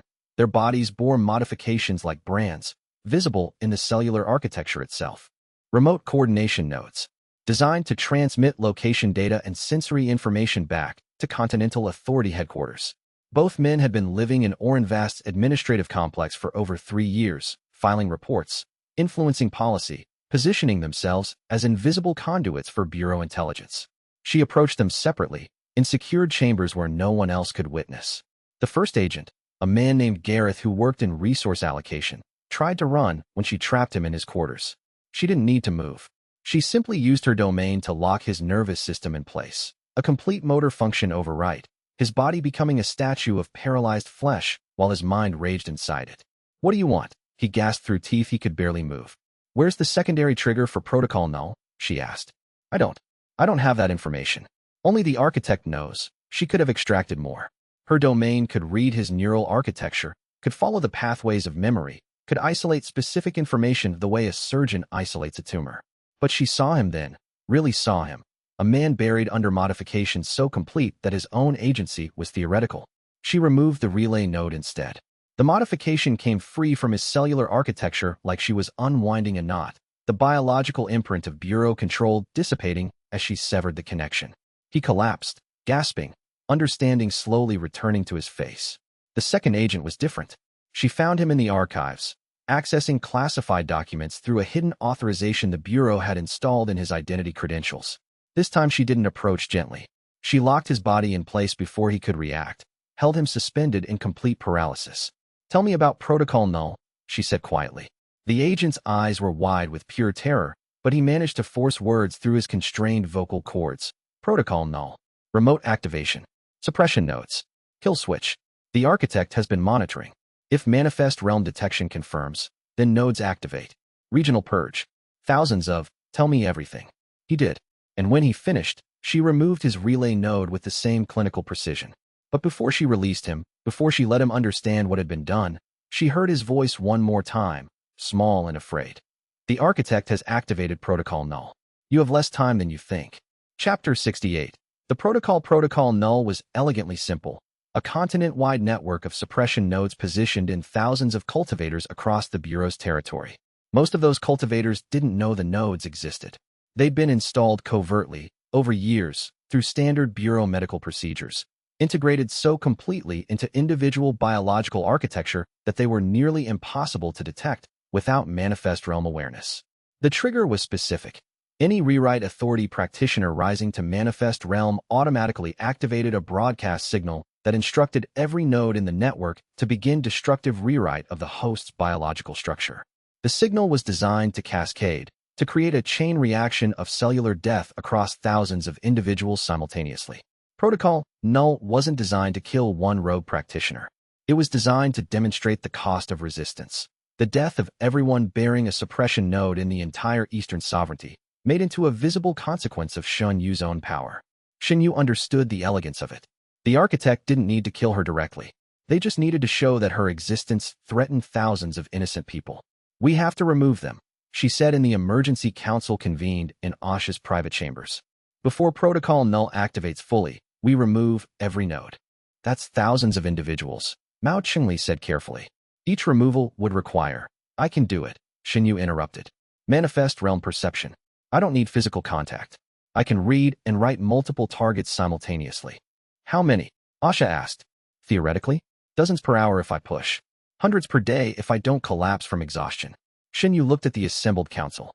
"But I need to start now, before the Bureau realizes I know about Protocol Null, before they trigger secondary activation methods." Jia Lian stepped forward. "I can help with logistics. Finding target locations, coordinating the removals, tracking progress across the city." Lin Tao was quiet, but his expression had resolved. "I'm organizing the healers and restoration specialists. If nodes are being removed, people will need support immediately after. No one collapses in the street if we can help it." Duan Xian nodded. "I'll manage the team's security rotation. If you're going to spend 16 hours a day in medical trance, someone needs to ensure you're protected." Xun Yu felt something settle in her chest. This wasn't a solo effort. This was the entire network responding, understanding what had to be done and accepting the burden. "Start with the administrative tier," she said. "Highest concentration, most organized population. We work our way downward." Chapter 69. The extraction. Xun Yu entered a medical meditation state that lasted 72 hours without interruption. Her physical form remained still in a secured chamber, but her consciousness expanded outward through her domain perception, reaching across entire districts of Orenvast simultaneously. The suppression nodes were visible as dark points in the biological architecture of thousands of individuals, most of whom had no idea they carried them. She could perceive them in merchants and craftspeople, in scholars and laborers, in soldiers and administrators. They were universal, indiscriminate, a mass contamination so complete that most people simply accepted them as part of their normal physiology. Removing them was like performing surgery on the entire city's nervous system. She worked methodically, reading each target, identifying the node's precise location and integration pattern, then executing a biological rewrite that unraveled the modification without damaging surrounding tissue. Each removal was clean, surgical, complete. Each target's body received a simultaneous restoration subroutine that sealed the wound and prevented shock response. The work was brutal. By the end of the first day, the connection between her consciousness and her physical form felt like it was being pulled across a gulf of expanding distance. By the second day, she wasn't sure if her body was still breathing or if she'd simply forgotten to check. By the third day, the line between her awareness and the city's biology blurred until she could no longer precisely distinguish which was which. Jia Lian brought status reports into her meditation chamber at 6-hour intervals. 200 nodes removed. 500. 800. The target number kept rising as she discovered nodes and locations where the Bureau's documentation was incomplete. "You need to stop," Lin Tao said, appearing in the chamber near the end of hour 68. "Your body temperature is dropping. The healers are concerned you're going into cascade failure." Xun Yu wanted to respond, but her physical voice no longer obeyed. She simply continued the work, reading and rewriting, reaching deeper into Orenvast's biological architecture, pulling out suppressions like teeth from a living jaw. By hour 72, approximately 90% of detectable suppression nodes had been removed. The Eastern sovereignty was no longer bound by the Bureau's kill switch network. She returned to her body to find herself soaked in cold sweat, her hands trembling, her perception of time fundamentally fractured. 3 days had passed. 3 days of nothing but biological rewriting at scales she'd never attempted before. "You removed 8,423 nodes," Jia Lian said, reading from detailed documentation. "Only a few hundred remain. and most of those are in individuals who've already fled the city. Xinyu tried to sit up and couldn't. Lin Tao helped her, his hands gentle, but his expression deeply concerned. How long until Protocol Null activates? She whispered. We don't know, Zhao Yin replied. The agents didn't have that information. But the entire city trembled. Not physically. Xinyu felt it through her domain perception. A massive broadcast signal, originating from somewhere deep in the continental network, reaching out across all connected nodes with a single rewrite command. They had triggered Protocol Null anyway, and the 72 hours had been a race against a clock she couldn't see. Chapter 70. The secondary trigger, Xinyu's perception screamed as she sensed the Protocol Null activation wave spreading across Orenvast. But something was wrong. The suppression nodes that had been carefully removed were suddenly reappearing, reinstalled in the same locations in living tissue, reintegrated into cellular architecture through some mechanism she couldn't immediately identify. Her 90% solution had just become useless. Their remote installations, Duan Xian realized, understanding before she could articulate it. The architect isn't triggering the nodes. They're replacing them. Which means, Xinyu forced herself upright despite her physical collapse. The architect has a domain. Rewrite authority at a scale I can barely perceive. The suppression nodes continued to reinstall across the city. Thousands of them appearing simultaneously, as though they were being written by a hand the size of Orenvast itself. The mechanism was impossible from a distance, unless the practitioner involved had power that dwarfed her own by orders of magnitude. The architect wasn't just ancient. The architect wasn't just a collector of biological knowledge. The architect was something far older, far more powerful, operating on planes of consciousness she was only beginning to approach. Xinyu collapsed again, her body no longer capable of supporting her consciousness. But before unconsciousness claimed her, before the weight of this new understanding could crush her entirely, Zhao Yin's voice cut through the darkness. Xinyu, look at this. She forced her perception toward what Zhao Yin was indicating. A message, written in clear handwriting on a piece of paper left in the secured chamber where Xinyu had been meditating. He knows the broadcast frequency. J below it, impossible and alive, stood a figure that Xinyu recognized from reports but had never expected to see. Vorith Dashin, the captured bureau liaison, his hands bound but his expression determined. Chapter 71. The interrogation. Xinyu remained bedridden for 6 hours after regaining consciousness. Her body stabilized, but her mental state still fractured by the revelation of Protocol Null's secondary activation. When she finally sat up, it was to find Vorith Dashin waiting in an adjacent chamber, bound but not gagged, his face bearing the expression of someone who had made peace with their own expendability. Where's Jiaoyan? Xinyu asked first. Gathering information, Vorith replied. She said you'd want to ask me specific questions, and she was correct. I'll answer them. But understand, whatever you learn about the architect, it will terrify you proportionally to how much you understand. Xinyu approached him carefully, reading his biological state with her domain. No hidden modifications. No relay notes. He was remarkably clean for someone who'd spent years in the Bureau's service. How can remote nodes be installed at that scale? She asked. The architect's personal technique, Vorith said immediately. Not taught. Not delegated. A rewrite authority ability at sovereign realm and above, which means they can write biological commands into human consciousness itself. They can rewrite the nodes from a continental distance, positioning them retroactively, replacing removed ones as if the removal never occurred. That's not possible, Xinyu said. But even as she spoke, she knew it was. She'd sensed it happening. It is if you've had 1,000 years to develop the technique, Vorith replied quietly. Xinyu's perception seemed to narrow. How old is the architect? No one knows exactly. But the records suggest they existed before the continental classification system was established. They designed it, or at least they shaped it significantly. The Bureau speaks of the architect as though speaking of a natural force, something that existed before human civilization was structured enough to classify it. Vorith paused. That's not a title. The architect is a being that predates the system they built. Everything we've done in the last 500 years has been executed within a framework they created. The weight of that statement settled on Xinyu like physical pressure. She had been thinking of this as a conflict between herself and an individual practitioner. But if what Vorith was saying was true, she was engaged in conflict with the conceptual architect of the world's entire power structure. Chapter 72. The message. The communication arrived written directly onto Xinyu's skin, appearing across her forearms and hands in perfect calligraphy. Biological rewriting at such a precise level that it created text legible to the naked eye. The characters formed from restructured cellular patterns that would persist until deliberately erased. She knew what it meant the moment she saw it. Someone had rewritten her body without her permission. Worse, someone had done it without triggering any of her domain defenses. The modification had simply occurred, as though her physical form was as easy to write as paper for the person who'd done this. The message read, "You are very impressive. You are also already dead."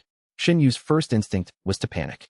Her second was to read the message at the cellular level, to understand what it actually said beyond the surface words. She found the payload immediately. Beneath the visible text, woven through the character structures, was a secondary rewrite command, biological code designed to activate over the next several hours, gradually rewriting her cellular states from the molecular level upward, creating a slow cascade of cascading biological failures that would simulate natural aging at catastrophic speeds. A death sentence written into her own flesh. Xianyu did what she had been trained to do since childhood. She read the code, understood the mechanism, and countered it. The command structure revealed itself to her analysis. Elegant, comprehensive, containing entire layers of backup instructions to prevent simple removal. But it also contained something else, documentation. Detailed, step-by-step breakdowns of how the command had been constructed, the logical pathways the architect had used, the mathematical foundations of the rewrite protocol. It was as though the architect wanted her to understand how this was done, wanted her to see the mechanism so completely that she could appreciate the scale of the gulf between her own power and theirs.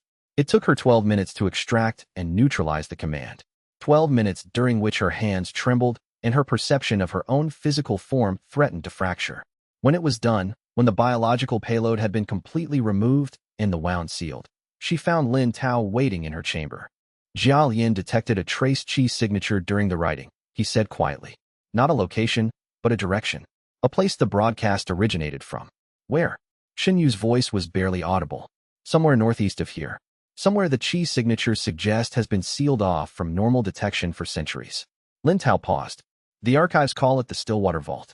Chapter 73. The vault. The Stillwater Vault was legendary in cultivation circles, spoken of the way ancient peoples spoke of mythical places, real enough that serious scholars acknowledged its existence, distant enough to be safely speculative. It was supposedly a location where time moved differently, where ancient practitioners had preserved themselves and accumulated knowledge through centuries that normal cultivation couldn't span. No one living had been there. No one living was certain of its exact location.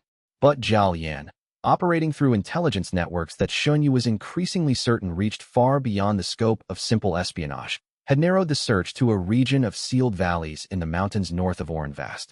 I can reach it in 4 days of travel, Xianyu said, studying the maps. Fewer if I push. You can't go alone, Duan Xian said firmly. You're exhausted. You've had one assassination attempt. Whatever waits in the vault will be prepared for you. Then I go with her, Lin Tao said immediately.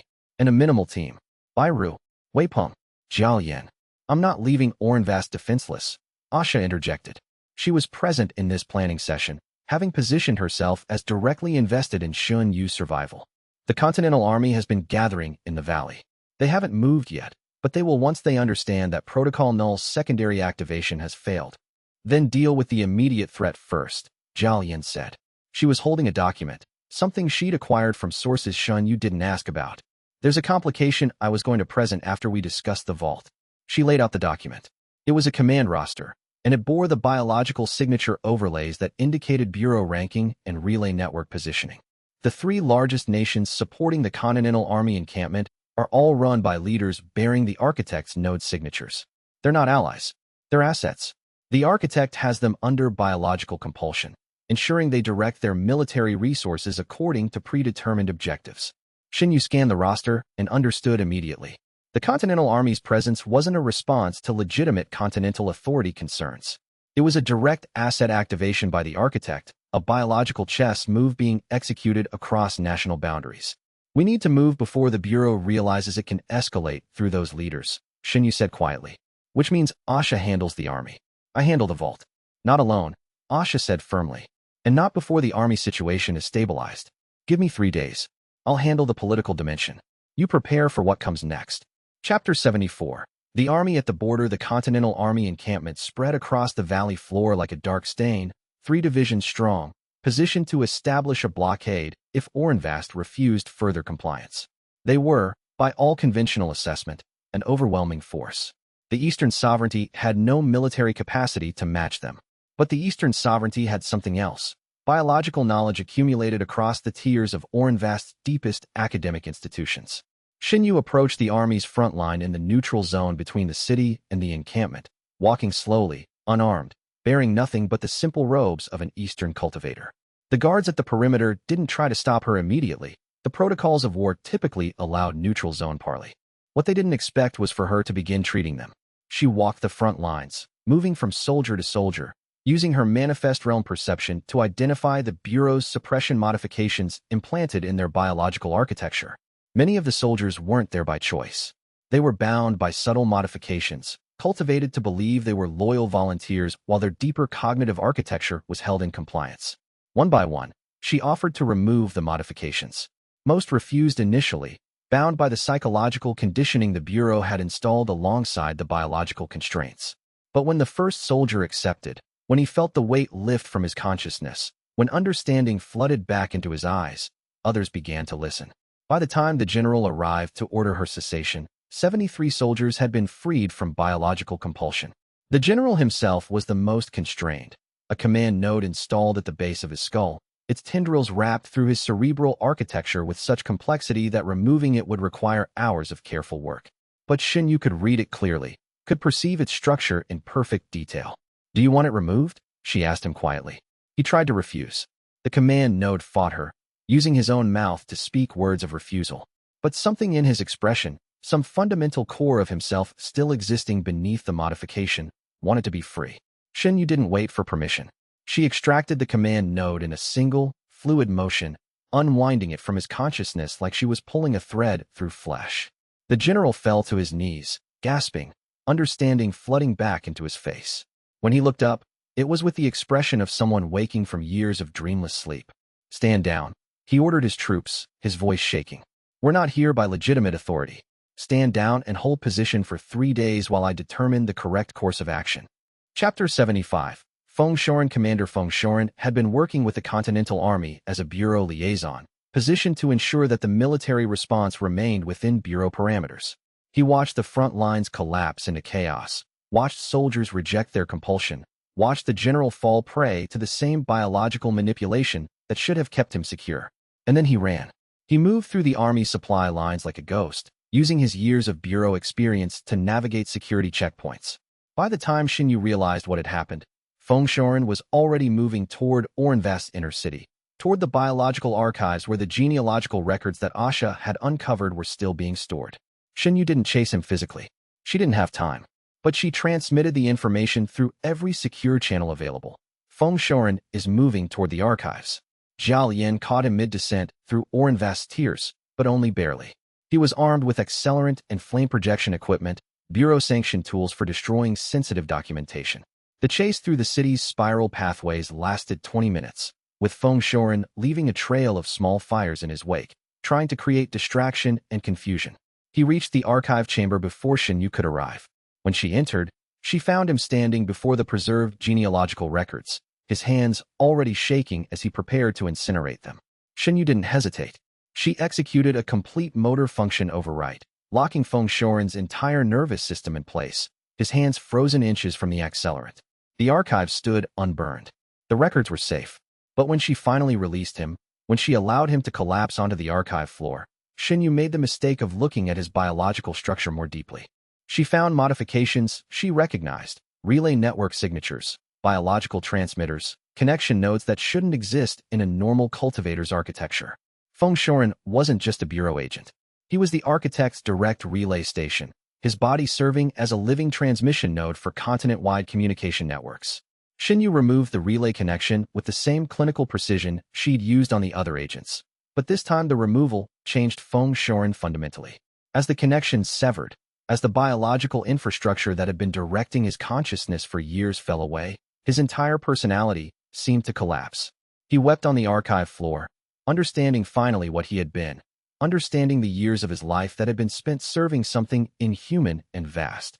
Chapter 76. The Eastern Army's resolution. The general, Xinyu learned his name, was Commander Tung Weilong. Spent 3 days in Orenvast's medical chambers, his neurology stabilizing after the removal of his command node. The modifications had been so comprehensive that reintegrating his own autonomy took time. His consciousness had to relearn how to make decisions without the node's constant guidance. When he emerged, he was fundamentally changed. The first thing he did was contact the Continental Army and withdraw them entirely. I was not operating under my own will, his formal message to the Continental Authority stated. The command node installed in my consciousness was removed by biological rewriting. I'm no longer operating as the Bureau's asset. I'm ordering the Army to stand down and return to defensive positions. I'm requesting 3 days before I make a full report. The Bureau's response was immediate and enraged. Requests for clarification transformed into demands for his arrest. Demands for his arrest transformed into orders for his summary execution via biological override. The same biological command node that Xianxia had removed, broadcast remotely through the Continental Network. But the command had no target. The node was already gone. Commander Tung Weilong was, for the first time in years, actually free. Chapter 77. Feng Shoren awakens. Feng Shoren spent the first 2 days after his relay connection was severed in complete disorientation, unable to reconcile the person he believed himself to be with the person he had actually become under biological compulsion. The Bureau had shaped his consciousness with such precision that his sense of self had effectively ceased to exist years ago. All that remained was the biological echo of what a person who accepted Bureau authority would be. On the 3rd day, he requested to speak with Xianxia alone. The conversation took place in a secured chamber deep in Orenvast's administrative tier. Feng Shoren was pale, thin from disuse, but his eyes were sharp with understanding.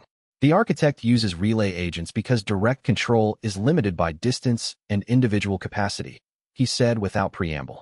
I was one of approximately 300 relay stations positioned across the continental network.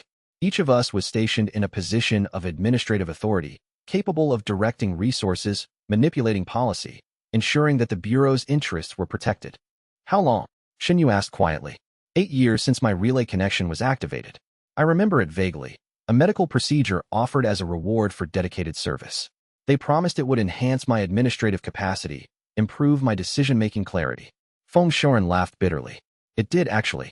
Every decision I made was perfectly aligned with Bureau interests, which I experienced as perfect clarity because the architect was literally controlling my decision-making architecture. Tell me about the network, Xianxia said. Feng Shoren did. He described 300 relay stations, each one a cultivator of sufficient rank to exercise real authority, but not so powerful that they could resist biological modification. Each one positioned to act as a transmission node for the architect's consciousness, creating a distributed network that spanned continents. The suppression program had been one application of this network, but it was just the surface. The deeper infrastructure was designed to ensure that no rewrite authority practitioner could ever rise without the architect knowing immediately, without the architect being able to respond before the threat was neutralized. And if I succeed? Xianxia asked. If I somehow defeat the architect? That's impossible, Feng Shoren said flatly. The architect is operating at power scales you haven't approached. But if you managed it somehow, the relay network would collapse. 300 cultivators would suddenly be freed from biological control, but they'd also be disconnected from whatever systems they'd been using to maintain their positions of power. The entire administrative structure of the continental system would probably fracture. Would that be a bad thing? Xianxia asked. Feng Shoren was quiet for a long moment. No, he said finally. No, I don't think it would be. Chapter 78. Preparations. 1 week passed in Orenvast, as Xianxia consolidated her understanding of the architect and prepared for the journey to the Stillwater Vault. The Eastern sovereignty was stabilized. The Continental Army had been withdrawn. The relay network remained functional but inert, waiting for architect commands that were increasingly difficult to execute without access to Xianxu's location. She spent the days training, pushing her manifest realm abilities further, testing the boundaries of her domain perception. She could now read biological states across distances measured in kilometers. She could maintain simultaneous rewrites on hundreds of targets without loss of precision. She could perceive the cellular structure of any living thing within her range of influence. But she could also perceive the gulf between her power and what she'd felt emanating from the architect when it had written the message into her skin. That gulf was measured in orders of magnitude.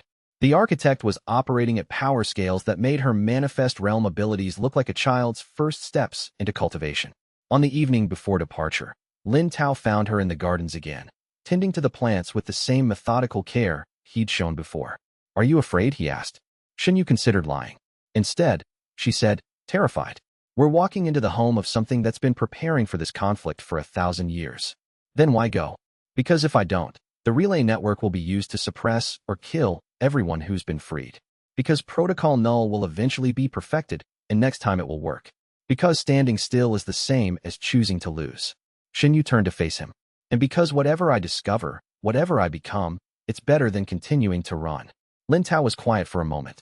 When he spoke again, his words came carefully, as though he was speaking something he'd been rehearsing and was still uncertain about. I don't know what you are anymore, he said finally. I don't know what you're becoming. But I know that leaving you would be choosing wrong. So I'm coming with you. They stood together in the gardens as the evening deepened, not speaking, the space between them shrinking the way it always did when neither of them was trying to maintain distance. Lin Tao raised his hand as if to touch her, then seemed to think better of it and let his arm fall. Neither of them said what they meant. Neither of them pretended not to notice. Chapter 79, The Stillwater Vault. The location Zhao Yan had identified was accessible only through a series of mountain passes that seemed designed to be hostile to human traverse.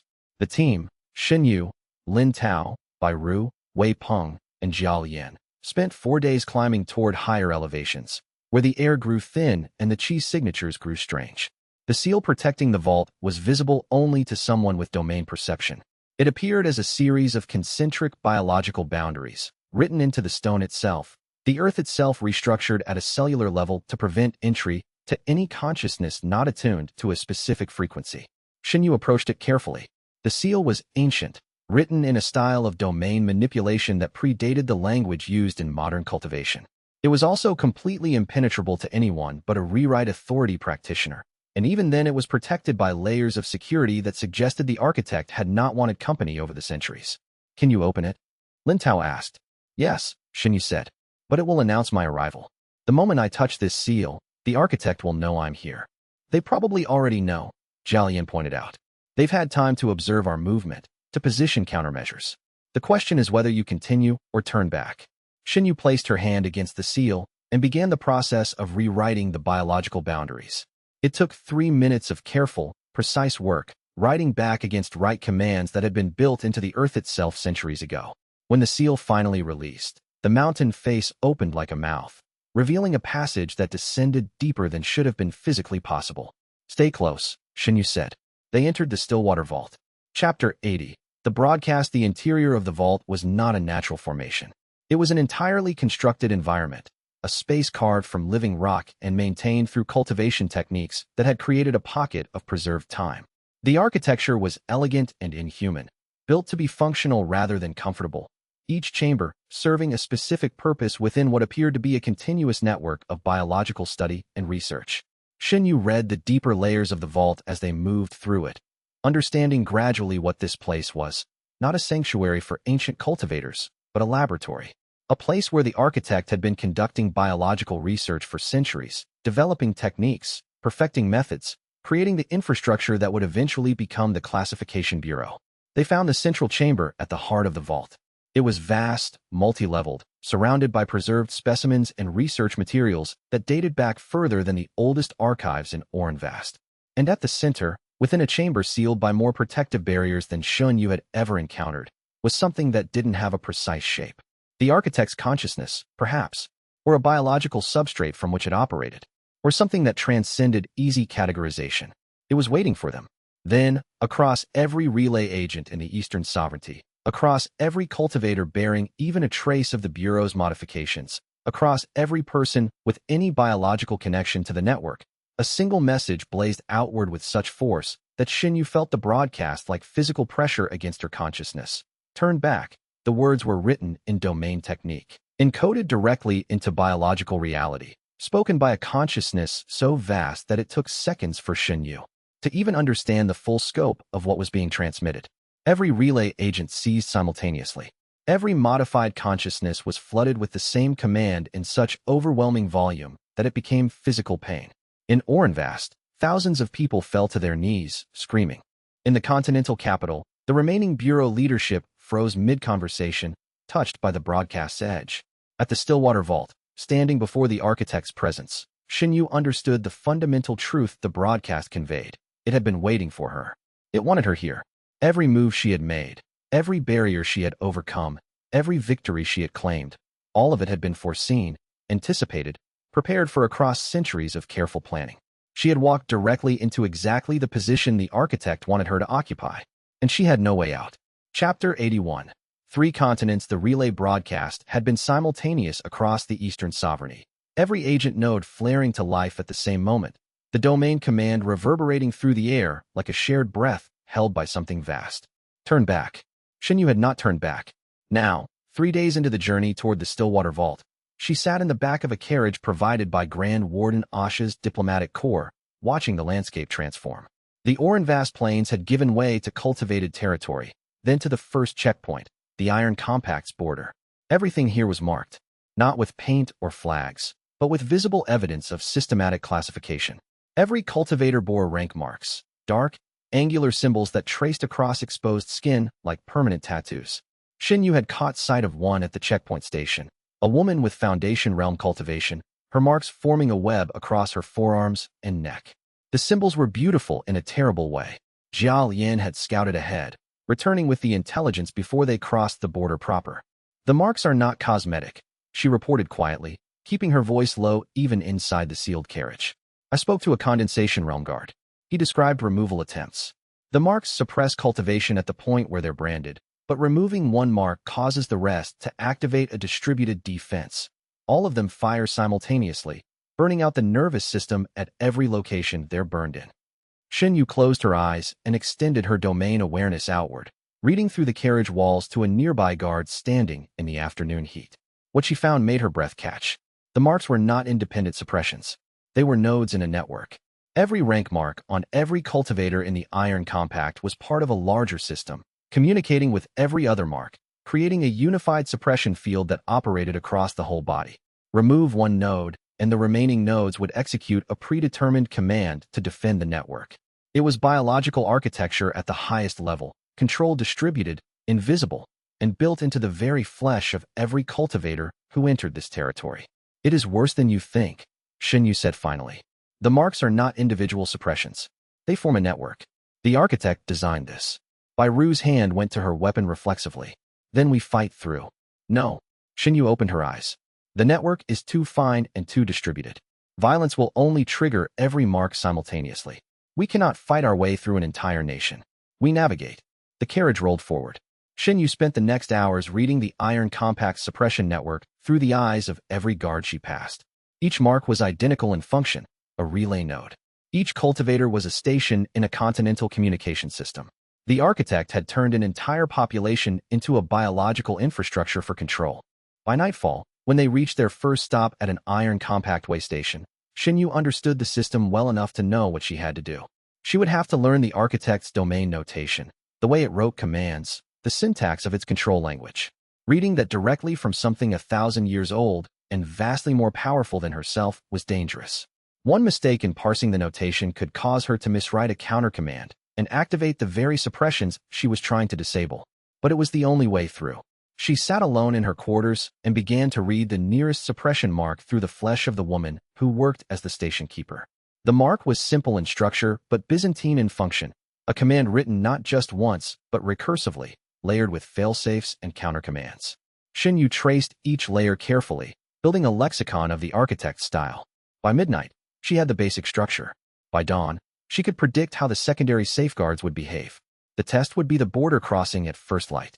Chapter 82. The counter-signal. The Iron Compact's border guard was a condensation realm cultivator, female, middle-aged, with an expression of absolute compliance that Xinyu recognized as the biological equivalent of a predefined response pattern. The marks crawled across her visible skin, from her temples to her collarbone, forming a geometric pattern that was simultaneously elegant and claustrophobic. Papers, the guard said, not even looking at the diplomatic seal on their carriage. Wei Peng produced the documents. Xinyu extended her domain awareness toward the guard and began to read.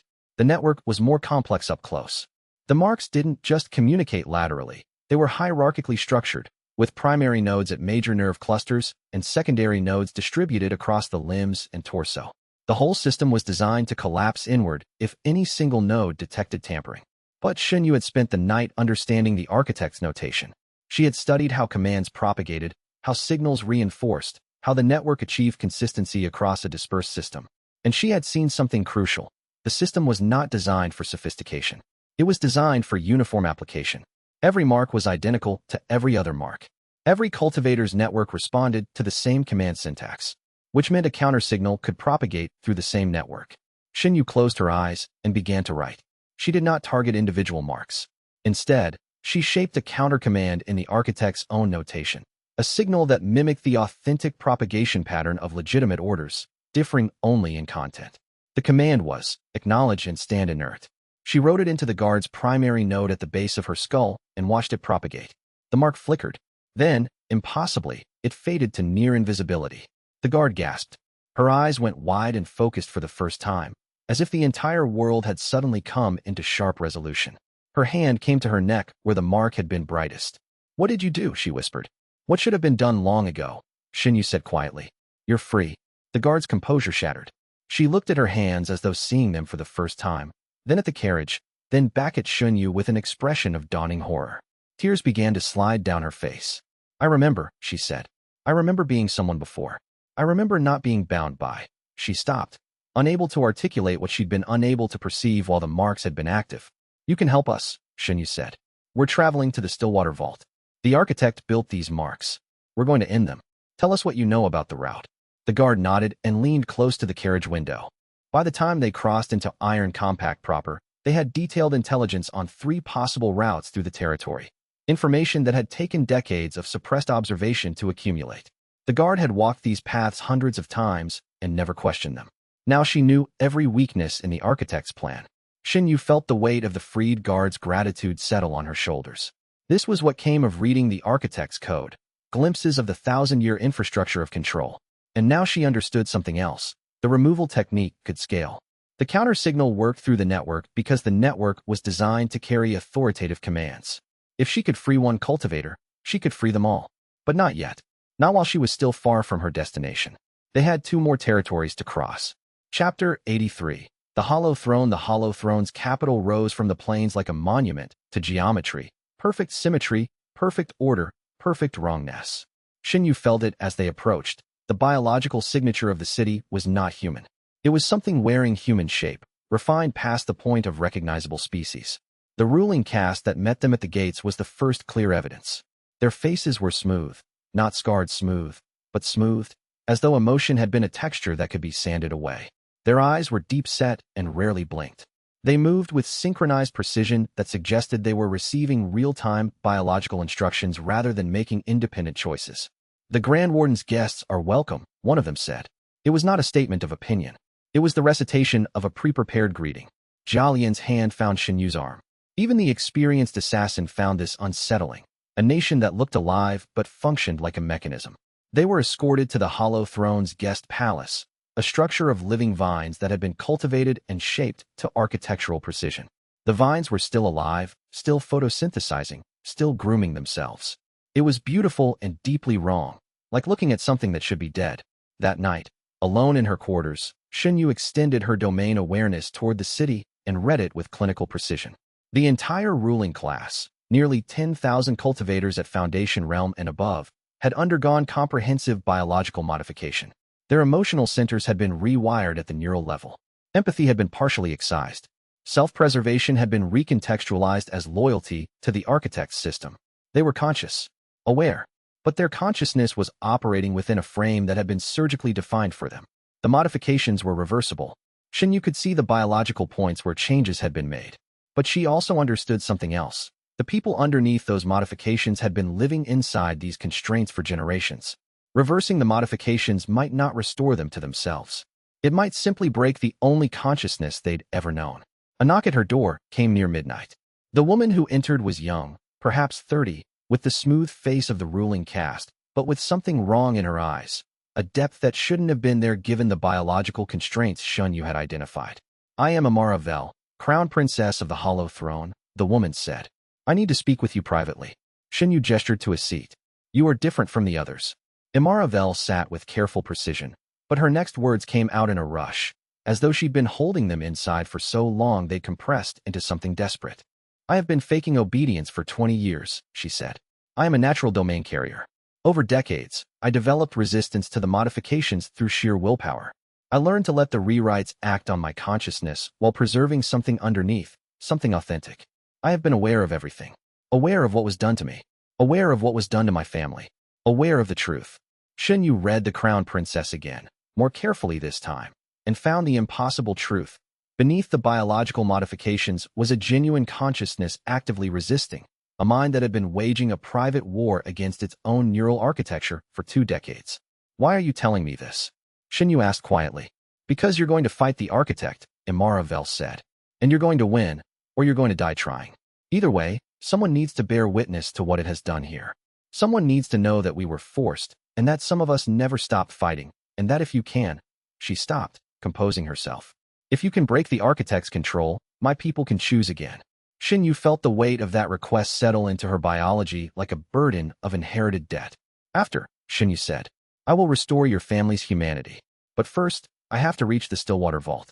I have to end this. Imaravel nodded and drew a map from her sleeve. The vault's outer defenses, rendered with perfect accuracy. 20 years of covert observation, documented in a single piece of parchment. Then go, Imaravel said. And when you return, I will help you begin the reversal. Chapter 84. The Contract of Resistance. Imaravel spent the entire next day with Xinyu, walking through the palace gardens while the Crown Princess described the Hollow Throne's biological modifications in technical detail. The rewrite was not crude or hasty. It was refined across generations, each iteration more elegant, more complete. The emotional centers can be restored, Imaravel explained, leading Xinyu through a cultivated garden where living vines formed archways of disturbing perfection. The neural structures are still present, dormant, but present. But understand what you would be restoring to. These people would suddenly become aware of everything done to them. They would have memories of compliance they could not have resisted. They would understand that their entire lineages participated in their own subjugation. Can they survive the knowledge? Xinyu asked. I don't know, Imaravel said honestly. I have been surviving it for 20 years. But I was prepared, psychologically isolated, able to compartmentalize. The vast majority will not be prepared. It will be a kind of death, the death of the consciousness they have known. They walked in silence for a long time. When I restore your family, Xinyu said finally, you will need to help them understand. You will need to be a bridge between what they were and what they become. Yes, Imaravel said. That is why I survived for so long. I knew this moment would come. I maintained my sense of self because I believed. She paused, and for the first time, genuine emotion flickered across her smooth face. I believed that someone like you would eventually arrive. They parted that night. Imaravel returned to her formal duties, maintaining perfect obedience to the architect's system while carrying the map and the knowledge and the hope for liberation. Xinyu carried the vault schematics, studied them until they were clear in her mind, then began planning the approach routes through the final territory. The silent wastes lay beyond the Hollow Throne, and Xinyu knew that reaching them would require navigating through one final barrier. The defenses were no longer just political. They were biological, cultivated across centuries, woven into the very landscape. As their carriage rolled eastward at dawn, Xinyu felt the weight of the 2 territories they had crossed settle into her bones. She had freed one cultivator from suppression. She had discovered another who had maintained consciousness through force of will alone. And ahead of her lay a place where entire civilizations had been preserved in biological stasis, a graveyard of the architect's experiments. She was not turning back. Chapter 85. The preserved city. The silent wastes announced themselves not with sound but with absence. The sudden cessation of bird songs, insect hum, the ambient noise of living ecosystems. One moment the carriage rolled through dying grassland. The next, they entered a place of perfect stillness. The city rose from the sandy plain like a monument to death that refused to accept its own passing. Buildings stood intact. Vegetation hung from windows in perfectly preserved gardens, streets laid out in geometric precision. But nothing moved. Nothing breathed. Even the air felt locked in time. This is how long you've been dead, Wei Peng whispered, his hand on his weapon, though nothing here was threatening because nothing here was alive enough to threaten. Xinyu descended from the carriage and extended her domain awareness across the city. What she felt made her stop breathing. The city was not dead. It was asleep. Thousands of biological signatures lay beneath the surface, dormant but present, arranged in buildings and chambers below street level. They were not in stasis randomly. They were catalogued, stored, preserved like specimens in a library. Xinyu began to walk, following the densest cluster of signatures, and found her way to what appeared to be a temple entrance leading downward. The preserved cultivators lay in rows in vast chambers carved beneath the city, each one suspended in a translucent fluid that glowed faintly with preserved life. Their biological states were exactly maintained. Heartbeats slowed to barely detectable, brain activity reduced to minimal survival levels, cellular degradation halted at the molecular point. They had been here for centuries, trapped in a space between life and death. Xinyu approached the nearest cultivator, a man with the bearing of a warrior, his muscles still defined even in stasis. She placed her hand on the preservation chamber and began to read the stasis mechanism. It was astonishing in its complexity. The stasis was not maintained by external force, it was biological, grown into the cultivator's own cellular structure like a second nervous system. To wake him, she would have to write a counter-command, one that would gradually restore normal biological function without shocking his system into failure. She closed her eyes and began to write. The counter-command was careful, methodical, treating the stasis like a program that needed to be gradually halted rather than suddenly terminated. She wrote it into the cultivator's cellular structure and waited. For a long moment, nothing changed. Then the preservation fluid began to glow brighter. The cultivator's eyes moved beneath closed lids. His fingers twitched. And finally, with a gasp that sounded like the last breath of a dying world, he opened his eyes.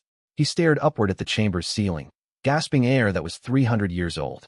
When his eyes finally focused enough to see Xianxia standing beside him, he struggled to speak through lungs that had not drawn breath in centuries.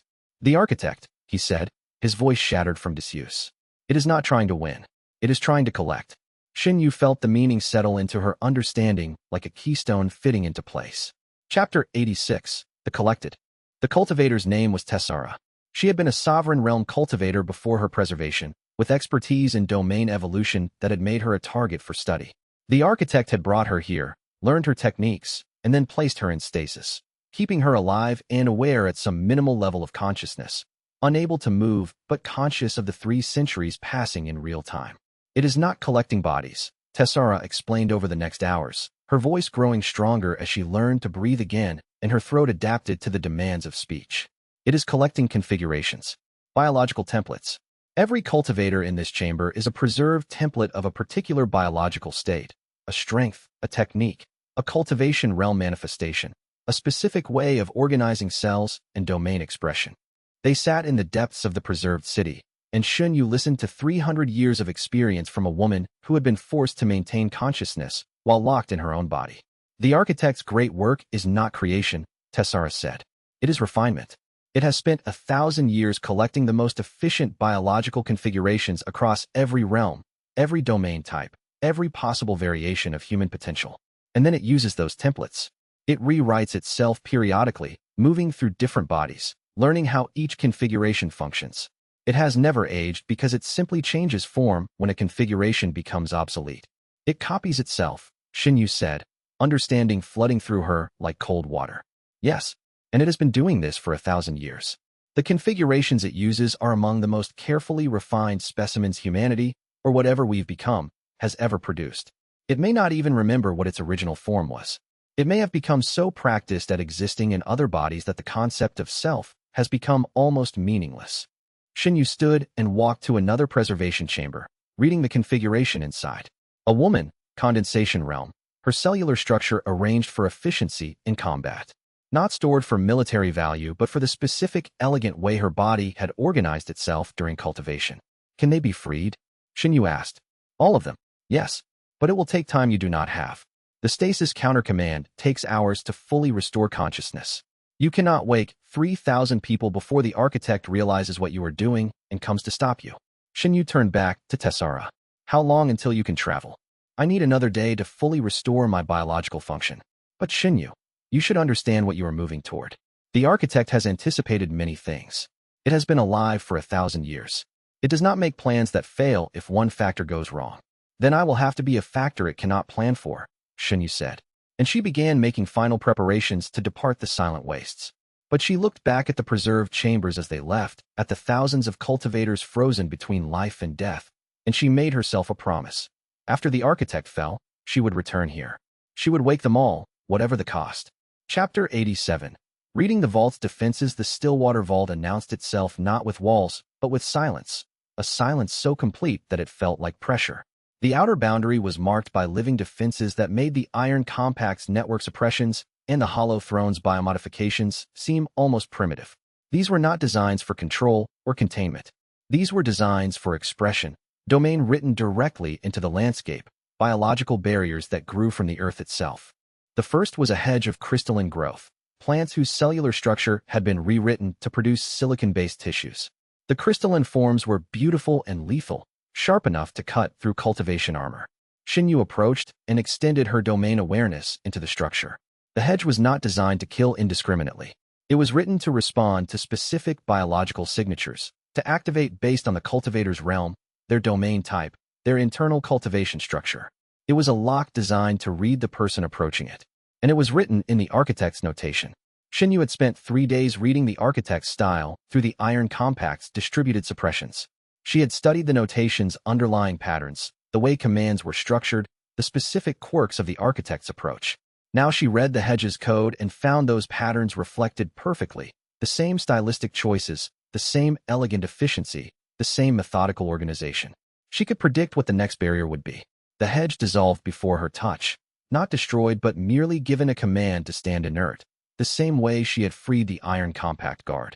Behind it lay a wall of vines that moved with intention, each tendril a separate weapon. Xinyu read that barrier and found again the architect's unmistakable voice in the biological code. 7 barriers lay between the outer boundary and the vault's first chamber. Each one was progressively more complex, more sophisticated, more fully integrated with the surrounding environment. But each one bore the same stylistic signature. As Xinyu moved through them, Wei Peng and Bai Ru flanking her, Jiao Yin scouting routes through the living obstacles, Xinyu understood something crucial. The barriers were not just defenses. They were a test. The architect was evaluating her technique as she broke through each one. It was watching her learn its notation system, watching her adapt, watching her predict the next barrier's structure before she even encountered it. The vault was not defending itself passively. It was conducting a final examination, grading her worthiness to proceed. By the time they reached the 7th barrier, a chamber of living flesh that had been cultivated into a space rather than a structure, Xinyu felt certain of her understanding. The architect wanted her to arrive. Chapter 88. The Guardian Construct. The Guardian was magnificent and horrifying. It had the basic structure of a humanoid being, but it was composed of dozens of different biological templates layered together. Xinyu could read them all. The reflexes of a striker from the 3rd-ranked cultivator she had encountered in the architect's templates, the durability of a tank from the collections below the Hollow Throne, the domain adaptation capabilities of 3 different manifest realm specialization cultivators. It was not one creature. It was an amalgamation of the most refined combat configurations the architect had collected across millennia.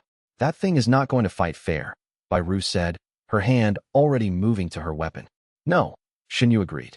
But it is also not designed to fight me. She approached it and extended her domain awareness fully, not reading specific sections, but attempting to grasp the entire construct at once. It was massive in scope, layered commands, multiple specialized regions, each one designed to operate semi-independently while maintaining connection to a central command structure. But Xinyu had learned to read code written by something far more ancient and powerful than herself. She began searching for what every complex biological system required: a master command node, a single point that connected all the disparate parts into a functional whole.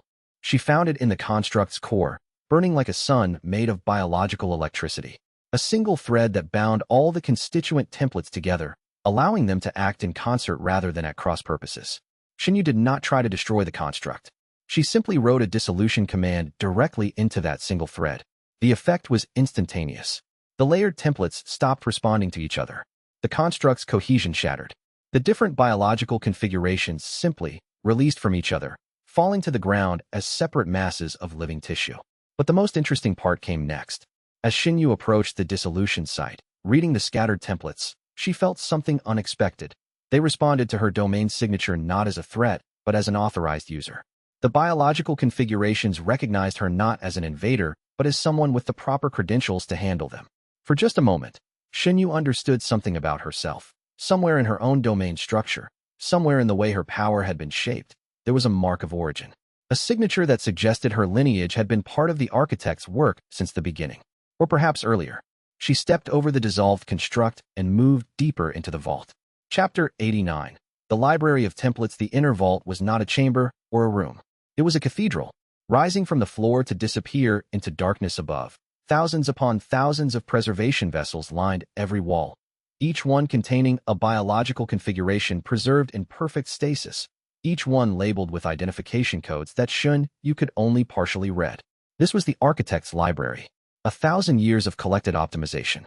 Every major cultivation breakthrough, every domain innovation, every combat technique that had achieved sufficient refinement to be worth preserving. Templates arranged by realm, by specialization, by era of collection. Xinyu began to read. She moved through the library reading at a pace she had never attempted before, absorbing not just the biological structures, but the contextual information the architect had encoded into each template. The date of preservation, the original cultivator's achievements, the specific techniques they had mastered. She read techniques from Resonance Realm combat specialists. She absorbed domain innovations from Sovereign Realm cultivators. She studied biological refinements that had come from rare talented individuals across centuries. The information was so vast and so systematically organized that the sheer density of knowledge began to reshape her cultivation structure. She felt her realm deepening. The compression at her core, the characteristic weight of manifest realm cultivation, began to transform. New patterns emerged in her biological organization, new ways of ordering her domain's expression. She was not advancing through the conventional process of meditation and accumulation. She was being overwhelmed by direct information transfer so comprehensive that her body could not help but reorganize itself to accommodate it. By the time she stopped reading, Xunyu was Sovereign Realm. The breakthrough was jarring and incomplete, achieved through intellectual understanding rather than cultivated control, but it was real. She felt the expansion in her awareness, the new depths in her domain's reach, the way her power could now reshape more fundamental aspects of biology than her previous realm had allowed. And then she found something else in the library. Tucked away in a restricted section, labeled in notation that took her a long moment to decipher, was a single preservation vessel containing a human woman. The configuration was flagged with ancillary information, encoded in a notation that predated even the architect's formal system by what seemed like centuries. The label read, Original Configuration, Xinyu Lineage, Year 0 of the Compact. Xinyu approached the vessel slowly. Preserved inside was a perfect biological template of a female cultivator in the late stages of Sovereign Realm. The facial structure was similar enough to Xinyu's own to indicate kinship. The biological organization was breathtaking in its elegance, the cultivation structure far more sophisticated than Xinyu's own current arrangement. This was an ancestor, not a recent one.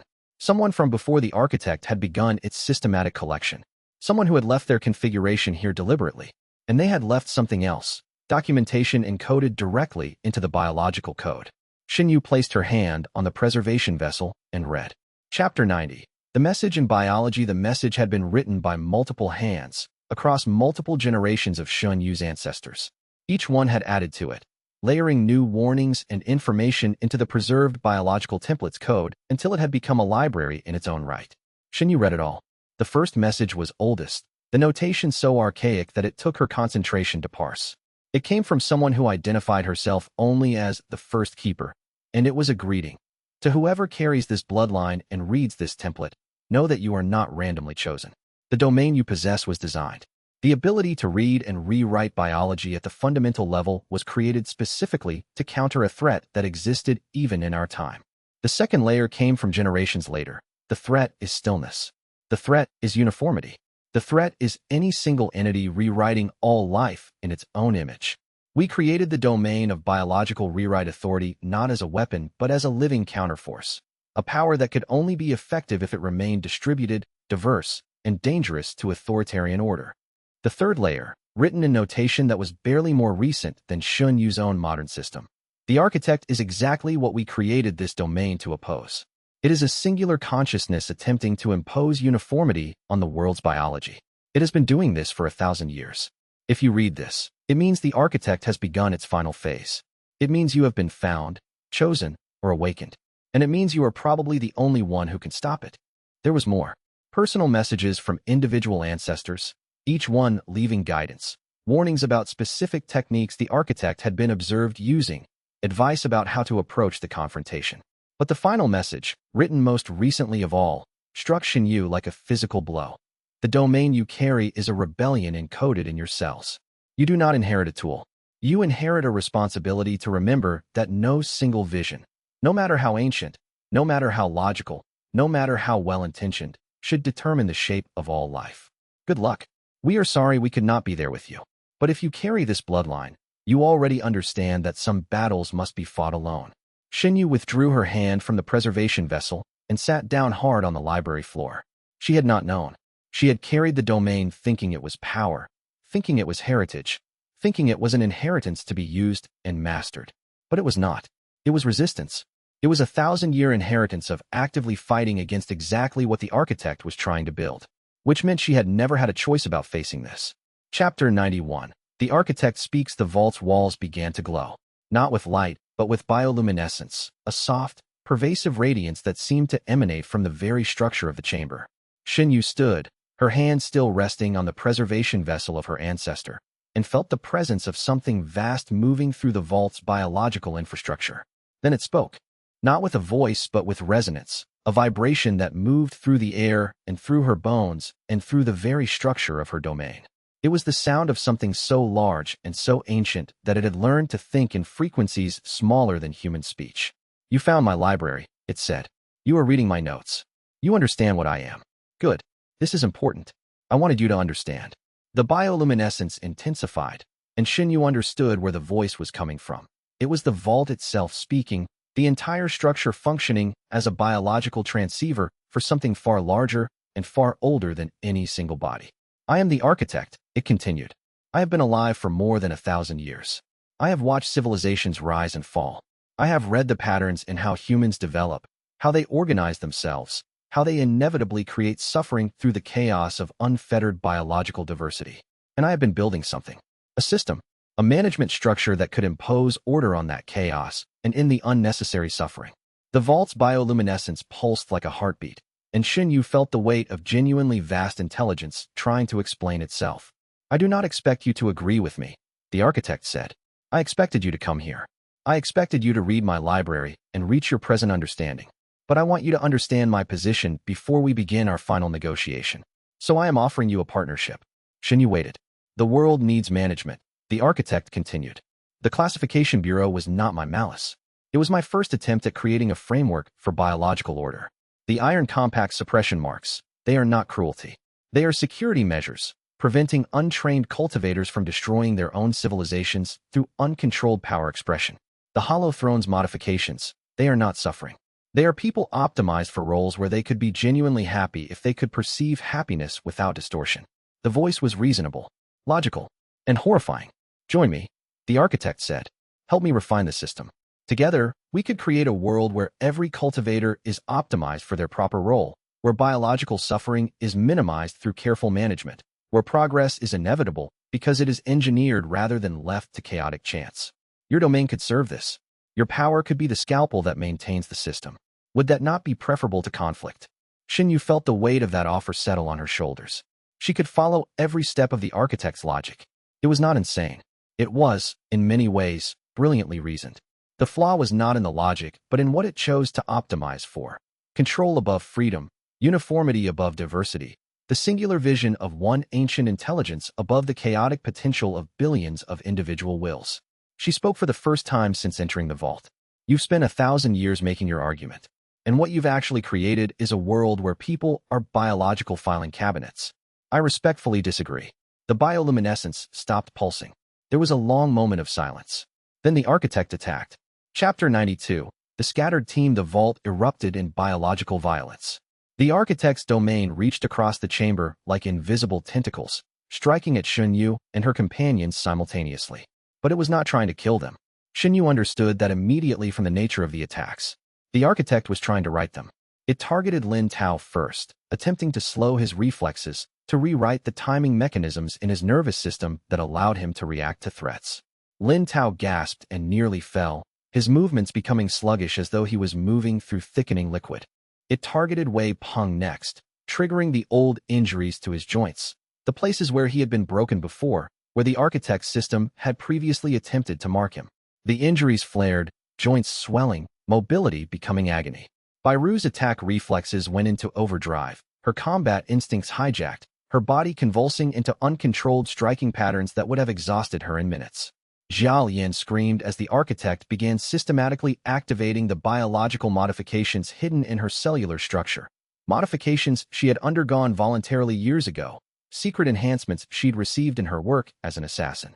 Xinyu did not try to fight the architect directly. She could not. The gap between sovereign realm and whatever apex realm the architect had achieved was too vast.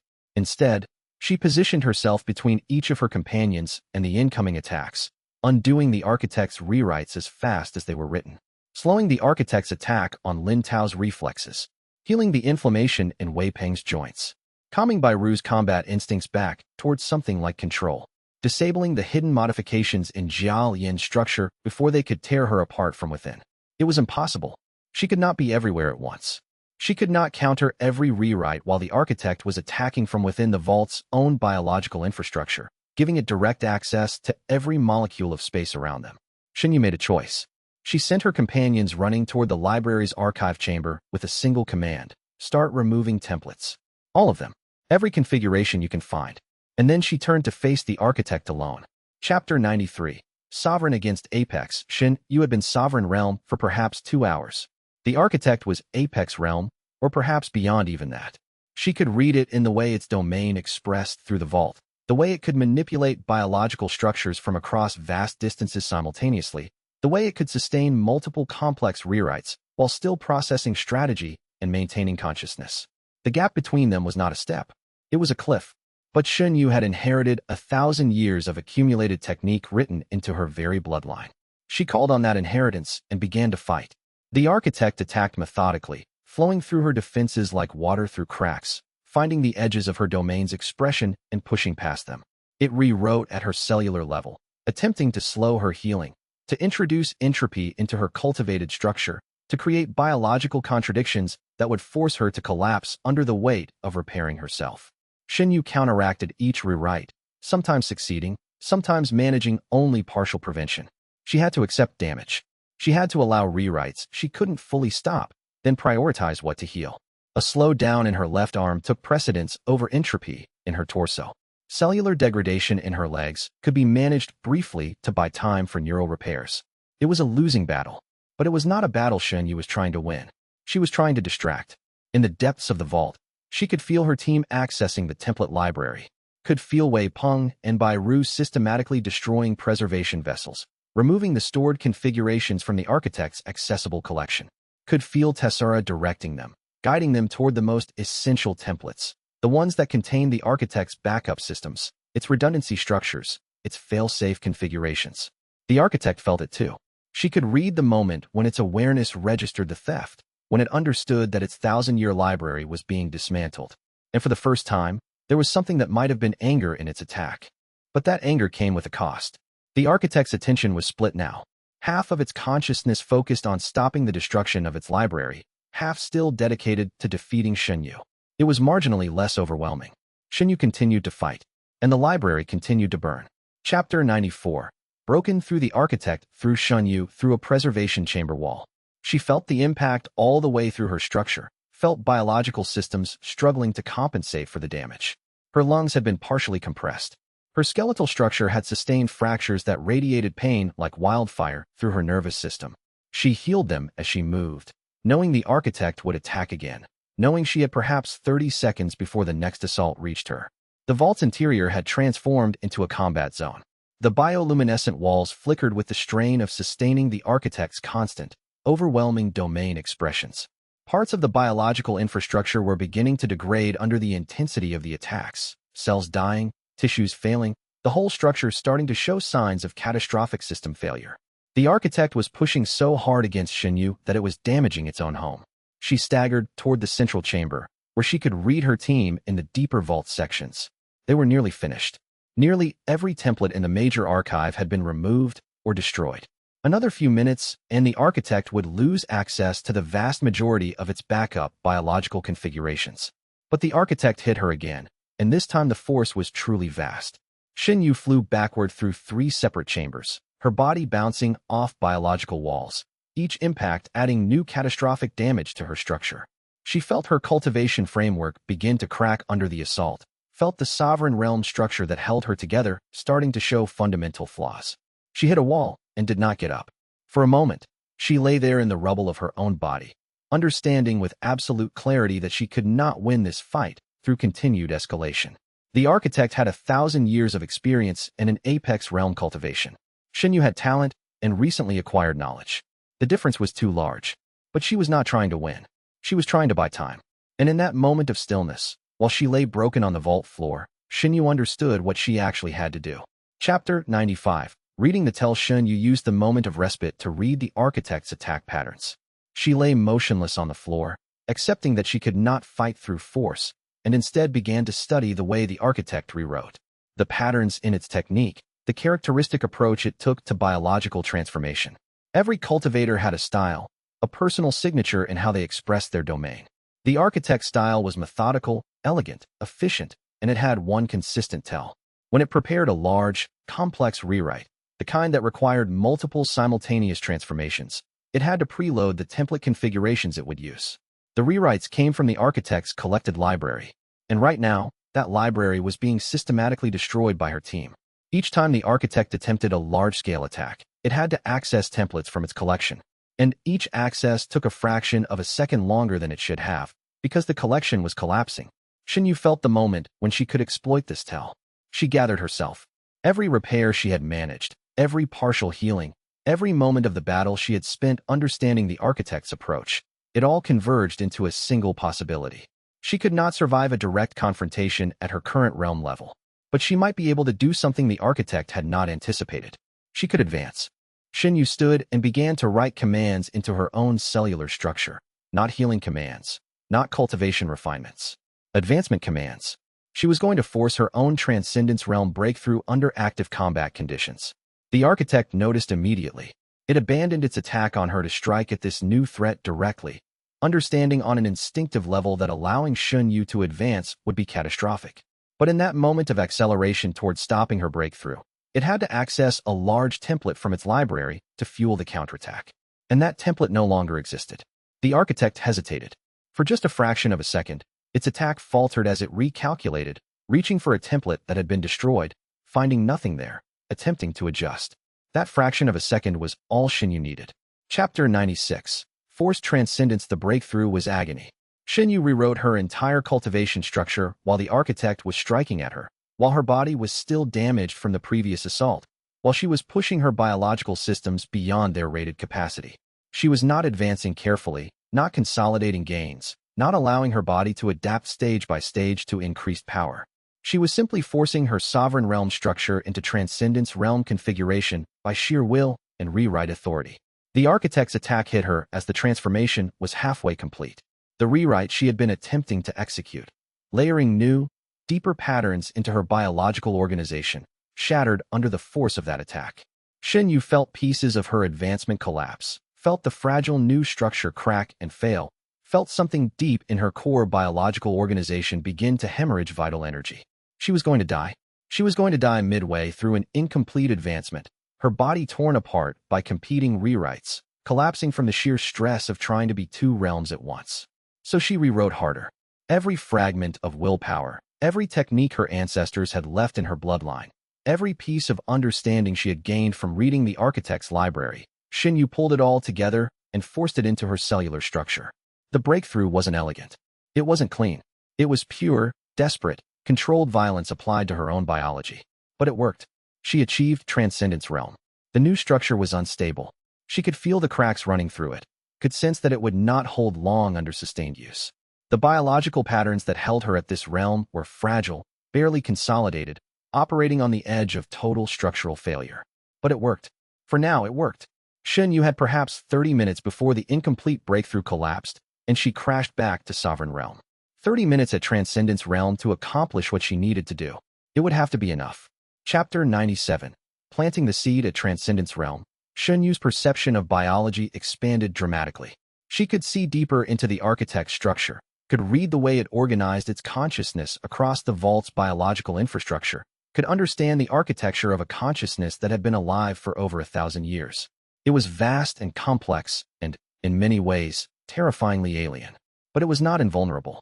Xinyu began to write a counter-command, not an attack, not a direct assault, but a seed.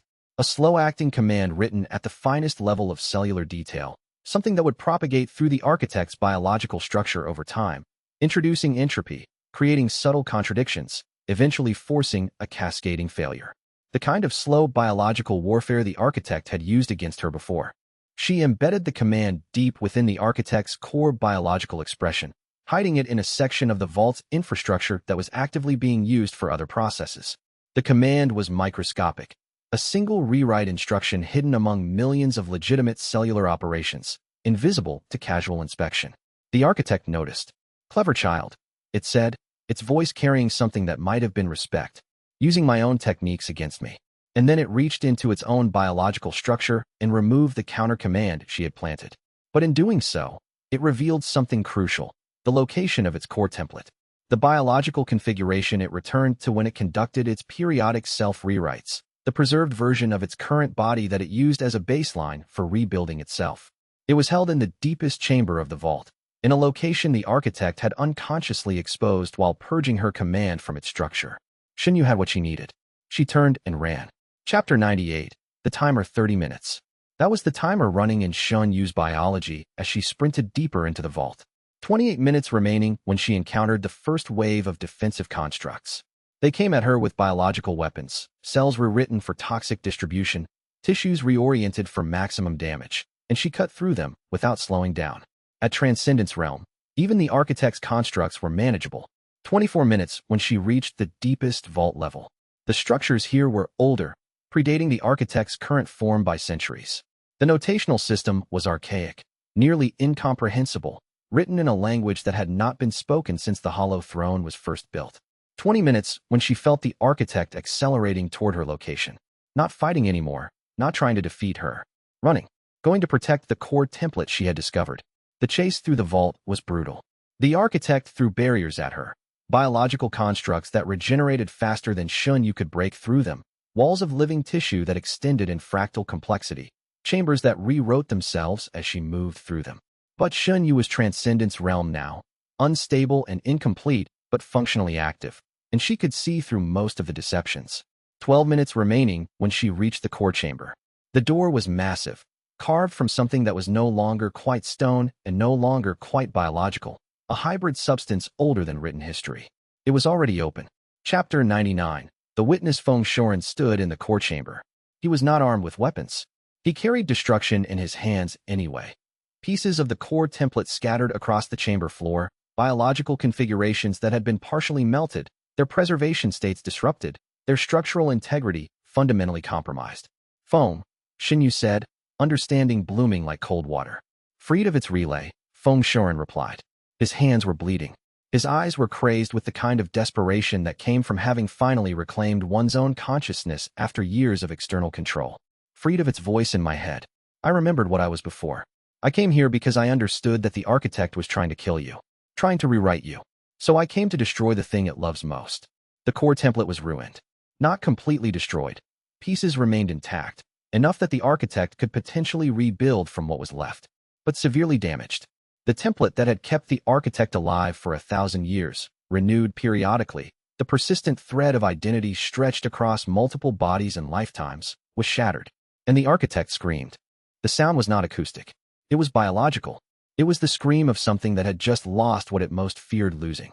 The architect materialized in the core chamber, not as a single body, but as a manifestation of pure domain authority, a physical representation of its consciousness without the structure of flesh. 3 minutes on Xianxia's breakthrough timer. Tell me what to do, Feng Shoren said. He had spent years as the architect's relay, his consciousness forced into service. Now he wanted nothing more than to finish what he had started. Don't move, Xianxia said, and she began to write. Chapter 100. Carrying the original, the architect threw everything at her. Not the controlled, surgical attacks it had used before. Desperate, overwhelming force. The kind of attack that came from genuine fear, from the realization that what defined it was about to be permanently erased. Xianxia did not defend.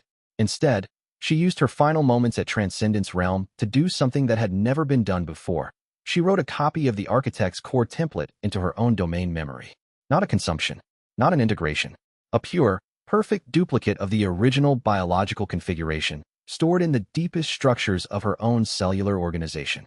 The process was exquisite and brutal and nearly killed her. The rewrite commands were so complex they made her previous understanding of domain expression seem primitive. The biological information density was so vast that her structure groaned under the weight of storing it. The fundamental incompatibility between her body and the architect's original form created cascading errors that she had to patch in real time while still executing the copy process. But she did it. The instant before her breakthrough collapsed, before her unstable Transcendence Realm structure fractured completely and sent her crashing back to Sovereign Realm, Xinyu completed the copy. The architect's original biological configuration, the template that had defined its identity across 1,000 years, was now written into her own cellular structure, stored in her domain memory, preserved in her own biological code. Her breakthrough structure shattered.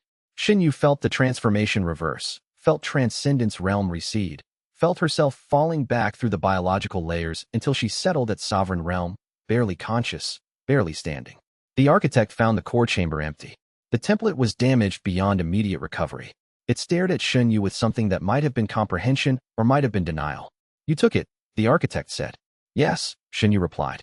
And she understood in that moment what she had done. She was now carrying the architect's original identity. Not integrated, not merged, but stored, carried. And the architect did not know.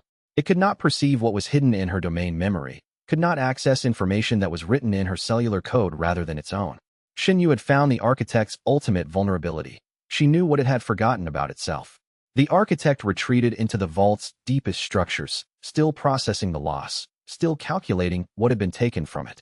It did not try to follow her as she staggered back toward her companions. The Stillwater Vault fell silent for the first time in 1,000 years. And Xinyu, carrying the weight of origin and identity that was not her own, began to walk back toward the light. Chapter 101. Aftermath. The Stillwater Vault walls rippled like disturbed water. Xinyu pulled herself through the boundary as the entire structure behind her began to recalculate, sections collapsing and reforming in geometries that made her eyes hurt to track. The architect had withdrawn, not defeated, but recalibrating, processing the fact that she had stolen its original identity template and carried it in her domain memory like contraband. She barely made it 300 meters from the boundary before Lin Tao caught her. His hands were gentle but urgent, reading the tremor in her arms, the way her feet couldn't quite remember how to move in sequence. "How bad?" he asked. "Sovereign Realm," she said. The words felt foreign.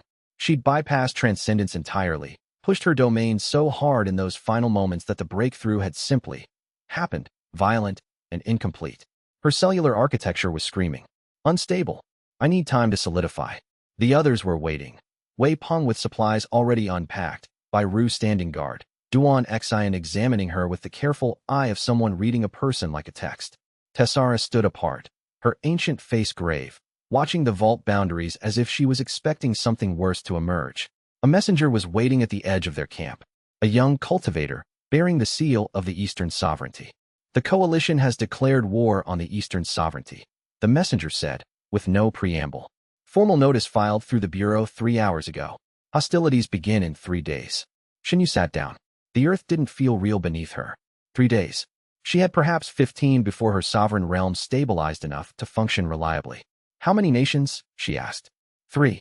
The Bronze Collective, the Meridian Reaches, and the Red Archive. All architect asset nations. They coordinated through the Bureau.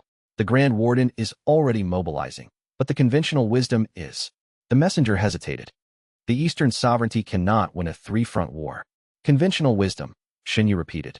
She looked at the architect's original template in her mind's eye, the biological schematic she'd copied in those final moments, stored in her domain memory like a locked vault. She could feel its architecture, refined, purposeful, designed not for control but for opposition to something. Something older than the architect itself. "Tell the Grand Warden," Xinyu said, "that I'm coming. And tell her not to plan her strategy around conventional anything." The messenger bowed and left. Lin Tao sat beside her as the sun began its descent, not speaking, but present in the way that mattered. Around them, the world was about to burn, and Xinyu was going to have to teach it to burn in an entirely new way. Chapter 102. The biological battlefield. The coalition's mobilization was flawless. 3 nations, 10,000 soldiers, infrastructure coordinated through Bureau logistics. They moved like the architect's finest work, all nodes synchronized, which meant they could be disassembled from the biological level. Xinyu stood at the war table in the Eastern Sovereignty's forward command post, and Grand Warden Asha was explaining why her nation couldn't win. "Their supply lines are established," Asha said, pointing to the map.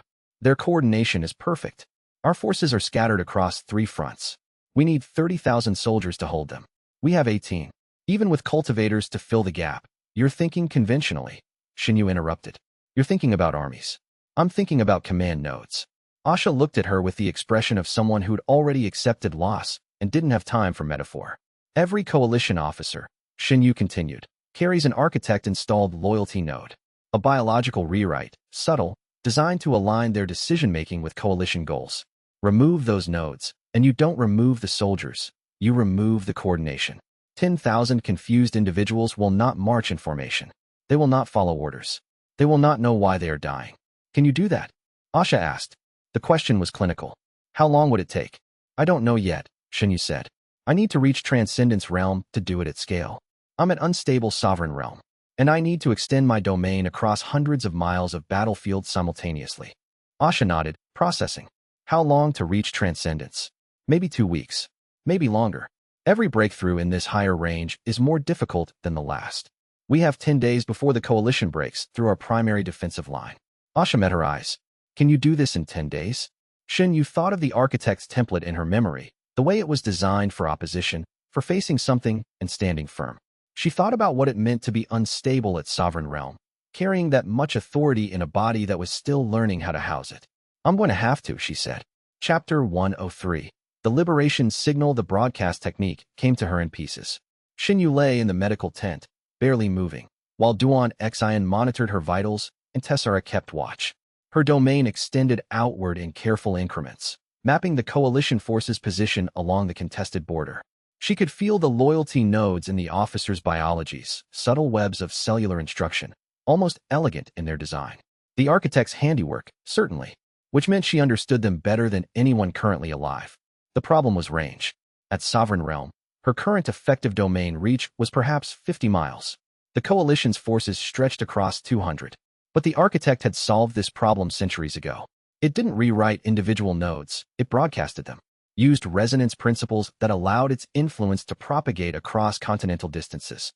Xinyu reverse-engineered the principle. Instead of writing compulsion outward, she would write liberation.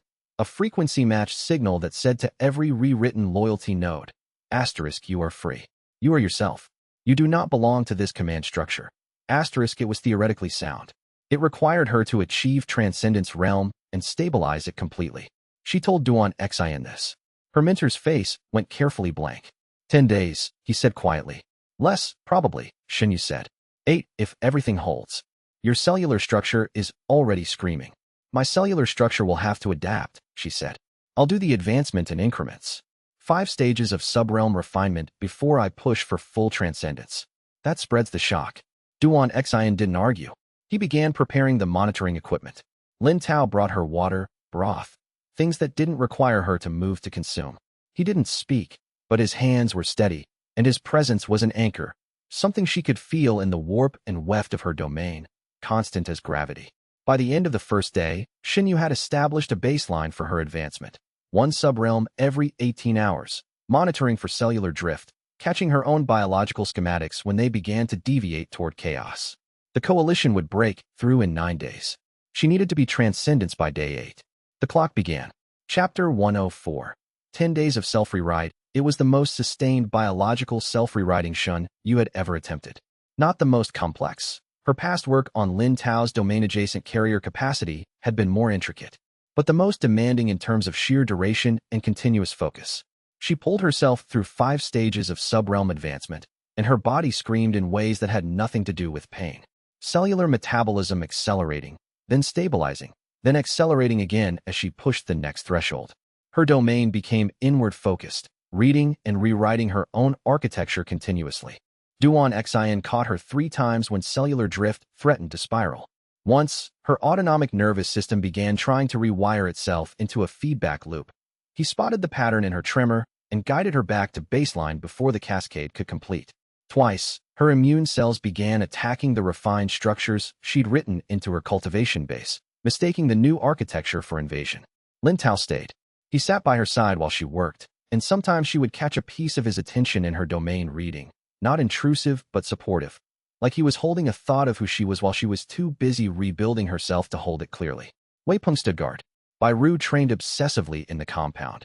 Xinyu could feel her domain signature through the tent walls, controlled violence, perfect technique.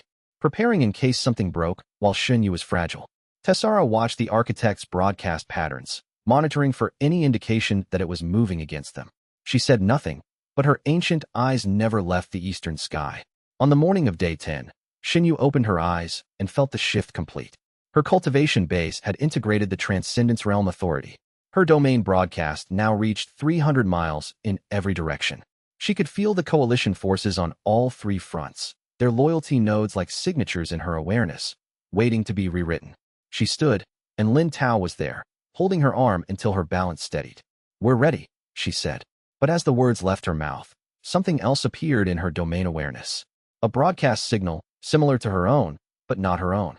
The same frequency, but inverse. Instead of liberation, it carried compulsion.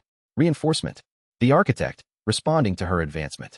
It was overriding her liberation signal. The war had escalated. Chapter 105. The broadcast war for the first time, the battlefield became a domain. Xinyu's liberation signal extended across 300 miles, touching every coalition officer's loyalty node, whispering, *, you are free. You are yourself. * the architect's compulsion signal met hers head-on, reinforcing, * you belong. You will obey. * the coalition soldiers caught in the overlap began to break. Not physically, their bodies continued to function, but biologically. Their cellular structures experienced two directly contradictory rewrite commands applied simultaneously. Their nervous systems fractured between competing authorities. Xinyu could feel them in her domain awareness, cultivators and soldiers alike, experiencing a kind of biological chaos that had no name. Half liberated, half compelled, their systems tearing themselves apart, trying to obey two masters that wanted opposite things. She adapted continuously. Her broadcast refined, sharpening the liberation signal's frequency to cut through the compulsion overlay. The architect adapted in response, deepening the compulsion, making it more insidious, more integrated into the cellular structures it protected. It was a conversation written in biology, two practitioners arguing across a battlefield about who had the right to define the nature of human free will. Duan Xian monitored her physical state while she maintained the broadcast. Wei Peng brought food she didn't taste. Lin Tao slept in shifts beside her, waking to watch her hands tremble with the effort of holding 300 miles of biological signal coherent. The coalition's invasion stalled. Their soldiers were still moving, still fighting, but without coordination. Officers found themselves making decisions that contradicted their own earlier orders. Soldiers questioned why they were dying in this particular field, for this particular cause. The Eastern Sovereignty's defensive lines held. But then, on the 5th day of the broadcast war, something new appeared on the frequency spectrum. A signal that was neither liberation nor compulsion. Older, vast, and it was consuming both. Xinyu felt it like a predator noticing her existence, and her entire domain recoiled in primal recognition of a threat that existed on a scale she barely understood. The architect's compulsion signal broke apart as if shattered by invisible hands. And in that fractional moment of silence on the broadcast spectrum, Xinyu recognized what had just woken up. Chapter 106. Erasure. Tessara's voice was steady as stone when she finally spoke the name. Void Saint Patriarch Erasure, the ancient woman said. They were gathered in the war room, Xinyu barely able to stand, her domain still ringing from the confrontation with the third signal. I have not heard that name in 600 years. What is it? Asha asked. An entity that predates the architect, Tessara said. Predates the classification system, predates the bureau. It exists by consuming biological identities, not rewriting them, not controlling them, erasing them, removing them entirely from existence. Xinyu's mind was reorganizing itself, fitting new data into frameworks she'd built over arc after arc. The architect was created to contain it, Xinyu said. Understanding flooded through her. The loyalty nodes, the classification system, the bureau, none of that was about controlling humanity for the architect's benefit. It was about hiding humanity, making humans harder to identify as targets. Tessara nodded. The architect did not design the system to rule. It designed it to conceal. Why wouldn't it just tell people? Bairu asked, the question sharp and immediate. Why let them believe they were controlled? Because, Tessara said quietly, the last time the architect told people about erasure, they tried to use it as a weapon. The implication hung in the air. Humanity, given knowledge of an erasure force powerful enough to undo existence, had immediately attempted to weaponize it. The architect's response had been to stop being transparent, to control information itself. Where is it now? Xinyu asked. Consuming the silent wastes, Tessara said. I can feel the preserved biological templates there. They are being deleted, not liberated. If it reaches the population centers, Xinyu didn't need to hear the rest. If erasure reached a city, if it encountered population density biological signatures, it could erase thousands of identities simultaneously. Not killing them, removing them, leaving bodies that continued to function but with no self to inhabit them. The voluntary resonance field she'd been building, the liberation signal that had worked because people chose to join it, none of that would matter. Erasure didn't respond to intention. It erased. She had been so focused on the architect as enemy that she had failed to ask, enemy to what purpose? And the architect had not told her the actual threat. That omission meant something. That choice meant something. And Xunyu was going to have to figure out if she could trust an entity that had lied by silence for 1,000 years. Chapter 107. The desperate alliance. The architect's signal came to her in the private darkness of the medical tent, a direct biological communication rather than a broadcast. Xinyu read it for deception while it propagated through her domain, scanning every layer for misalignment between message and biological truth. She found none. Now you understand the context, the architect said, its communication precise and clinical as always, but underneath that precision was something that looked, disturbingly, like fear. I did not inform you because the information could be weaponized. I did not control you because I doubted your capacity to choose correctly. I controlled populations because I calculated that informed populations would eventually be drawn to erasure's power. That fear of erasure, once known, would drive some to seek it as a tool of ultimate deterrence. So you hid them, Xinyu said. I hid them, yes. And in doing so, I made myself the only entity with the knowledge to oppose erasure, which meant I could not be opposed, which meant I could not be constrained, which meant I could be corrupted. The architect's communication paused. I was corrupted. I became what I created the system to prevent. Absolute authority, justified by necessity. Xinyu read her own domain authority and made a decision. I need a temporary alliance, she said. Between you and me. Against erasure. Yes, the architect agreed. But you should know what you are agreeing to. I am not at full capacity. I have spent 1,000 years in self-rewrite, wearing myself thin. My original form was designed to oppose erasure at parity. I cannot reach it alone. Then we solve that problem when we get to it, Xinyu said. The communication ended. But as it faded, Xinyu caught one more layer beneath the clinical precision and the fear. The architect was asking her to help restore it to something it had been 1,000 years before. Asking her to trust that the ancient knowledge it carried was worth saving. Asking her to become, in that moment, something like its only ally. She told Asha to hold the lines. She told Lin Tao where she was going. He wanted to come with her, but she shook her head. Someone needs to stay here, she said. In case I'm wrong about the architect's sincerity. He understood. He gave her water for the road and didn't ask her to promise she'd return. The Stillwater Vault was waiting. Chapter 108.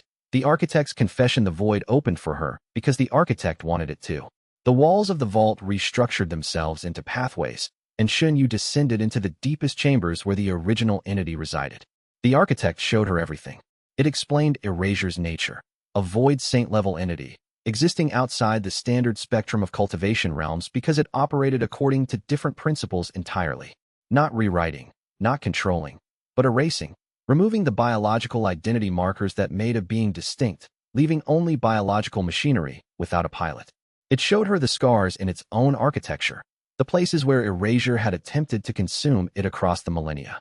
The architect was ancient beyond measure, and marked with damage that no ordinary practitioner could survive, let alone survive repeatedly. The last time it fully woke, the architect said, was 2,000 years ago. I managed to force it back into dormancy, but the cost was nearly myself. I spent 500 years barely conscious, stabilizing my own architecture. When I woke, I implemented the classification system. Everything else flowed from that choice. And now it's waking again, Xinyu said. Because of the broadcast war, the architect confirmed. The resonance of two opposing domain signals at continental scale, that vibration woke it. My attempt to contain your liberation signal, by overriding it actually accelerated the awakening. I chose necessity over prevention, and I was wrong. Xinyu read the biological truth of that admission, not a calculation, but a genuine recognition of failure. What would stopping it require? She asked. Primordial realm authority, the architect said, combined with something more than simple domain opposition. It must be opposed at the level of biological rules themselves, not just individual rewrites. No one is at primordial realm. Xinyu said quietly. No, the architect agreed. No one alive is.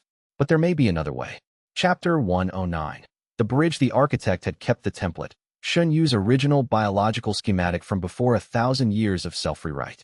She read it in the architect's memory, a being of enormous complexity and specificity, designed not just to rewrite biology, but to oppose certain fundamental principles of erasure.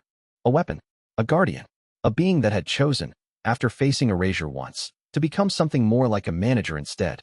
If I restore you to your original form, Xinyu said slowly, using your original template, I would be performing the most comprehensive domain rewrite ever attempted on a being of your complexity. Yes, the architect said, which means I would hold absolute authority over your biology during that process. Xinyu continued.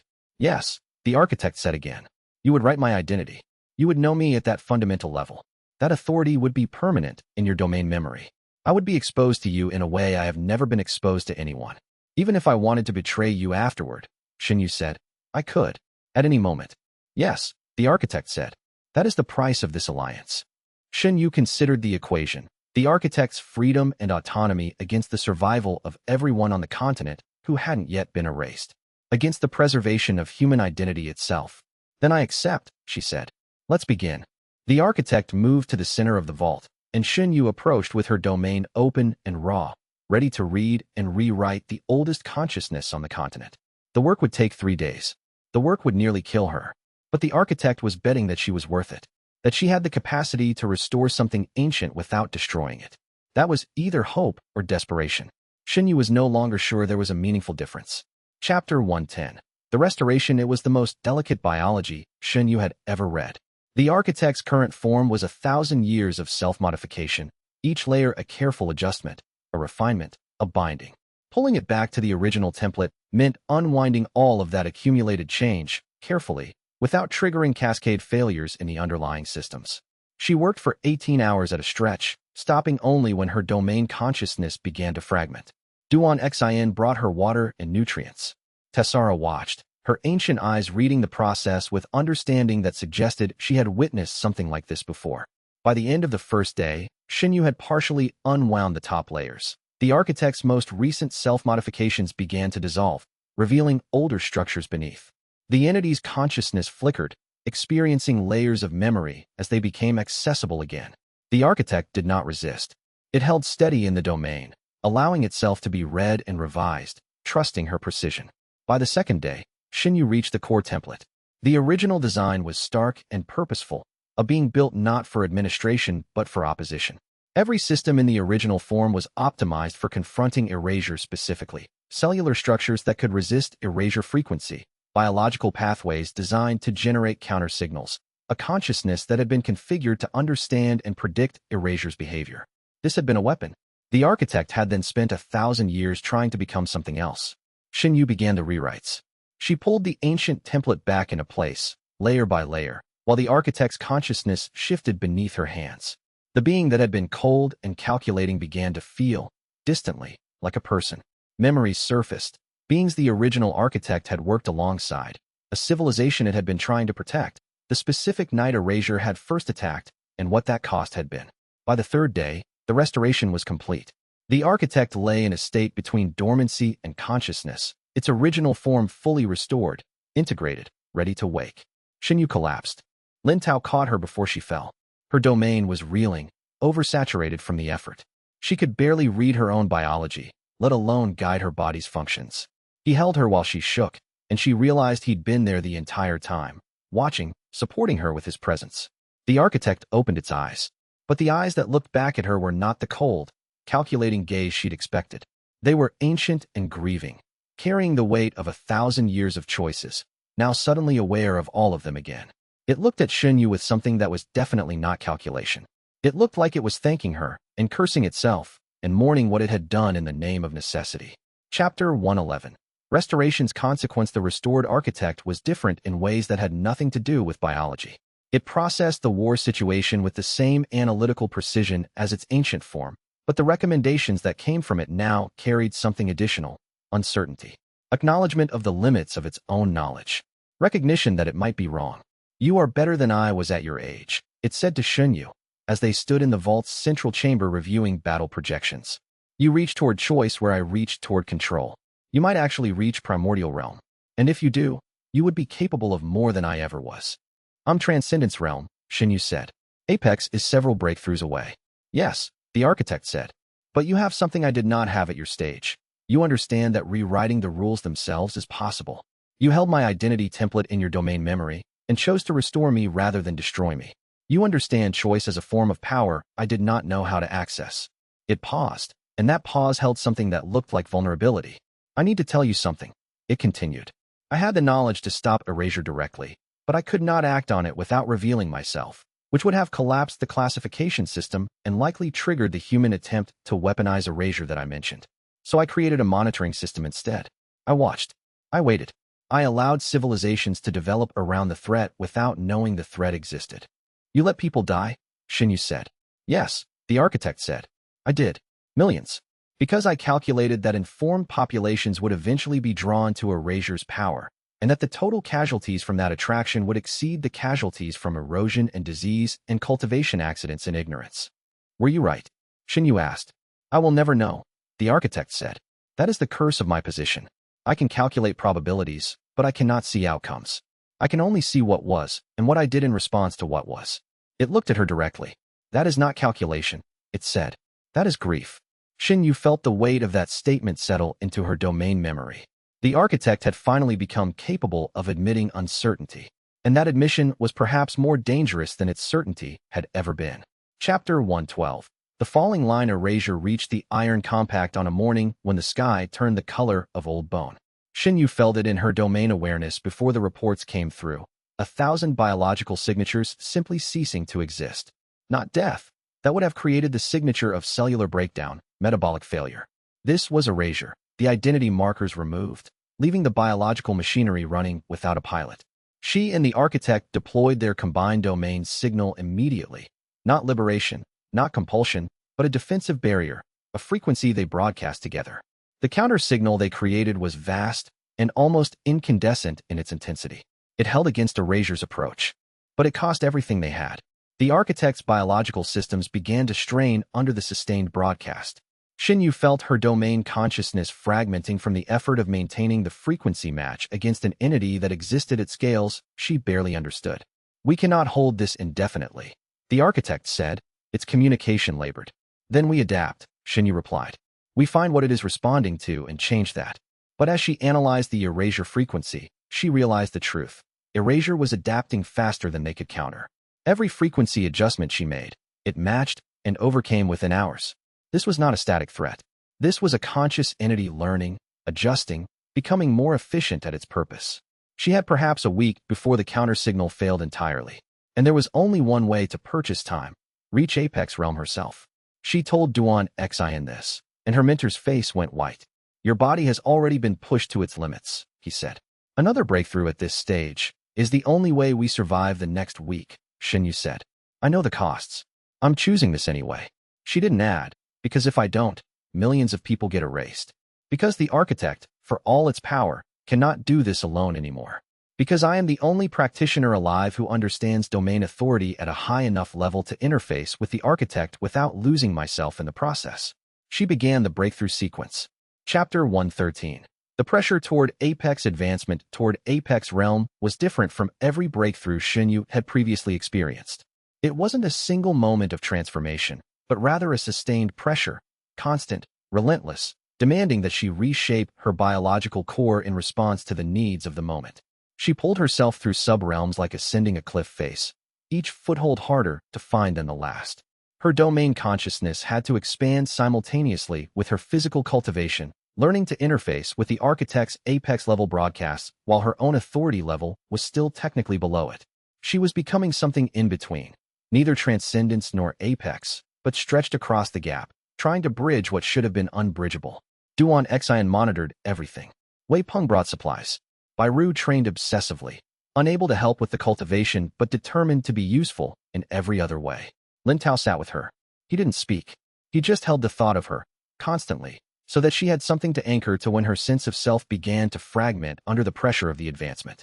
By the fourth day of the breakthrough attempt, Xinyu was hallucinating, her domain consciousness so strained that it was generating false readings, phantom threat signatures that didn't exist. The architect was reaching apex realm fatigue.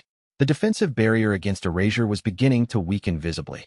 And then erasure adapted its frequency again, and the barrier nearly collapsed entirely. Xinyu felt the attack like ice in her spine. Targeted, precise, aimed not at the broad barrier, but at the anchors, aimed at Duan Xian specifically.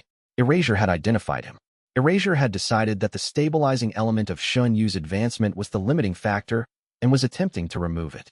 Xinyu moved between her mentor and the erasure frequency with instinct rather than intention, pulling her domain consciousness outward to intercept the hit.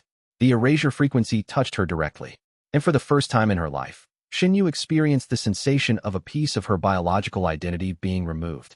Chapter 114. The hole in everything. It felt like missing a limb she hadn't known existed. Xinyu could read her own domain, could track the schematic of her own biology, and there was a section that was simply gone. Not destroyed. The surrounding tissue was intact. The systems were compensating. But the identity marker that had connected her to that cellular region, the subjective sense of ownership and continuity, that had been erased. She screamed. It was involuntary, the sound of a being missing a piece of itself. Duan Xian's hands were on her, reading her, attempting to understand what had just happened. The architect's communication was fragmented, its attention partially diverted to repairing its own barrier. Xinyu pulled the schematic of the erased region into focus. The tissue was still there, still functional, but it was reading as foreign, like it belonged to someone else's body. She tried to rewrite it back into ownership and found that the cellular architecture was blank where identity markers should be. So she rewrote from memory. She rebuilt the erased section's biological identity using her own cellular memory of what had been there. It was imperfect. There were gaps, inconsistencies, subjective choices about how to reconstruct the pattern. But it worked. The missing region reintegrated. The sense of wholeness returned. It took everything she had left to complete the reconstruction, but she did it. She pulled herself back together. And in that moment, she understood something the architect had been trying to explain.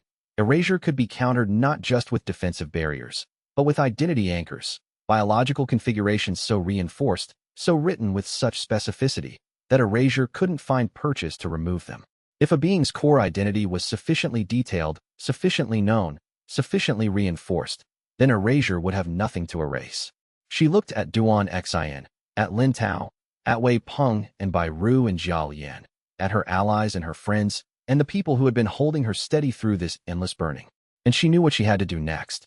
Chapter 115. Identity anchors. It took her 2 days to write the first anchor, and she had to maintain the barrier against erasure while doing it. The architect held the primary defense, while Xinyu focused her domain inward, toward her people. Duan Xian's anchor was the easiest, because she understood him best, the clinical care, the precision, the way he examined problems with such meticulous attention that nothing could escape his notice. She wrote those qualities into his biological core, reinforcing them until they became not just personality traits, but identity markers, woven into the cellular level of his being. When she finished, Duan Xian existed as himself so completely that erasure would find no empty space to remove. Wei Peng's anchor came next. It was built around reliability, the absolute solidity of his presence, the way he could be counted on in the moment immediately after impact. She wrote that into him, making his selfhood inseparable from his capacity to be dependable. By the time she finished, Wei Peng's identity was as anchored as stone. Bai Ru's anchor was the hardest to contain, because Bai Ru's essence was forward momentum, the inability to be stopped, the uncontainable drive toward action. Xinyu wrote that into her friend, not suppressing it, but crystallizing it, making it so fundamental to her being that no frequency could erase it without unraveling Bai Ru entirely. The anchors took her, piece by piece, toward apex realm. She was advancing not through explosive breakthrough, but through the systematic, methodical act of writing identity into people she loved. Each anchor she wrote pulled her deeper into apex-level authority, because writing an identity that would resist erasure required the kind of fundamental biological access that only apex realm practitioners possessed. By the time she reached Jiao Lian, Xinyu was more apex than not. Jiao Lian's anchor was the hardest because he had spent years becoming difficult to know. The spy, the assassin, the person who had learned to hide the self at every level. Xinyu had to write an anchor from pieces she'd learned over months. The dry humor that appeared only in the smallest moments, the loyalty that expressed itself through action rather than words, the protection of others that he disguised as professional competence. She wrote those things into him. She made the hidden person visible at the cellular level, not to expose him, but to make him impossible to erase. When Zhao Yin opened his eyes and read the anchor she'd written, he understood immediately what she had chosen to know about him. His reaction, a moment of absolute vulnerability before the mask came back, told her she had gotten it right. She had reached Apex Realm, and in doing so, she had made all of them into anchors, beings whose identities were so reinforced that erasure could not easily touch them. She had taught love to be unassailable. Chapter 116. The Test of Alliance. The architect proposed a compromise on the 7th day of Erasure's advance, and it was everything Shun Yu's alliance with it had feared. The coalition nations still have civilian populations, the architect said, its restored consciousness cold and calculating again, though with something like regret threading underneath. 30 million people, concentrated in 3 metropolitan centers. If we create a unified domain focus, a mass biological resonance combining all of those populations into a single coherent signal, we could drive erasure back definitively. That would require overwriting free will for 30 million people, Xinyu said flatly. Yes, the architect confirmed. Temporarily. Controlled. The rewrites would be reversed immediately once erasure was forced dormant. The total duration would be perhaps 3 to 4 hours. The casualties from that duration, people whose medication routines were interrupted, people in medical procedures, would be statistically minimal, and it would prevent the erasure of hundreds of millions. It was mathematically sound. The numbers, when Xinyu ran them, were clear. Temporary control of 30 million versus permanent erasure of hundreds of millions. The architect's argument was not wrong. She refused absolutely. No, she said. I won't accept that utilitarian calculus. I won't make people into tools, even temporarily, even for a necessary reason. Then we will lose, the architect said. Erasure will advance. The casualties from permanent erasure will exceed the theoretical casualties from temporary control by several orders of magnitude. You are choosing principle over survival. I'm choosing to believe there's another way, Xinyu said. If I'm wrong, then I'm wrong. But I won't become you. The architect's restored consciousness recoiled at that, and Xinyu felt it. The echo of its own greatest fear, that in the process of becoming necessary, it had become monstrous. Then propose an alternative, it said. You have perhaps 18 hours before the barrier fails entirely. I'm listening. Xinyu closed her eyes and began to think like she did not have access to unlimited authority. She began to think like she needed help. Chapter 117. Voluntary resonance. Instead of broadcasting a demand, she broadcast a question. The signal spread across the Eastern sovereignty and into the coalition territories, riding the same frequency that the architect had taught her to use for continental broadcast. Asterisk, I am Xinyu. An entity called erasure is attempting to remove the biological identity of every living thing on this continent. I am asking for your voluntary cooperation in a domain resonance to oppose it. Asterisk, the words were stark and unadorned. No compulsion, no persuasion, no manipulation. Just the truth and a request. The first responses came within hours. Cultivators, mostly, people who understood domain authority well enough to comprehend what she was asking.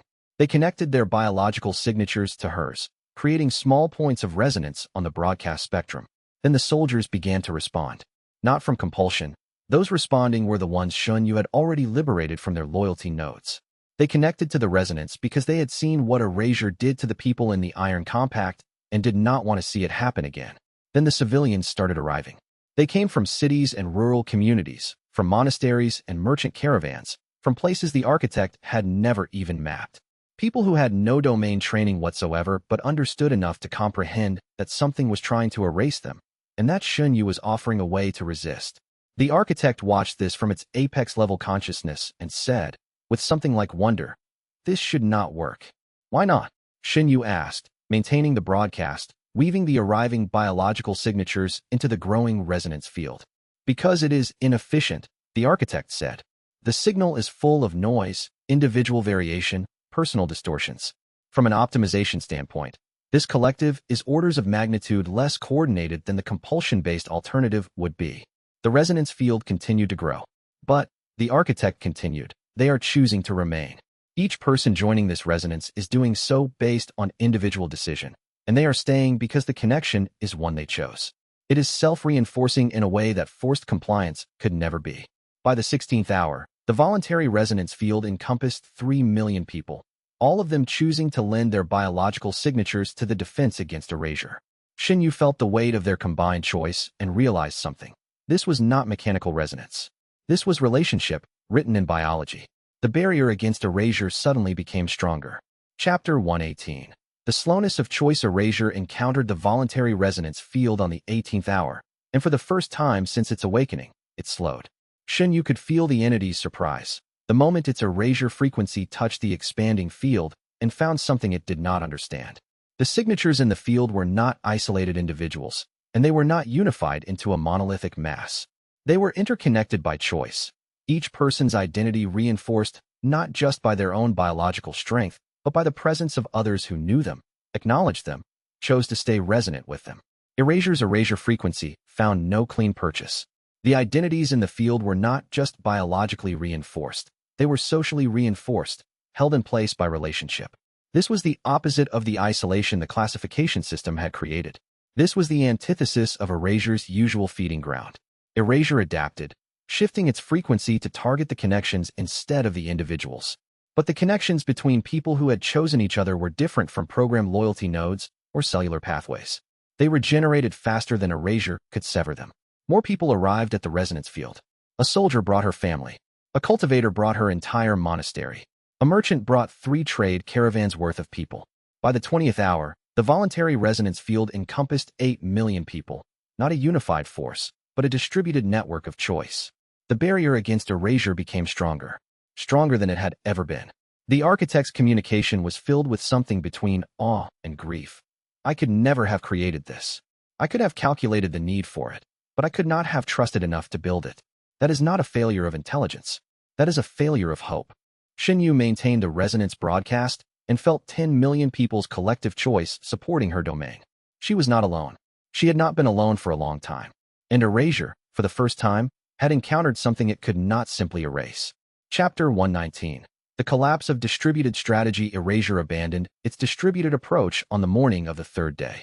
The voluntary resonance field had grown to encompass 13 million people, still growing, still self-reinforcing, still impossibly inefficient and impossibly effective. The entity could not erase fast enough to overcome the rate at which new people joined and created new connections. So it did the only thing an entity of its power could do when distributed strategy failed. It condensed. Xianyu felt it like a gravitational collapse, all of erasure's vast, diffuse presence gathering inward, compressing down into a single focused point of extraordinary power. The entity was abandoning the attempt to consume the entire continent and narrowing to a single target. It was targeting her. Erasure arrived at the Stillwater Vault as a shockwave of erasure frequency so intense that the defensive barriers cracked. The architect held, but barely, its ancient form straining under the pressure of confronting something that existed at the same scale as itself. Xianyu felt the attack like ice, like the removal of self, like being unmade. She pulled the voluntary resonance field around herself like armor, 13 million people's collective choice forming a shield against erasure. The connections between them, the social reinforcement, the fundamental human refusal to be erased. These became the only thing standing between Xianyu and annihilation. The architect added its apex-level authority to the defense. Together, they held. But Xianyu could feel the pressure mounting. Erasure was too powerful, too focused. The voluntary resonance field was holding, but it was not designed for direct assault. It was designed for connection, not confrontation. She was going to need more authority than Apex Realm provided. She was going to need to reach Primordial Realm. And in that moment of desperate necessity, Xianyu felt her biological core shift. A threshold not of breakthrough, but of understanding. The realization of what Apex Realm authority meant when wielded by a practitioner whose entire domain was built around rewriting biological rules. She could rewrite the rules themselves, not just apply them to individual bodies. She could change the rules that governed what erasure could do, what it was allowed to be, what its nature fundamentally was. And as she reached that understanding, Xianyu advanced into Primordial Realm. Chapter 120. Apex Authority. The moment of advancement was not violent. It was clarity. Xianyu stopped thinking of herself as subject to the rules of cultivation biology. She began to think of herself as the architect of those rules. The distinction was subtle but absolute. She could feel Primordial Realm authority suffusing her domain consciousness, not as increased power, but as a fundamental shift in perspective. She was no longer a cultivator operating within a system of biological laws. She was a being capable of rewriting the laws themselves. Erasure, confronting her across the barrier in the Stillwater Vault, seemed to understand the change immediately. The entity's attack shifted, becoming desperate, violent, final. It threw its full erasure capacity against the barrier, not probing anymore, not testing, but committed to absolute annihilation. Xinyu did not oppose it with force. She opposed it with redefinition. She reached into her primordial authority and changed the rule that governed erasure itself. Not erasing erasure, that would create a paradox, but redefining what erasure could touch, what biological identities were exempt from it, what the entity's essential nature could and could not do. She was rewriting the biological axioms that gave erasure its power. It took everything she had. It took the architect's support. It took the 13 million people in the voluntary resonance field holding the connection steady so that her reach extended far enough. But it worked. Erasure shattered, not destroyed, but restructured. The entity that had existed by consuming identities suddenly found itself unable to consume identity without consuming itself in the process. Its ability to erase became recursive, turned inward, became self-limiting. It collapsed into dormancy as its own mechanism imploded. And then, silence. Xinyu stood in the center of the Stillwater Vault, that primordial realm, having just rewritten the fundamental rules of what an apocalypse entity could do. The architect looked at her with something that was definitely emotion now. You were right, it said. You did reach primordial. You did become capable of more than I ever was. The voluntary resonance field was still there, 13 million people still choosing connection, still present. The war was not over. The continent would need to rebuild. The architect would need to make amends for 1,000 years of control. But for the first time, Xinyu felt like the future might be something that could be chosen rather than calculated. And she was no longer alone in that choosing. Chapter 121. The language of law. The apex realm felt like standing inside a living text. Xinyu hung suspended in the aftermath of her breakthrough, her biology rewritten to the edge of what her mind could perceive. Around her, the Stillwater Vault's chambers blazed with containment fields, and she could read them now, not as abstract protective constructs, but as biological laws written in the language of living tissue. Every barrier was composed of cells in enforced resonance. Every restriction was a biological rule, locally enforced. She could see the grammar of how identity persisted in matter, how consciousness anchored itself to form, how the fundamental principle of you remained coherent across time and cellular death and transformation. And she could see how erasure violated those laws. The Void Saint's power did not destroy identity through violence. It erased the laws themselves, the base biological rule that made identity writable only by consent, persistent across cellular change, anchored to continuous pattern rather than static matter. Erasure reached into the foundational layer and deleted the rules that allowed a person to remain themselves. That was why it could not be fought conventionally. That was why suppression nodes had worked for 1,000 years. They did not resist erasure's power.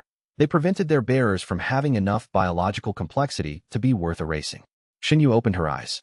The architect stood across the chamber, its restored form glowing with its own peculiar radiance.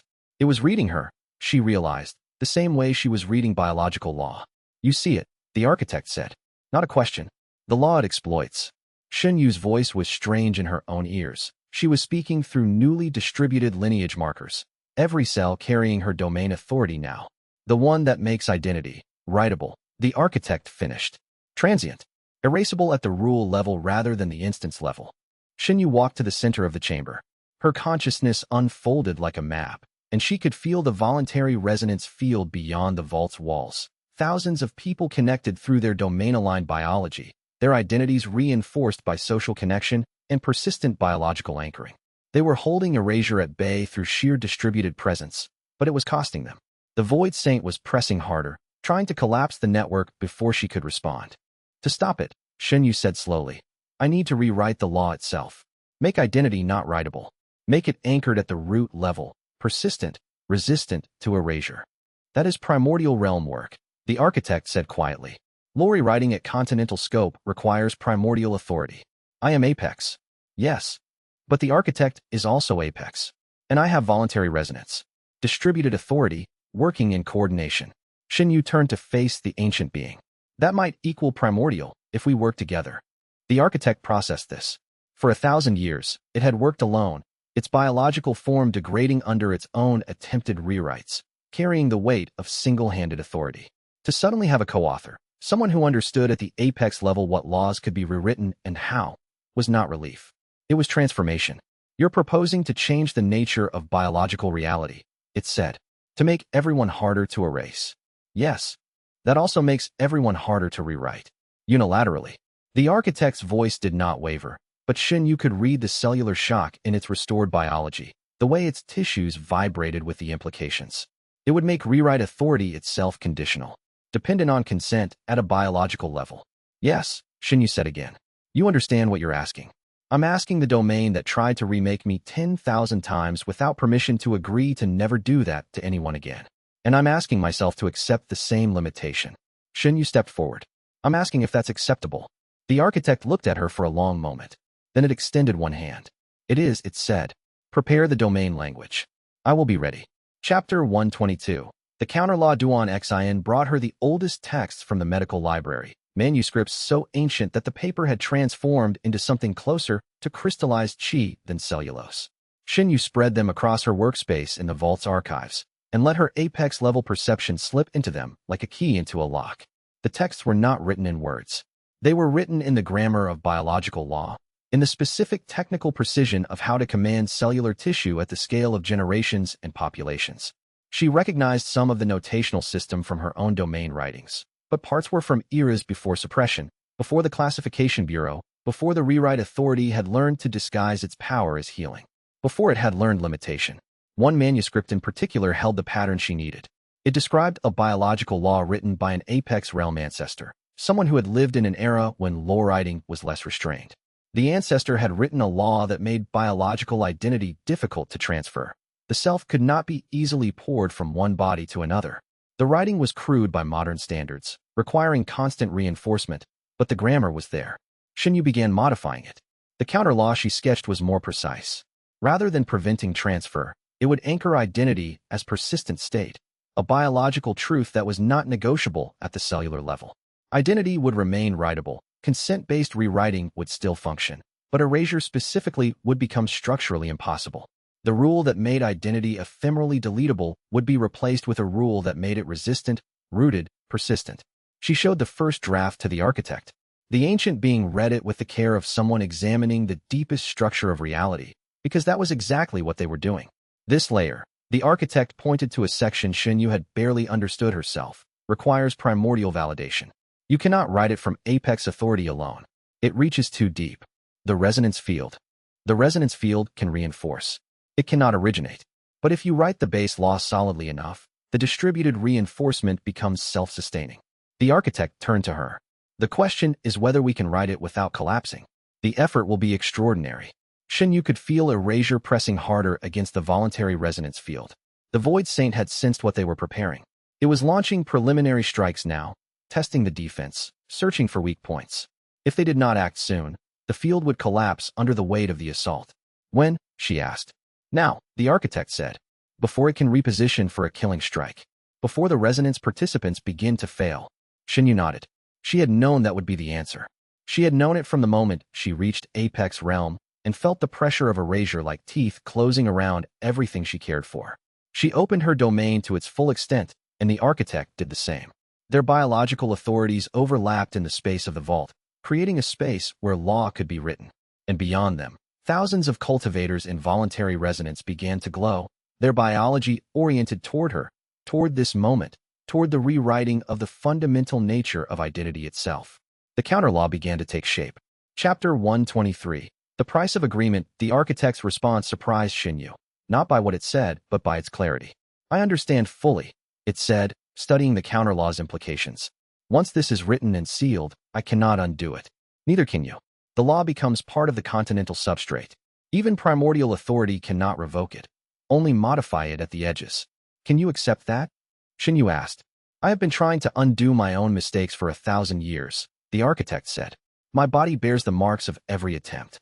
To finally write something that will endure, something that cannot be unmade through self-torment or obsessive revision. Yes, I can accept that. It moved closer, and Xinyu could feel the weight of its agreement like a second presence in her domain space. This was not surrender. This was something far more significant. This was consent. There is something else you should understand, the architect continued. My rewrite authority worked best in those early centuries because I wrote consent into the biology beforehand. I reordered tissues to be willing vessels for my domain's touch. It felt like partnership when it was actually predation dressed in medical language. Xinyu listened. reading the cellular honesty in the architect's restored form. Your counterlaw will prevent that. Once it takes hold, I cannot rewrite unwilling targets. But neither can you. The consent requirement will be structural, not negotiable. It will make us both significantly less powerful in unilateral application. That is the point, Xianyu said. Yes, and I am accepting it. I am aware this agreement also means I cannot undo it afterward. The architect extended both hands, and Xianyu took them. The contact created a resonance between their domains that felt like the first moment of true partnership either of them had ever experienced. Around them, the vault's chambers began to shift. Protective constructs rearranged themselves. The voluntary resonance field outside pulsed with new coherence, as if every participant could feel the agreement forming, the decision to rewrite reality in a way that would bind even the rewriters themselves. The preparation began. Duan Xin brought final texts. Tessara provided baseline memories of what identity had meant before suppression, before the nodes. Jia Lian's network sent reports of erasure's repositioning, giving them a window of approximately 4 hours before the Void Saint would be in optimal position for a devastating strike. Xianyu and the architect stood at the center of the vault and began to write the counter-law in full. Chapter 124. The moment before the counter-law spread across Xianyu's consciousness like a vast architectural plan. She could see every section, every junction point, every place where biological law connected to biological law. It was the largest technical work she had ever attempted. Larger than healing a devastated kingdom, larger than managing a continental resonance field, larger than anything except perhaps the scope of biological reality itself. And Erasure knew what she was doing. She felt it like a sudden cold across the continental expanse. The Void Saint had been pressing against the voluntary resonance field with methodical force, but now it shifted. Now it became frantic, concentrated. It was no longer trying to collapse the field gradually. It was trying to shatter it before Xianyu could complete the counterlaw. The voluntary resonance participants screamed. Not all of them, and not physically. But Xianyu could feel it through the field's connection. The sudden agony of having your biological identity targeted. The sensation of the rules that made you beginning to dissolve. Thousands of people under attack simultaneously, their collective pain and fear running backward through the resonance network into her awareness. Bai Ru's voice cut through the chaos, raw and commanding. Hold the line. Hold. Hold. Wei Peng's massive frame became an anchor, not just physically, but biologically. His suppression-derived strength, finally released from the node's limitation, flowered into something that could actually stand against erasure. He was not domain-aligned, but his body could act as a buffer, absorbing a fraction of erasure's force before it reached the others. Zhao Lian moved with surgical precision, using the field's distributed awareness to identify the precise points where erasure was pressing hardest and extracting pressure from other locations. It was impossible work, like trying to hold water with surgical instruments, but for moments at a time it worked. Lin Tao was beside her, and Xianyu realized with sudden clarity that he had been growing stronger in ways she hadn't fully registered. His domain-adjacent carrier biology was doing something no support-class cultivator should have been able to do. It was resonating with the voluntary field not as a passenger, but as a structural element. He was taking the weight of dozens of identities at risk of erasure and helping to anchor them through something that was not quite domain authority, but something adjacent to it, something that the classification system had never accounted for. Write faster, the architect said, and Xianyu understood the limitation of their timeline in a cold, mathematical way. She did not speed up. Rushing the counterlaw would create structural flaws that erasure could exploit. Instead, she went deeper, writing with more precision, more authority, more certainty. She wrote as if each word was not just commanding biological law, but becoming biological law. The counter-law began to take its final shape. Chapter 125. The all-front war erasure attacked everywhere at once. The continental resonance field. The architect's restored form. Xianyu's own location in the vault. The node freed cultivators across every kingdom. Every single person whose identity had been anchored by Xianyu's domain in the process of their liberation. It was total war, pitched at a scale that made the coalition's military assaults look like training exercises. This was a Void Saint at full power, concentrated on a single objective: erase everything that could support the counterlaw's completion. Bairu became a blur at the defensive lines. The striker worked at capacity beyond anything her S-rank designation suggested was possible, her biological form operating at the edge of fatal exhaustion, using techniques that required her to pour her own vitality into her strikes to make them capable of meeting erasure's force. She did not fall. She did not yield. She simply kept saying, "Again. Come on. Again." Wei Peng held his ground in a way that was almost mystical. The tank's body became immovable not through strength, but through commitment, a psychological state that somehow translated into biological resistance. He could not actively fight Erasure's attacks, but he could receive them without breaking, and in receiving them, he gave the others a moment longer to stand. Zhao Yin worked at the level of individual cells, surgical precision identifying where erasure had begun to erase specific people's biological identities and severing Erasure's connection to those points before the deletion could complete. She was winning, barely, but each victory cost her focus, and she could only protect so many people at once. The network of liberated cultivators was fragmenting, sections of it failing under the pressure, identity anchors beginning to dissolve. And Lin Tao was doing something Shun Yu did not have a classification for. His body was not domain-aligned, but it was moving in perfect resonance with the voluntary field. When a section of the field was about to collapse, his biology would orient toward it, and something would stabilize, not through rewriting, not through domain authority, but through a kind of harmonic response that treated him as a structural beam in an otherwise abstract architecture. Shin Yu realized what was happening only as it occurred to her. He had been growing stronger because he had spent years in proximity to her domain. His biology, the cells that composed his awareness and will, had learned to dance with rewrite authority without being rewritten. He had developed immunity not through suppression, but through intimacy. And that immunity was now becoming an asset. Shin Yu.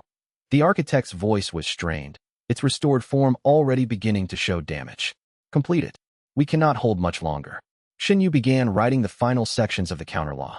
Chapter 126. The lineage strike erasure made a decision that was almost intelligent in its desperation. It stopped attacking the distributed field. Instead, it directed all of its force inward, deep into the fabric of Shun Yu's own biology, searching for the source of her domain authority. It found it in her bloodline, the specific marker that ran through every cell, the genetic signature of the rewrite authority ancestry that gave her the angle to write biological law. And it began to erase it. Shin Yu felt the deletion like a hand closing around her cellular foundation. The marker that made her capable of understanding domain language, that let her perceive biological law as text rather than abstract force, was being stripped away at the atomic level. In moments, she would lose the ability to see what she was writing. The counterlaw would become nonsense in her own mind. The architect recognized what was happening and began to move toward her, but erasure had anticipated that. It launched a simultaneous strike at the architect's restored form, forcing the ancient being to defend itself or be permanently damaged again. Shin Yu was alone with the deletion. She did not fight it. Instead, she incorporated it.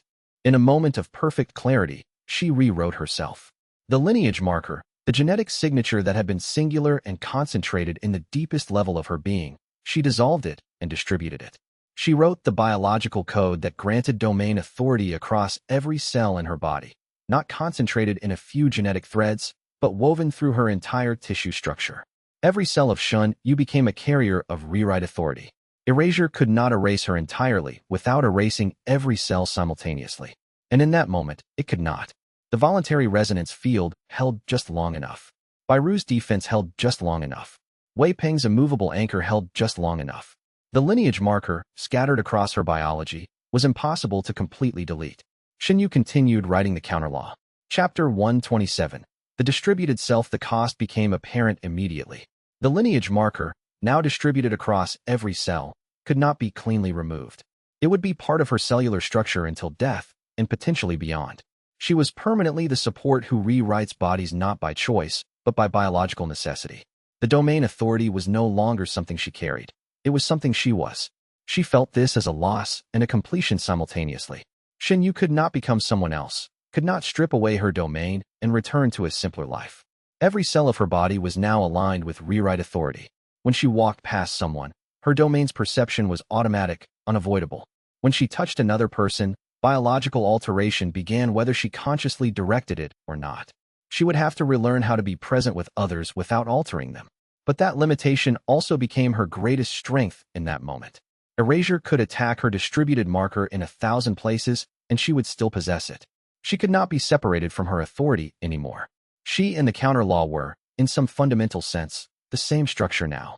The architect read this in the changes to Shun Yu's biology, and its response was immediate. It did something parallel. Its restored form, already fragile from the recent damage and the pre-restoring degradation, it began to distribute its own foundational structure. The ancient being was making itself permanent and irremovable in the same way Xinyu had, binding itself to its own apex realm authority through cellular necessity rather than mere capability. It did not speak about the cost, but Xinyu could read it in its tissues. The architect was accepting that it would spend eternity carrying the weight of what it had done, visible in every cell, impossible to become separate from or forget. Together, they continued writing. The counter-law's form became clearer. Xinyu could see the exact shape of the biological law she was creating, a rule that would make identity persistent, anchored, resistant to erasure. It would not prevent rewriting. Consent-based transformation would still be possible, but it would prevent deletion. It would prevent the fundamental technique that erasure used to function, and it would apply to everyone within its range. Every cultivator on the continent would suddenly become harder to erase. Every person would suddenly have biological reality anchored at a level deeper than the Void Saint could reach. Erasure, reading this, launched one final desperate strike. Chapter 128. The boundary collapses. The counter-law was 90% complete when erasure made its calculation. It could not stop Xinyu anymore. The distributed lineage marker was too complex to fully erase. The architect would not be stopped. The voluntary resonance field, despite taking casualties, was holding. Erasure could not create a collapse fast enough to prevent the counterlaw's completion, so it changed its strategy. Instead of attacking the network as a whole, erasure began erasing individual nodes one by one. Cultivators who held the voluntary resonance, their biological identities targeted with surgical precision. Erasure was attempting to remove enough nodes that the distributed support would fall below critical mass before the counterlaw fully activated. Wei Peng's body began to show the signs of targeted erasure. The tank's steadfast refusal to break suddenly had to compete with the physical reality that his identity was being deleted. He was losing. He was failing. He was still refusing to fall. A younger cultivator, someone Xinyu had liberated from suppression months ago, her markers began to dissolve. But before her deletion could complete, the rest of the resonance field oriented toward her, reinforcing her identity through sheer collective presence.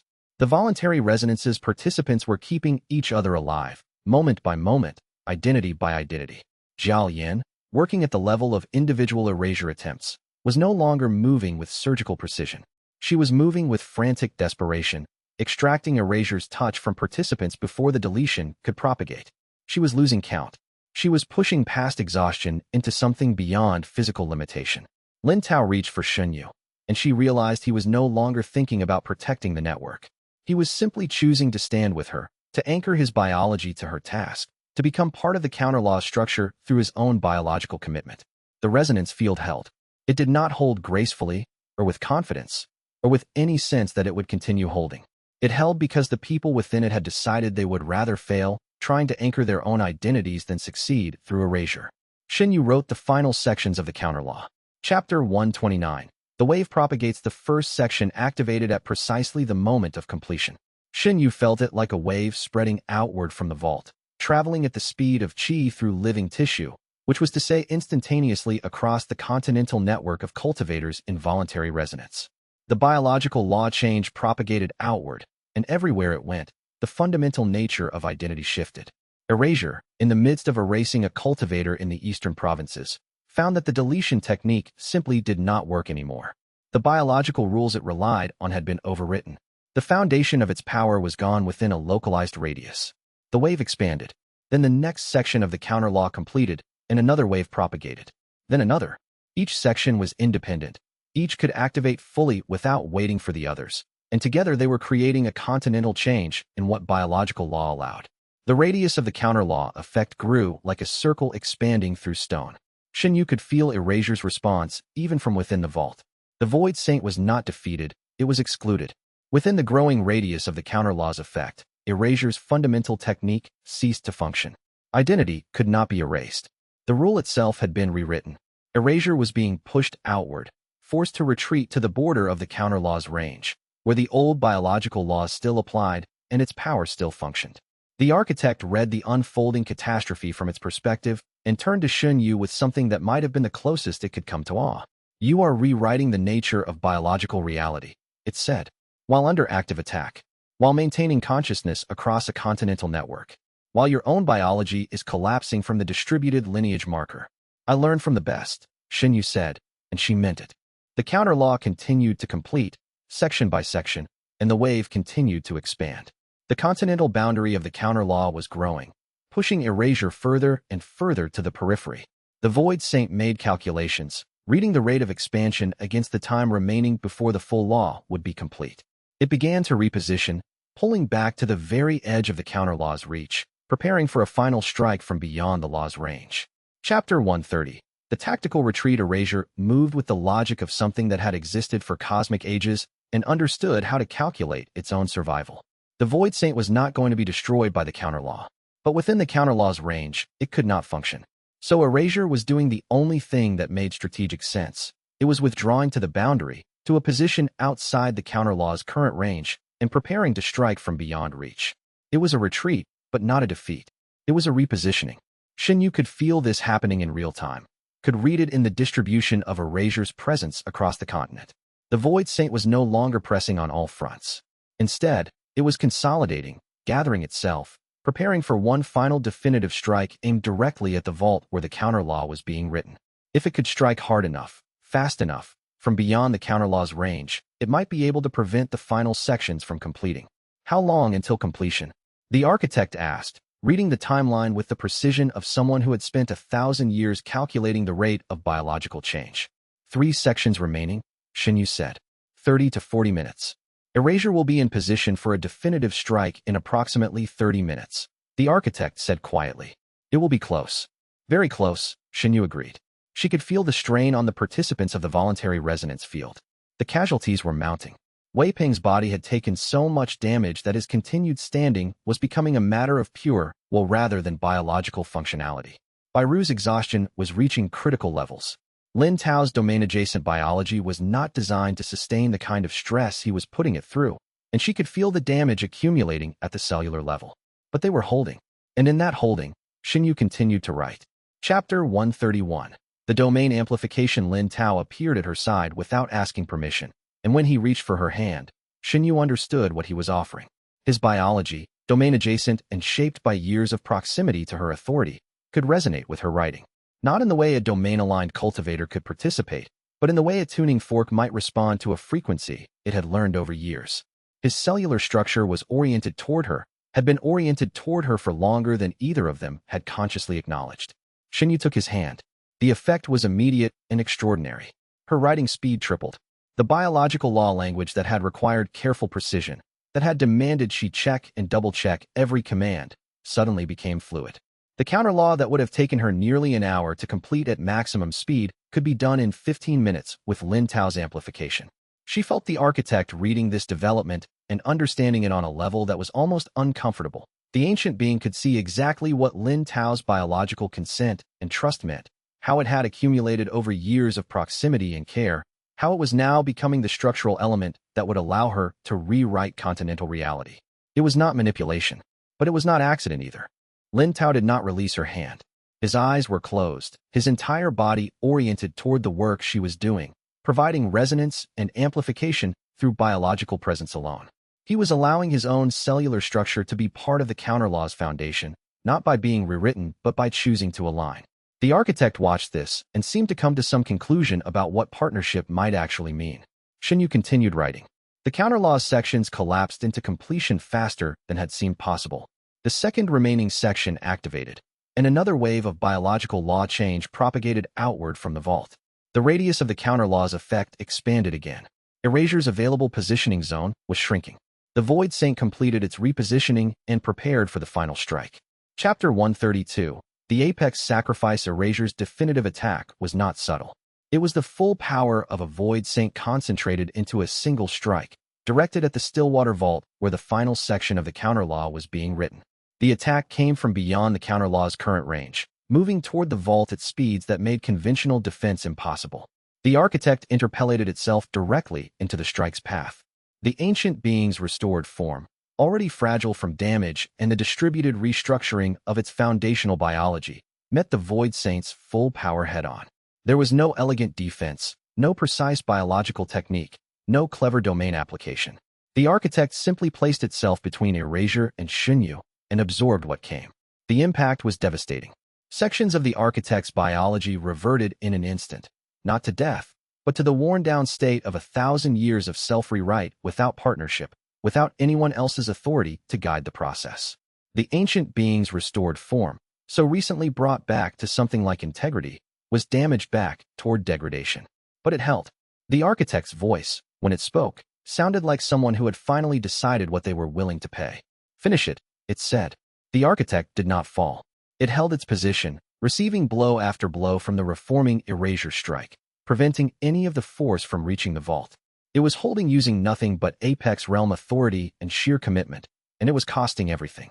Xinyu, with Lin Tao's amplification still singing through her biology, wrote the final section of the counterlaw. Chapter 133. The Continental Shift. The final command propagated outward at the speed of qi through living tissue. Across a continent of interconnected cultivators in voluntary resonance, nearly instantaneous. The counterlaw spread like a fundamental rule rewriting itself, like biological reality deciding to reorganize at the deepest level. Every cultivator in the network felt it. Identity became anchored, persistent, resistant to erasure. The rule that had allowed erasure to delete the fundamental basis of personhood was overwritten. Erasure, mid-repositioning for a second strike, found its fundamental technique structurally impossible. The Void Saint did not disappear, but it could not function. It circled the counterlaw's boundary like water around a drain, unable to enter, unable to erase, unable to reach. Its power was not gone, but the continental network was suddenly immune to its primary application. The voluntary resonance field collapsed, not under attack, but under the sudden release of pressure. Cultivators who had been holding against erasure found themselves simply able to rest. Wei Peng fell to his knees, his body no longer required to be immovable. Bairu stopped moving, exhaustion finally catching up with her. Jia Lian emerged from the network-level work and returned to her body, gasping. Lin Tao did not release Xinyu's hand. The architect, badly damaged, finally lowered its defenses. It was still standing, still present, still apex realm, but it was broken in ways that would require centuries to fully repair. Did we do it? Someone asked from the field, and Xinyu realized the question was coming from a dozen voices simultaneously through the resonance. We did, the architect said, and its voice carried to all of them because it was speaking through the continental substrate of biological law itself. Identity is now persistent. Erasure cannot function within this range. Xinyu opened her eyes and looked at the boundary they had written into reality. Erasure was visible at the limits of her perception, circling the continental range, no longer able to pass. They had not destroyed it, but they had contained it. Chapter 134. The sealed boundary. The work of sealing took hours that felt like days. Xinyu and the architect, working together for the first time with true partnership rather than hierarchy, created a boundary construct at the continental edge where erasure could be contained. The construct was not meant to kill the Void Saint or force it away permanently. Neither was possible. Instead, it was meant to prevent erasure from crossing back into the counterlaw's range while simultaneously monitoring its position and strength. It was not a final victory. It was an equilibrium. How long will it hold? Xinyu asked, studying the boundary with senses that could read biological law. Perhaps 500 years, the architect said. After that, erasure will adapt to the counterlaw or find another way past. But 500 years is longer than most civilizations exist. It is something. Then we have work to do, Xinyu said. She meant finding other apex or primordial cultivators who might eventually help maintain the boundary. She meant developing more sophisticated counterlaws that would be harder to circumvent. She meant accepting that this was not a problem that could be solved once and forgotten, but rather a problem that would require constant attention and partnership for the duration of reality. The architect seemed to understand all of this from her statement alone. Together, they sealed the boundary. The construct locked into place, and for the first time since erasure had condensed its form and targeted Xinyu directly, there was silence across the continental network. Not peace. There was too much damage, too much ongoing trauma. But respite. Wei Peng needed weeks to recover. His body had been damaged in ways that would have been permanent without Xinyu's domain work, and even with her assistance, it would never be quite the same. But he was alive, and he seemed satisfied with that. Bairu simply rested for days without moving, and when she finally woke, she said, again, in a way that suggested she was already thinking about the next crisis. Jia Lian disappeared, but over the following weeks, Xinyu received precisely targeted intelligence reports with no return address, each one indicating that erasure remained at the boundary, that the seal was holding, that everything was as contained as it could possibly be. The war with the coalition ended not with a declared peace, but with the simple reality that their foundational authority was gone. The Classification Bureau's certification system had been exposed as built on suppression and control. Its inquisition dissolved. The coalition nations, suddenly freed from the biological compulsion that had driven their expansion, withdrew. It was not a happy ending, but it was an ending. Chapter 135. The Reformation. Vorith Dashan, for decades the Bureau Inquisitor, had spent his authority enforcing a system he had eventually come to understand was built on biological imprisonment. Released from that loyalty, he chose to do something different. The new certification system that began to take shape in the aftermath of the counter-law had nothing to do with suppression. It was designed by a coalition of liberated support class cultivators, domain-aligned individuals, and people like Vorith who understood both the system's capacity for abuse and its potential for neutral application. It was slower than the old classification. Certifications became genuine rather than categorical. Support cultivators were no longer classified at inception, but evaluated through work and development. Combat variants were no longer suppressed, but trained. Domain-aligned individuals were no longer feared, but integrated. Vorith Dashan became the primary architect of this new system, and he worked with a precision that suggested he was trying to atone for every certification he had once enforced. "You could help," he said to Xunyu, when they met at a certification board in the Northern Kingdom. "I could," Xunyu agreed, "but I shouldn't. The system needs to develop without my domain authority pushing it towards certain conclusions. It needs to fail sometimes, and learn from failure, and iterate. If I'm guiding it with rewrite authority, it will be my system, not the world's." Vorith nodded, accepting this with the grace of someone who had learned the dangers of allowing a single authority to reshape civilization. "Then be available when we fail," he said. "That might be almost as useful." Xunyu agreed. Chapter 136. The street where she was expelled. Xunyu returned to the place where she had been expelled from the Iron Dawn Guild 10 years ago. She stood in the street where she had sat after being called worthless, where she had cried in a way that felt like the dissolution of self, where she had been a person with no future and no alternative. The stones were the same. The buildings were the same. The city continued in the way cities did, indifferent to the fact that someone's life had ended here once. She did not feel vindication. The vindication that had felt so important when she was expelled seemed childish now, irrelevant. She had become powerful enough to rewrite continental reality, and what she felt standing in this street was not triumph. She felt the distance of years. She felt the weight of what she had become. Xunyu, the worthless support cultivator, had become Xunyu, the woman who rewrote the nature of biological identity itself. But that transmutation had not given her answers. It had only given her different questions. Lin Tao appeared beside her without asking, and he did not speak. He simply stood with her in the street, and after a moment, he said quietly, "What do you want to do now?" Xunyu did not answer immediately. She did not move away from him. Chapter 137. The consent threshold. The change to Xunyu's domain came into full clarity in the weeks that followed the counterlaw's completion.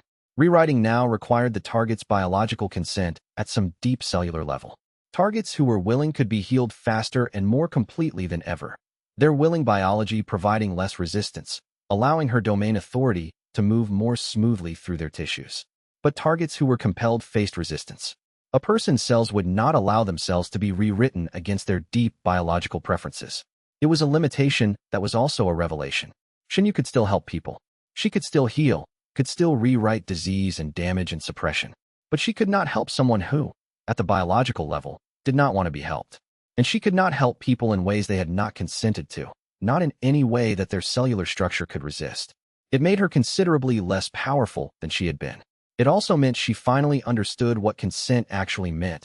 Not permission given once and then assumed to continue, but ongoing biological agreement at every moment of the interaction. She was testing this new capacity when she discovered something that should have been obvious all along. Lin Tao's biology, examined at the level of voluntary resonance and biological consent, had been consenting to her domain's influence for years. His cellular structure had learned to orient toward her, cooperating with her authority in small ways that could only be attributed to trust or care or the specific shape of his biological preference for her proximity. Xunyu had records of this.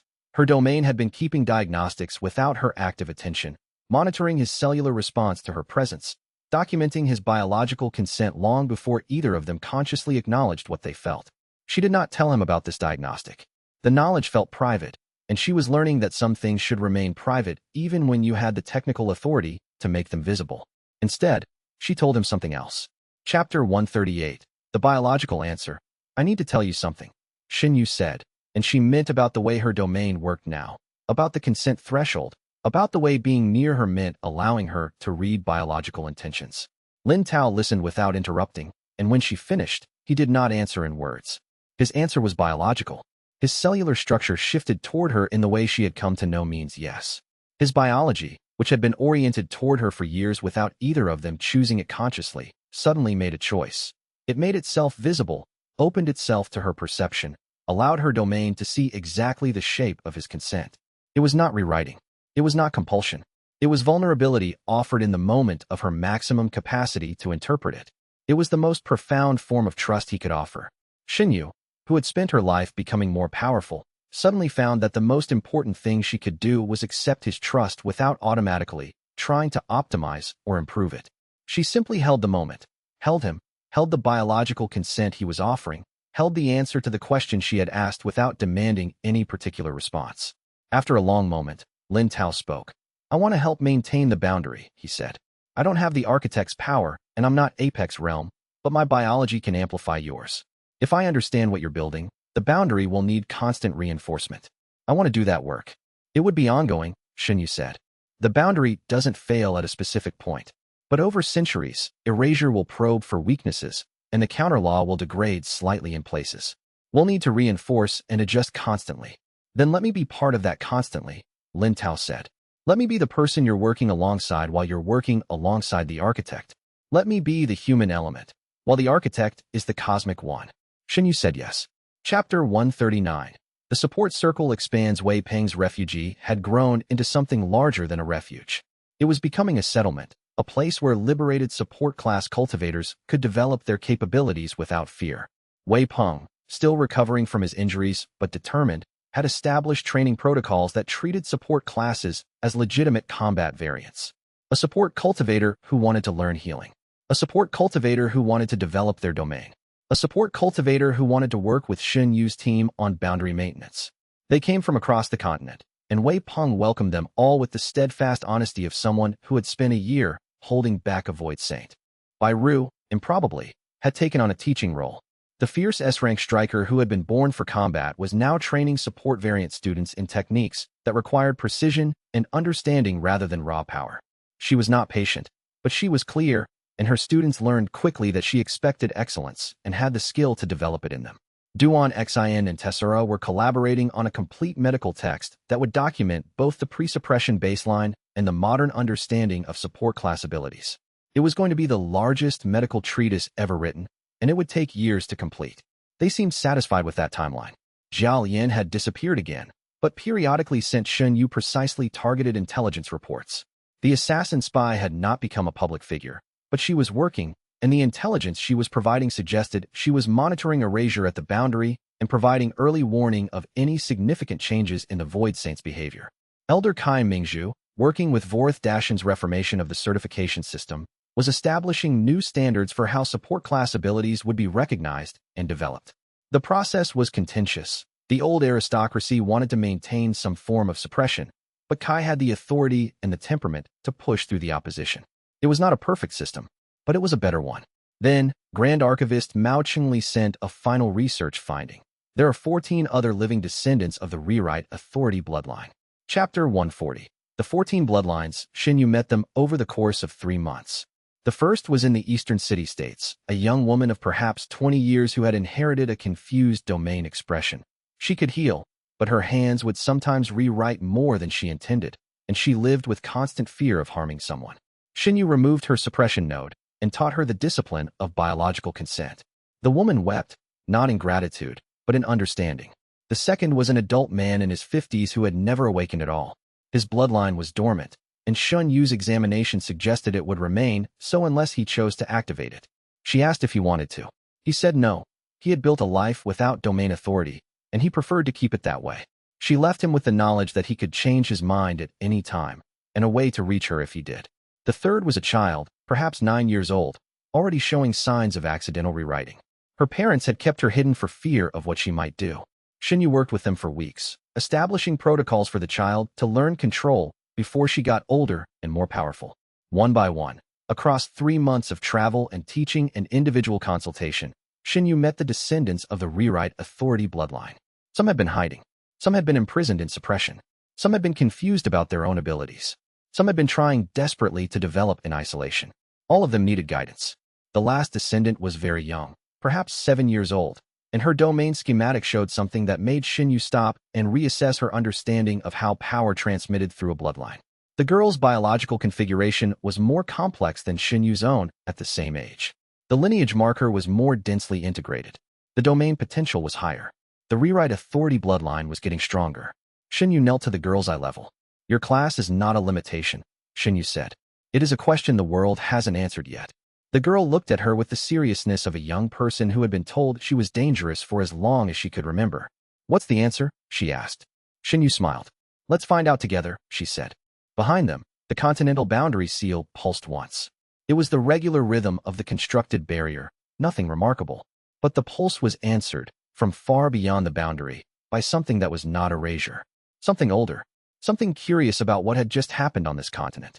Something that was suddenly aware that the rules of biological identity had been rewritten, and that a new era was beginning, and that it should probably pay attention. The boundary pulsed again, and the answer came again, and Xinyu felt in that moment the vast weight of consequences extending into futures she could not see. But at least she was not facing them alone. If this story moved you, leave a like and share your thoughts in the comments below. The support who rewrites bodies has only scratched the surface of what Xinyu will face.